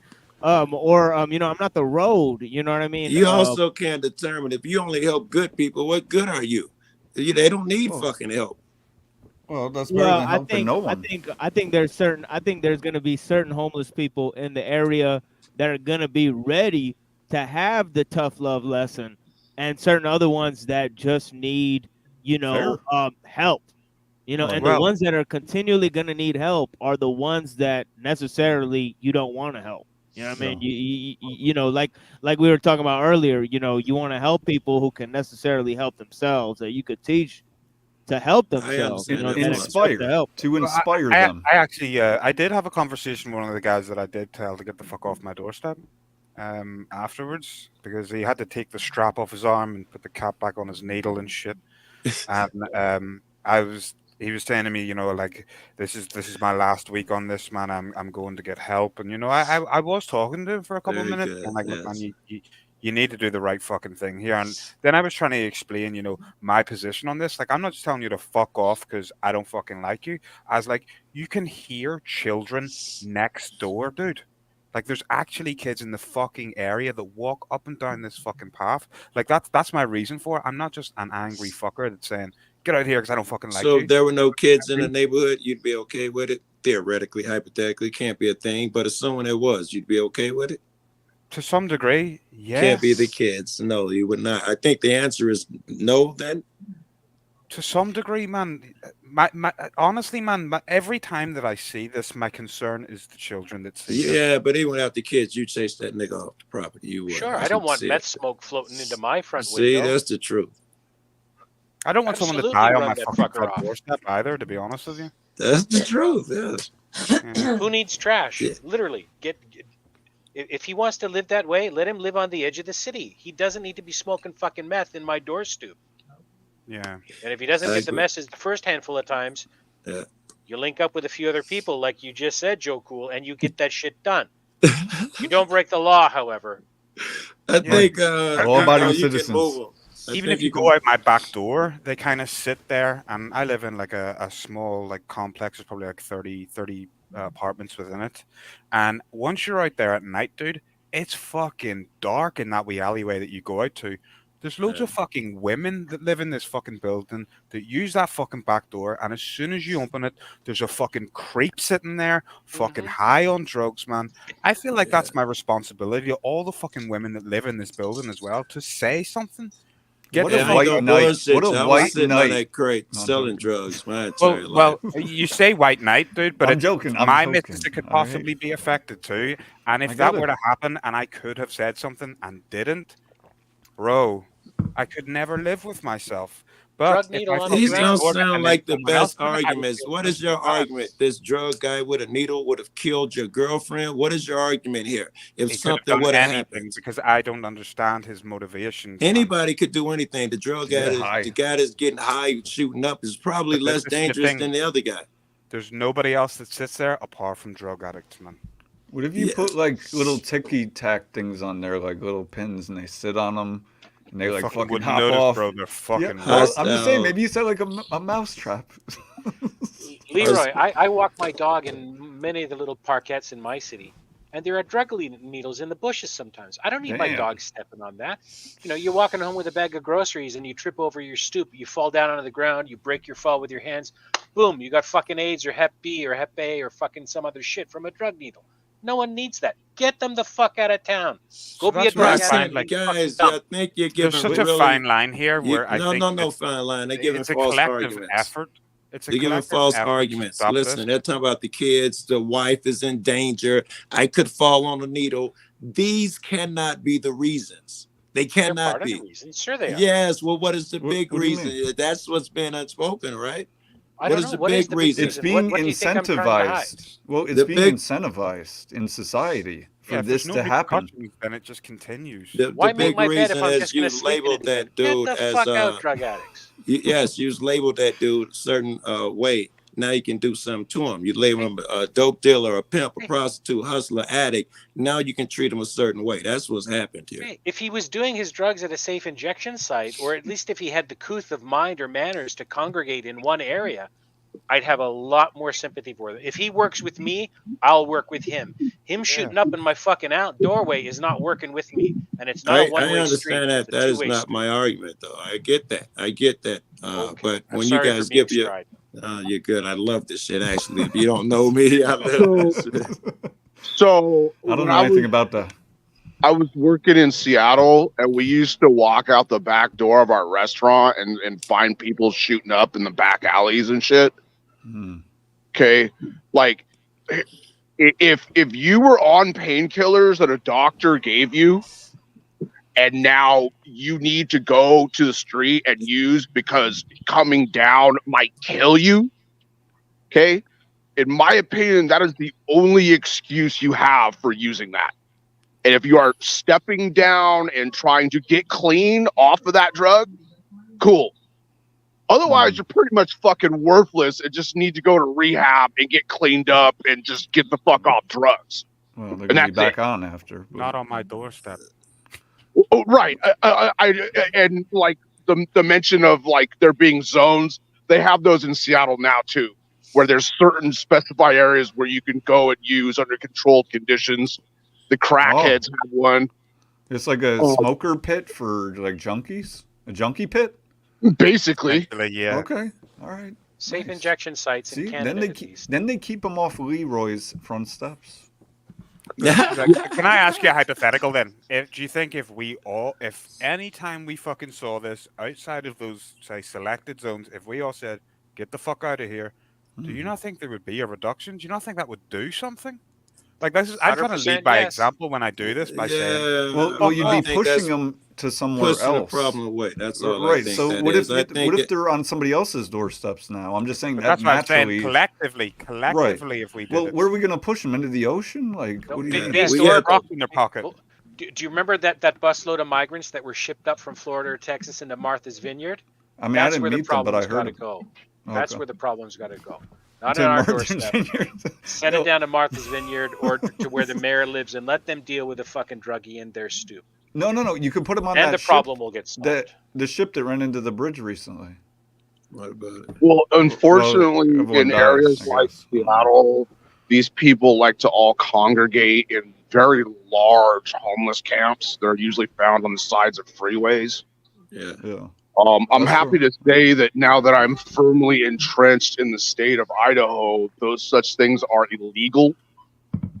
And if basically the only place that those people have to go, well, all drugs are illegal in the state of Idaho, period. Right? But if you do choose to go do that, you best be inside of like a car or a hotel room or something like that if you're going to be doing that. That's pretty much the only place I can see that people go do that. You said all drugs are illegal there? That is correct. All drugs are illegal in the state of Idaho. But I'm assuming, I'm assuming this doesn't mean like over-the-counter drugs. Like there's still prescription drugs. Oh yeah. There's I've heard social stories media about and people- sugar and all the other drugs. Right? There's still I've drama, heard but I know what stories you're about saying. People There's going to jail for marijuana. Yeah, no, I got you. Like they're hardcore on the what we generally call drugs. Yeah. Okay. So what I was going to say is, let's say that we collectively move these people somewhere else, right? Like they have their own camp and their own whatever the fuck. That's still not solving the problem. I get it. It solves it for you and girlfriend, whatever. But meanwhile, they're still existing. Like we haven't at all, even one bit, attacked the root cause. No matter what you did to that person, you didn't attack the root cause. And I think the root cause is, in a sense, it's being incentivized. Now, maybe not directly to do illegal drugs, to do heroin or whatever, but it's being incentivized to be weak, right? To seek instant gratification, right? We have a societal-wide problem. My point is, chipping away at that would not just solve that problem, would not just chip away at that problem, with so many other things that we call problems in society. Do you see what I'm getting at? I do.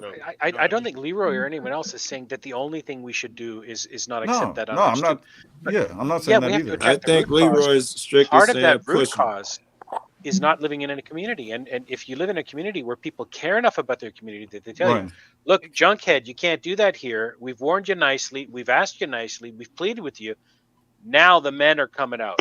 And if they catch you here again, it won't end well for you within the bounds of the law. All right, let's not rush to beating them up. I agree. If you got to Within the beat them up, bounds of the fuck law. up and call Within the your bounds of friends, the but law. we need to explore a host of other things first. The first thing we need to do is talk to them. Obviously, all of the obvious things, when they don't work with a junkie like that. They need to be incentivized to get off of the path they're on. And part of that is not being accepted, is being called out, is being publicly shamed. Ultimately, not in a furious, in a dehumanizing way, but in a way that tells them you should live your life as if there's something else worth living for. Let's do this. Shows them, not just tells them, but shows them that. Shows. Let's do this. I'm just saying leading. This will help me. This will help me a ton. If we can move the guy off your literal porch onto the sidewalk, which is public. I get everything you're saying. You know, he's on my fucking porch. It can't be allowed. No, you're a stranger. Fuck off my. But I want to know if you still feel the same way if the guy's sitting there. I certainly don't think that I wouldn't jump to even public shaming so fucking fast. I'd be thinking 87 different ways to help. Well, so you're asking me if I saw him on my, like, say, in a public space? Yes, right on he's the in a curb, public space. I would Yes, still sir. tell him to fuck off, dude, because this is still Yes. my community. This is still my area. Don't be anywhere around me when you're And the fucking doing children it. especially. I agree with Exactly, you. man. Yeah, and I'm not disagreeing with that whatsoever. I mean, I I'm with am. you. I Well, you am. are, but I'm not. I am now. I'm because exploring of other that's- angles. But Yeah, not necessarily because of the steps they use. I'm disagreeing mostly with the mentality. That is your brother under God. I know the time is His now, and this mentality is is how protection. things are. My property so and so, and the world is going crazy. But under God, I got a duty to that dude, perhaps more so than the other guy. At least that's what I see. Well, by the same token, I have the duty to protect everyone around me. And This there's drug one addict life- is out there shooting up. there's- He's not going to there's stab one- nobody. You keep saying one protect like a liability cop there. or something. He is the liability to the community. But you said protect. Is he going to stab somebody? Protecting. Who are you protecting? What are you well, he protecting? has a higher likelihood of stabbing somebody. I mean, that's not really Yeah, debatable. yeah, but it's a percentage here. But and you're there. no, He's- but you're he's there making it every day binary. shooting up. It doesn't. He's going to be there shooting up every day. Right, but it's not binary. Well, is he going to stab you Well, right he now? said It's not protect. binary. That's Listen, all I'm talking about. There's That many cannot be effects. true. There's many effects. It's not just the violent effect. There's the damage to property effect. There's the Yes, perhaps I would like to know incidental. what he's protecting. And remember, I said the mentality. Well, everything to a degree. To a degree, everything it's not a around me, binary. This is a spectrum. There's no binary. Oh, he's good man now, and that was bad man, and everyone else gone. Hey, like We this need is standards again. Hey. We need standards again, and standards Don't- matter. The broken window Don't be gentrified, guys. Don't let this guy get away with his immediate contradiction. You're saying you and your pack sellers will go shoot up someone's house, and you got a problem with us saying junkies can't lay on the street.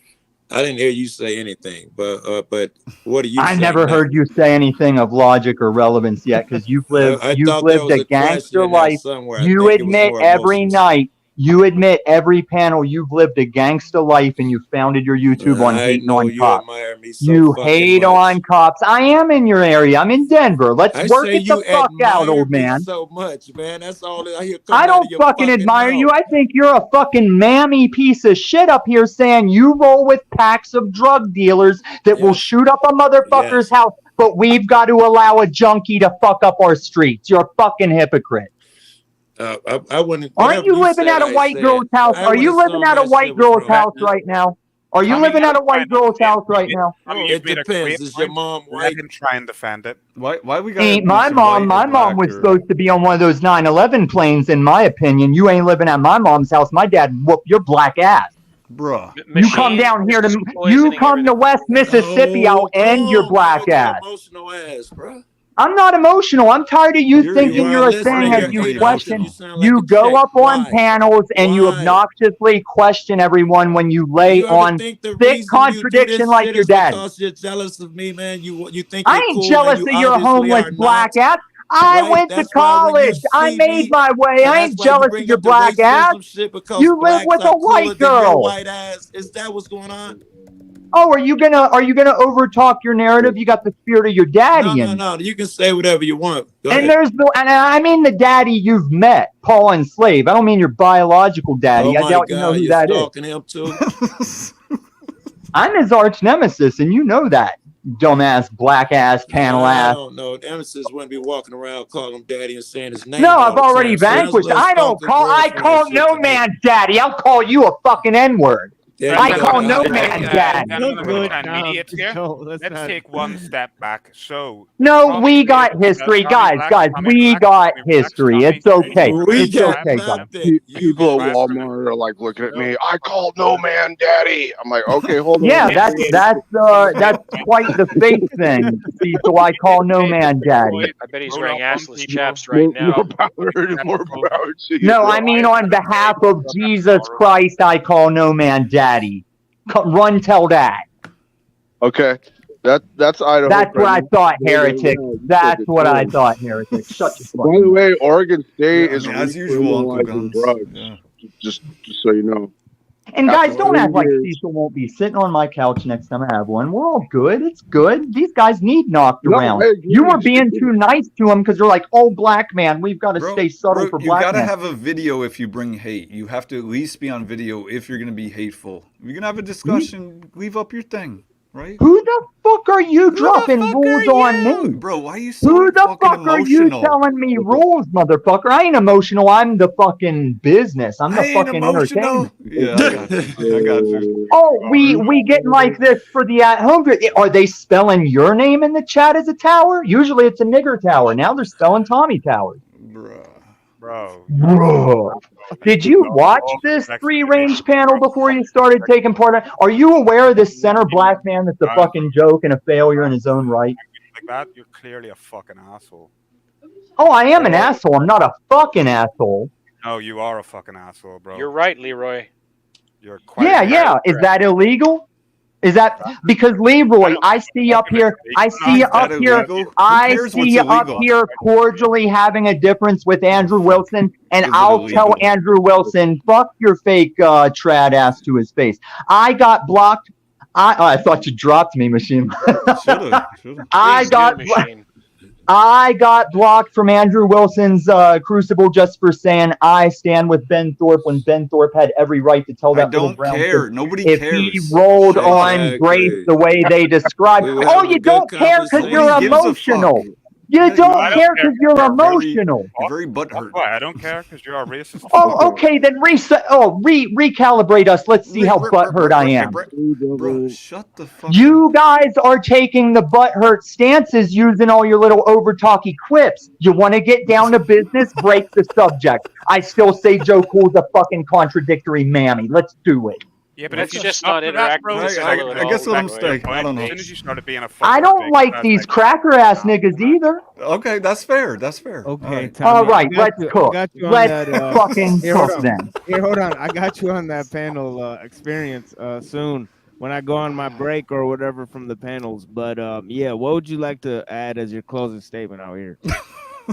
Oh, I didn't know you were closing statement. I thought Oh, you wanted to yeah, get yeah. this shit fired up. No, I've been out here for 9 hours. Joe Cool is the epitome of race baiting contradiction. He's false. He hasn't lived what he speaks. He's just a hater. He mad. He don't have a 401k and now he mad because pimping don't 401k, does it? For sure. I would like to say, in addition to the discussions that we were having earlier, is that communications technology has grown, and I think that's causing a reversal in the cultural dynamics. You know, that's what I mean when I say monoculture is really the food system. What do you mean a reversal in the cultural dynamics? You mean reversing in what way? like I mean that technology is slowing down culture. It's the one that's causing a cultural malaise. So as I was explaining, you got a good argument. Okay. yeah, so as I was talking to Leroy, and also Base Oracle last night, on their stream, Verbal Combat, that I was talking to them about accelerationism, about how technology is sort of decelerating culture instead of culture accelerating technology, which is kind of the main frame that they're trying to push with accelerationism. So Culture so may be accelerating technology too. It pushes our culture, pushes what they create. Like for instance, video games, movies, that becomes part of your culture. It pushes that part of technology. Well, that's the problem, is that if you look at the video games today, they're basically movies with buttons, whereas people are having a resurgence of the 80s style video games, because it actually took a lot of mental and physical dexterity to like push the buttons and to deal with the different puzzles and things, whereas today the video games have gained in graphics, but they've lost in quality, in terms of the challenge. So people if I can just interject, the nowadays the 70s, 80s era games, the early like 16-bit, are called retro games. Right. And today we have basically, it's like a virtual novel with customizable action scenes, is basically how I see it. Right, and that's exactly what I'm referring to, is the resurgence of 80s culture. And that is an example of the cultural malaise, that things are being brought back because we have we have more access to things, because we have emulators. It's bringing back Sega games that people never knew before, repopularizing shit, creating cult dynamics, cult followings with things that never had cult followings before, really. So this kind of, you gotta assume that happened pre-technology. Things came back, whatever it was hip came back in some form and changed. maybe, but not to the level where it's 80s stuff. It's simply 80s stuff, because that's the shit that got published when they started making the communications technologies. So it's not a resurgence of culture all around the world, and to a certain extent it is, but mainly it's a resurgence of the culture they had when they first created the technology, which is like, tapes and video games and things like that. So also the improvements are only in communications technologies. So the fact that the communications technologies is creating a global culture, that is part and parcel of the configurative scheme, because technology has a socializing mechanism in terms of creating that sort of monoculture. And monoculture really refers to the food system. The food that you have to grow based on the chemical the pesticides and the aluminum sheds. It's basically based on that. Nature doesn't support if you plant just like a field of bananas. Some fungus is going to come and just take it down. Unless you spray with pesticides, you cover it with aluminum sheds, you add technology to it. It's only technology that can support monoculture. So that is part and parcel of what I'm trying to get across. Convenience has led to so many problems, right? Because convenience in and of itself can be an instant gratification mechanism. Oh, am I on? I'm on? Yes. Is my outro? Statements? Okay. Had a good time. Exactly what I came for. Yeah, blessings, brother. Yeah, thank you for being here. And I'm gonna go around and let everybody have a little closing statement. Do you want to say anything else to the panel or the audience? No, I'll be back. Thank you so much. Yeah, we'll be back in 11 days or so, and I will be playing our conversation from last night, so that'll be happening too. So yeah, I'll promote your channel, put the little channel link up there for the audience here. So hopefully we'll get some subscribers out there. How about you, brother Leroy? You got anything to say to anyone here? Yeah, I just want to say thank you very much for having me to start off with. I really appreciate it. This is a great channel. I think there's a lot that I can gain here through the knowledge throughout you all and through talking through these subjects and finally some great depth rather than just having some surface level conversations. There's a lot of potential here for every single one of us if we continue to do this. Yeah. So everyone, just keep up the great work. Let's keep up these discussions, and yeah, let's fucking just keep on keeping on. And again, just one more time, thank you for having me, and everyone, thank you very much for taking part. Blessings, blessings. The brother Cecil Drake, what you got to say for everyone?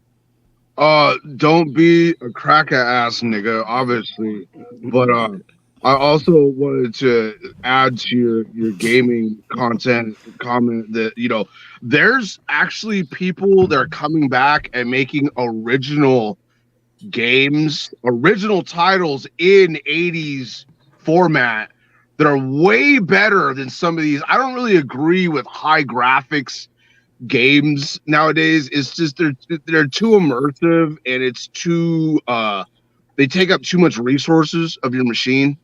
And they really, I mean, it's really not it by comparison. Like some of the original games were like just symbols, just an ASCII, and those had way more quality of content. Kind of like how the original horror movies that had no computer generated anything in them were way better movies because they tricked your own mind into like scaring you, as opposed, you know, like Rosemary's Baby and stuff like that. Some of those 80s and 90s horror movies. But anyway, yeah, some of that, just that format, just that retro game format is coming back because it's a higher quality of content and everything isn't about image and stuff like that. So, but yeah, don't be shit, yeah. I've been playing this game called Atomocrops. Check it out, Cecil. Let me know what you think. Atomocrops. It's like an old arcade thing. You know, I don't really fuck with video games that much, but yeah, I was fucking with it. But yeah, like atomic. Yeah, Atomocrops. Yeah. So atomic and then crops, like all one. Yeah, I'll send you on private message. But yeah, it's interesting. Yeah, okay. Yeah, I'll tell. It's like a mobile game you can play on your phone or whatever. I have no idea. I don't even play these games, but I just seen it on the apps or whatever. Just clicked on it. You know, my wife was playing it first, you know, for a long ass time, and then I started messing with it. I was like, fuck it, let's just check out what this is about. And yeah, I've been kind of focusing a little bit more on trying to make money, and that's kind of part of the reason why I haven't been around as much. And some of these mobile games you can make money, like gift cards. I mean, it's not like having a job, but I'm kind of having difficulties with fundage right now, so I've been kind of focused a little bit more on doing that. And yeah, Are you saying you're making money off the video games? Well, there's a lot of mobile apps. If you just look in the App Store, you can play games. And again, it's not like a job or anything, but if you don't have any other alternative, yes, they will basically, especially games that involve commercials. And it's a good way to set up like a little passive like side income. Yeah. You know, if you got a kid that's into games, you know, you want them to just freaking play mobile. But a lot of people's favorite mobile game titles, like that you will play on a cell phone, there are apps that will track you how many hours or whatever you play and will give you money. It's not. Yeah, they'll probably track a lot more than that. You know what I'm saying? But yeah, you know what I mean, they'll probably track your biometrics as you're playing the game, how stressed out you are and shit. You sleepy. Yeah, but thank you so much, Cecil, man, and yeah, definitely call me or you know, message me if you think of anything interesting on my time off. You know, don't be shy, brother. Yeah, thanks. Where are you? How long are you taking off? I'll be back on the 11th, the date, you know, 4/11, you know, so yeah, Saturday, you know, so yeah. You know, That's right. 420's coming up. yeah, 420 as well. Exactly. Yeah. Yeah. Well, Yeah, thank you, Cecil. Yeah. of course, always. Yeah, Canuck, what you got for us, brother? I like what Cecil was saying about games. He's yearning for substance over style. We have a surfeit of style now. And I hope everyone has a good night and maybe focus on substance over style. I'm going to try that for the next few days. Same to you, brother. Thank you. Yes. Yeah, blessings. And to the OG of this channel, Joe Cool, what's going on, brother, man? You tell him some of your wisdom before we leave here. I don't know how wise this is, but this is honest. I had a great time. This was great conversation, and it happens rare. And I know you guys are like me, so you know I can feel good because we did the things that I like to say that I'm doing, which is trying to give my best attempt at figuring some shit out. And we did it the way I like to do it, the way I prefer to do it. No one got emotional, not even close to emotional, right? Everything was done beautifully.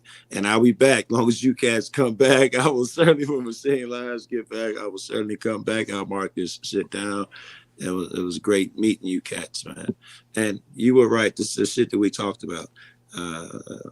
Bettering yourself. That's the end of that whole conversation. Had we talked another 10 hours, it would have went to the only thing that you really can control is yourself. When I was a kid, I tried to change the world. When I became wise, I tried to change myself. Thank you so much, brother Joe Cool. And we'll definitely see you soon. I'm gonna dunk everyone in the back here and holler at these people here about what I promised them on Nietzschean philosophy. So yeah, we're gonna cover some Nietzschean philosophy for you guys. And yeah, thank you guys for being here and for joining me today on the Machine Lives. We got this, excerpt here from Beyond Good and Evil. So, I did a kind of interesting lecture on my channel, Machine Lives, episode 7. I related Nietzschean philosophy to a lot of other ideals of, Christian nationalism, the ideas of Thomas Carlyle, Henryk Skolimowski, the ideas of cognitive and behavioral science, A.R. Luria, that had an effect on the philosophy of people that are pop philosophers in our age, like Jordan Peterson and others. But one of the main aspects, as I just read, of Nietzsche's critique is his kind of undergirding of these Christian value systems with the Platonic ideals. So in the sort of preamble, he makes a critical statement here where he actually says that and feel free for those who were here to watch the panel dynamics to not stay for the lecture portion of this that I started at the beginning. We had 3 hours roughly where we covered Nietzschean philosophy among a number of other things. But he says here, he says Christianity, right? He says, but the fight against Plato, or to speak more clearly, and for the people, quote unquote, the fight against the Christian ecclesiastical pressure of millennia. For Christianity is Platonism for the people. Platonism for the people. Okay, that is a very interesting synthesis that you might not read. It's only available in the preface to Good and Evil, right? And he says it's the heir of the democratic tradition. He says he says once by means of Jesuitism, the second time by means of the democratic enlightenment, which with the aid of freedom of the press and newspaper reading might indeed bring it about, and the spirit would no longer experience itself so easily as a quote unquote need. Okay, the Germans invented gunpowder, all due respect for that. But then they made up for that. They invented the press, he says. Very interesting quote, right? So he's saying that they undid their good invention of gunpowder by inventing the press, right? Proliferating, right? The devolution of mankind, right? Okay, well, let's go on.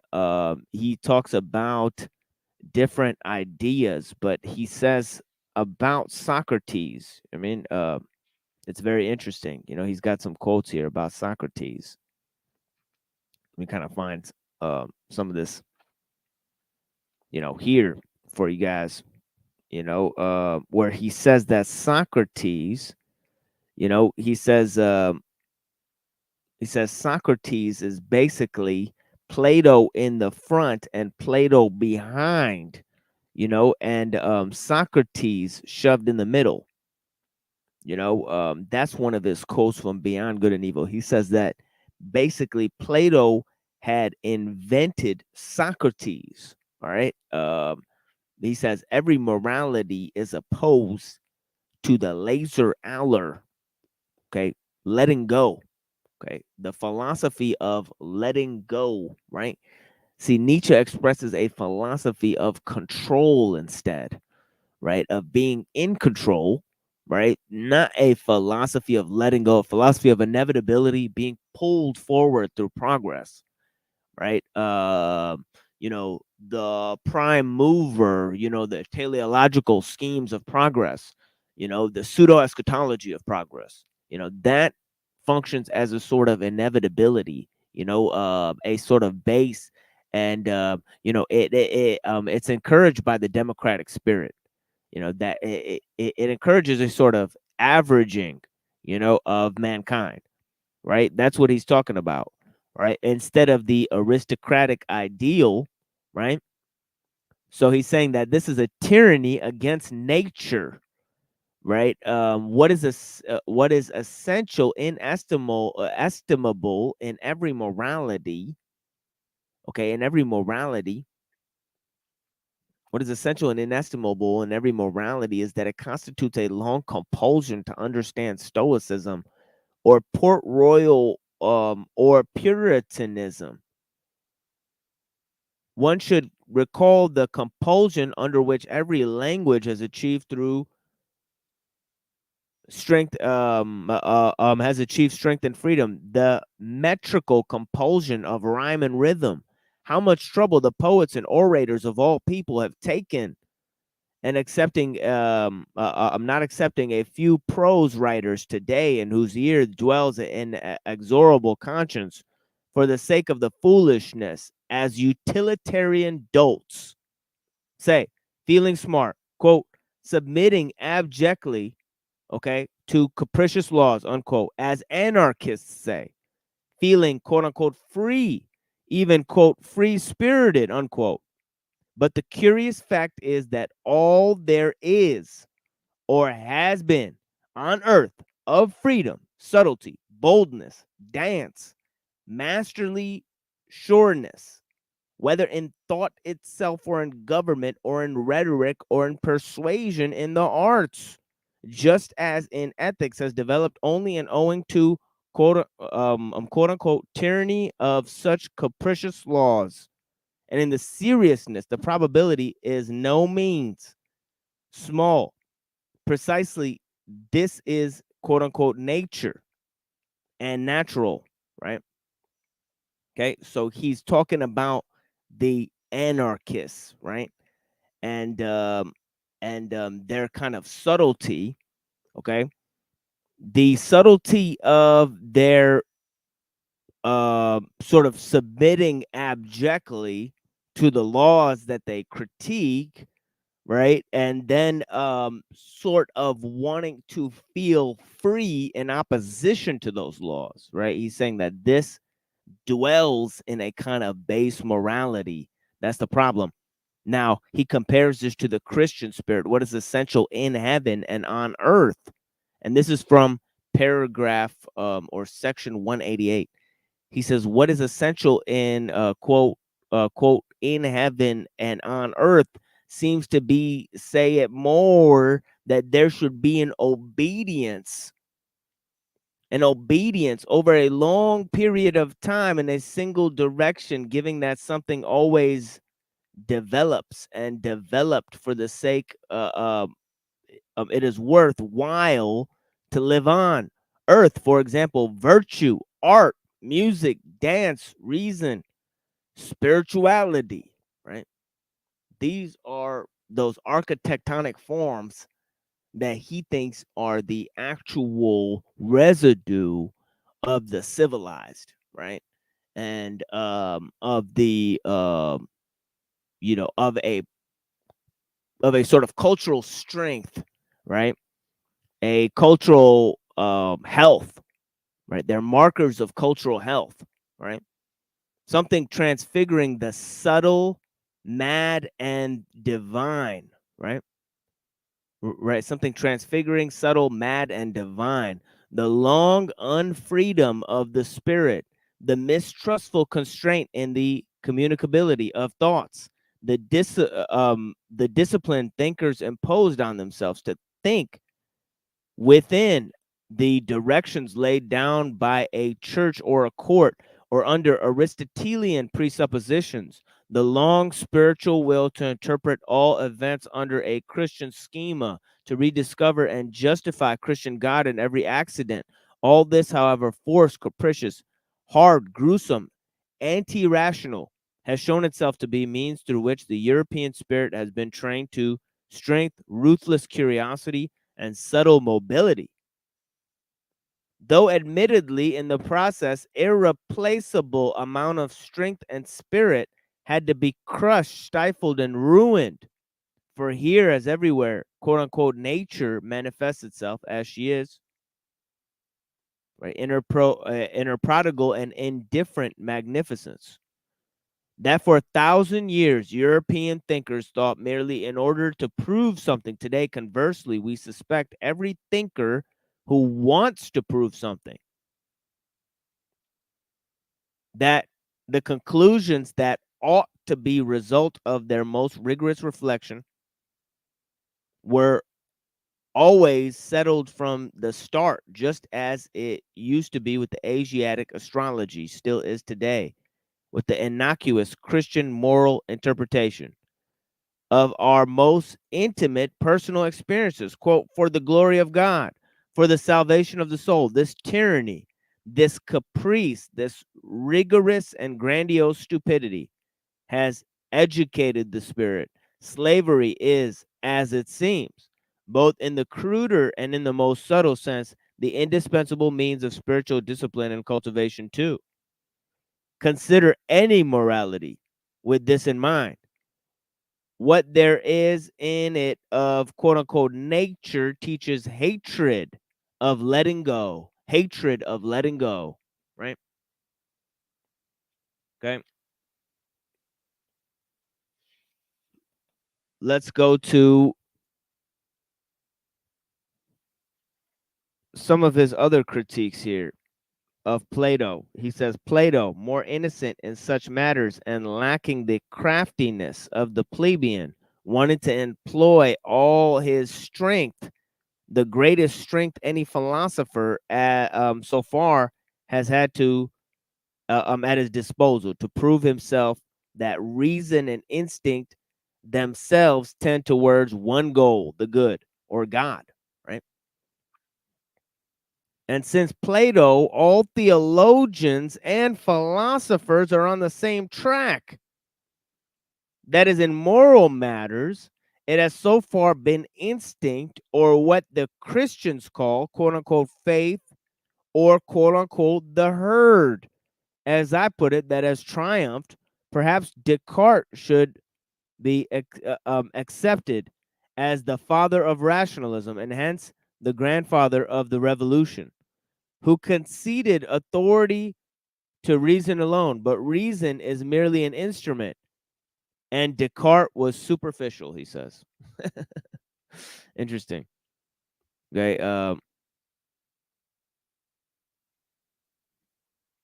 Just as little as reader today of the individual, he critiques, okay, these people that go into, actually I'm going to skip this one paragraph here. Yeah. What I just read was 191, you know. And I'm going to bring it back to his critique of Christianity and the Jews, because he does a lot of that in this section too. And I alluded to that in the other, you know, in the beginning of the presentation here, you know. But there's some key passages here that he talks about that as well. He says the Jews, a people, quote unquote, born of slavery,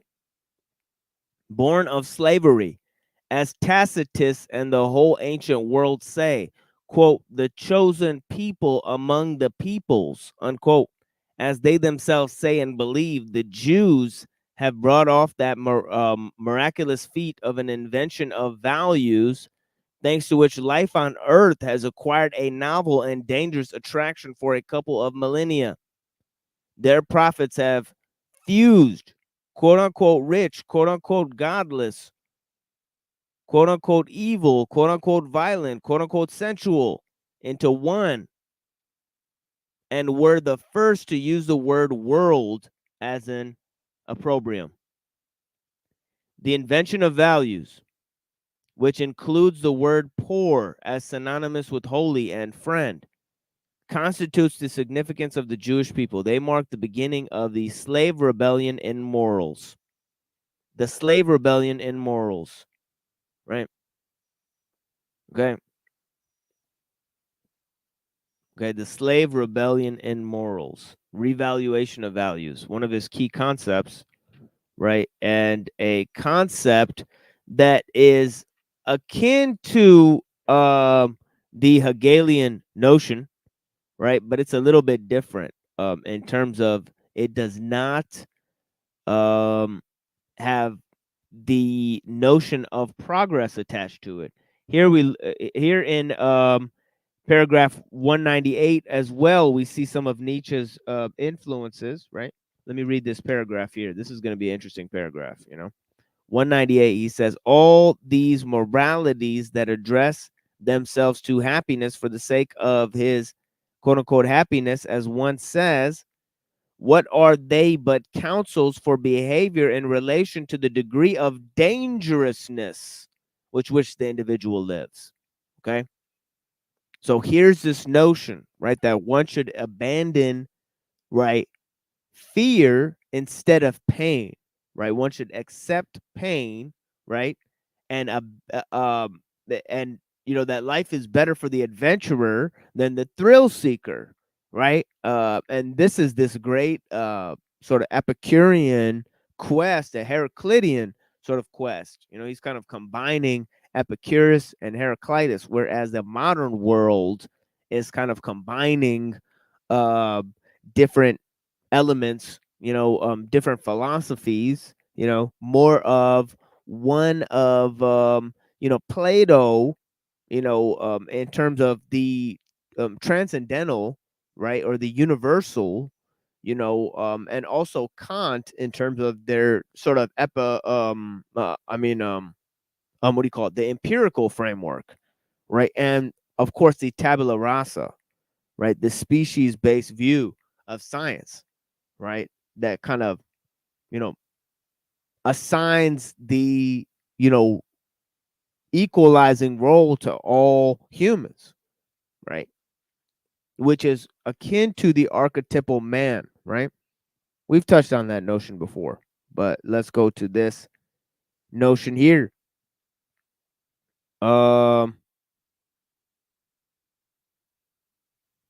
And it's 9 hours 43 minutes. Yeah, I will be ending this soon. This will be the last passage I read, and then I'll be joining you guys in a little while. And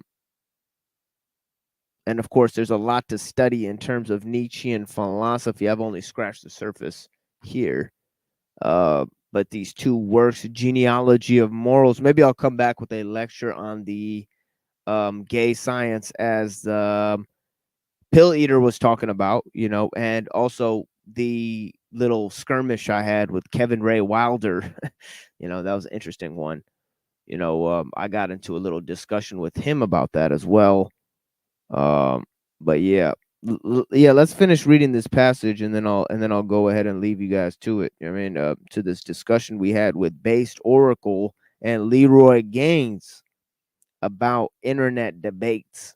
Interesting topics there as well, and of course, great interlocutors as you've seen on the show. I'll be glad to have them back soon.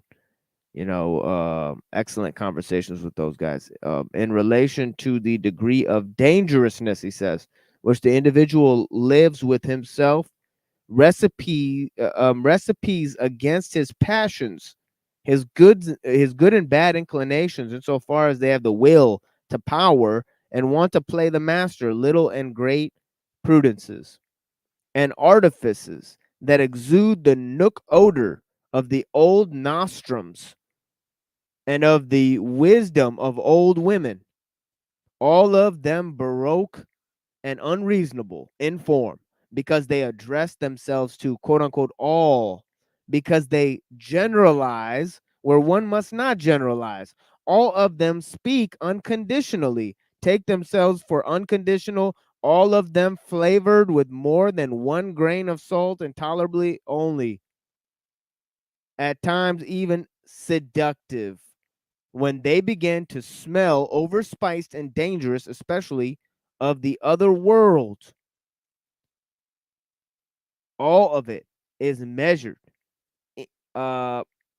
intellectually, worth very little, and not by a long shot, quote unquote, science, much less, quote unquote, wisdom, but rather, to say it once more, 3 times more, prudence, prudence, prudence, mixed with stupidity, stupidity, stupidity. Whether it be that indifference and statue coldness against the hot-headed folly of the effects of the Stoics advised and administered, or the laughing no more and weeping no more of Spinoza, his so naively advocated destruction of the effects through their analysis and vivisection, or turning down of the effects to a harmless, according to which they're satisfied, the Aristotelianism of morals, even morality as enjoyment of the effects, in a deliberate thinness and spiritualization by means of symbolism of art, say as music or as love of God or as man for God's sake. For in religion, the passions enjoy the rights of citizens again, assuming that, finally, even in accommodating and playful surrender to the effects, as Hafez and Goethe taught it.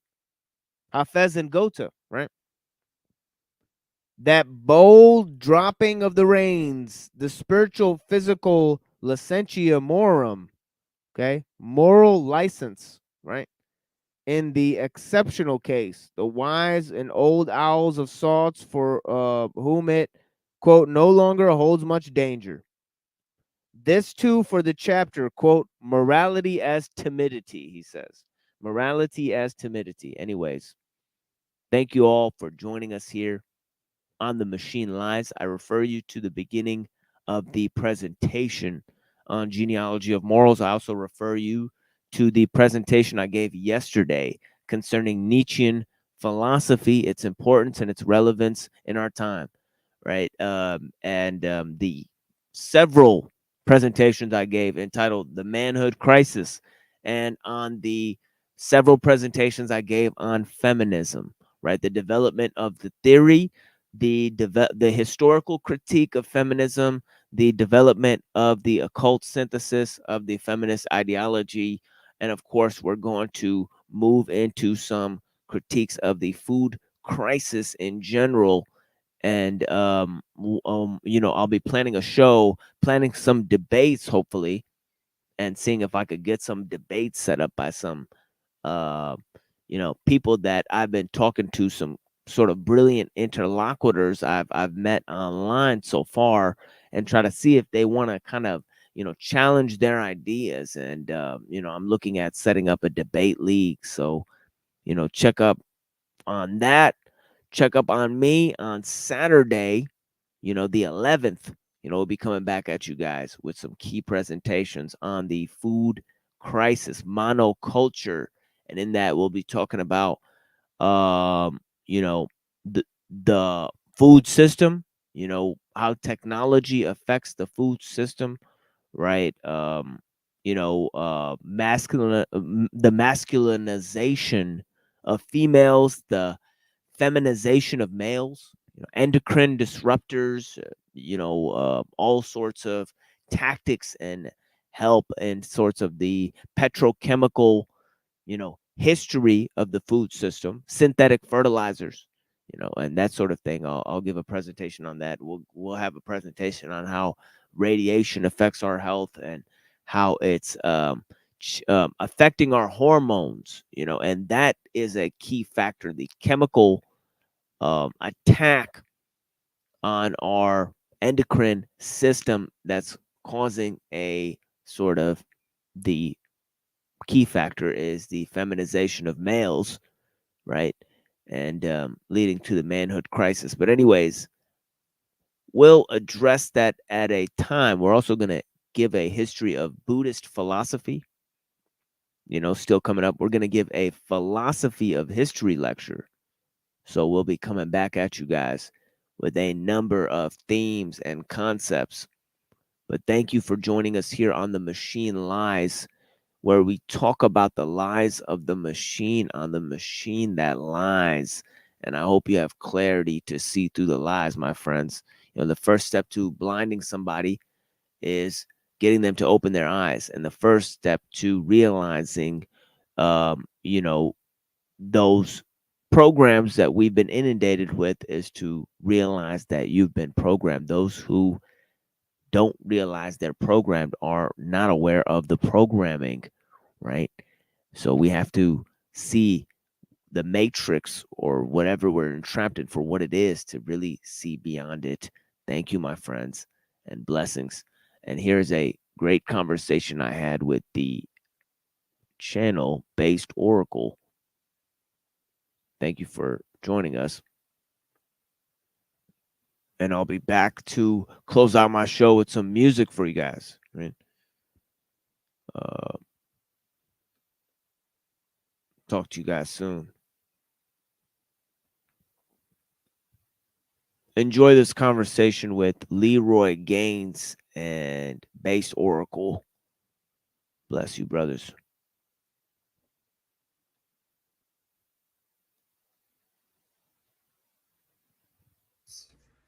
And that was started from nothing.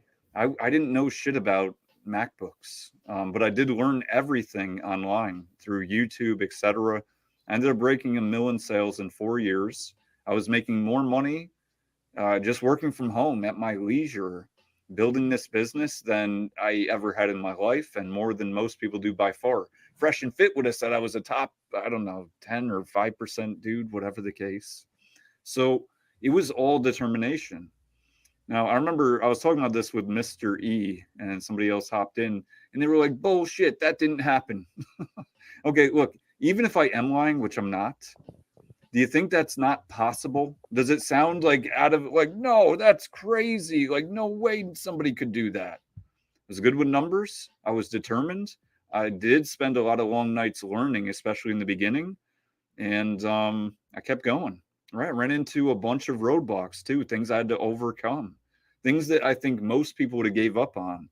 I mean, without going deep into the weeds, one of my accounts got banned, and it looked like it was banned for good. And I fought it for a couple of weeks, got it unbanned, and continued sales like better than ever eventually. But the point is determination. I knew at that time that's what I was supposed to do, right? Not that some vision came down like, oh, you're supposed to sell MacBooks or some shit like that. I just knew this was something I could do, I wanted to do. And, what up, man? Hey, Machine. Hey, peace. Hey, what's going on, guys? Hey, what's up? How you guys doing? Okay? Hey, what's up? I'm doing all right. Yeah, fasting all day for Ramadan. So. Okay. Yeah, I gotta leave in a little bit, but yeah, thanks for having me here. Yeah, absolutely. Yeah, well, you're here for Walmart version of verbal combat. So. Oh, okay. Costco. That's fine. I'm more into the low level venues anyways. I find there's more honest conversations there.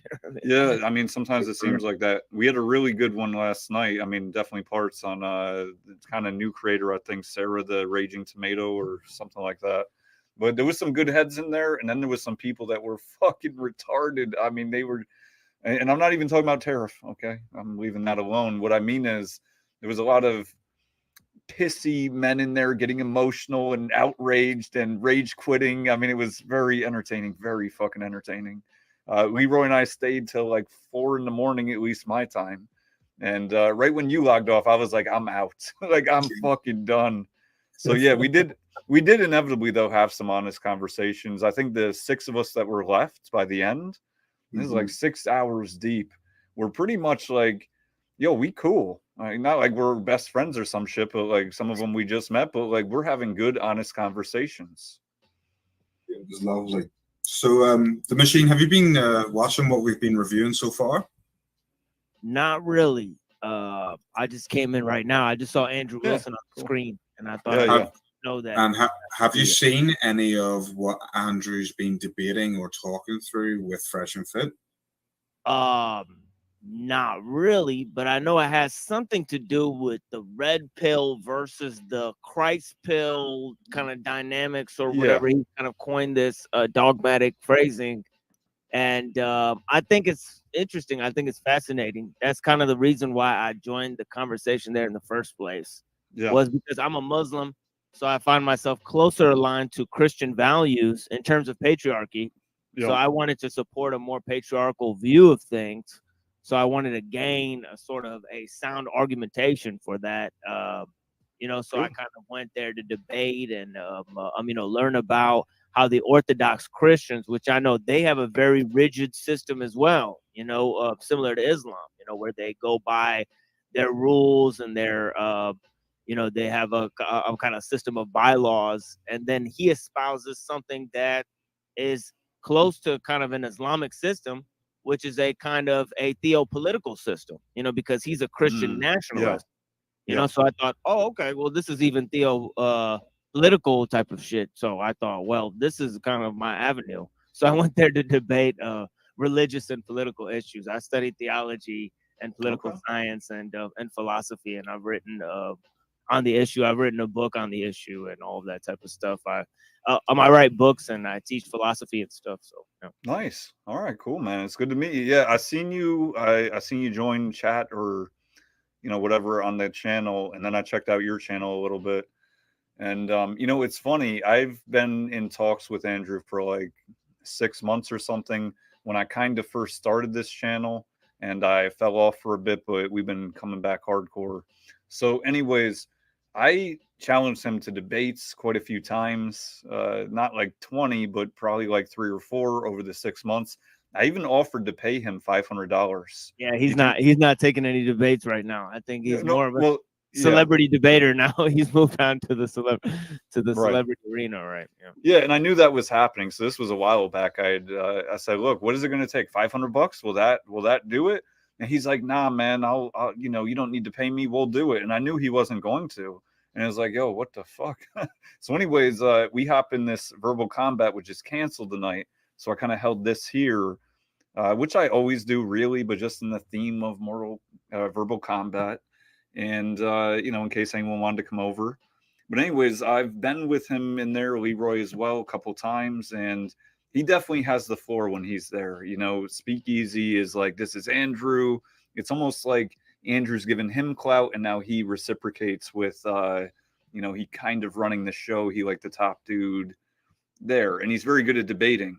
So with that said, I haven't really gotten into it with him too much, but the last time we were on together, we started to get into it, and him and I, everyone else shut out, and we didn't go too far down, but he wasn't doing what he does with most people with me. He wasn't boxing me in. I was kind of ducking and weaving, and at this point, I think I'm actually ready. I mean, I'm ready. So we should review that interaction, man, if we can find it.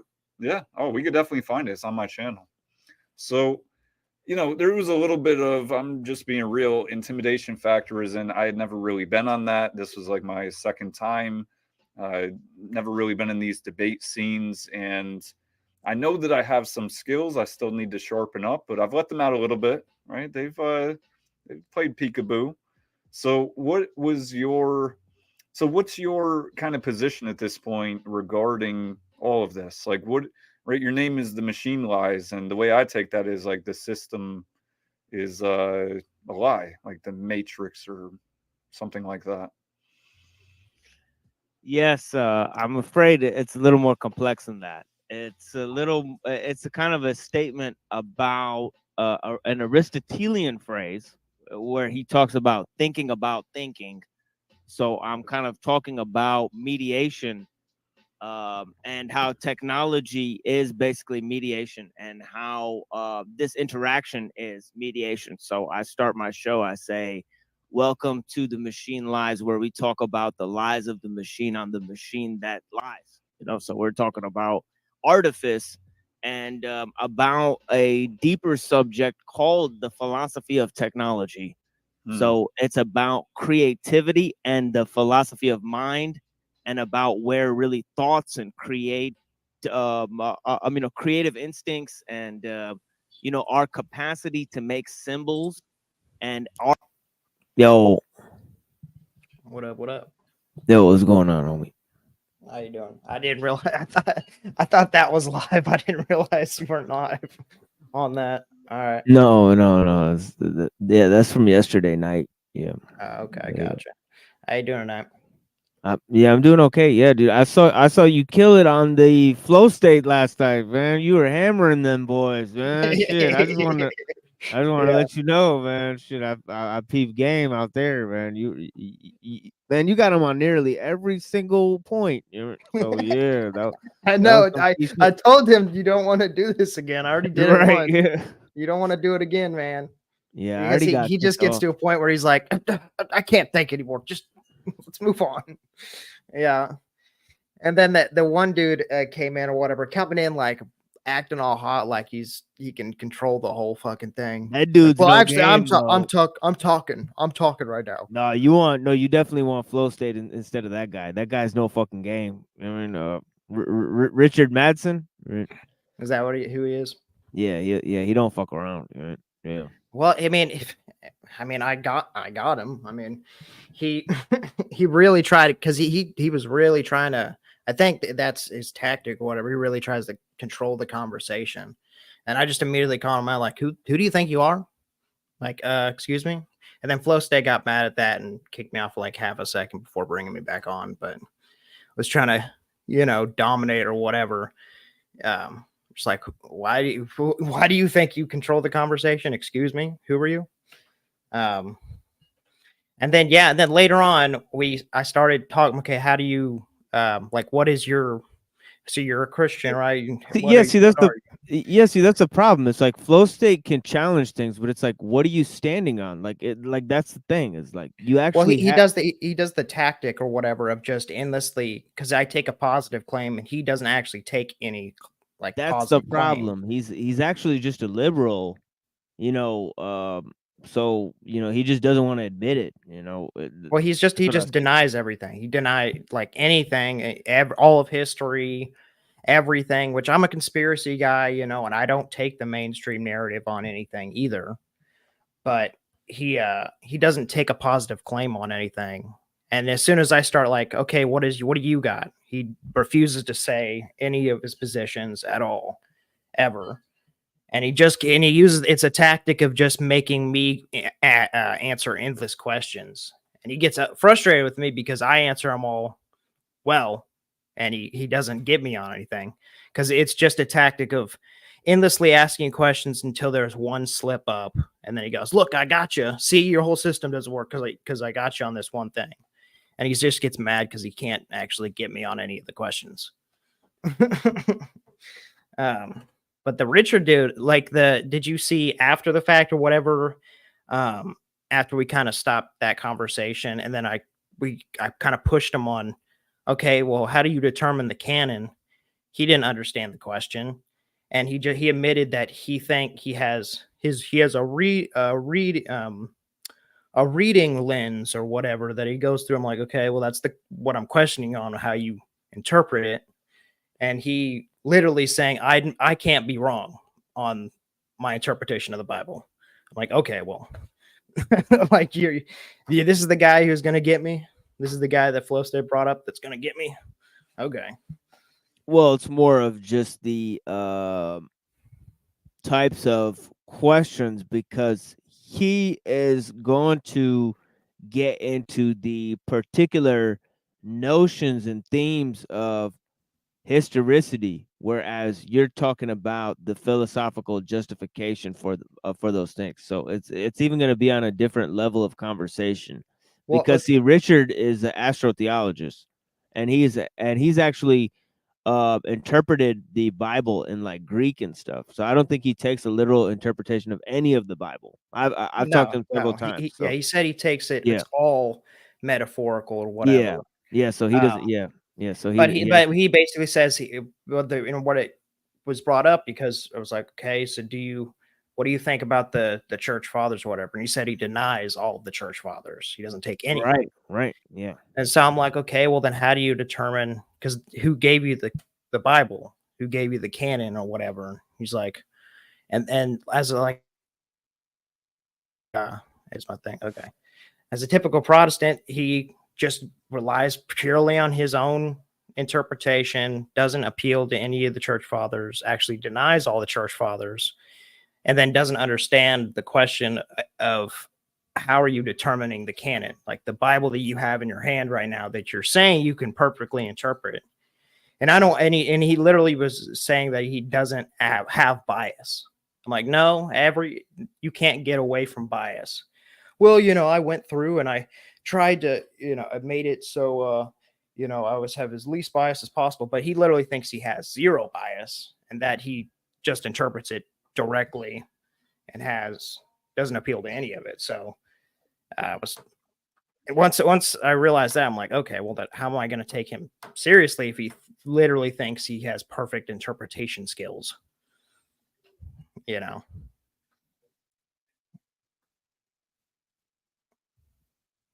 you there? Yeah, I'm trying to find where I got kicked off a Flow State panel because it happened to me one day. Gotcha. But yeah, that was interesting because I was like, okay, this guy seems like, he's smart and he has something or whatever. And he was really trying to grill me and take control of the conversation. I was getting mad about it too. But then later, whenever I question him about the canon, it's like, okay, you literally think you have perfect interpretation. You couldn't be wrong about any of it. Nope. I interpret it perfectly with my reading lens. It's just weird. And he didn't answer any of the questions directly at all.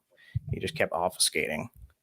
So, but so about the Richard guy. So he's an astrotheologist. What does that mean? Well, it's a general kind of, that's when they believe in the zodiac, that the Bible is talking about the zodiac. Okay. Yeah. Yeah. Right. So it goes back to a lot of the understanding of so that's why he talks about space a lot, right? Mm-hmm. So he talks about space and the moon and stuff. That's why I mentioned the moon. Okay. Yeah. See, exactly. Right. So you put it all together in terms of he's coming from a specific paradigm, and and it goes back to a lot of different understandings of things, but he actually translated the Bible on his own. That's pretty impressive. I mean, I have to admit that's pretty impressive. You know what I mean? So not anybody. I think anybody could do that. Just taking. Yeah, he's saying. I mean, he admits that it's his own personal translation, but just the fact that he went up and did it, like he learned the Greek, and then he's like, all right, went and go and did it, and he's like, all right, this is what I think it says. Most heretical thing I've ever heard in my life. Like that's just like to lean on you not appeal, or it's not like appealing to authority. It's like literally the people who had the writings, preserved the writings, And but Flow State even said some other shit. He said that he thinks that the Old Testament like negates the New Testament and all this shit. the Judaizer or whatever. And Did you hear him say that? Yeah. Last time whenever I owned him the first time, he basically was doing the whole Judaizing thing. He's like, I don't know what that is. So I was just like, it's basically you deny the New Testament and just appeal to the Old Testament, even though it's not really Christianity. I don't know how you would say that's Christianity. But he doesn't believe, he basically just denies all of history and every it's just like it's pure unending skepticism. Like I don't remember what the word I'm trying to think of, but like unending skepticism, like skepticism to like pessimism almost, you know, like pure nihilistic, like skepticism. Yeah, like not like nihilism, but pessimism, where it's just like yeah, you know what I'm saying, right? It's not like no, you know, like but it's like yeah, you know what I'm saying? Like it's not even like yeah, or like that's like Schopenhauer is pessimism, whereas Bataille, he's like nihilism. You know, that's like the super dark interpretation of Nietzsche, where he just goes into just super nihilism, where he just says, oh, it's about like, you know, suffering and all this type of stuff, and there's actually no point to everything. Everything's absurd. You know, you know, it's all absurdism and all of this type of shit, and you know, they got this fucking philosophy that actually accelerationism developed out of that. Nick Land uses that shit, you know. I was talking about accelerationism with these gentlemen here, and it's one of the topics I cover on this show. But yeah, I was actually closing it down. But yeah, I thank you for joining out here, man. But yeah, absolutely. Yeah, I just thought I saw you were live. Just gonna pop in and say what's up. But yeah, you know, it's fun, you know. And every time you know, I always in the conversation trying to be good faith, just like hopefully one day you'll have faith in something, Flow State. You know, because he's basically just like, I just don't trust anybody. I don't trust anybody. I don't trust men. Well, you trust yourself. And it's like it's just like thinking you can get out of dogma. It's just your dogma is anti-dogma. That is your dogma. Yeah, it's just that you can't get out of liberalism, or you can't critique liberalism as he seeks to do, right? While having that kind of a philosophy, you know, that's just ultimately, you know, skeptical and doesn't claim anything, you know. So you know, in terms of liberalism, you know, it definitely has some historical you know, growth, like you know, you're gonna have to apply the pressure somewhere, you know. So that's the problem, is that with liberal ideology, you know, and secular you know, ideology, and you know, and he does kind of push back against scientism. So that's where he does good, but he doesn't understand that just by pushing back against scientism, it will not get you to reject liberalism.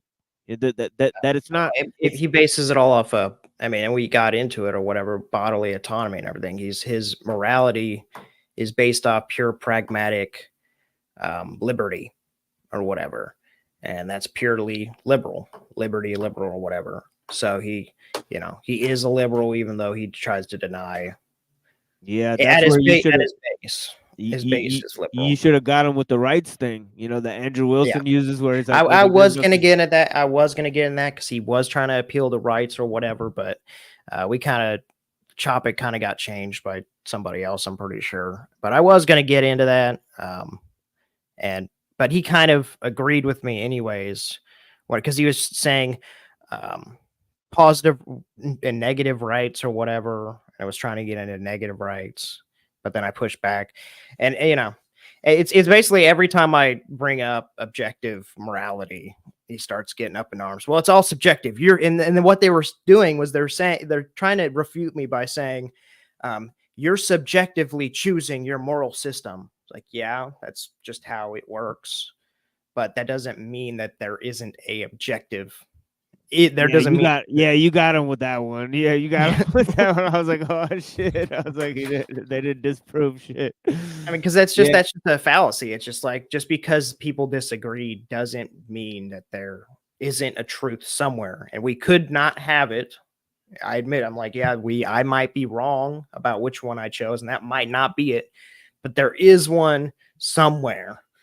You know, there could be a mystery religion that nobody knows about or whatever, which is basically what he's appealing to. There's some mystery of religion that we don't know and we'll never know. So might as well just give up is basically the sentiment. So. Yeah, and the Liv character was pretty honest, you know. Yeah. But I think he's still exploring ideologies, obviously. So well, he said he was a ex-atheist, ex-Christian. Yeah, he was just a deist, just a general deist, or whatever. Yeah, he'll call himself Christian at times too. So I've heard him do all sorts of all sorts of tricks. Yeah. The thing is with a lot of these people, you can immediately tell what they believe just by the sound of their voice, like immediately. Especially because he called himself Lib and stuff like that. But the way the mannerisms, the way you talk and stuff like that, I immediately already knew what he was. I didn't know he was a deist or whatever, but I knew obviously he's a liberal. Obviously he, very pedantic and takes him, thinks of himself very highly, but he seems like a cool guy, but definitely liberal and will just take all liberal mainstream narratives. So.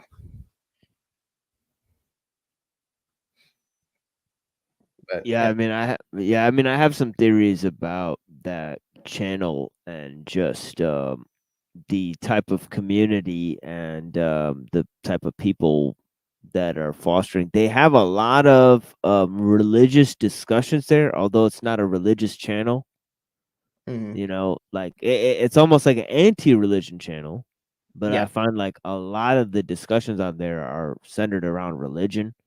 So are you talking about Flow State? Yeah, Flow State. Yeah, Yeah. So I think for that channel or whatever, it's especially with the open panels are a great, easy way to get people engaged and to gain an audience or whatever. But it ends up just ruining the content so much. Because you can tell after a certain point, once the conversation starts switching, and then the kind of people, it's just people constant sophistry, it's like perspective, man, and because if you watched up until after the British guy came in and whatever the other guy was, they just start getting the whole new agey, you don't know, it could be this, it's just about your perspective, one thing to you could be something to somebody else, and then they just keep going on these diatribes of just that shit over and over again, where they're basically literally saying nothing. They're saying literally nothing because they're just saying it could be either or, and it's all about your perspective, man, and you just don't get it, bro. And it's and it's like, no, you're not actually saying anything. You're not actually saying anything. You're just saying a bunch of platitudes that don't actually mean anything. It's just your perspective, dude. So that stuff gets just completely makes me check out immediately. Because there's no point, because everything you say, they're just gonna be like, yeah, or it could be the other way because the perspective, man. And so it's there's nowhere to actually go with it. Yeah, I wonder what compels people to start superficial debates, when they don't really want to get into it. They're just really just, just starting a little just a little skirmish, well, I believe this, and actually nobody's allowed to challenge it. You know, it's like, well, why are you telling anybody then? You know what I'm saying, right? Like, just Right. keep it to yourself, motherfucker. Like good for you. Like, you know what I mean? Like here's Well, my unchallenged belief that I want to float out there. It's like, why? and they won't they don't allow you to challenge it or whatever because they just switch to a perspective though. But it's just your perspective, and like, man, if you just don't get it, man. Like, you know, what's good to you could be bad to somebody else, man. And like, you know, like it's all about like how we perceive things, man. It's like we all have a choice of what we're perceiving, man. And like, and then they just keep going on and on and on like that for fucking 15 minutes, completely derail the conversation, and then I just check out, and it just ruins the content. Like that's the problem with a lot of these open panels is that like if there's no moderation, because you know you're having people come on, and the people who are watching are just people who want to come on now, and they're just trying to build their own like live streaming thing. And I've seen several of these channels like that, and they're always doing open panels. Because like you, at least you're like for the first couple hours or whatever, you're actually trying to like, you know, make a statement and like right research on it and actually like do something at least and say something. These guys, they just open up and they just immediately make it an open panel, and then a bunch of fucking weirdos come in and just like drag on and rattle on, and there's no moderation. Yeah, I'm doing good. Good to hear from you, Leroy. It's always good to see Leroy. It was fun. It was fun. We were on the Sarah the Raging Tomato, you know, her at all or whatever. I just now seen all these guys, you know, so I just now met all these guys just the other day. I was on Sarah's channel, and then I came on Base Oracle's channel, and that's how I met all these guys. Yeah, so we had an open panel over at Sarah's. And it was fun. We were just basically shit talking people the whole time. It was that was a really fun night, just because, you know, and they were getting, and she said even in there, they were getting a lot more views because it was better content, because it's not just a bunch of fucking, you know, to be, you know, not to be mean or anything, but a bunch of idiots just saying a bunch of bullshit and just keep talking or whatever, just like to hear themselves talk. And there's no like, you got to have moderation of that and being able to kick people off, because otherwise it just ruins the content completely. But it was fun, like talking shit. That's always my favorite, is either getting into a debate if somebody has something actually to debate, or just, you know, sitting there talking shit and having a good time, you know. So yeah, that's the thing, is that first I used to just open up the panel, and I used to get so many people coming in here and talking about nothing, you know, and then I started covering the subjects, and I'd open up the panel, and certain people come up and actually talk about the subjects, and it scares the shit out of motherfuckers who want to come and click that link, because they're like, I don't even want to get into a serious discussion about Nietzsche or some shit. like Yeah. that ain't gonna be me. Like, I'm gonna look like a They fucking dumbass, you know. So yeah, it's they like, don't want to yep. be challenged. They just want Yeah, to exactly. So it's they like, just yep. like to talk. They're just they're just like the people you see, you know, like I work at a gas station, and there's just some people who will just sit there and fucking ramble on and on and on about shit that doesn't even make any sense. It doesn't matter, and it's just people wanting to talk and like to talk, you know. And it's just not good content. You got to have, you know, because there's a reason why Jim Bob and Andrew don't do as many like open panel stuff. It's just because it ruins the content, and it's directionless. Because we could be in like a really good debate or a really good argument or like a really good discussion and everything, and then there's some random dude will pop in and just like try to put in their 2 cents, and their 2 cents is just some sophistry bullshit.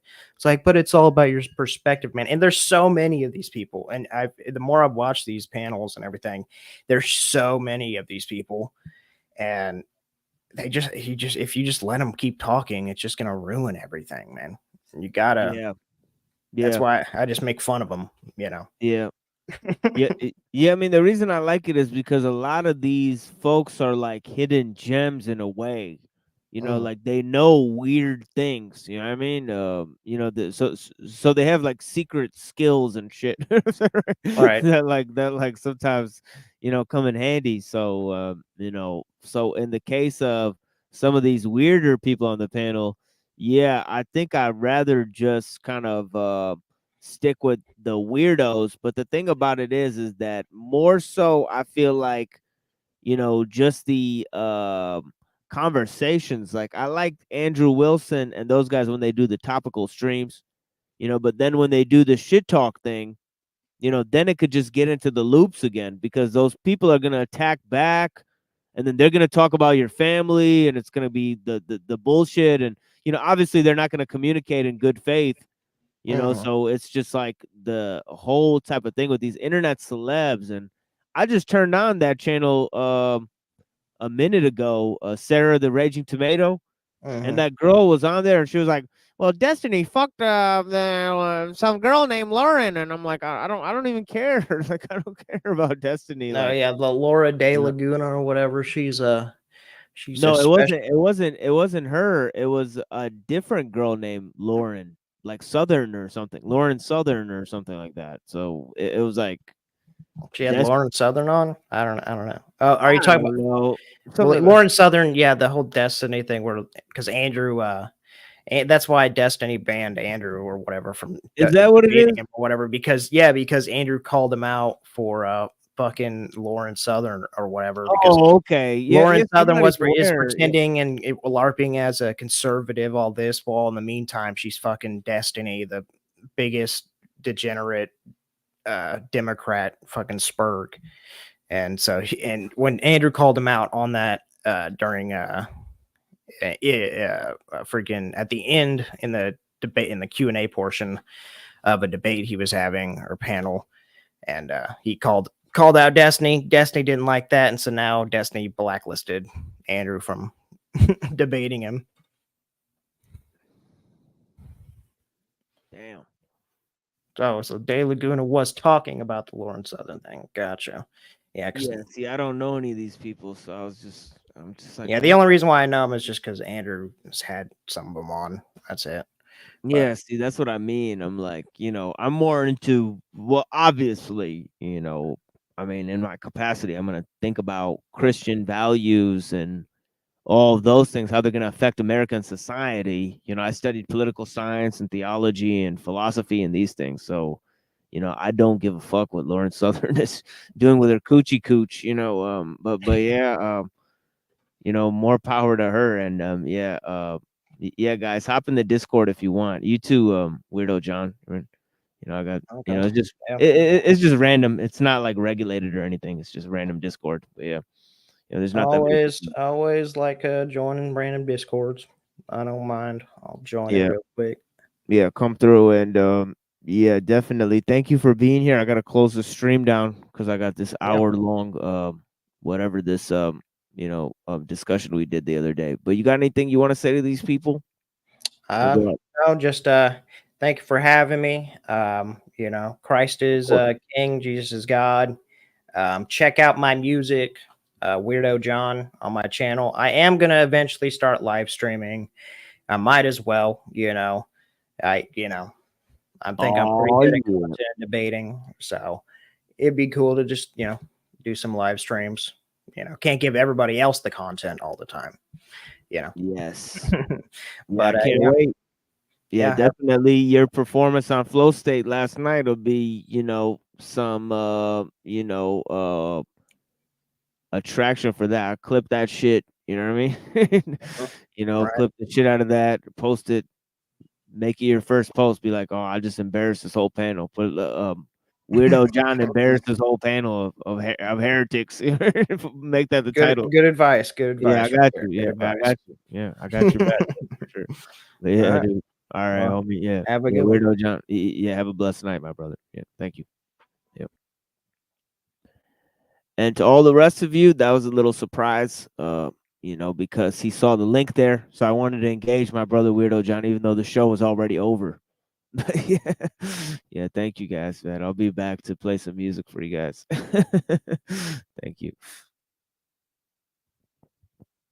are symbols technology, and just what is technology? You know, because Aristotle coined the phrase technology. He said it's techne logos, which is techne is skill or craft, and then logos is the rational capacity of humans. So anything has an ology, has a logos to it. So so we're talking about how the material and the immaterial kind of interact through this act, and the act is creation. So I was talking about just technology, and really what technology, the concept of God has to do with technology. So it kind of links into theology too. like in the Bible, Jesus is called a carpenter, and the word for carpenter in Greek is tekton. So it's interesting. Anyways, that was kind of my whole foray into that. And actually, Dr. Kaczynski had just died. It was this famous event because he died in prison, and of course he was a famous serial killer from the 90s and all of that type of stuff. So it became a giant news story, right? And so people were debating the veracity of his claims about technology, especially with this AI scare and everything. So I simply pounced on this issue, and I said, and I had placed an open challenge to anybody if they wanted to debate the veracity of his claims. So of course Andrew Wilson jumped on that opportunity. Okay. Because I said because it was a controversial topic, and I said I'm willing to take Kaczynski's position. Right. Yeah. Which is very unpopular, obviously. Right. But I was willing to stick my neck out there and take a very unpopular position on a platform where it was basically going to be rejected, furiously rejected. Yeah, I'm sure. So let me ask this. I ask people this often, but what is I understand what you were talking about, what your channel is about, what you're about, but what problem are you trying to solve? Or are you just kind of looking at a description, information, or are you inevitably trying to solve a problem? Well, in my opinion, I think that technology is a problem. I think it basically evades our moral capacity. I think it turns our moral values into utilitarian, because I think the process of technology is inherently imbues a utilitarian, capacity on man, in terms of the goal of technology is efficiency. Right. I think that's what AI is efficiency, right? Right. So I think efficiency for the sake of efficiency, knowledge for the sake of knowledge, art, even art for the sake of art. I think all of these things are inherently evil. And I think the modern age, is a dialectic between science and art, to a high degree of capacity, of like those are the two things that are being pushed to the edge of human experience, in terms of whatever people mean by modern, and in technique itself, you have the complete, merger of like functionality and aesthetic, which I could like put it in terms of like I don't know if you guys ever played like Minecraft, but I'm familiar with what it is. Yeah, like in the game Minecraft, like everything, like every functional component is also part of the world. So it's kind of like like digitization, like everything's information, kind of like So if I extract, I mean, I'm kind of looking at it like in a broad sense, like for the layman's, that you would like to see a shift away from materialism and technology, but kind of materialism in a sense. Man, also traditions, I think, if you look at the secular age, where did the secular age emerge from? And then you have the coupling of the secular age with the progress of science and technology. Right. So I'm trying to pinpoint, because there never was really a time where religious people really disappeared or religious values became eclipsed. Right. So I'm trying to pinpoint really what is the dialectic between the secular and the religious, right? To kind of elucidate what is the technological, in today's world, or modern, Wait, and what of is course, the problem? You mean like where does the rubber meet the road? Like the yeah, like what happened to human traditions? Why is there the threat of Right. monoculture? Why is Right, there the right. threat of even one world religion at this point? Right, right. Yeah. Why is there the threat of all these things that? Well, think about it. Like in terms of men and women, I mean, for instance, that there's just like what you're saying, there's a progress. I don't know if it's really progress, but towards making a right? A universal person. In essence, that's what's happening. Is we are, like you're saying about culture, but just in terms of gender, we're looking at, no, we're all the same. Let's come together, right? Like let's not discriminate by Asian tradition, Irish, whatever the case. Let's just kind of bring it all into one. And America is kind of known as melting pot, at least in the beginning, I guess. Right. One thing one of my friends brought up to me, who is, right, he black. He said, there's really no culture for black people in America, right? The culture has turned into like ratchetry. I mean, in a sense, like thug shit. Like that's almost the culture of distinguishing between African American or whatever the case, and well, no, he not black, or they're black, right? Like black has become the culture of just like hardness, like street shit, which I don't think is a good thing. I don't think they view as a good thing. I mean, when I say they, I mean people who give a shit, right? The hood rats like it, but it's not good for America. So can I ask more about what you were talking about earlier? Are you trying to point out sort of why there is such an acceleration of transhumanism? Would that be a good way of trying to explain what you were saying? Yeah, or even the philosophical threat of accelerationism itself. And there is a cultural threat of accelerationism, and even to the extent where Andrew Wilson himself, in a recent debate, he labeled himself a Christian futurist. And I think this is a dogmatic error. I haven't begun to address this with him because he hasn't really reached out to me since our debate. Yeah. And it got pretty heated between us. So Okay. we took a little hiatus from talking to each other too. But then we picked our things back up when his family became attacked online. I told him that I would not be joining in attacks on his family because I find that that's lowbrow, and it obviously obfuscates from the greater points he's making about Christian values and all those things. And, yeah, both. Yeah, so we started talking again a little bit, but yeah, usually, yeah, I think this kind of threat of accelerationism, it kind of goes to this idea that I kind of try to elucidate on my show about culture moving technology forward. So they think that, so the accelerationist kind of credo is that if they can change culture, they can move technology forward, right? And I believe that the reversal of this is true, that it's actually Right. technology that influences culture. It's not culture that influences technology, because technology is the objective factor, right? It's not culture. Culture proliferates through technology. Now we see that the monoculture that's proliferated in the world today is thanks to the international trade and the technological scope. It's not thanks to anything else. It's not thanks to a cultural renaissance to any degree, or a cultural subversion to any degree. But it's culture itself is being subverted by technology, right? Faster So- than we can amend it. So Catzilla brought up birth control. And right, this was probably looked at by so many people at the time as, oh, this is going to be a game changer for humanity.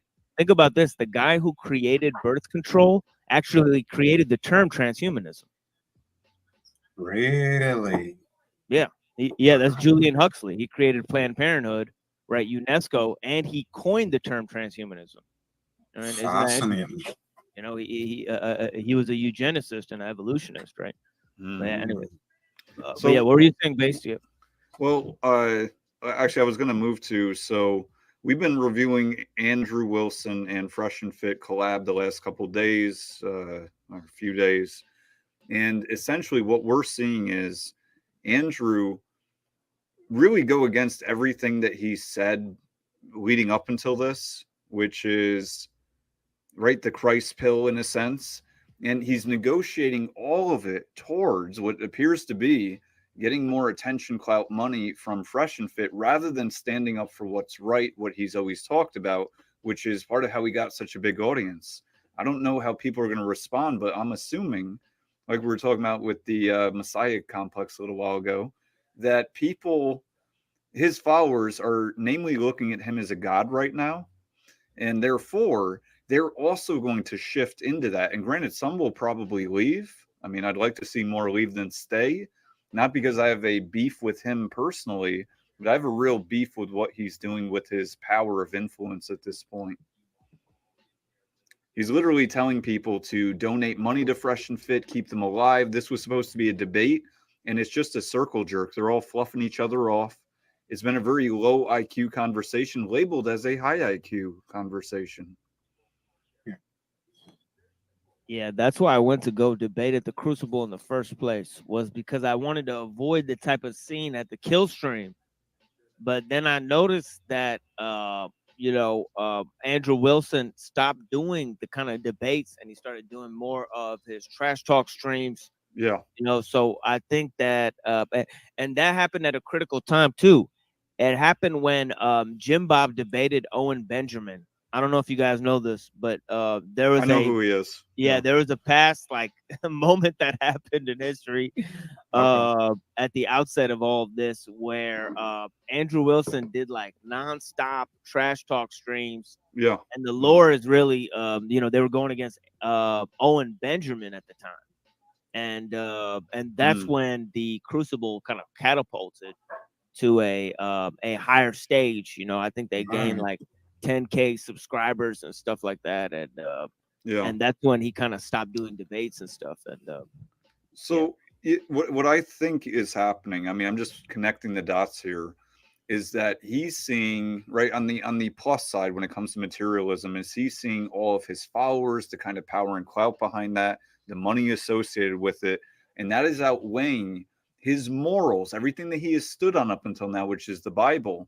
And in terms, if we're to simplify the argument, Fresh and Fit, and this is just one part of the argument, but it's enough. They're advocating that every man have sex with 50 women before getting married, and that they should get married. They should eventually get married. So they're advocating that all men do this. If all men do this, even if there's a few more women than men, still that would make the average woman's body count around 45, which they're also saying at 45, she's done. Don't marry her. So in essence, they're killing off. I mean, if you follow the butterfly effect, they're killing off humanity. And yet Andrew Wilson is advocating for them while he's holding the position that we need religion, right? We need to get rid of feminism. And meanwhile, they're just like who they claim to hate, just on the other side of it. They're profiting from the same means, which is weak men, namely. What up? Well, I think the Orthodox Christian meme, there's lots of problematic things about that whole kind of arena, and how they're selling the kind of Christian dating thing. Right. And obviously it's unchristian, and all of that type of thing. And it is a foray into liberalism and that kind of thing. As you stated, it's like quasi-liberalism, Exactly. dressed up in Christian drag. Drag. So it's got that element to it, and that goes with the whole Christian futurist element. That he said, I think in the President Sunday debate, he kept calling himself a Christian futurist. That was a term that he, I believe he borrowed from Nick Fuentes, or at least Nick Fuentes was the only other person I heard use the term. We go into what exactly that means. So what does he mean by that? I think it's very significant to his position. I think it's Okay. very significant to this particular issue as well, and his goals in addressing this particular issue, because he's trying to move the bar in terms of the cultural discussion, in terms of moving it to, because he understands that sex sells, right? Right. So I think he's using the avenue of kind of like slut shaming and that sort of thing, in order to rile up that corner of the internet that's Yes. extremely disgruntled or whatever, and doesn't find Outraged. Yeah. Yeah, because the red pill kind of a thing. I mean, it's cringe. It's like, go and like lift weights and improve your health, and so that sort of avenue is not very endearing in terms of being a man. Right. Is to become some kind of a metrosexual, and in order to get women. Which they exemplify that perfectly. Fresh and Fit. Yeah. Right? That archetypical, right? They're the futurist metros. Yeah, you have that house Negro, whatever that Muslim guy is, sitting there. Myron? Yeah, whatever that guy is. So yeah, I really don't understand the whole, and also the whatever podcast, Yeah, they shouldn't be. They shouldn't be going on there. I've said that more than once. They shouldn't be going on there. Totally unchristian. Yeah. Did you see the debate between RP and Andrew Wilson discussing this exact topic? So they were arguing whether Andrew should be interacting with the whatever podcast and Fresh and Fit. Again, it's merely rhetorical. They're promoting the porn stars in the on the bottom of the in the description of the video. So I mean, it's merely rhetorical victory for Andrew Wilson. I mean, of course he's gonna, he's debating some kid, so it is what it is.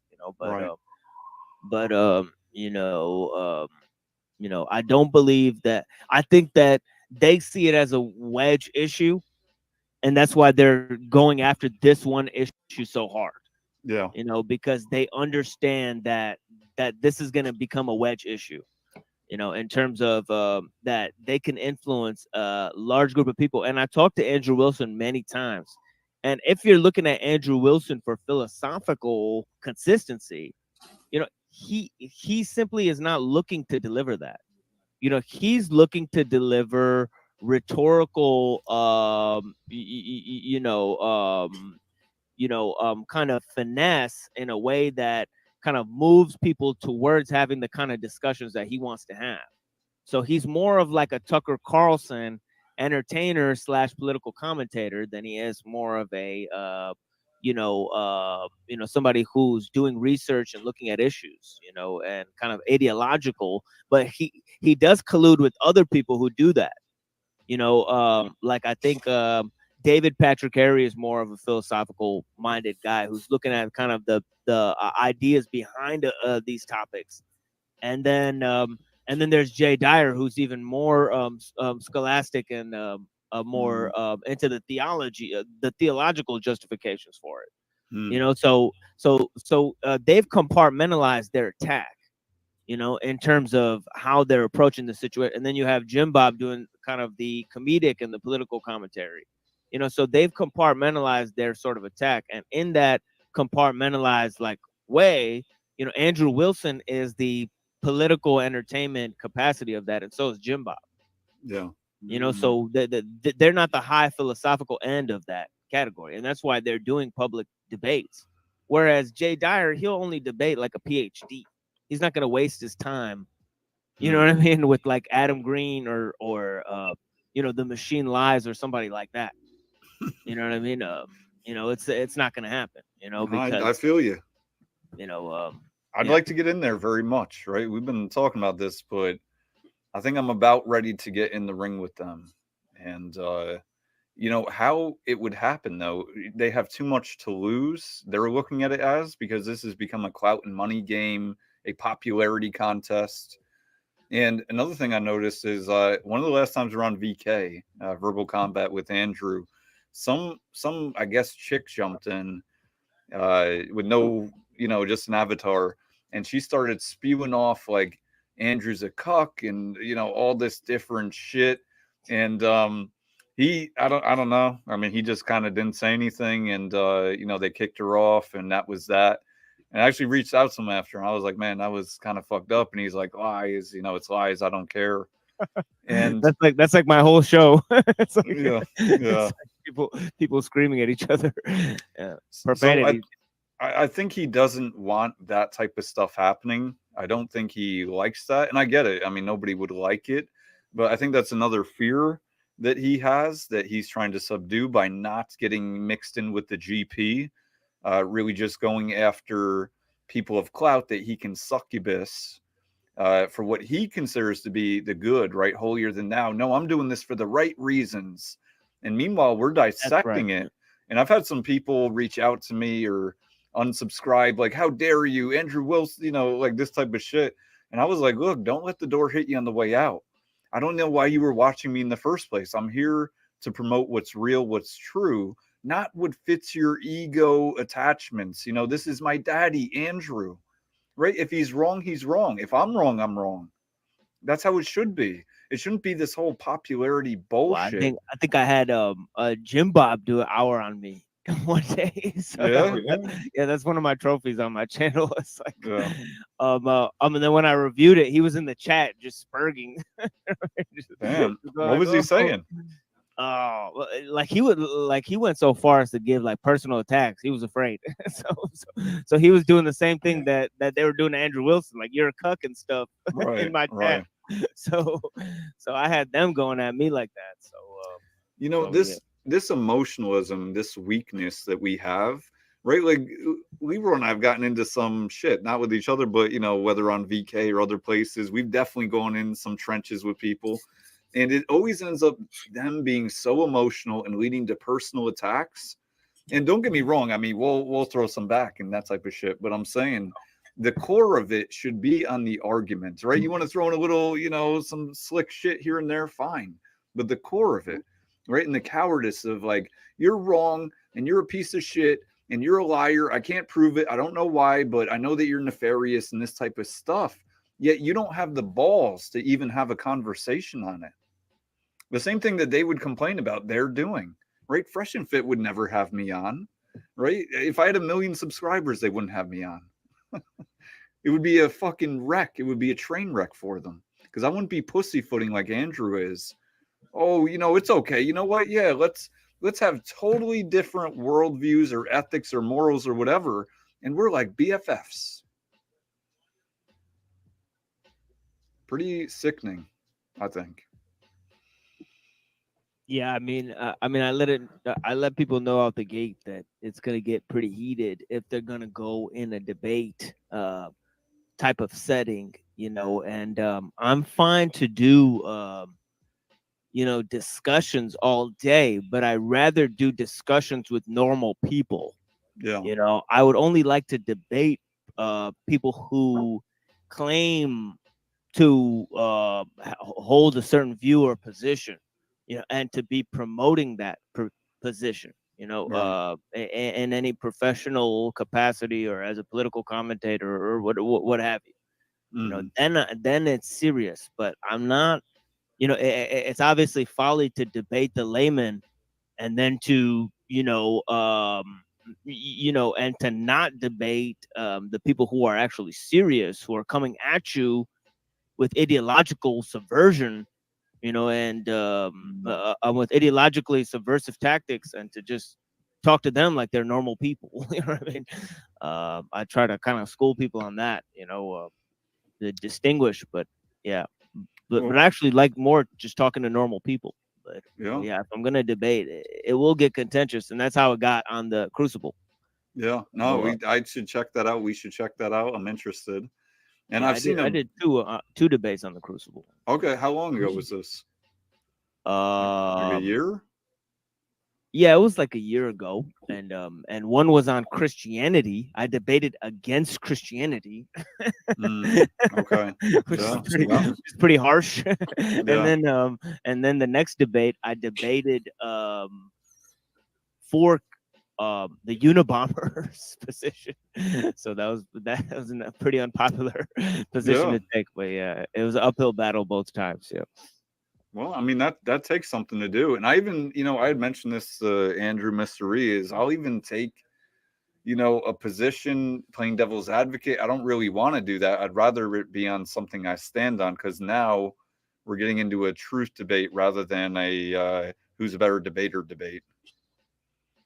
But, either way, I don't think it's going to happen. Not, they're not going to volunteer for it. He's not. And it is what it is. So I'm going to keep doing this. And I don't know. My thought is that, as time goes on, maybe the opportunities will come up. Yeah, the only chance of catching up to Andrew Wilson at this point is to cloud chase yourself. It's just to to go on the cloud chase trail and then catch up to him on the other end of that experience and go I got 20,000 subscribers. You want to debate me? Yeah. I mean, it's like I don't even have time for that. I'm probably just gonna write another book and do my own thing. Right. But yeah. And that type of thing could be forced. I could, but I've been. I mean, hey, that $15,000, donation money looks pretty good. Yeah. I mean, you get like a $15,000 tab on the bottom of your screen there, and half of it's pulled up. It's like, oh shit! It's like this is fine. I do this for a while. Yeah. No, I don't know how much he makes. I'm curious how much he's made in the last year or the last month as well. I'm thinking it's probably, I mean, this is a wild guess, but maybe like 20-30K a month, somewhere in there between ads and donations and I don't know, maybe some backdoor shit. I'm not sure, but I think he's definitely doing well. He's in a different position than he's ever been in, I'm guessing.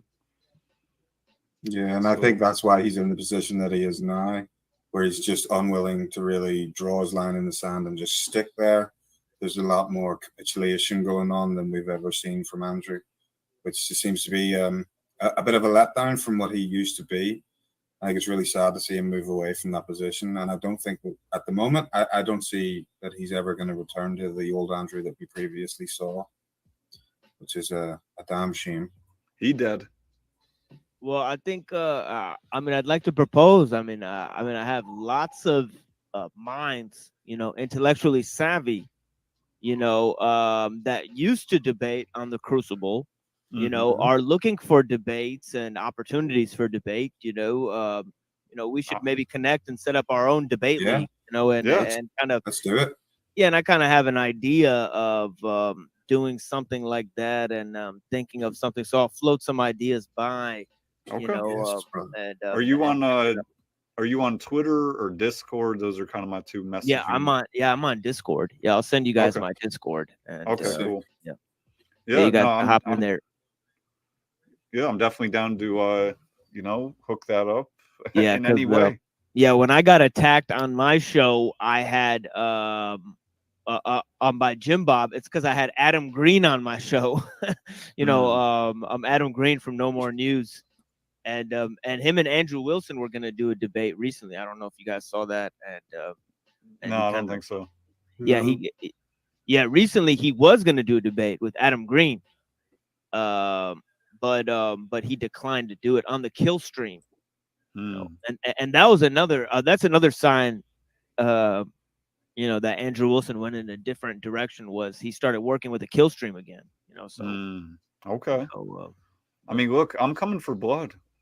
Verbal blood. So no, I find it to be fun. People seem to find it entertaining. I find it entertaining. I amuse myself with some of the debates. So, I'm totally down. If we can set something up or set a bigger thing up, I'm totally down with that. Right now, mostly been in the speakeasy, the verbal combat, and then some other places here and there. I was going to tell Leroy, maybe we should hop on that Christianity open panel they have. Last time I was on there, I put it on the YouTube, but I triggered a couple. I triggered this dude, and it was just some shit. Just funny. I enjoy it. Why not? I like to poke and prod, but for the bigger message. And the bigger message is that we need people who are primarily men, or at least initially men, who are actually leading with integrity, doing the right thing. And I would also call that strength. Being good and strong, I think, are synonymous in a way. They're not a perfect overlap, but they are to a degree. And we need more of that. That's the reason we are here in the first place, right? People's weakness for, as you're talking about, technology, you know, look, with more convenience comes less security. With more security is less convenience. And people are just allured by the instant gratification. Oh, how could I have been alive 100 years ago? I bet you things were a bit better depending. But, you know, as you go back in time, even despite the technology advances that we've had since then, yes, they've given us convenience, but in a lot of ways, they have taken our lives from us. We need more men with integrity, having thoughtful exchange. Keep it up. You guys are great. You're great, Kat. You're great. Kat, been a great supporter. I think that's the whole idea. We just want to kind of get some really great people together and kind of replace what the Crucible once was. You know what I mean? Not necessarily with the religious aspect, but just to have open debate where everyone can say their fucking piece, push back wherever necessary, and it's not a clout farm.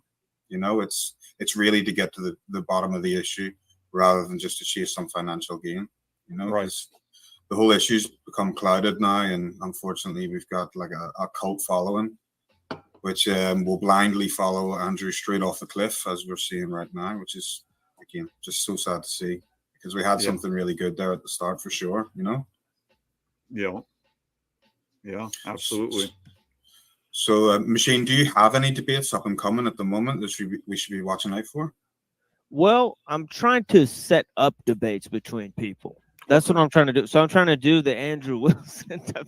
So what I'm gonna try to attempt to do is I'm gonna take a hiatus for 10 days, and I'm trying to network with the people I know that want to debate, and try to see how many different people I could get to set up 2-person debates, you know, and maybe set up a moderator person as well, and then kind of get out and schedule them and get at least one or two of them off the ground.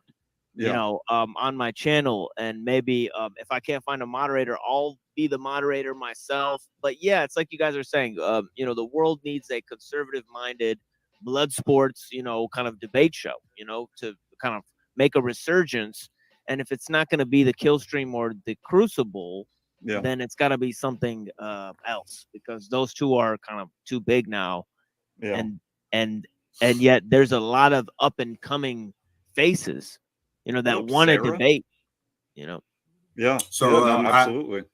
I'm still pretty new to the whole scene, man. Got a fair head on my shoulders, but I'm happy to moderate anything so that you yourself get tucked in. So if you need me to fill that spot at any time, just give me a shout. Let me know what's going on. I joined the Discord too, I'll be more so prepared. See you. So I just joined that. I'll definitely get in with you. And here's a suggestion, a thought, not even a suggestion, but a thought to you is, I think, I mean, granted, 1-on-1 debates, 1v1, but also some 2-on-2 debates could be epic. And what I mean by that is, I mean, I'm going to give you a specific example here. It doesn't have to be this, but Sarah, we run her stream last night, and there's this dude, Tariff, in there, right? And he got some, you know, things going on. I don't know exactly what it is. I'm not a doctor, but he has some kind of mental, I don't want to say mental. How would you define it, Leroy? He's a little slow. With that said, you know, I was thinking to myself, I would actually take him as a debate partner, and I'm dead fucking serious. I'm dead serious. Reason being is he's actually hilarious in a way. With the things that he says, it's almost like a 12-year-old, and he a big dude. And he's done a debate. He did one a couple days ago with Alex from PWF. I'm sure you know who he is. And who moderated it? It was Smashley, right? Ashley XO, whatever. Yeah, and, I know of her too. Yeah. So Tariff, you know, the emperor of masculinity. So anyway, what I'm getting at is this. Is there could be some real entertainment factor in there with what I think is just as important or more important. But, you know, if we're trying to balance here, the entertainment with the actual, you know, the truth debate, the knowledge debate, like getting, you know, high level IQ, as Fresh and Fit are claiming to do. And I want the people who are debating to get the super chats too. I want to set something up where the people who are debating you know, like Well, that can definitely be done. Yeah. yeah, I don't want to say necessarily winner take all, but you know, yeah, I'm thinking something like that where it's like, you know, it's like pool the money. It's like an old street fight, and you know what I mean, right? I'm Where it's totally like, down. Yeah. Look, that could easily be done. yeah, I I'm mean, thinking look, more of like a rap battle type of thing. You know, how they have like King of the Dot rap battles. You know, I'm thinking more something like that, and even we could have live things where people show up and debate in person, you know, but and it could be like with a circle around them, you know, or however, you know, people pay to watch or whatever, you know, and live stream, you know, and we you know, need they pull this. them on. We need this in society for not just the bullshit to keep being popularized, but what's real, right? Getting into the real. They need Speaker's Corner in America. I was thinking they need something like Speaker's Corner in America. You know what I mean? Where everybody could show up, not as disorganized, but you know, yeah, like something where people could go air out their grievances, or something like that. You know who I want to mention this real quick. Sarah would be a very good moderator for it. For instance, I don't know, you moderators, yeah, they're better, yeah, but well, they I'm don't not even saying that, but she's a good one. Yeah. So, I mean, I think the idea is great. It could definitely be done where, you know, for instance, I mean, depending on how you're running the show, you could set it up where we're going to do 20%, you know, goes towards the number one, you know, 10% towards two, whatever the case. But the point is, it could be structured where there is financial incentive of some kind towards the, you know, the so-called victors. And I think that would definitely help. One thing, I've never seen that happen before, or at least not on the surface. You know, whoever runs it just keeps all the money. Yeah. And look, we've seen what happens with Andrew. It's not absurd to think that, you know, depending on where it goes to, the type of audience it has, that it couldn't bring in thousands of dollars a stream. Right now, this isn't all, I mean, to me, it's not all about financial gain. I'm obviously, if it was, I'd be doing things a bit differently, right? I'd be appealing to the GP, the Gen Pop, and I'm really not doing that. Yeah, I like how the black people do. Like, I don't know if you've ever seen Sonetter. No. Okay. Well, like Sonetter TV, you know, they've got like Egyptologists and Black Hebrew Israelites and all these kind of guys, you know, and they're pretty popular. Like they all have their communities and they all get together and like debate. And it's pretty like, you know, they act like it's formal debates and stuff. And, you know, sometimes they meet up on the street and do the type of thing. You know, I'm from Detroit. So that type of thing kind of appeals to me, like kind of like a street battle. You know what I mean? Right? Yeah. Like, you know what I mean? Right. Well, you know, Easy got going on. It's kind of a Mortal Kombat theme. And, right. Yeah, I like that. Yeah. So think about it, though. Like it could be like a Street Fighter theme. Yeah. I mean, for instance, you know what I mean? Like to the streets. Oh, Glenn in here. What up, Glenn? Yo. What up, man? Feel free to join. Yeah. I'm looking. Yeah, I think I saw that you had something going on for Monday, Sarah. So yeah, check that out. Moderator I'm planning on Mondays, doing it. okay. We've been going every fucking day. I've been going every day. I think Leroy took a day off last week, and I think probably tomorrow. We were up till 4, or I was up till 4 a.m. on Sarah's stream last night. That was rough. I slept in the latest I have in probably like a year or two. It was like 11 a.m. You know, whatever job I had to do today, you know, that got put off a little bit for the greater good. We doing God's work, right? But yeah, definitely going to check that out. But no, for real, there are definitely good people out there to do it. I think putting it together. I mean, are you going to be using StreamYard or OBS, or I know there's kind of a nuance, but well, I got a friend named Jeem Apologetics. You know, if you got to check out his channel, Jeem Apologetics. He also debated on the Crucible recently, I think, and I think it was sometime last year, maybe 6 or 7 months ago or something like that. But yeah, he is a Orthodox Christian, you know, and I'm a Muslim, and I wanted to set it up with him, so you have a diverse kind of you know, opinions and type of stuff, and you know, that might be a good idea. So on this, so Sarah, I was telling Leroy earlier, and I mean this sincerely. I'm not going to do it for you, but if you chop up that stream that we did last night, if you do it well, right, into shorts, into clips, there's no doubt, there is zero doubt you could get millions of views off of that. I'm not going to do it. That's not what I'm aiming off of. But for you, if that's what you want, more subs, more views based on the content you have, and I wouldn't blame you if you do. But I'm telling you, a day worth of work, or if you outsource it, whatever.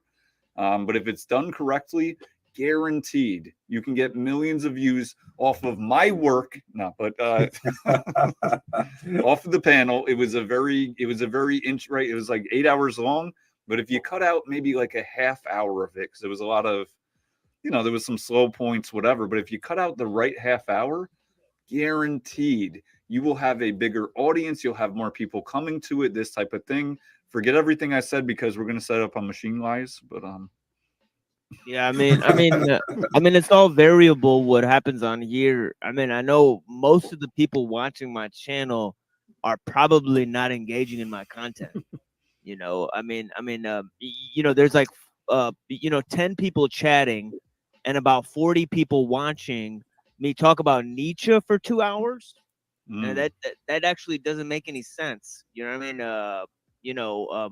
Who are these, 20 silent people that are sitting here listening to a Nietzsche lecture at 9 a.m., in the morning, when there's obviously shit to be done, and the whole world is, going to war with each other. You know what I mean? And, so I mean, it's really interesting, and the audience has gone variable. I know in the beginning I used to just open up my panel and just talk to whoever came up. And that led to some interesting moments, and then and I still do that, but more than likely more people are afraid to come and talk to me at this point. But at the beginning, I never gave my lectures and stuff, but I know as soon as I did start providing content and material, like I gave like 2-hour lecture and stuff, people will sit there and watch it and not even engage with what I'm saying or anything. And other people will ask questions about philosophy and theology that have nothing to do with what I'm talking about. So I mean, it's just really strange who's out there watching and for what reason they're watching. Yeah, no, I mean, you never know. I have a relatively small audience. With that said, always a few in here talking, interacting. I mean, great feedback, comments, and that's what I wanted, right? I'm not after 1 million subscribers. Sure, in and of itself, it sounds great. However, I'm after quality, not quantity, and that goes towards most things in life, right? The way you do one thing, the way you do everything, to a degree. So I'm much more not concerned. Concern's not the word, but targeted towards finding people that really ride. Right? I'm not saying that you can't be in the audience or, watching the live stream and not interact. That's fine. Maybe you can't. Maybe you don't want to that day, whatever the case. But the engagement to me definitely makes it worth it. Because, look, we all have opinions. There's a lot of variables in our lives, even where we're from. We're not in the same country, right? All over the world. And I think that we can get together on one thing, at least for if you're here, is we want to see the world be a better place for us, children, right? The future. I'm not just thinking about today, right? I don't plan things out like, oh man, I hope in 200 years from now that, XYZ, but we're leading towards this path of destruction, and it's affecting all of us. I don't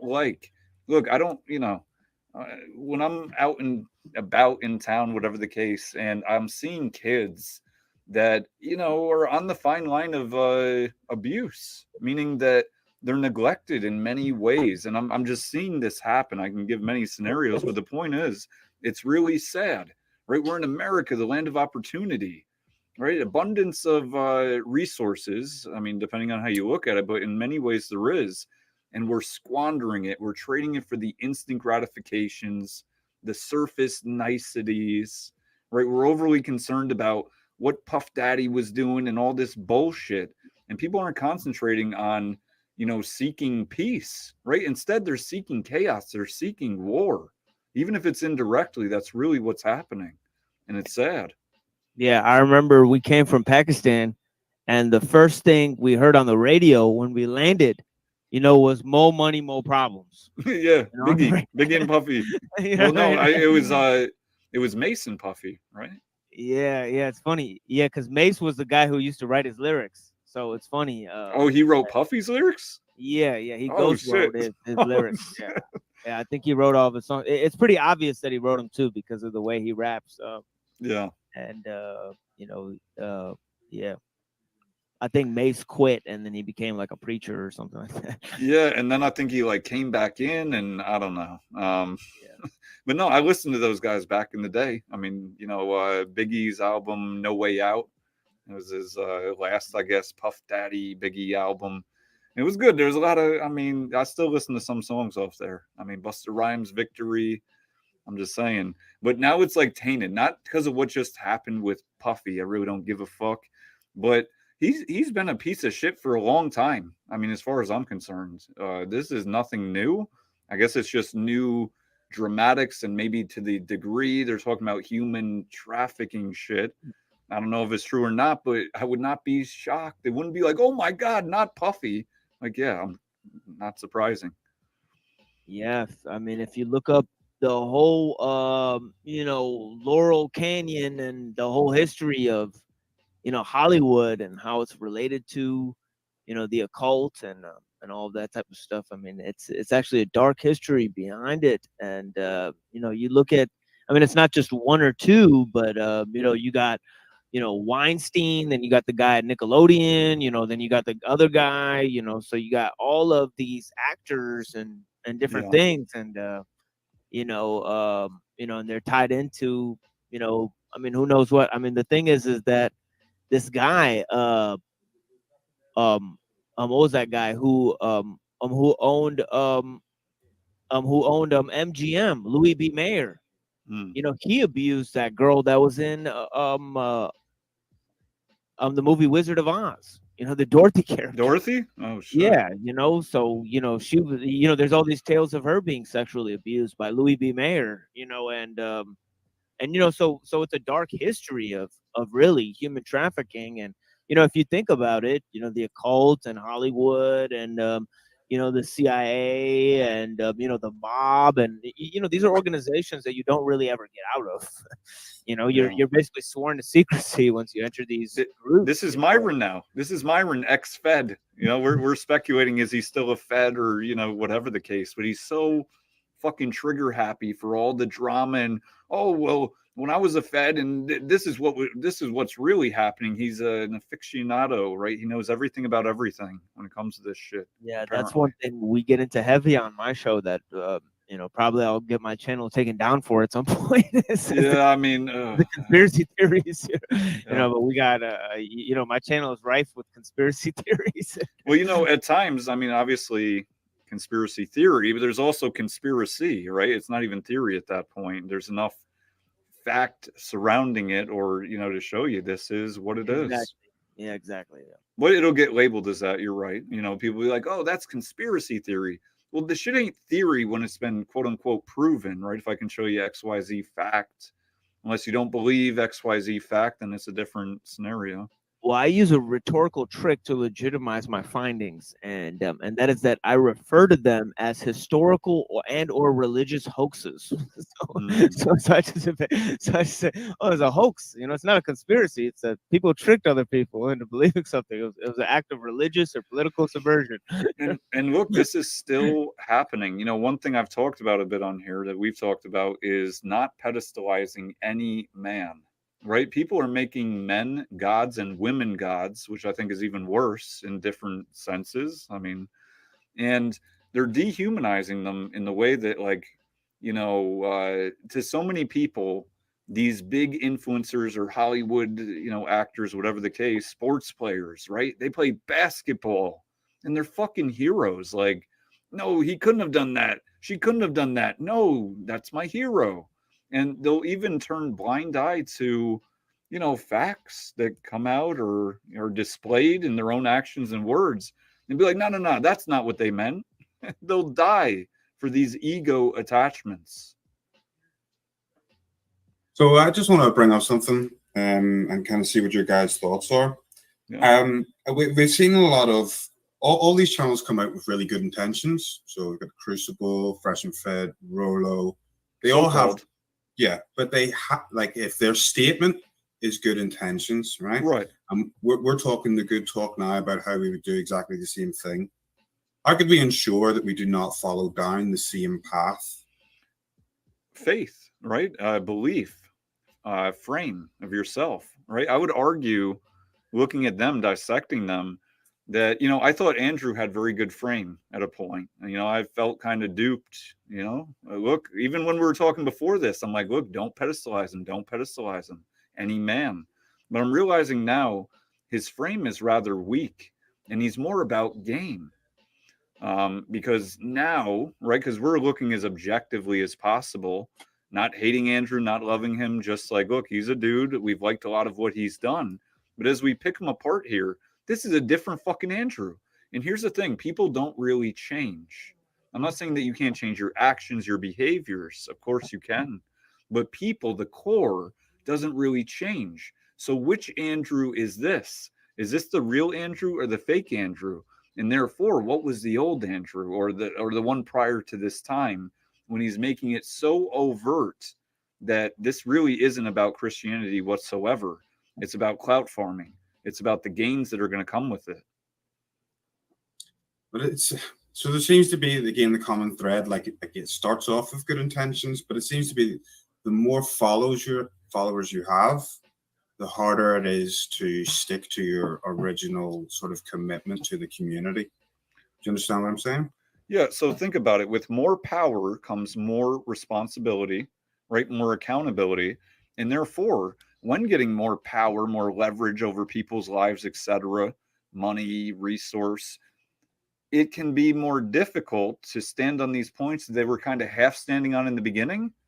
You see what I mean? Like, it was easier when there was less accountability for their words, right? They could kind of say something. If they want to change their mind the next day, it's okay. Nobody's really watching.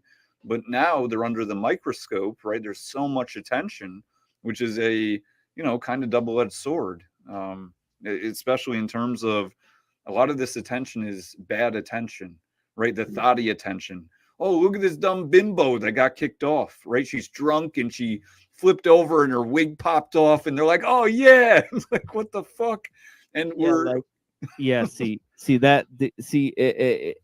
on the type of platform that I want to run, I think it'll just be men debating.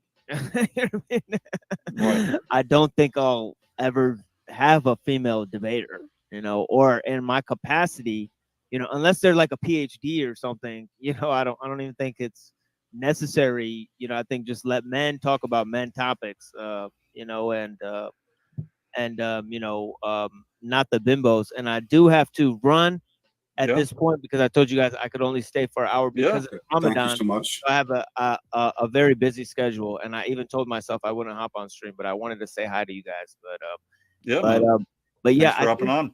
Yeah, I think I mean, I will say this before I leave. I think Andrew Wilson is just like sort of a outgrowth of a much larger scheme, you know, and that is within the ideology of Christian nationalism. You know, it's a huge movement. It's even gained national attention. And these guys like Tucker Carlson and Jay Dyer and Tucker Carlson came under heat by the ADL for talking about the white replacement theory, which Nick Fuentes also talks about. You know, and Andrew Wilson's whole kind of motif is built upon this white replacement idea. You know, if you notice about the breeding, being outbred and all of that type of stuff, right? So there's this underlying current underneath it all, you know, of Christian nationalism. So understanding the ideological roots of that, and then how it's coupled with these two other things, which is Jewish, you know, basically, you know, Zionism, you know, or really Messianism, you know, that's come about.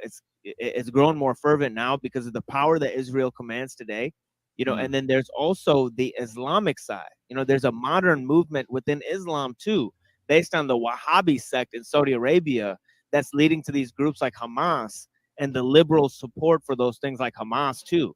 So there's also an Islamic modernism to go with the Christian nationalism, and all of these kind of Abrahamic, so-called religions are being updated to meet the needs of the future realm because they're not going away. So they're just kind of refurbishing these ideologies. Right. But yeah, thank you guys for engaging me. Yeah. I just want to say one last thing. So Yeah, kind of for like sure, different cogs in the machine. Right? Exactly. Exactly. Yeah. Just Yeah, wanted to bring precisely. that back. But no, Precisely. really appreciate it, Machine Wise. For sure. Thank you. Thank And you. I look forward to linking up. I'll hop on the Discord. I did already Definitely. join.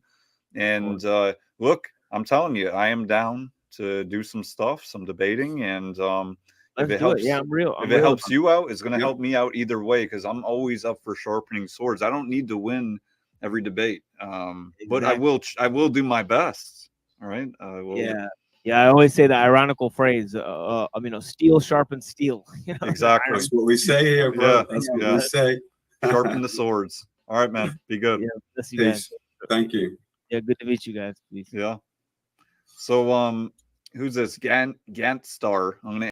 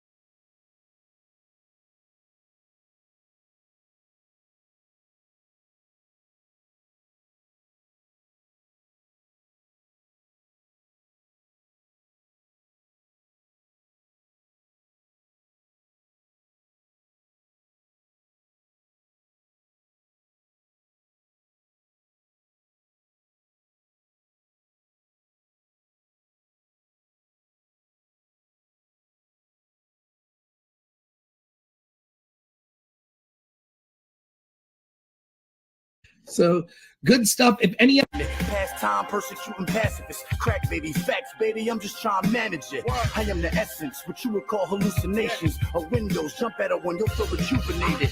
Fuck it, who's to say what insane is? Who's to say what a sane is? Probably the same shit. Learned a portion of that when I was in stasis. Astonishment is an illusion, just like a fame is. What?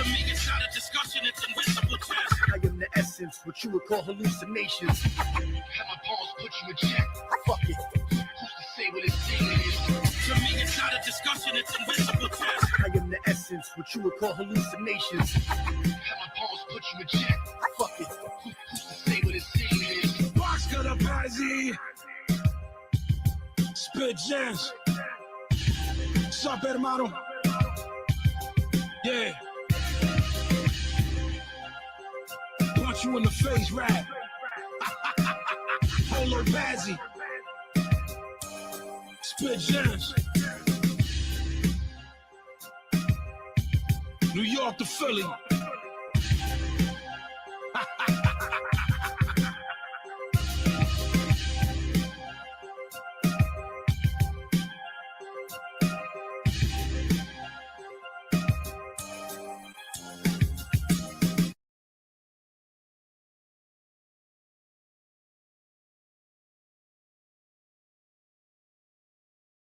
About to witness is only the beginning.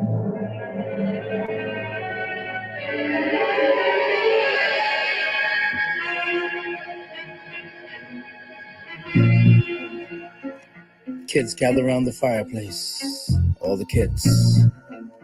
Gather around the fireplace. That's right. Tommy, you too. Mr. Nakatko. Billy, come on. Everybody gather around. Sherry. As a child growing up, collecting marbles and roaches. Little insects was my pets. Lightning bugs under my sneakers.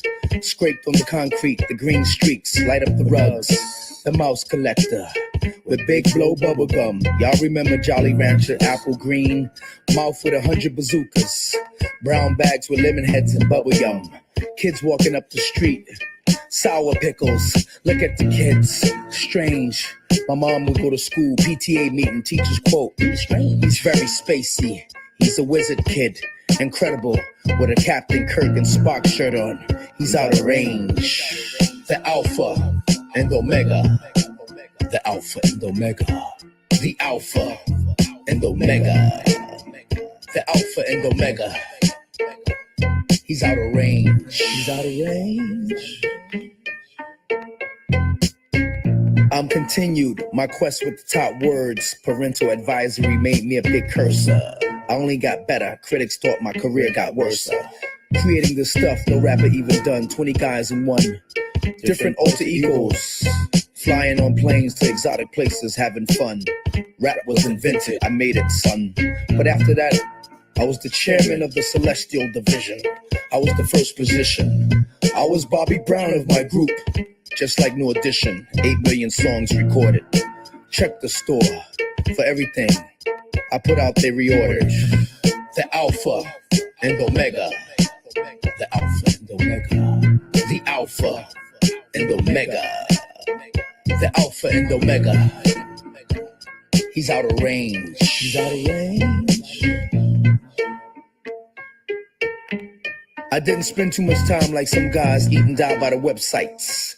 Perverts and killers on the chat line. In reality, I hate that line. 2,000 billion people bored to death, moving a mechanical mouse up and down. Cities all over the world, get a life. Turn off your Apple. Take a shower. 800-pound woman, stop hiding behind the computer. A nice voice is deceiving. I want you to gain confidence and come downtown. The Alpha and Omega. The Alpha and Omega. The Alpha and Omega. The Alpha and Omega. He's out of range. He's out of range.